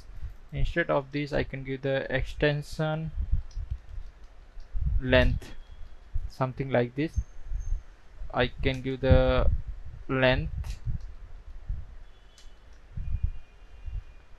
I can give the extension array, and here it will be split. After that here inside this I can give the const extension, and here I can give the extension of array. Inside this I want to find the last element, then inside this I can give the length dot length -1. And why it's so giving the error? Because extension is possible to undefined. Then here I can add array. Now if it will be possible to undefined, then this array will be taken, and then in this time no error will come. Now let me just copy this extension, and here I can add console.log, and I want to check that the extension was coming correct or not. Then inside this let me give the comma, and let me save this, and let me go inside the file, right click, inspect section, inside the console. Here you can see the HTML coming. Now let me just open the another file. In this time here you can see that CSS is coming. Now with the help of this extension, first of all here I want to display the extension was equal to the JS here, and then that time I want to call the JavaScript language. Here I can give the JavaScript language. Now if extension was the equal to the CSS, that time I want to give the CSS language. If it was not by default, I can give the HTML language. Let me just format this proper well, and after that inside this HTML let me just save this, and let me just refresh this page, and here I can check that everything is working properly or not. Let me just go inside the HTML. Now here you can see that in this time all this HTML color was changed, and CSS also here you can see that, and script also this will be changed. Script yes, let me write the function. Here you can see that in this time it will be suggestion is also coming. Here you can see that. Let me just now in here inside the nested, if you wanted to some other tag you can use it. Now inside the HTML I want to add the some other languages also inside the nested one, and here some suggestion like first of all auto close I want to true. Auto close suggestion it will be important. After that let me just check that extra tag is not required. Self closing tag is also I can give the true, and if you wanted more you can add it. Now let me just add the languages inside this nested languages. Inside this let me just first of all I want to add tag, and this tag will be the style. After that style, and here I can add the parse, and inside this I can add CSS language dot parse. Same thing for this JavaScript also. Let me inside this I can go, and here I can give the script, and here I want to add the JavaScript language dot parse. This two language was added inside this. Now everything is running properly. Here you can see that, and in this time let me just delete all of these which are not required text, and here I can just give the close p tag. Now after that here anything I was typing, every time it was here you can see that it was saving, every time it was API is calling. Let me just modify little bit this one, optimize this better way. Then inside this I will go here, where is inside this, here you can see that I was just calling every time sign every keystroke. For instead of here I was just calling this timeout like every 2 seconds. Instead of this here I will add the debouncing. Now let me just create the function for the debouncing. I will go inside this my lib folder, and here I will create debounce.ts, and inside this I can give the first of all the function, and that function name will be the debounce. And here I will also define all this type also, like here I can give the extend, and inside this I want to give the arguments, and this argument will be any type, it will be in the form of a array. And here I can give this will be the void. Why here I want to give the, it will be the void type, it will be written. After that inside this I want to take the parameter, then here I can give the function. First of all I want to call that function. After that how many time it will be delay, means delay number of a delay time, and after that it will be written something like same argument which function I have provided, and with the parameter here I can say that parameter, and this will be the type, and it will be also the void type. Here I can add void, and inside this after that here why this given a function is declare, okay, because I have declared here, then I need to call this also. Here I can give the let, one second, let make a variable for the time, and here you can also define the type also. Here I can give the return type, and it will be the type of a set timeout. Set timeout, why it's coming set time,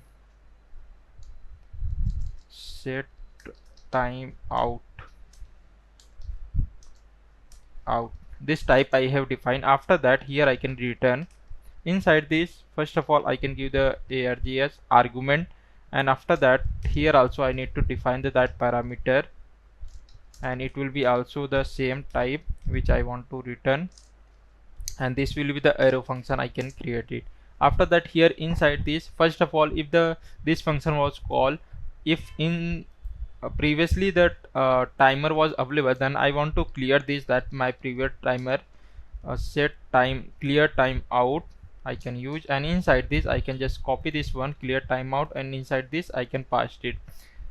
And what's after that below this I can give the timer, and inside this I can set time out, and inside this I can pass a arrow function, and here I can define the this timeout will be that how many second or minute it will be defined.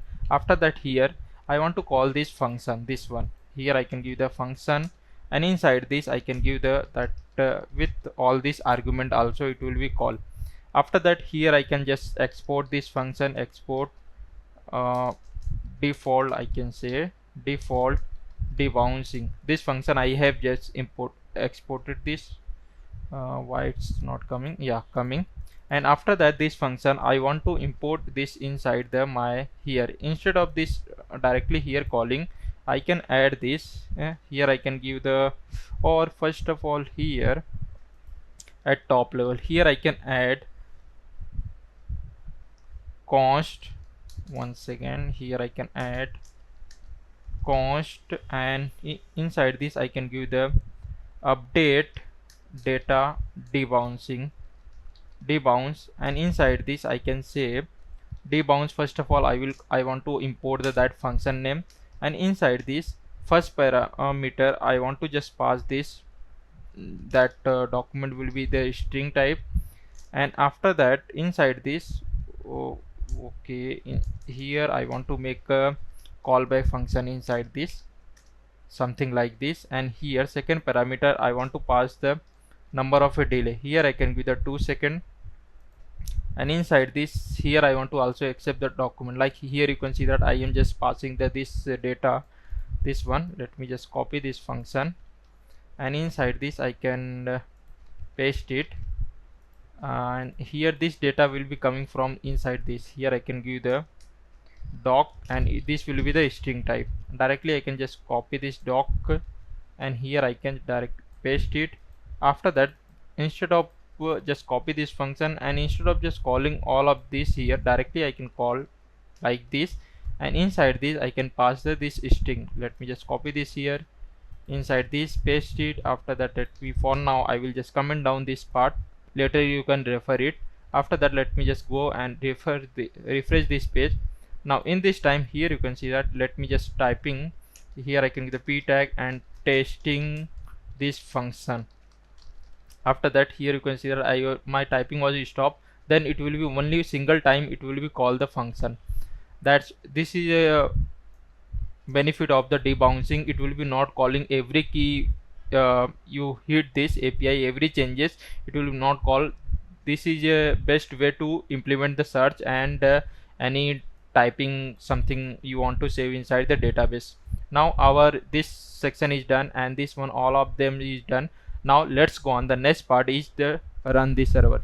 When I was click on this, then this code index.html file, by default it will be run inside the here one pop-up will be open inside this, and we can resize also and open in the new tab also, same thing. Now let's start this one.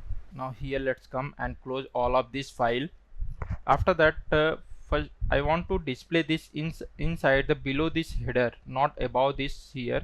Now first of all, I will go inside the my app folder, and inside this my dashboard group folder, and inside the layout, here you can see that the code will be run inside the here, I can say inside the only this sidebar provider section. For that, it will be not go on the at the top level, like inside the header section. And then I can say, oh, here also I can do it also, not an issue. But let me just add this inside this component provider is there. Inside this, let me just create the component for the browser, like play the browser. Inside this I can go, and here I will create browser run code.tsx RAFCE. After that, here this browser code, inside this I want to wrap it, because the pop-up will be open above this. For that, let me inside this I will accept first of all children, and inside this let this type also I want to, let me just define this. Here I can give the children, and this type will be the react node. After that, here it will be run, all these children will be inside this here. Just copy this browser run code, this component, and come inside the layout folder, and it will be run inside the sidebar if you wanted, or inside the only between this section, or from here. I wanted to only this sidebar provider, then I will just wrap this browser run code, and inside this let me just cut this from here and wrap this this sidebar provider, and let me just format this well. After that, I will go inside this my browse code, and here let me just inside this my provider, where is this, let me lay out this one, this editor provider component. Inside this I will add the one state. When I was click on this, then this browser will open to manage the state like a true and false. For that, let me just go inside this, and here I will define the first of all type. Here I can open, I can say that browser, and in this will be the boolean value. Inside this I can give it. After that, here I can go set open browser, and this here I can say same thing like a loading. Let me just copy this type, and here I can paste it. After that, here I can also define this open browser by default. I can say that, let me just copy this same thing, and here I can paste it. This is by default false, and set open browser is by default, it will be arrow function I can give, and it will be return a empty object. After that, here inside this I create the another variable, that name will be the set open browser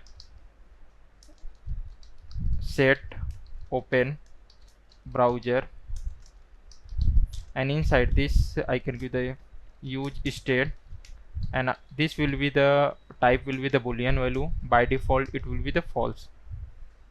After that inside this I can give the something this open browser I can just provide inside this first, and here I can give if variable are and value are same, then you can directly provide a single also, like something like this also you can do it, but here I was just follow the all this sent.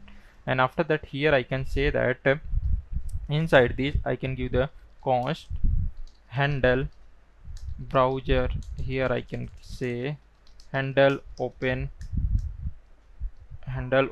browser I can say, and inside this I will accept the value, and this value will be that this value I can not a this was the optional one, and inside this I can give this will be here I can get set open browser, and inside this I can give the this value, and this value will be coming here I can, if this value is undefined then it will be set the by default false, and just copy this, and here I can say that handle open browser, and this function I can pass it.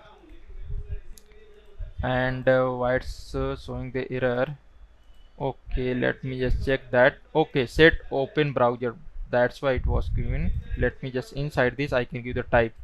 After that this type both the thing, this open browser, once again what's open browser and set browser, both the things I want to exit inside the browser run code inside this. Now here let me just import const, and here I want to use the both of them, browser open browser and also this handle open browser, and here I can give the use what's the name of that provider. Let me just check that. Inside this I will go, and this name was the use editor context. Let me just go, and here I can give the use editor context.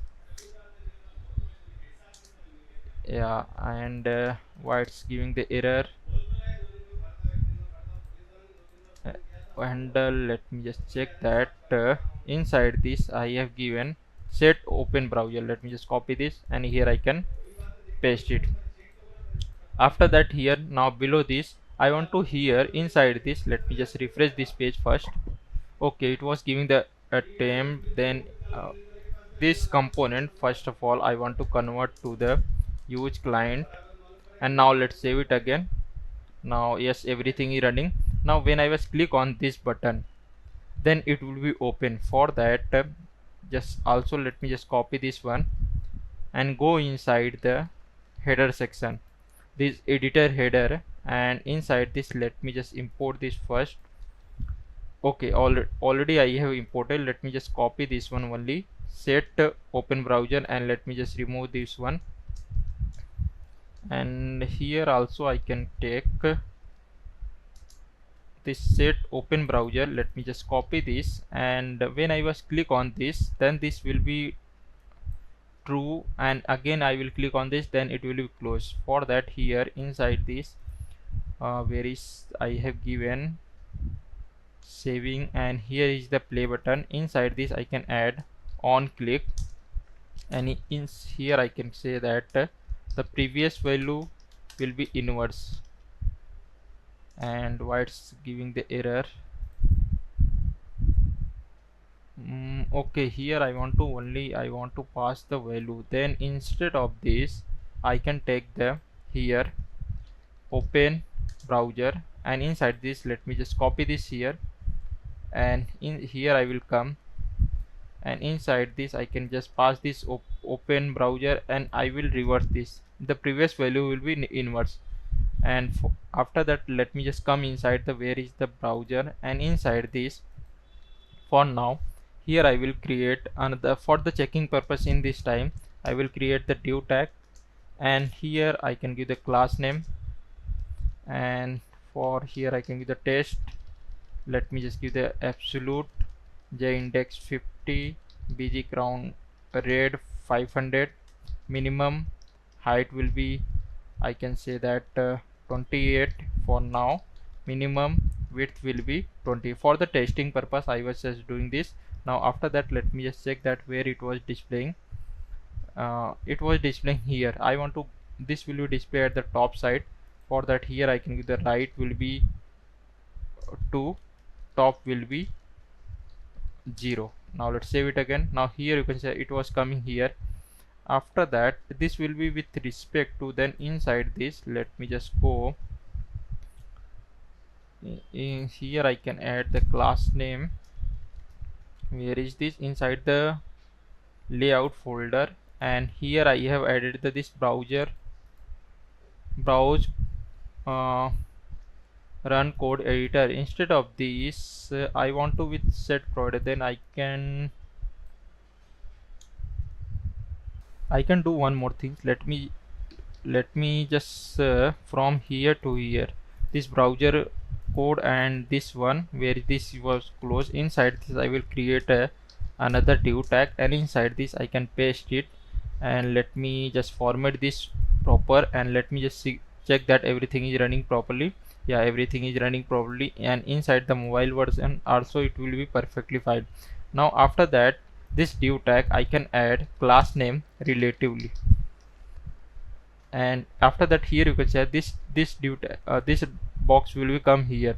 Now let's come inside the our browser collection, and here I can add condition open browser, and inside this, if it will be true, then this box will be open. Now let me just cut this here. Inside this, let me just do like this. Now after that, here you can see I will click on this, then it will be open. Something like this it was opening. And after that, instead of this, let me just go, I will change this play one. Instead of this, I can change this icon will be browser. That will be look better. Browser, let me just search this icon is available inside this, or I can go inside the Lucid, and here I can search that browser, or we can search tab also. Let me just say, now this one I can use is app window. This icon is better, app window, and make sure to import this app window icon from the Lucid React icon. Now let's save this again, and let me just come back to here. Now it will be look like something this, and when I was click on this, here you can see that it was opening.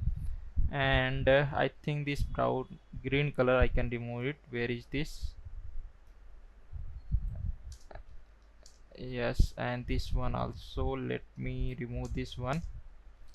And it was looking like when I was this one, and when I click on this, then this browser will be open. At that time it will be, this will be turned into the green format, the color will be changed. For that, let me just check that it was working or not. Test primary, let me check that. Now here you can see that this color was changed properly. Or I can also add the drop shadow. Now it was coming, yes, it. Now after that, inside this I want to add the condition. Let me just format this proper first. After that, here let me just cut all of this CSS, and inside this I will use the cn, this function name which is coming already inside the utils folder. Shadcn has defined this one, and just paste the previous one. After that, below this I can add open browser. If this will be true, then I want to make the text color will be the primary color. Let me just cut this one, and inside this I can paste it, and here I can give the comma. Now let's save and just come here. Let me just refresh this again. Now in this time, here you can say this was black color displaying. When I click on this, then this color will be turned into the green color, and here this will be something like that. This browser will be open again. I will click this, then it will be open. Now inside this I want to add the resize also, and I want to drag and drop inside the browser anywhere.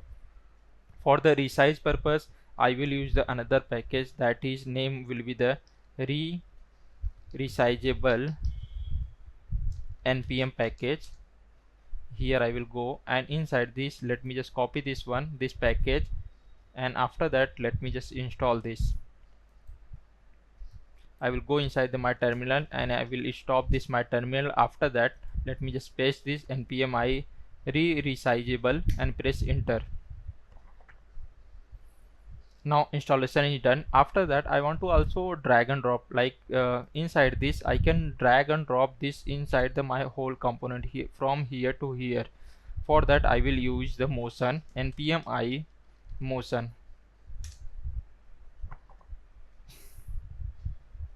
Now both the packages installation is done. After that I can run again my server, npm run dev, and press enter. Now server is running properly, and now let me just check that everything is perfect fine for now.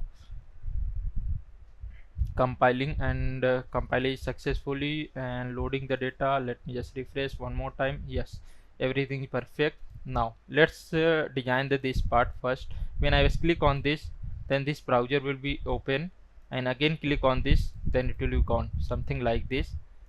For that let me just come back to here inside my browser, run code. Now here inside this by default for now I will for the designing purpose, because every time I need to click this and refresh the page, I can do one more things for now. Here by default I can add in this time true. It will be because it will be by default, it will be display, no need to click on this again and again. When the design will be done, then I can remove this. After that I will remove this one first, and inside this below I will first of all I can give motion. Let me just import this motion also from the motion. For that inside this here top section I can import. I can give the hashtag. I want to import all of this from the motion, and inside this I can give the from motion slash I can give the React client. After that I also for the resizable component, then here I can import resizable. Why some suggestion is not coming? Resizable from, I can say that a resizable component. After that now let's come here, and inside this here I can first of all give the motion dot div. Yes, now this motion I want to display inside the browser, whole browser, and I want to also add the drag and drop also, and drag and drop content also. For that here I will create first of all const container, I can say ref, and here I can give the use ref, and this will be type will be, I can say that HTML div element, and by default it will be null also from the starting position. After that here I can say that here I can define the type also null. Now here let's come, and inside this also drag and drop true and false also. I need to manage the state also. For that here I can give the const, and here I can give the drag set drag, and here I can give the use state. Inside this false, by default the drag will be false, and here I can also define the this boolean value. And why it's giving error, I need to import the use state from the React. After that inside this motion here I can just pass the some configuration. First of all I want to pass the drag, and here I can give the drag once again drag. After that here inside this I can give the drag constraint, and inside the drag constraint I want to pass this my container ref. Just copy this here, inside this I will paste it. And here I can give the like elasticity. This when I will drag in, it will be like something bouncing, some bouncing effect. For that here I can give the approx 2.0.2 and here I can add the class name, and inside this I can give the class name. It will be displayed at the top level absolute right. I can give the 2, and top, from the top I can give the 0 also, because here I have already inside this layout section I have created the one div tag, and this div tag I have given the position will be the relative. Now it will become with respect to this. Now here I have given that 0. If you have not given this one, like this one, where is this layout, then you can change it also. Where is gone here? If you don't want to this use the this div tag, then here inside the browser you can give the that this from the top height how many distance was there, this one you can do this also, same thing. Now, and this will be display at the top side, means it will become at the top index. And after that uh, by default I want to display this. Let me just check that where it was coming.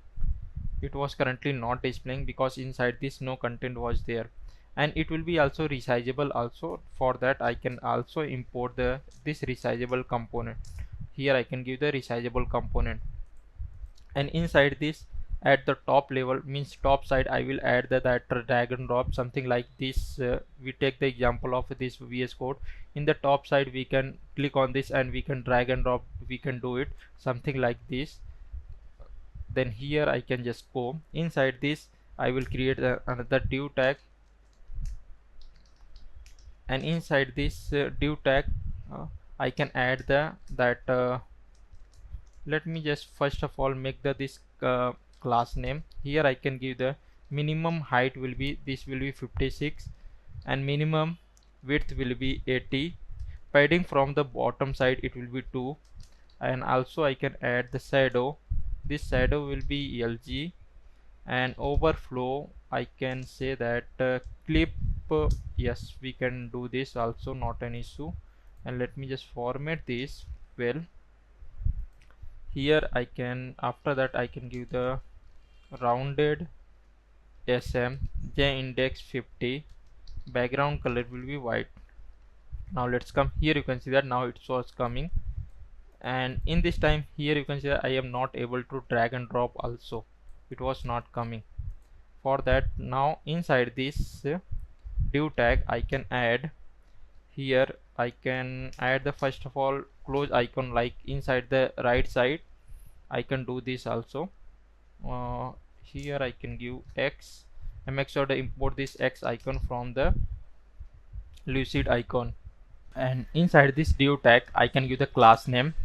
Here let's give the bg primary, and this will be the height, I can give the 7, and flex items center cursor I can give the grab, something like this.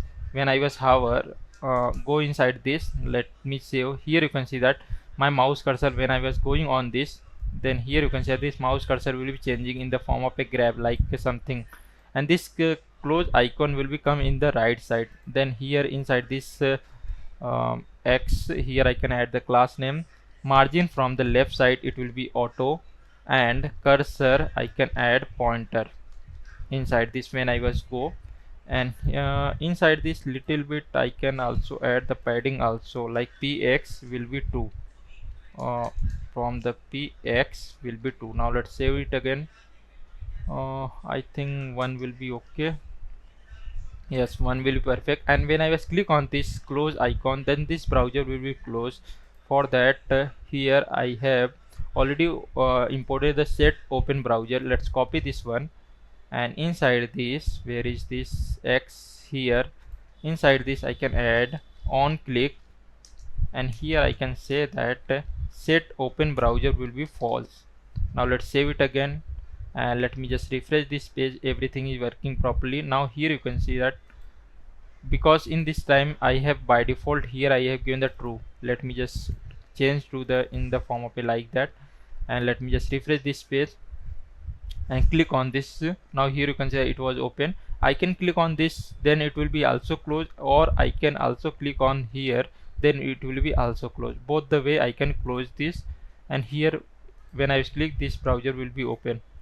After that when I was click on this, and I can able to drag and drop entire this screen.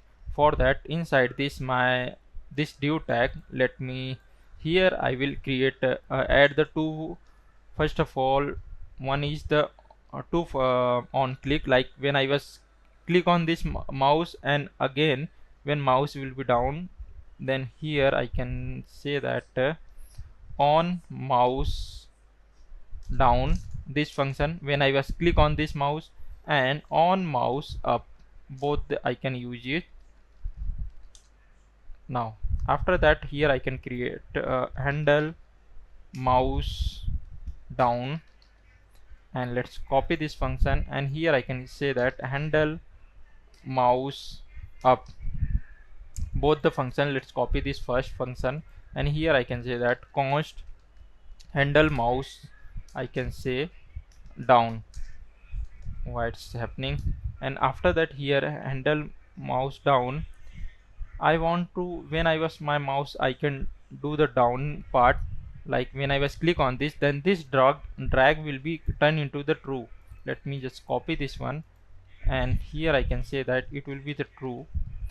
And when the my mouse will be up, let me just copy this one, then that time let me just give the const,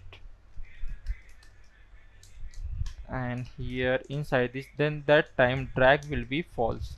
Now let's save it again, and let me just come here, let me just refresh and click or open this browser and click on this. Then here you can say, then also I am not able to drag and drop entire this. And let me just here you can see that it was giving the if drag content is set of a React ref, it must be passed into another component also. Okay, for that inside this I want to, here inside the, here I can give the ref inside this, here also I can just pass this content ref. Now let's save it again. After that, let me just click on this, and here, now here you can see, now I am able to drag and drop inside this browser. And I will here you can say I am leave this, it will be electricity, like it will be something bouncing effect, it was saying displaying that. And here you can see that I am able to drag and drop entire this. Now after that, I want to, here below this I want to add the here refresh button. Input button means something like this browser, and here also I will add the link, like if you wanted to this section open in the new tab, here I will add this. For that I will go inside this, and after this div tag was closed, here below this I can create another div tag. And inside this div tag I will first of all add the input, and this input is coming from the component Shadcn UI library. Make sure to import this, and inside this let me just add the class name. Here I can give the first of all height, it will be 8, and rounded, I can give the rounded will be from the, not from the top side, because already I have given this, only I want to bottom side. Then inside this I can give the rounded, top side will be none.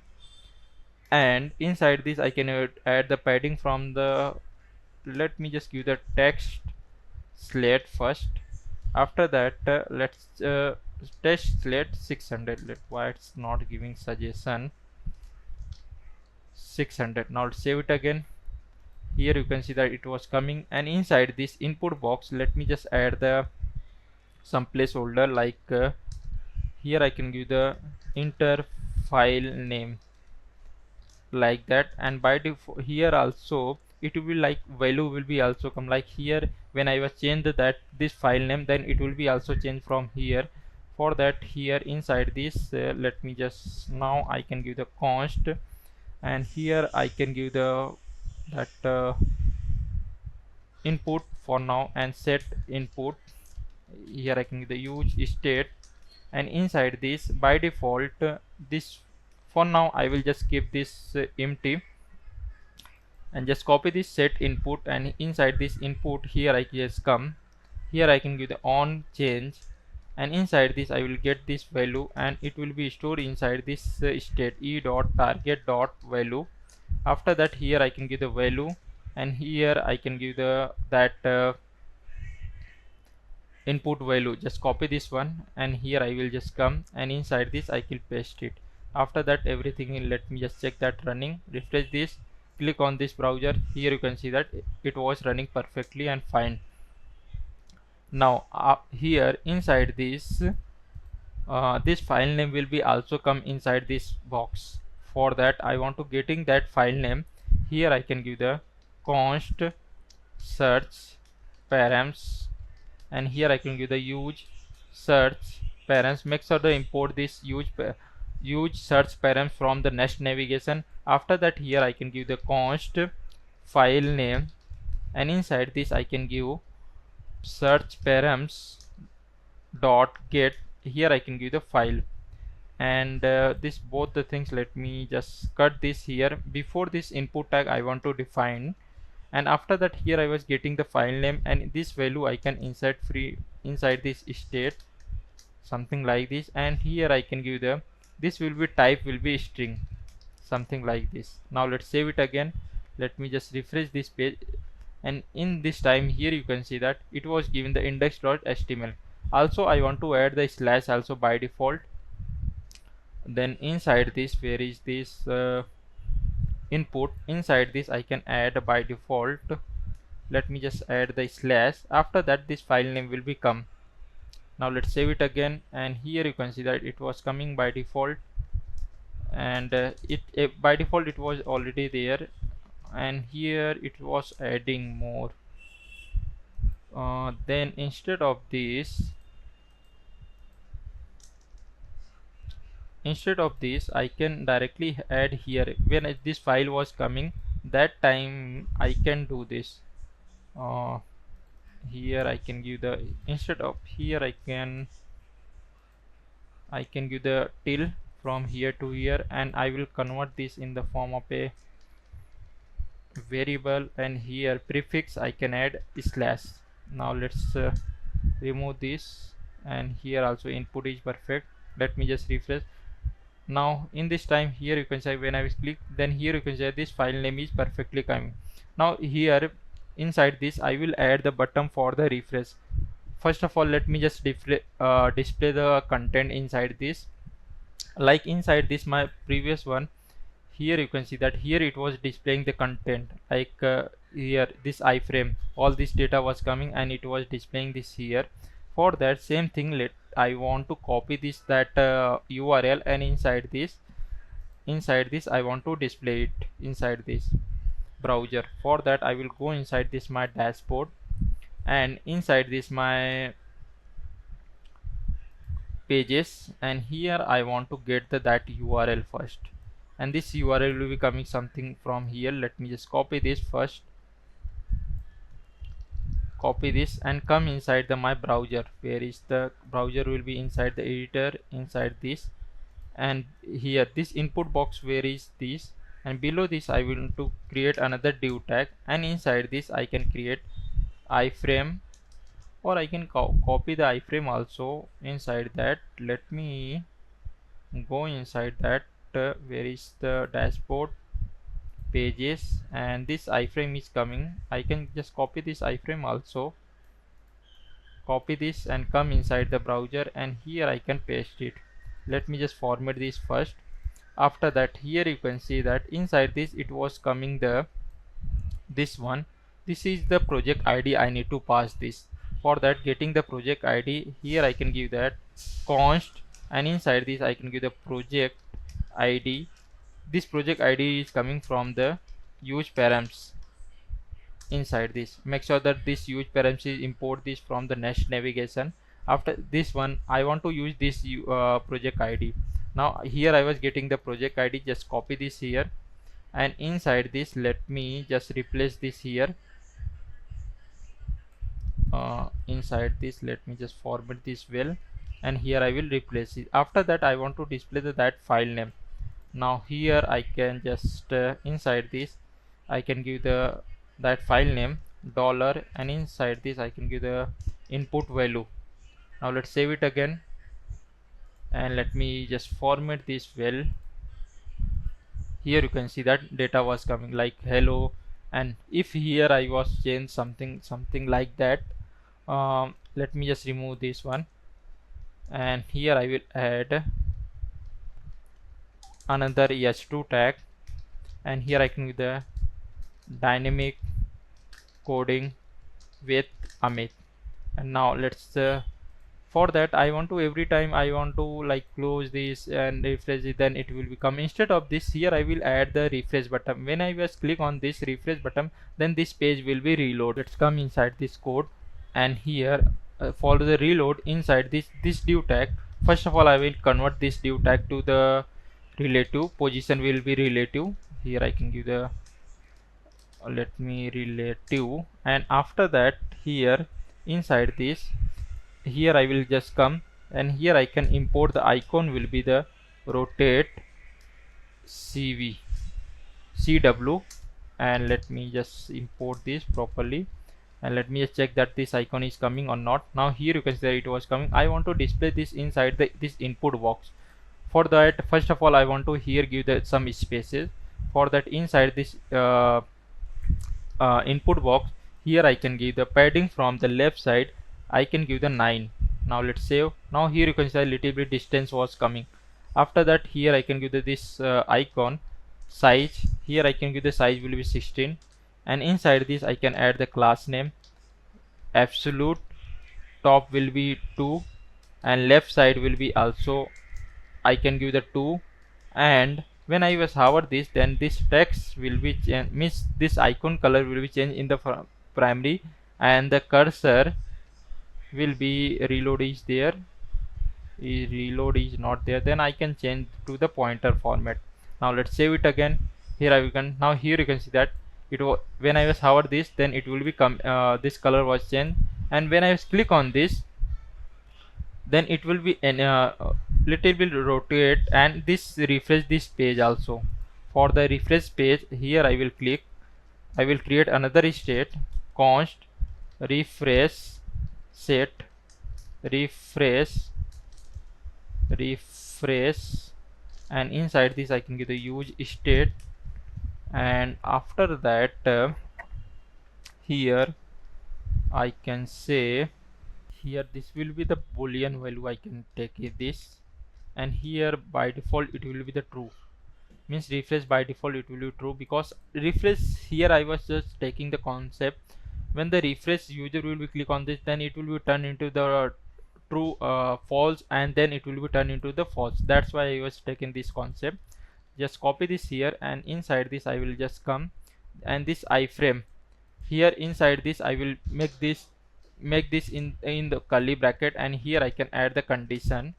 Inside this I will display this iframe. Let me just cut this from here, and inside this I will paste it, and let's format this proper well, and let me just remove why this was coming, and let me just check that everything is running properly or not. I will click on this, then here you can see by default it was displaying this. Now when I was click on this, then it will be re-render. For that, here inside this icon I can add on click, and here I can the handle refresh, and just copy this handle refresh function, and here inside this I will come, here I can the const handle refresh, and inside this I can give the arrow function, and here I can say that set refresh. Inside this I can give here I can say that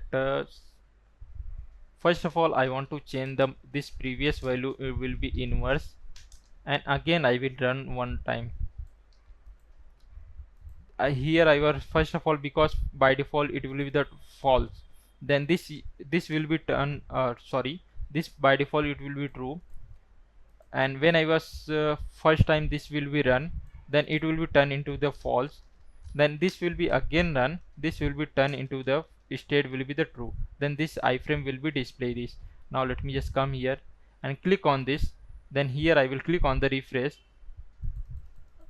then here it was not reflecting anything, because it was by default it was simultaneously it was doing this, that's why.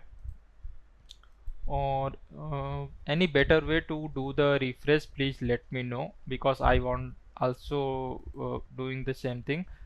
troubling this one, that's why. Now after that, inside this will be refresh animation also you can show that, or instead of this, let me just add the some time period, like here I can give the set time out, and inside this I can give that this will be refresh will be do approx 1 second, then it will be better, like then we can check also. Let's refresh this page, click on this, then here you can say I will click on this, then it will be gone, and again it will be come like this. It will be better. Instead of this, let me make this 100 millisecond. Let's come on this, click on this, it's gone, again come. Now in this time here you can see that this refresh concept is working properly. Now when I was click on this, then this icon will be also spin, uh, like this refresh button. For that, here already I am storing inside the refresh here, then I will come inside this where I have given, let me just first of all this remove this, cut this from, and import the cn from the utils library, utils lib and utils folder. Inside this, let me just paste this my previous one. After that I can add refresh. When the refresh was the false, that time I want to give this animate spin. I can add spin. Now let's why this error was coming here, I want to add the comma. Now let's save it again. Here I will just come open this browser, and here you can see that when I click on this, this spin was coming. Let me just for now I can improve this one.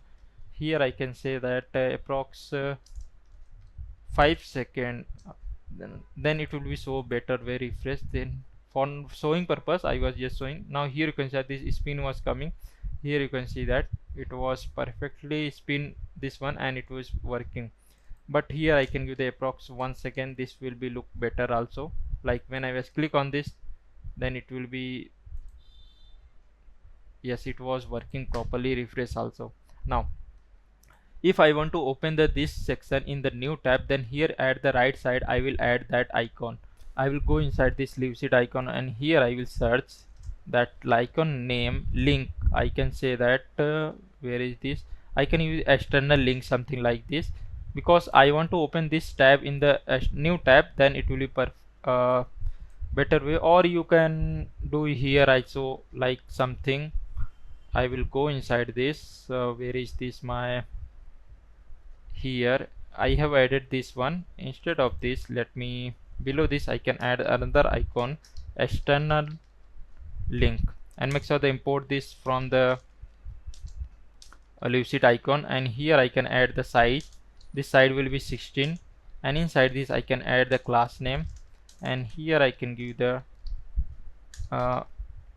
inside this I can give the absolute, and this will be the top side. I can give the 2, right side I can give the right side will be also I can give the 2, and hover text color will be the primary, and cursor will be pointer, something like that.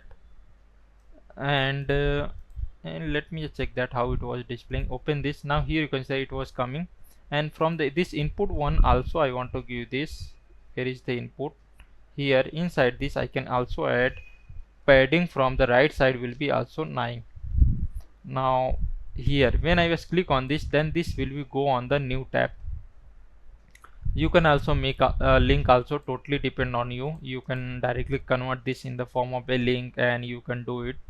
It's your choice. And after that, here below this, let me just make the link tag. Make sure import this link tag from the nest, and let me just cut this here, and inside this I can paste it, and here inside this let me just give the href, and here I can give the for now just dashboard, or I can give the browser for now. And let's come here, and inside the I will click, and here you can see that it was going in the same browser, but I want to go inside the open inside the new tab. For that, here I can give the target.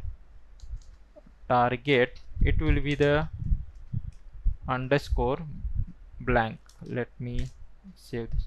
Now let me just open this browser and click on this link. Then here you can say it was open in the new browser. The same thing here also it will be happening. I will refresh this, it was coming, and here you can say it was playing working properly. There is two way to display this in the new browser. Like I can directly call this API, this one here, that iframe URL directly I can open the in the new tab, and something like this. Let me just show you. Here you can see that inside this this one is the iframe URL. Let me just copy for now. Why it's not copying? I can copy this. I can copy this URL and I can directly open this in the new tab, and it will be displayed here.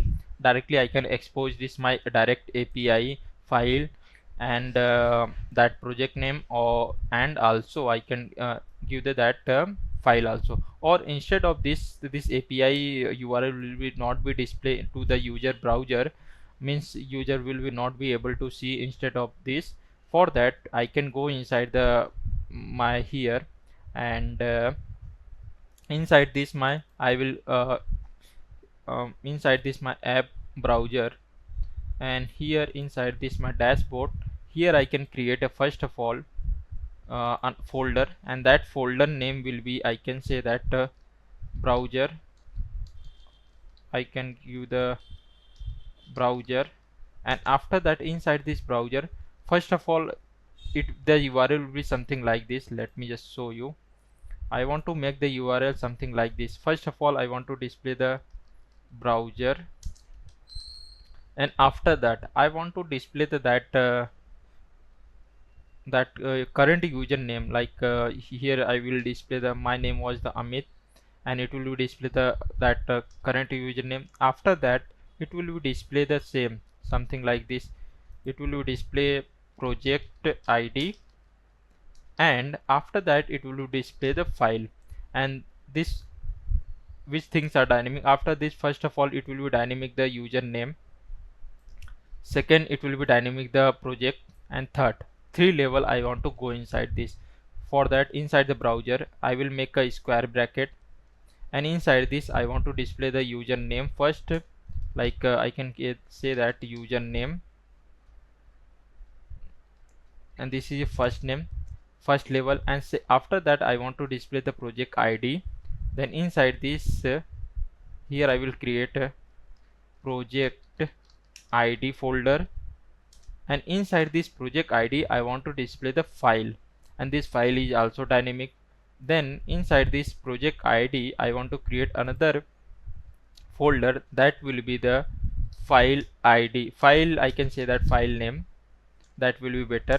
And inside this file name, inside this file name folder I want to create page.tsx file, and inside this I can give the RAFCE. I will change this component to the browser. I can say that browser browser page. I can directly say that. Just copy this here. Here I can paste it. After inside this I want to accept all this detail. Like inside the here, first of all I want to accept the name, project ID, and the file, all of them. For that, here inside this I can give the const, and here I can add params, and inside this I can give the use params, and make sure that this use params is coming from the Nest navigation. Import this, and you can do one more things also. Instead of this directly here, you can directly restructure this. Like here I can give the username, and I can give the project ID, and let me just check that what folder name I have given. This field name will be same as it is which you have given this folder name. I have given the username, okay, this one, and project ID. Here I can give the project ID. After that I can give the file name. Now let me just check that all this detail was coming or not. Here I can give the console.log, and here I can give the first of all I can give the browser page, and inside this I can give the username, first of all project ID, and I can give the file name. Like that. For testing purpose, let me just right click in. First of all let me just press enter, right click, inspect section, here you can see that it was given the error. ECMAScript file had error because here I have used the use params, and this use params will be only available in the client component. For that, here I will change this component to the client use, I can say that client, and let me just this one also minimize this one. And now let's save this here. Let me just refresh this. Now in this time here you can see that no error was coming.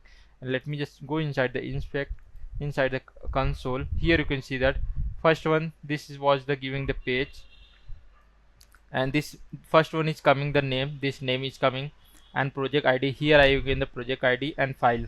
Now this link will be generated from here inside this. When I will click on this and click on the this one, that time it will be the link will be some format, something like this format link. For that, let me just go inside this first. Let me first make this link like proper. When I click on this, then it will be open that link format.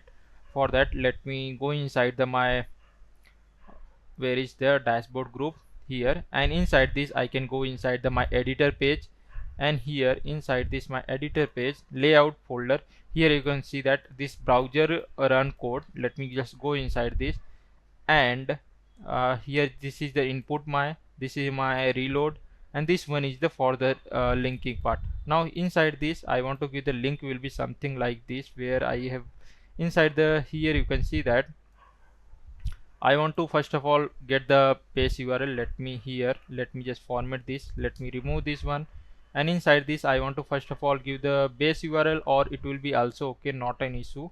Here I can give that. First of all, format was the browser, and second, after the browser, here you can see that I want to display the that current username.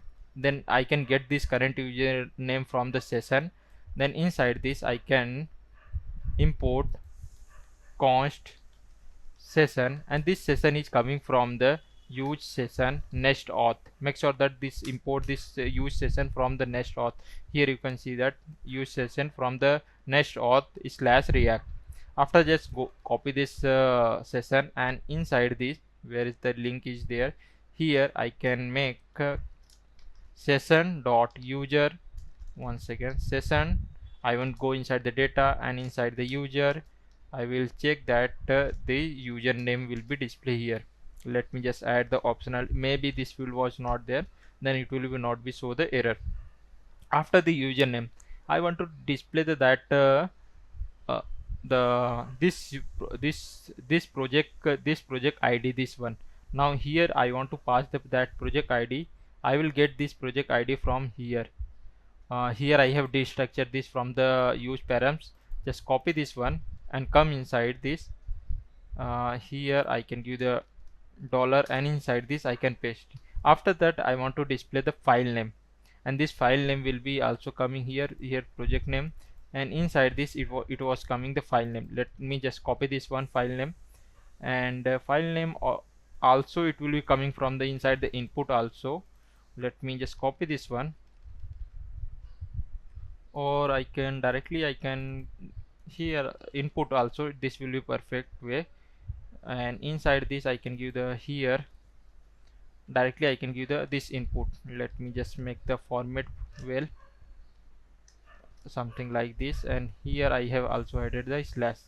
Now let me just check that it was link is working properly or not. Let me refresh and click on the browser, open browser, and I want to open this in the new tab. Click on this, then here you can see that it was open something like this, browser Amit, and this is a project name, and this is a file name.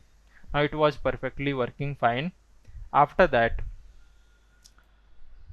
when this will be open, here I want to display this same code. For that I will use this iframe. Let me just copy this one. For now I will copy only this much, because only this much I want to get. Just copy this and come inside the, I will go inside the, once again go inside my browser, and here this pages folder, here I can just paste it. Let me just proper, and I will remove this div tag, because I think this div tag is not important currently. And let me just format this well. After that, here inside this I can This is the base URL, and after that I can give this API. API is perfect, and this project ID is coming from here, and file name I can just copy this from here, and inside this I can paste it, and API will be perfectly fine. File name is okay, and because I don't want to explore this direct API to the user, that's why. Now let's save it again. Here you can see that I will refreshing this. Now in this time, here you can see that my it was perfectly working. Let's suppose here I have changed that subscribe and subscribe channel. Directly I can just type this. After that, just save. By default it will be saved. Here you can see that, and after that let me just reload this, and here you can see that it was coming, and I am also added this resizable. Here you can see that it was coming, but it was not this one. I will check this later. Now here you can see that, and after that just refresh this page, and in this time it was coming, but it was not taking the full width. For that, let me inside this I can add minimum height will be full, and maximum, let me minimum width will be also full. Now let's refresh this page. Again it was not coming. Then I can give the minimum height will be, instead of this, let me just change the minimum height will be screen size, and minimum width will be screen size. Now let's save it again, refresh this page. It's working now. It was working properly. Now this one, inside this one, here you can see this iframe. For this iframe I can go inside my editor, layout, browser run, and here inside this where I have given the inside this is the, here I can say that minimum height will be full, I can say that, and minimum width will be full. Now let's save it again. Let me just refresh this. Okay, it was not going. Then inside this div I can add height will be full, and width will be full. Now in this time, here you can see that it was working, and I can resize this one. It was perfect fine. Yes, it was the, here you can see that resize also, and drag and drop also. Click on this. Here you can see that you can drag and drop entire the anywhere inside the this section, inside this from your window.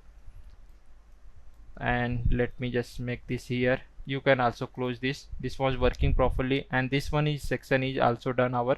When I was refresh this, then here you can see that it was reflecting. And if you have not subscribed this channel, just subscribe this channel. After that, our this video, this section is completed fully from the scratch, and here you can click on this, logout will be done. After the unauthorized it was telling, but it was not redirect to the our logout page, because inside the middleware, let me just go inside the middleware, and here I want to add this URL, because when the middleware will be this middleware, when it will be work only when you have added your that route. Here I can give that route will be slash, and inside this I can give the editor, because I want to know that this middleware will also work inside the editor routes section also. Now let me just, in this time I will refresh this. Then here you can see that why it was not reflect, it was not going on the login page, because here only I have added this editor path, not about the all of this inside the nested URL. For that, here I want to add slash path, and inside this I can add the asterisk, means after the editor if any URL is there, then middle will be act. Now after that, let me just refresh this page. Now here you can see that it was redirect to the my login page. Like this it was working. Same thing I want to add for the dashboard also. Let me just copy this here, and inside this I can paste it. Now let's save this properly, and let me just go back to the, click on this login section, and enter my email ID and enter my password, and click on the login. Now login was successfully, and it was redirect to the my pages, and here everything is fine and displaying this.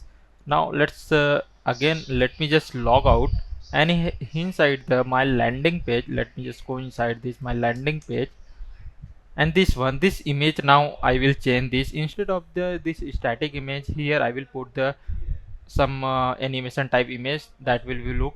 And inside this my folder, inside the public folder, I have added that banner animate gif something. It will be look like this. Here you can see that it was display. Now I want to replace this.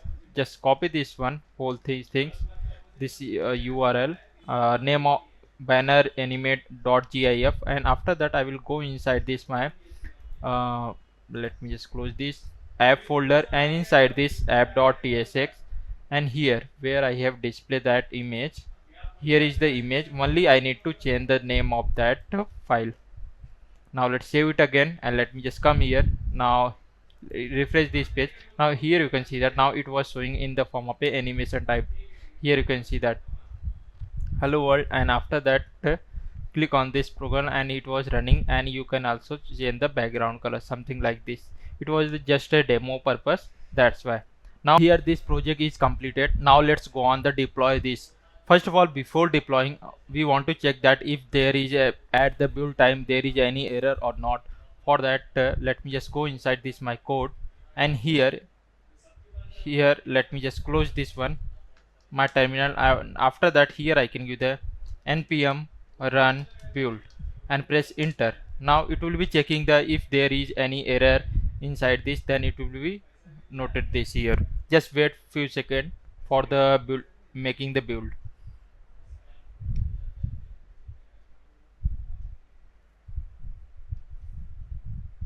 Now here you can see that while building it was giving the some error. It was something like this. Let me just check that failed to compile, and it was given the inside the password section form description is defined but never used, something like these types of error. You can also ignore, also totally depend on you, and you can disable the es link also. You can just follow the documentation. Let's show you. We can do also one more thing, going on the one by one and removing all of this. Let me just do this all very fast. Let me just show you one by one, and after that you can also do from your side. Let me just close all of this. First error is from the forgot password dot page dot tsx. I will go src. Inside this I want to go inside the forgot password, and here at the top side this sign in is not used. Let me just remove this one, and after that anything is there. Form description is there inside this here. Now let me just remove this sign in. I have do router is where this one, and use router here I have defined but not used. Let me just remove this one. This is something like which are variable you have defined and you have not used. After removing this, now let me just check again time npm run build and press enter. Now in this time, here you can see that in this time this forgot password, that error was removed. Just wait few seconds.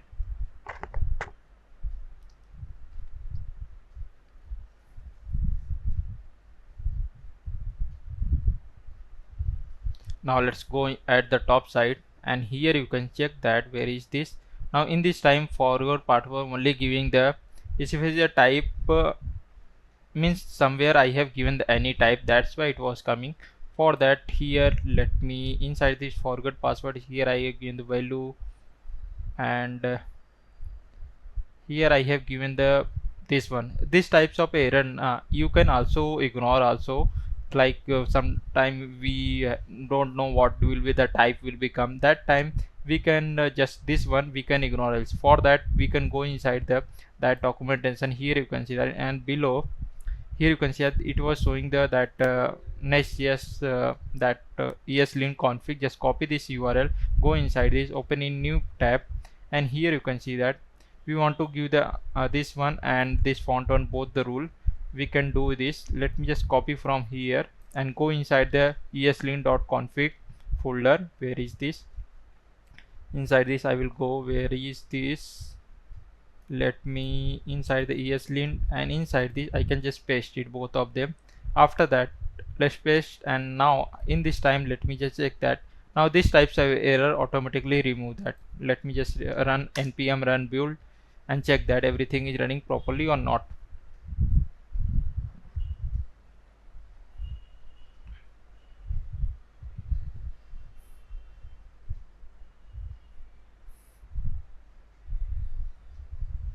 Now in this time here you can see that only some of them. Let me just go inside the forgot password. At top side again it was coming. For that we want to react on space entity we can done, and we want to also do the TypeScript ESLint, this one also off. Then inside this let me just add the some of the more. Here you can see that I have added the TypeScript also, this one off, and this one unusual where like any variable I have defined that I have not used, that error also, that warning also I have just given.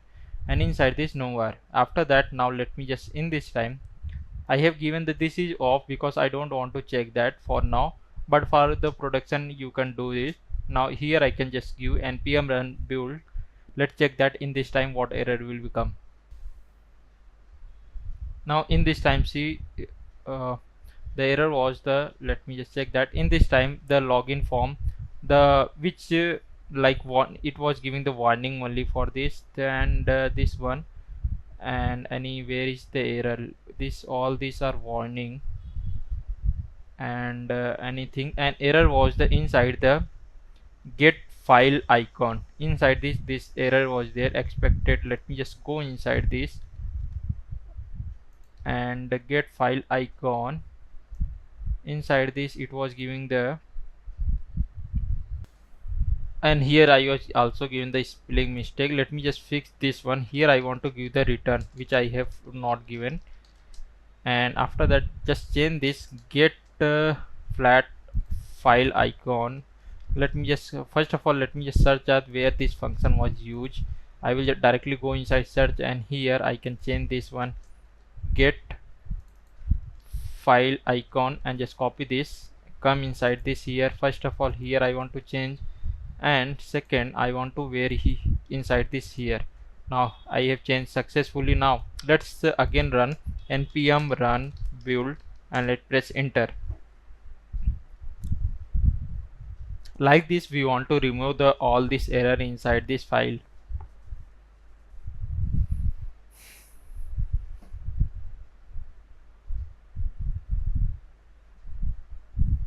Now in this time here you can see all this given warning. Now building is started. Now let's check that. Now it's giving the encounter error like a pre-rendering page inside the reset password. Now let me just go inside this reset password, and why it's giving this because reset password and reset password something like that. Let me just check that. Inside this I will go, and inside the reset password here line number is there. Let me just check that. This was given the loading use search param should be wrapped in the suspend. Okay, we use search param where I have used this one, and in this one I want to make this in the form of a suspended. Then here and any other is there. Let me just check all this error first of all. First of all I want to use the suspended one, and any other I think there is no any other. Instead of using suspended here I can do one more thing inside the layout section, and here is children. I can inside this, let me here also I can use the suspended. Make sure to import this from the React, and after that let me just cut this from here, and here I can paste it. After that here I can add the fallback. Inside this you can create your loading component and you can display it here. I can for now I can display the p tag, and it will show that loading dot dot dot. Now let's save it again, and now let me just check that inside this I can give the npm run build.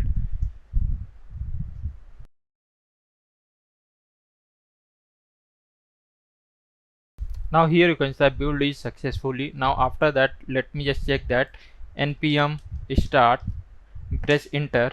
Now let's check that, and it was running as a localhost 300. Let me just open this, press the control and click on this, then it will be open inside your browser.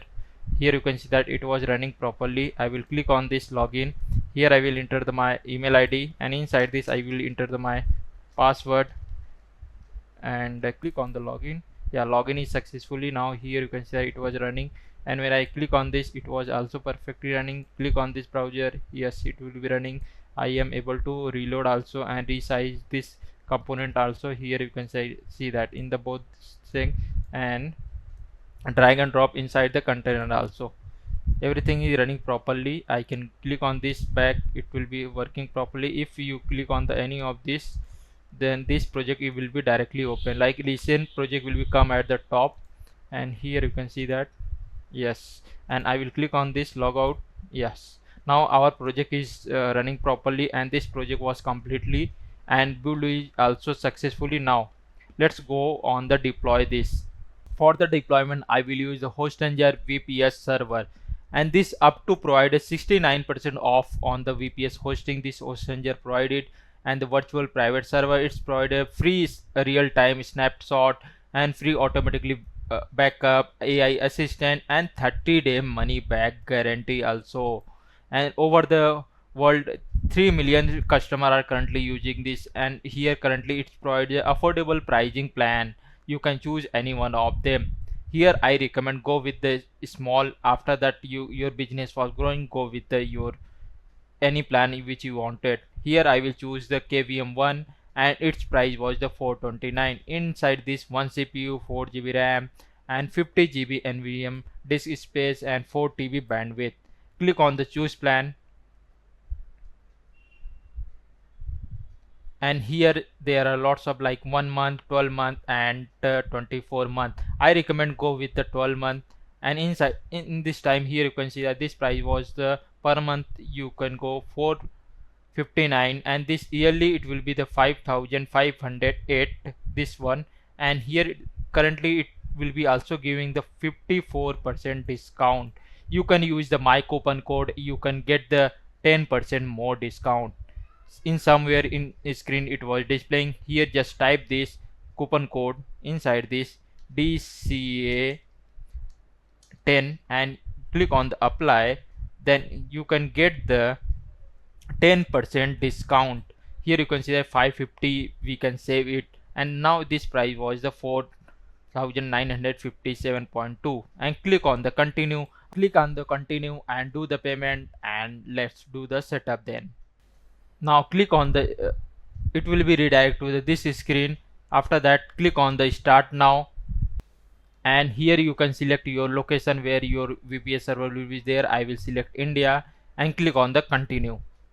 Now here you can select your operating system which you wanted. I will go with the by default the Hostanger provided this application, and after that inside this just select the your MERN stack, this one, and inside this click on this. After that you can see the all this detail MERN stack, MongoDB Express, and Node.js, and it's Ubuntu already on this current version was the 22.04, and click on the select.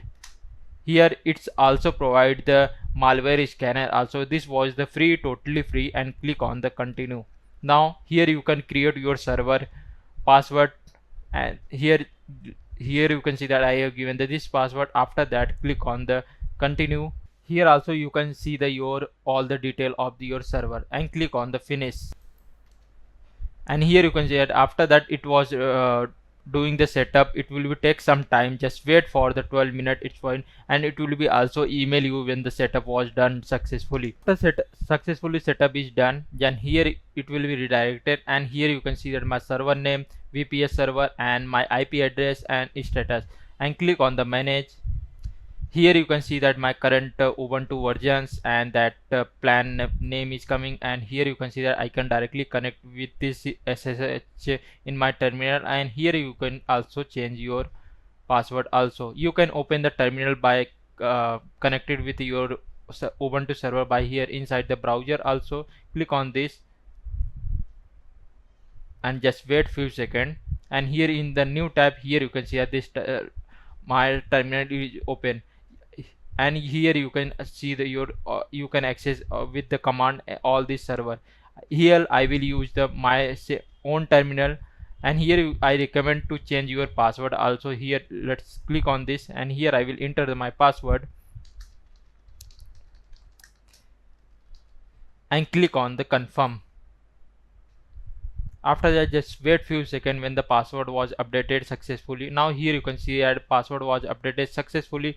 After that, just open your CMD, and I want to connect with this Ubuntu server. For that, just copy this root access, this one, copy this and paste inside the your terminal and press enter. Now it will be set up the some SSH in your PC, and type the yes and press enter. Now this IP was your server IP added inside this, and here just enter your password, and this password is not visible. Make sure that enter the correct, and after that enter the correct password. Then here you can see that now in this time I am inside the my server section, and here I can give the ls. Then here you can see currently I am inside the application as snap.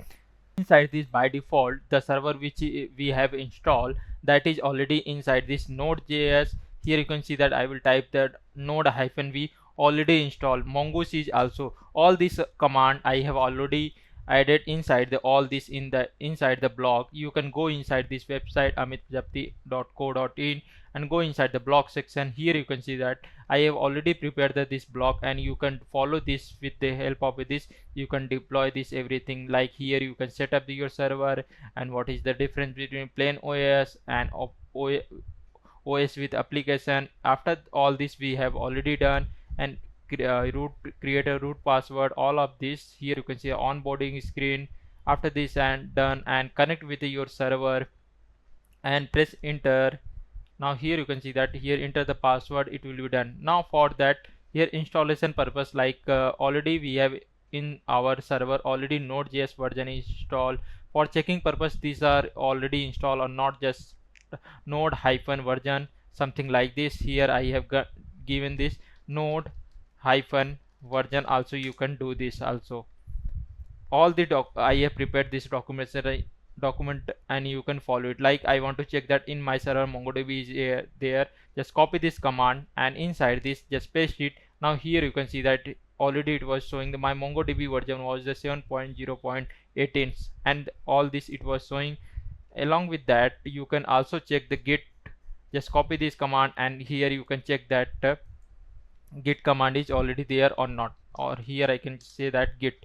Now it will show the your all the git command. Here you can type the node hyphen version, then press enter. Now here you can see that it was showing the my current Node.js version which is installed inside the my server. Let me just make this full screen, this command prompt. After that you can also check inside this your MongoDB versions also, which MongoDB version is installed. Here you can see that it was giving the version will be 7.0.18, and you can also check the git inside the server, your git is also there or not. Now here you can see that git is also there inside this my server, and NGX version also you can check it.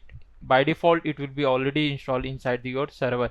Here you can see the current version was NGX 1.818, and along with that you can check the PM2 versions also. Like press enter, and you can check the current PM2 versions also.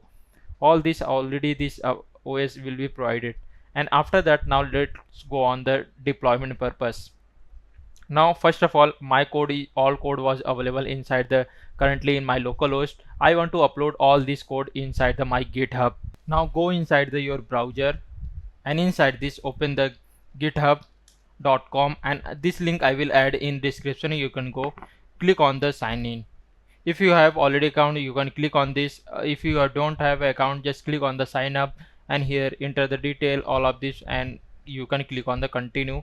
After that again go back to here, click on the sign in section. Here I have already this account, then I will enter my email ID, and I can enter my password and click on the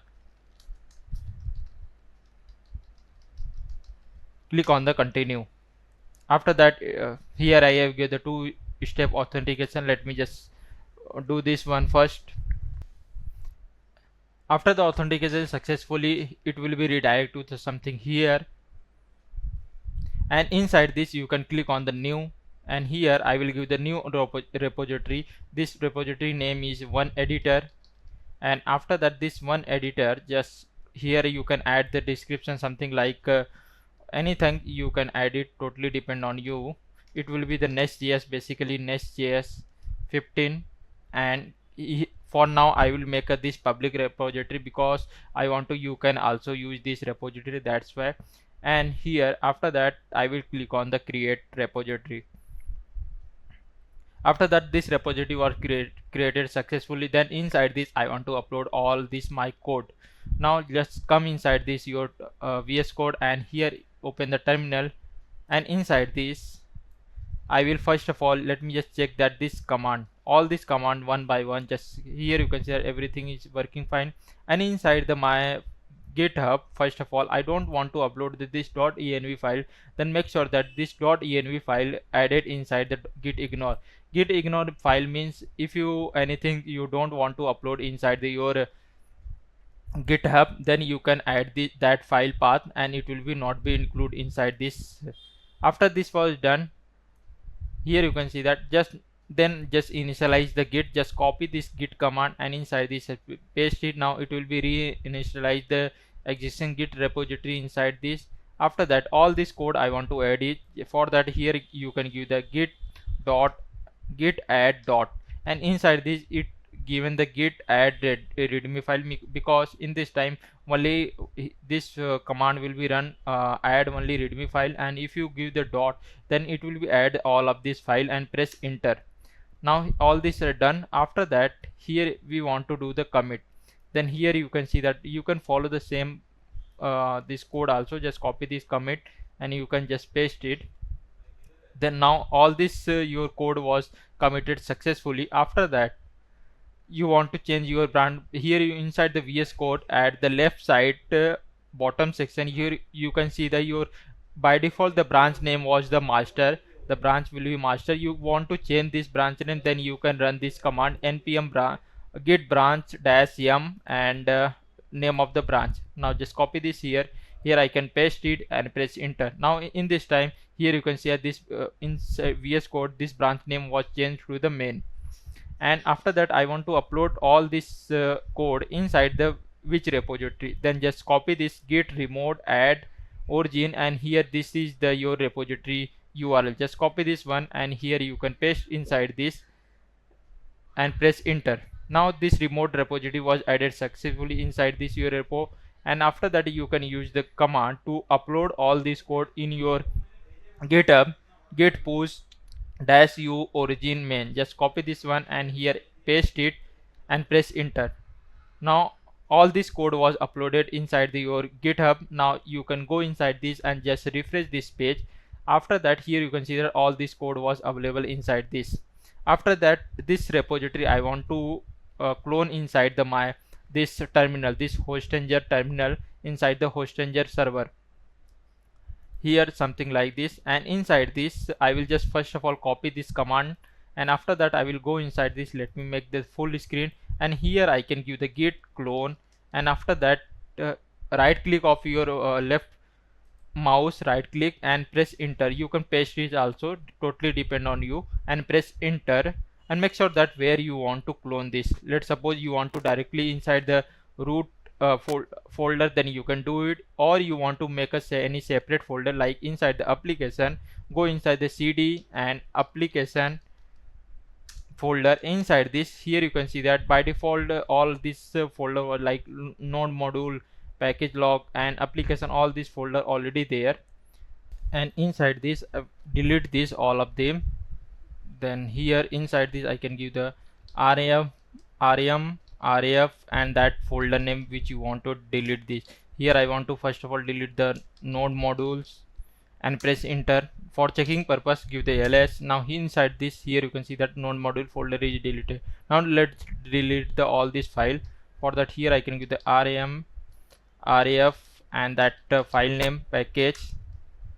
Here I want to also give the extension also package.json and press enter. Now in this time here you can see package.json file is also deleted, and now I want to delete the package-log.json. Now inside this application folder is now empty. Let me just clear down this one, and inside this I want to clone this repository. Just copy this repository and come here inside, give the git clone and press the Ctrl V. If Ctrl V is not working in your case, then inside the mouse right click, automatically it will be paste your command.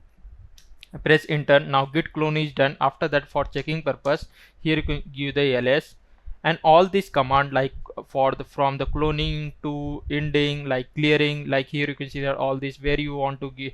If you are using the private repository, then you need the token. You can create this token and click on this. All this step I have mentioned inside this. After cloning is done, just go inside this folder, give the cd and give that folder name. Here I give the one editor, just give this, and inside this give the ls. Now here it will be display all this my file and all of this. Like here you can see that where is the my src folder is not there. Okay, here you can see that public folder src folder. Now inside this I want to install the my node module, all this. Then here you can give the npm I and press enter. Now it will be installed all the node module packages inside this. Just wait few seconds for the installation purpose. And all this command I have already mentioned inside this. Like if you want to install any packages like node module this software, then first of all you want to update your system and just check the your node module nano software. Let's here I have taken the nano version. If nano was not there, then you want to update your system, then also you can install this nano, something like that. Here I have given this suggestion. And also you want to update your system. For that you can first of all you can run the command sudo app update and sudo add upgrade and district. All of this you can do it something like this. And pw for the current directory. Some command I have also mentioned like file and directory management, something like ls for the checking the list of the file, cd for the going on the that folder, pwd means checking the current directory, mkdir means checking the creating the new your new folder, and rm and raf. And after that you can give the your folder name or file name for the deleting purpose.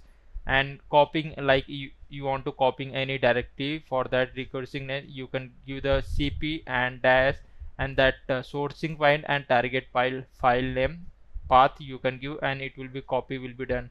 You want to move any folder from one place to another, then you can use the mv command. You want to find any text inside this file, you can use the find command. All of them like this. And after that, now we have done all of this already. Now we want to, first of all, cloning part is done. After that, inside this just install the your packages. Like here you can see that I have installed this. After installing packages, here inside the env file I want to set my credential. Now inside this, after installation is done, now inside this, here you can see that inside the env folder env file is not there. Like inside this my VSCode, let me just go this .env file I need to create inside this my server. I will go inside this server, and here I can give that nano is a text editor. By default in your server it was installed. If you have not installed it, then here previously here you can see that I have already given this checking purpose. For that in your server nano editor is available or not, you can directly nano.js view, and this will be directly open the one terminal. Then you can check that. Now let me just clear this, why it was coming. Let me just check. Now here I want to first of all create my .env file, because I need to add the credential. Just copy this command, and inside this paste it nano.env and press enter. Now inside this editor I want to add the my env credential. Then I will go inside this, and here this is the next public URL, means where I want to deploy this, that my URL, means my domain name. I will add the domain name later. For now, in this time, let me just add this localhost. And also you can use the your, like instead of using your atlas, you can use that your server MongoDB URI also. Like that URL will be go inside your browser directly. You can just type MongoDB local URL and press enter. After that you can just find this URL, just copy this one, and here I can just paste it. Let me just copy this same thing, and here I can just do this like this. After that here I can give that my database name one editor. I can give this like that. Let me just copy this one more time, and here this is for the our production one. Here I can give the production, and here inside this, and here I want to add the this is here I want to add this one. This is my URL. Instead of this I can add the my this IP address also. Currently first of all we will check it will be working inside the IP address, then later we can change this with the domain. Now here I can paste it, and here this is a local database, and this is the our Next-Auth secret key, forgot password secret key, and the send, and this is for the public. After that this was done, just copy this one, all this credential, and just come inside the your terminal nano editor, and inside this press the right click on this your mouse, and it will be automatically paste. After that you can press the Control C, and here you can see that save modify buffer, press the yes, and after that you can give the your file name .env and press enter. Now after that you can give the ls, then here you can see that this .env file is not displaying. Again you want to open this, then you can give the nano.env and press enter. Now in this time here you can check that all the credential was available inside the env file. After that this part was done, and we will just run this server npm run dev and press enter. Now in this time here you can see that our server is running also localhost 3000 and also inside the IP also. Let's copy this IP and come inside your browser and open the new tab and paste on this.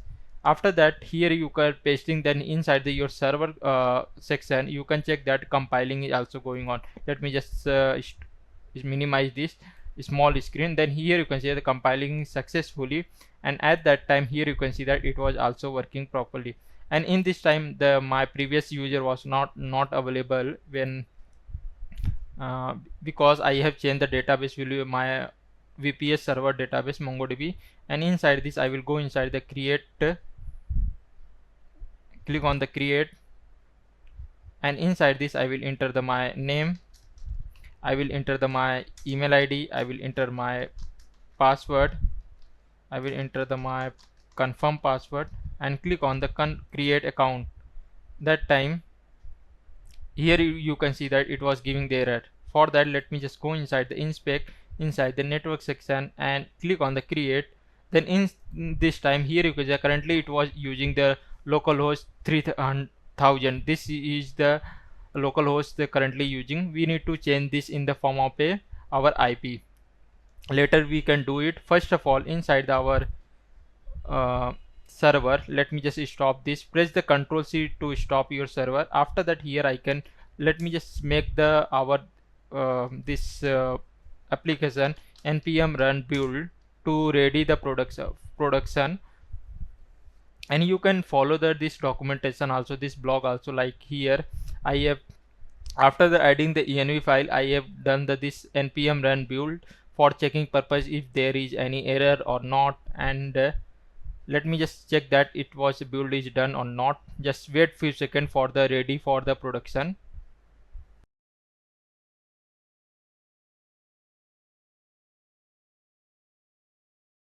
Now when the build is completed, after that here you can see that we want to, because we want to continuously run the server, like when the server will be restart, no need to again run the command npm run dev. For that we can use the pm2. Here you can see that this is a pm2, and this version we can check it. This is current pm2 version was 6.0.5, and we want to, our server is running, then we want copy this command, something like that. It will be pm2 start npm, and you can give your name, and after that start command, and after that you can also set your port. Just copy this command, same command, and here let me just clear this first and paste here, change this into the one editor, and after that press enter. Now here you can see that it was given unknown option dash stat stat. Okay, in between them little bit I need to give the space here like this, and after that press enter.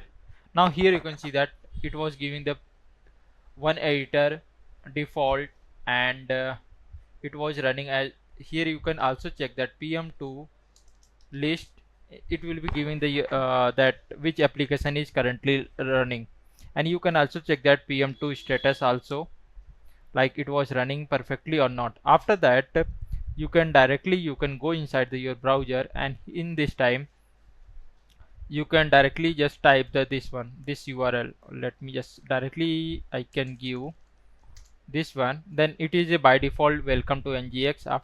My server is running as a local, that port number is 3000. Let me inside this I can add port number 3000 and now press enter. Now it was running perfectly. I will go inside this. Here you can see that this was the our login screen, and this is our registration one. Now everything is running fine, and after that go inside the documentation. After this port number was set, here everything is running properly. Now we need to set up our domain. Like instead of using this IP, we can use our domain also, then it will be perfect. For the setup the domain, let me just go inside this my account GoDaddy, and after that go inside your GoDaddy account if you have. And here I have already this my GoDaddy account, and inside this I have already the purchase the domain. I will go inside this my domain. If you have not any domain, just purchase this from here or anywhere which you would like to. After that go inside your my product, and here I have already this my domain amitprajapati.co.in. Go inside this, and here I will create another subdomain. For that I will go inside the domain section, and inside this here I will create, where is the domain, DNS section. Inside this I will go inside the create add record. Inside this I will select the type will be a, and that name will be one editor. I can say that one dot dash editor, something like this. And here I will add IP. This IP I will add this my VPS, this IP address, because my domain will be pointed to this IP. Just copy this one and come inside my domain, and here I can add this my IP. Let me just paste this. Here I will add my hostnger IP address, and this is my subdomain, and it will be start. I can give the custom one, custom by default, I can say that, and this is my domain. Let's save this one and just wait some second for the working properly. After that here I have saved that. Let me just go inside the browser, and here I can type one editor dot amitprajapati.co.in and now press enter. Now here you can see that it does my domain is ready, and I will click on this continue. Now here you can see it was by default, it was giving the welcome to the NGX. By default this is a by default. Now this domain, see this subdomain will be pointing to this one, this IP address with localhost means this 3000 port number. For that I will, here you can see inside this, for the setup the domain and run NGX, I have also given that all these things you can do it also.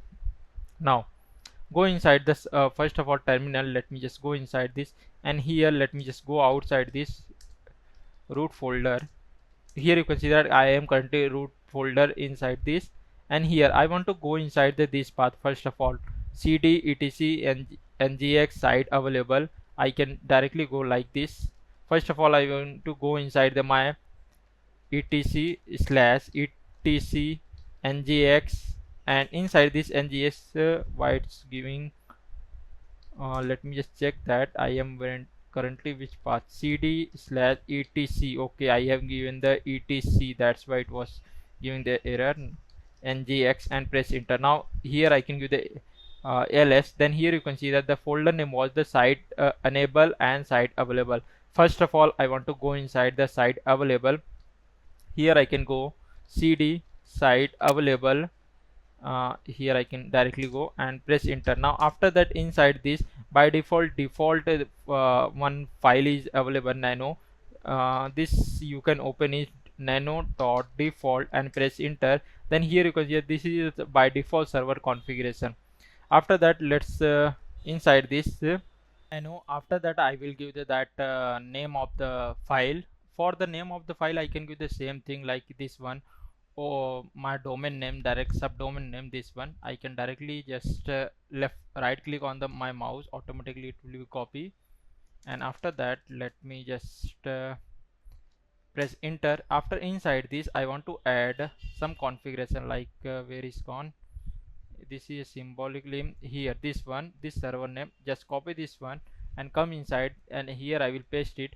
After that, first of all, here I can give the my path. Where was the my I have added the path, that application. Inside this, I can give the one editor, and here after that I can remove this comment, this path name. After that, below this I will add the my domain name. Now inside this, let me just copy the my this domain subdomain, and inside this I can paste it, and here I can add remove this https. After that, below this this localhost 3000, it will be okay, and just remove this port number, otherwise it will be giving the error. After this will be done, then after that, just press the Control C, and here you can see that it was giving save to modify, press Y and press enter. Now this will be done. After that, here you can give the alias, then it was giving the your file name was created successfully, and this default is not an value. Then I can remove this one default. Now deleted this successfully. After this will be done, then we want to create the symbolic limb. Here you can see that inside this we have added the side. After that, the created, then we want to create the symbolic side enable for the symbolic limb. For that, we want to go inside the side enable section. Then here inside this, we go back to the ngx folder, and inside this we go on the where is side enable dot side enable. Now inside this side enable folder, when you give the ls, then also here you can see this default file was available. Now in this time, I can also delete this one, because this is also not a require for now. ram raf okay, ram dash raf and file, I can give that file name default. After that, in this time, here you can see no file was available. Now symbolic links basically means like if any changes inside the site available which I have created, it will be also changed inside this site enable folder, same folder we want to create it basically. Now here for the create, the command is sudo, and you can also refer the command already I have added here. You can just sudo ls, and this is a sourcing, and this is your designation path name. Here I can use source ln and dash cs. After that, I want to go inside the etc folder, ngx. After the site available, inside this I want to go inside the one dash editor dot amit.in, and inside this I can go again etc and ngx site enable, and inside this I can give the one editor dot that my I can give the my domain and press enter. After this you can done, then here you can see that it was added the this file name, and you can open this also sudo one editor, and here you can see that you have added at the site available folder. Same thing will be also come inside the site enable folder, same thing basically. You have added the your application means root path name and domain name. After that, this will be the location. Now press the Ctrl C X to close this, and for the testing purpose everything is working properly or not, you can give the command sudo ngx, and here I can give the t means test, and here you can see that everything is running properly. Now we want to restart the server again for the running the to this domain. For that, below this you can give, after that this was added inside the site enable section, then we want to restart our ngx. Just copy this command and come inside this. After that, here you can give the sudo service ngx restart and press enter. After this will be done, then go inside your domain and just refresh this page.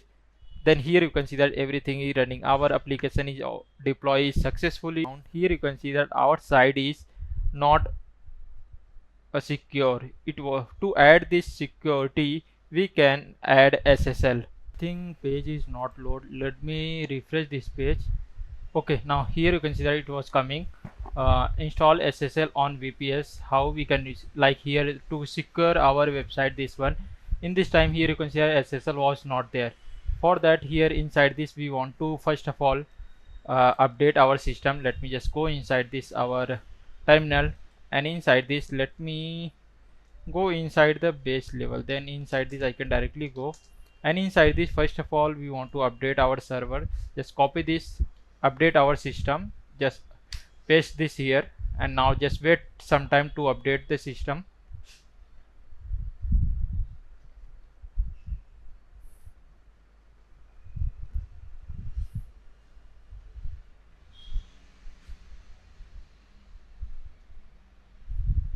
Now our update is done. After that we go on the below, and we want to install the our this one Sidebar NGX. Just copy this command, and inside this just paste it. After this will be installation. Just wait few seconds. Now here you can see that it was show the one pop-up, and just press the enter, and this one is also press the enter. Now after that just wait few seconds. Now this will be installation is also done. This after that we want to go inside the this one, and this path we want to, let me just copy this both the path and paste inside this, and here I can paste it and press enter. And yes, I want to use this one because this was the previous, and that's why. Now after this again let me just enter. Now after that this installation is done. After that we want to create the symbolic link. Just copy this one, and inside this just paste it and press enter. Now here let me just create sudo Sidebar. Okay, by running this sudo Sidebar, I think symbolic is not mandatory for now. And here I will enter my email ID first, and inside this I can give the press enter. Now if you want to these services, you can give the yes. Here I can give the no. Unable to register account with the server.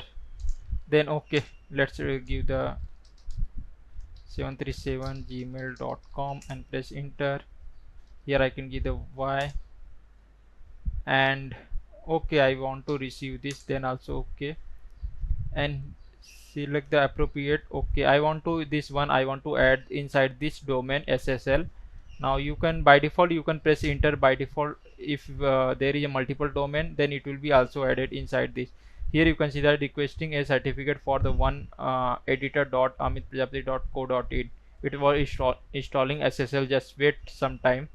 Now deployment certificate deploy successfully, and now let me just go inside this, and after that let me just refresh this page.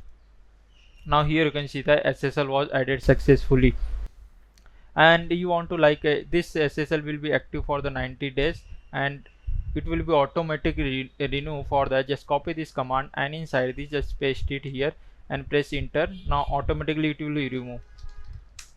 Now here our video is completed, everything like our deployment, and here you can see with the domain configuration and login. Now here let's check that everything working properly. Let's go inside the create, and here enter the name, email ID. Let me just give this. After that, password, confirm password, click on the create account.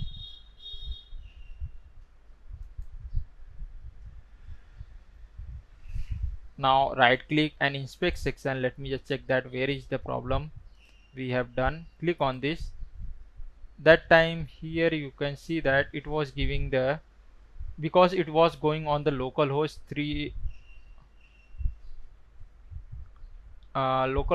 3000, because inside the env, let me just go back to the our application.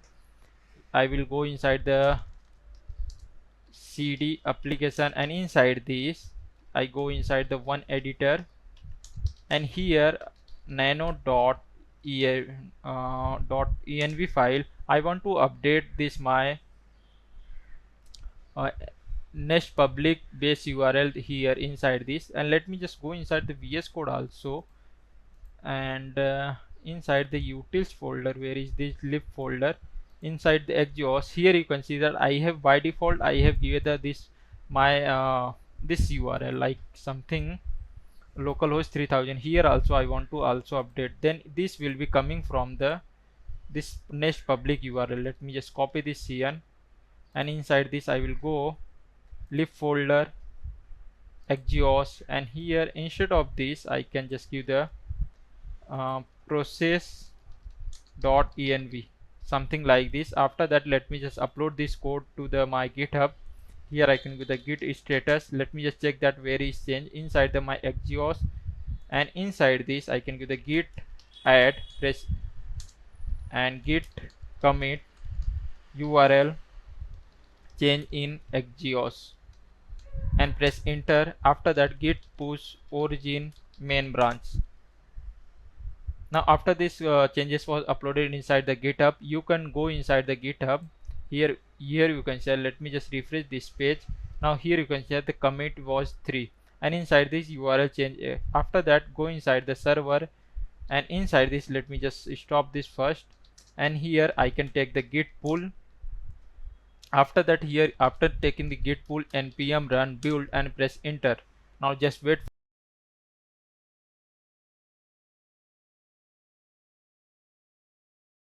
Now everything is fine. Now let's go let me just clear this first, and now let me just change inside the env file. Okay, here I have not changed. Let me just do this first. I will go inside the my browser, and I will copy this my domain first. Where is this domain? Let me just copy this one, and inside this I will go, and here let me just change this, and here I can paste it, and after that press Ctrl X, enter to save this one. Here you can see that, press the Y and press enter. After this will be done, then inside the let me again check .env. Yes, it was changes is successfully. Again now I want to give the npm run build, because I have added this env file, then it will be also build, go inside the build folder .nest file. Just wait some time.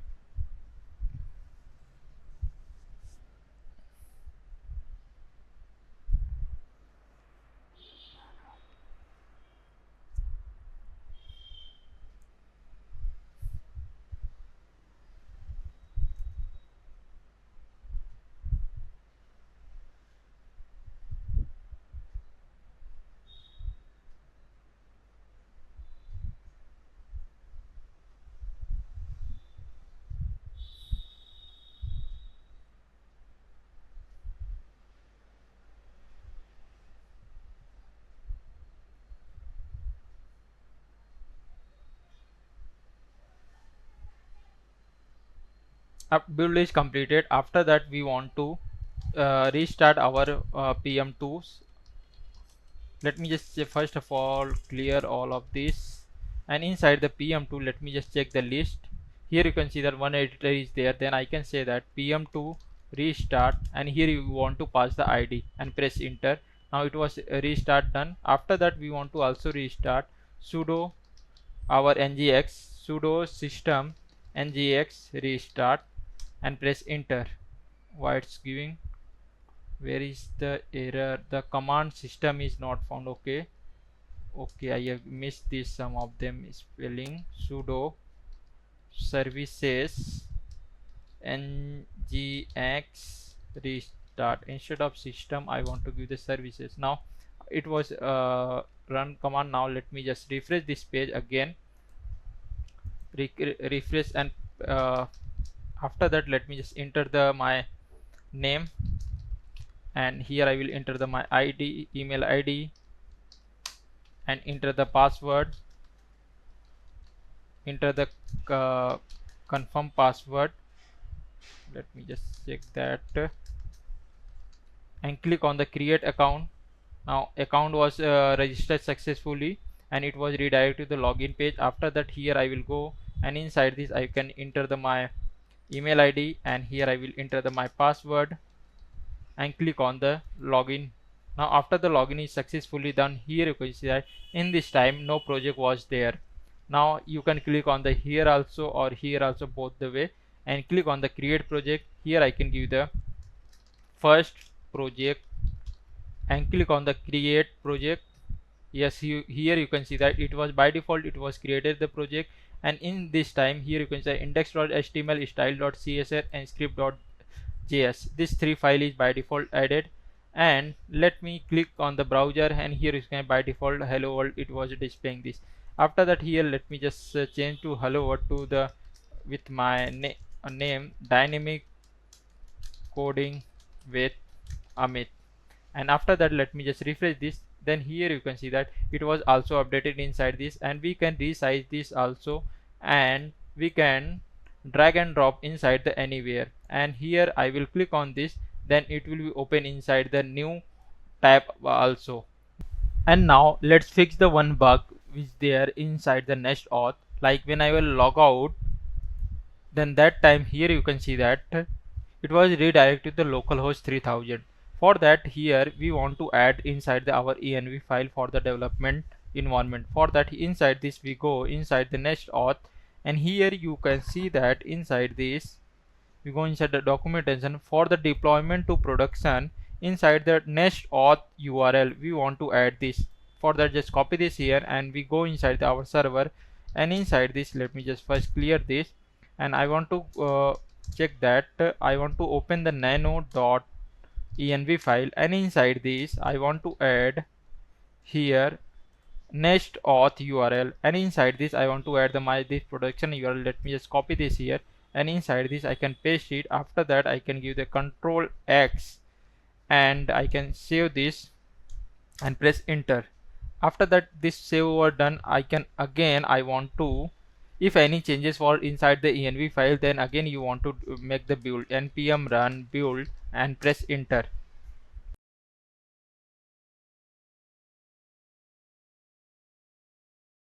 Now build was successfully. After that, we want to give the pm2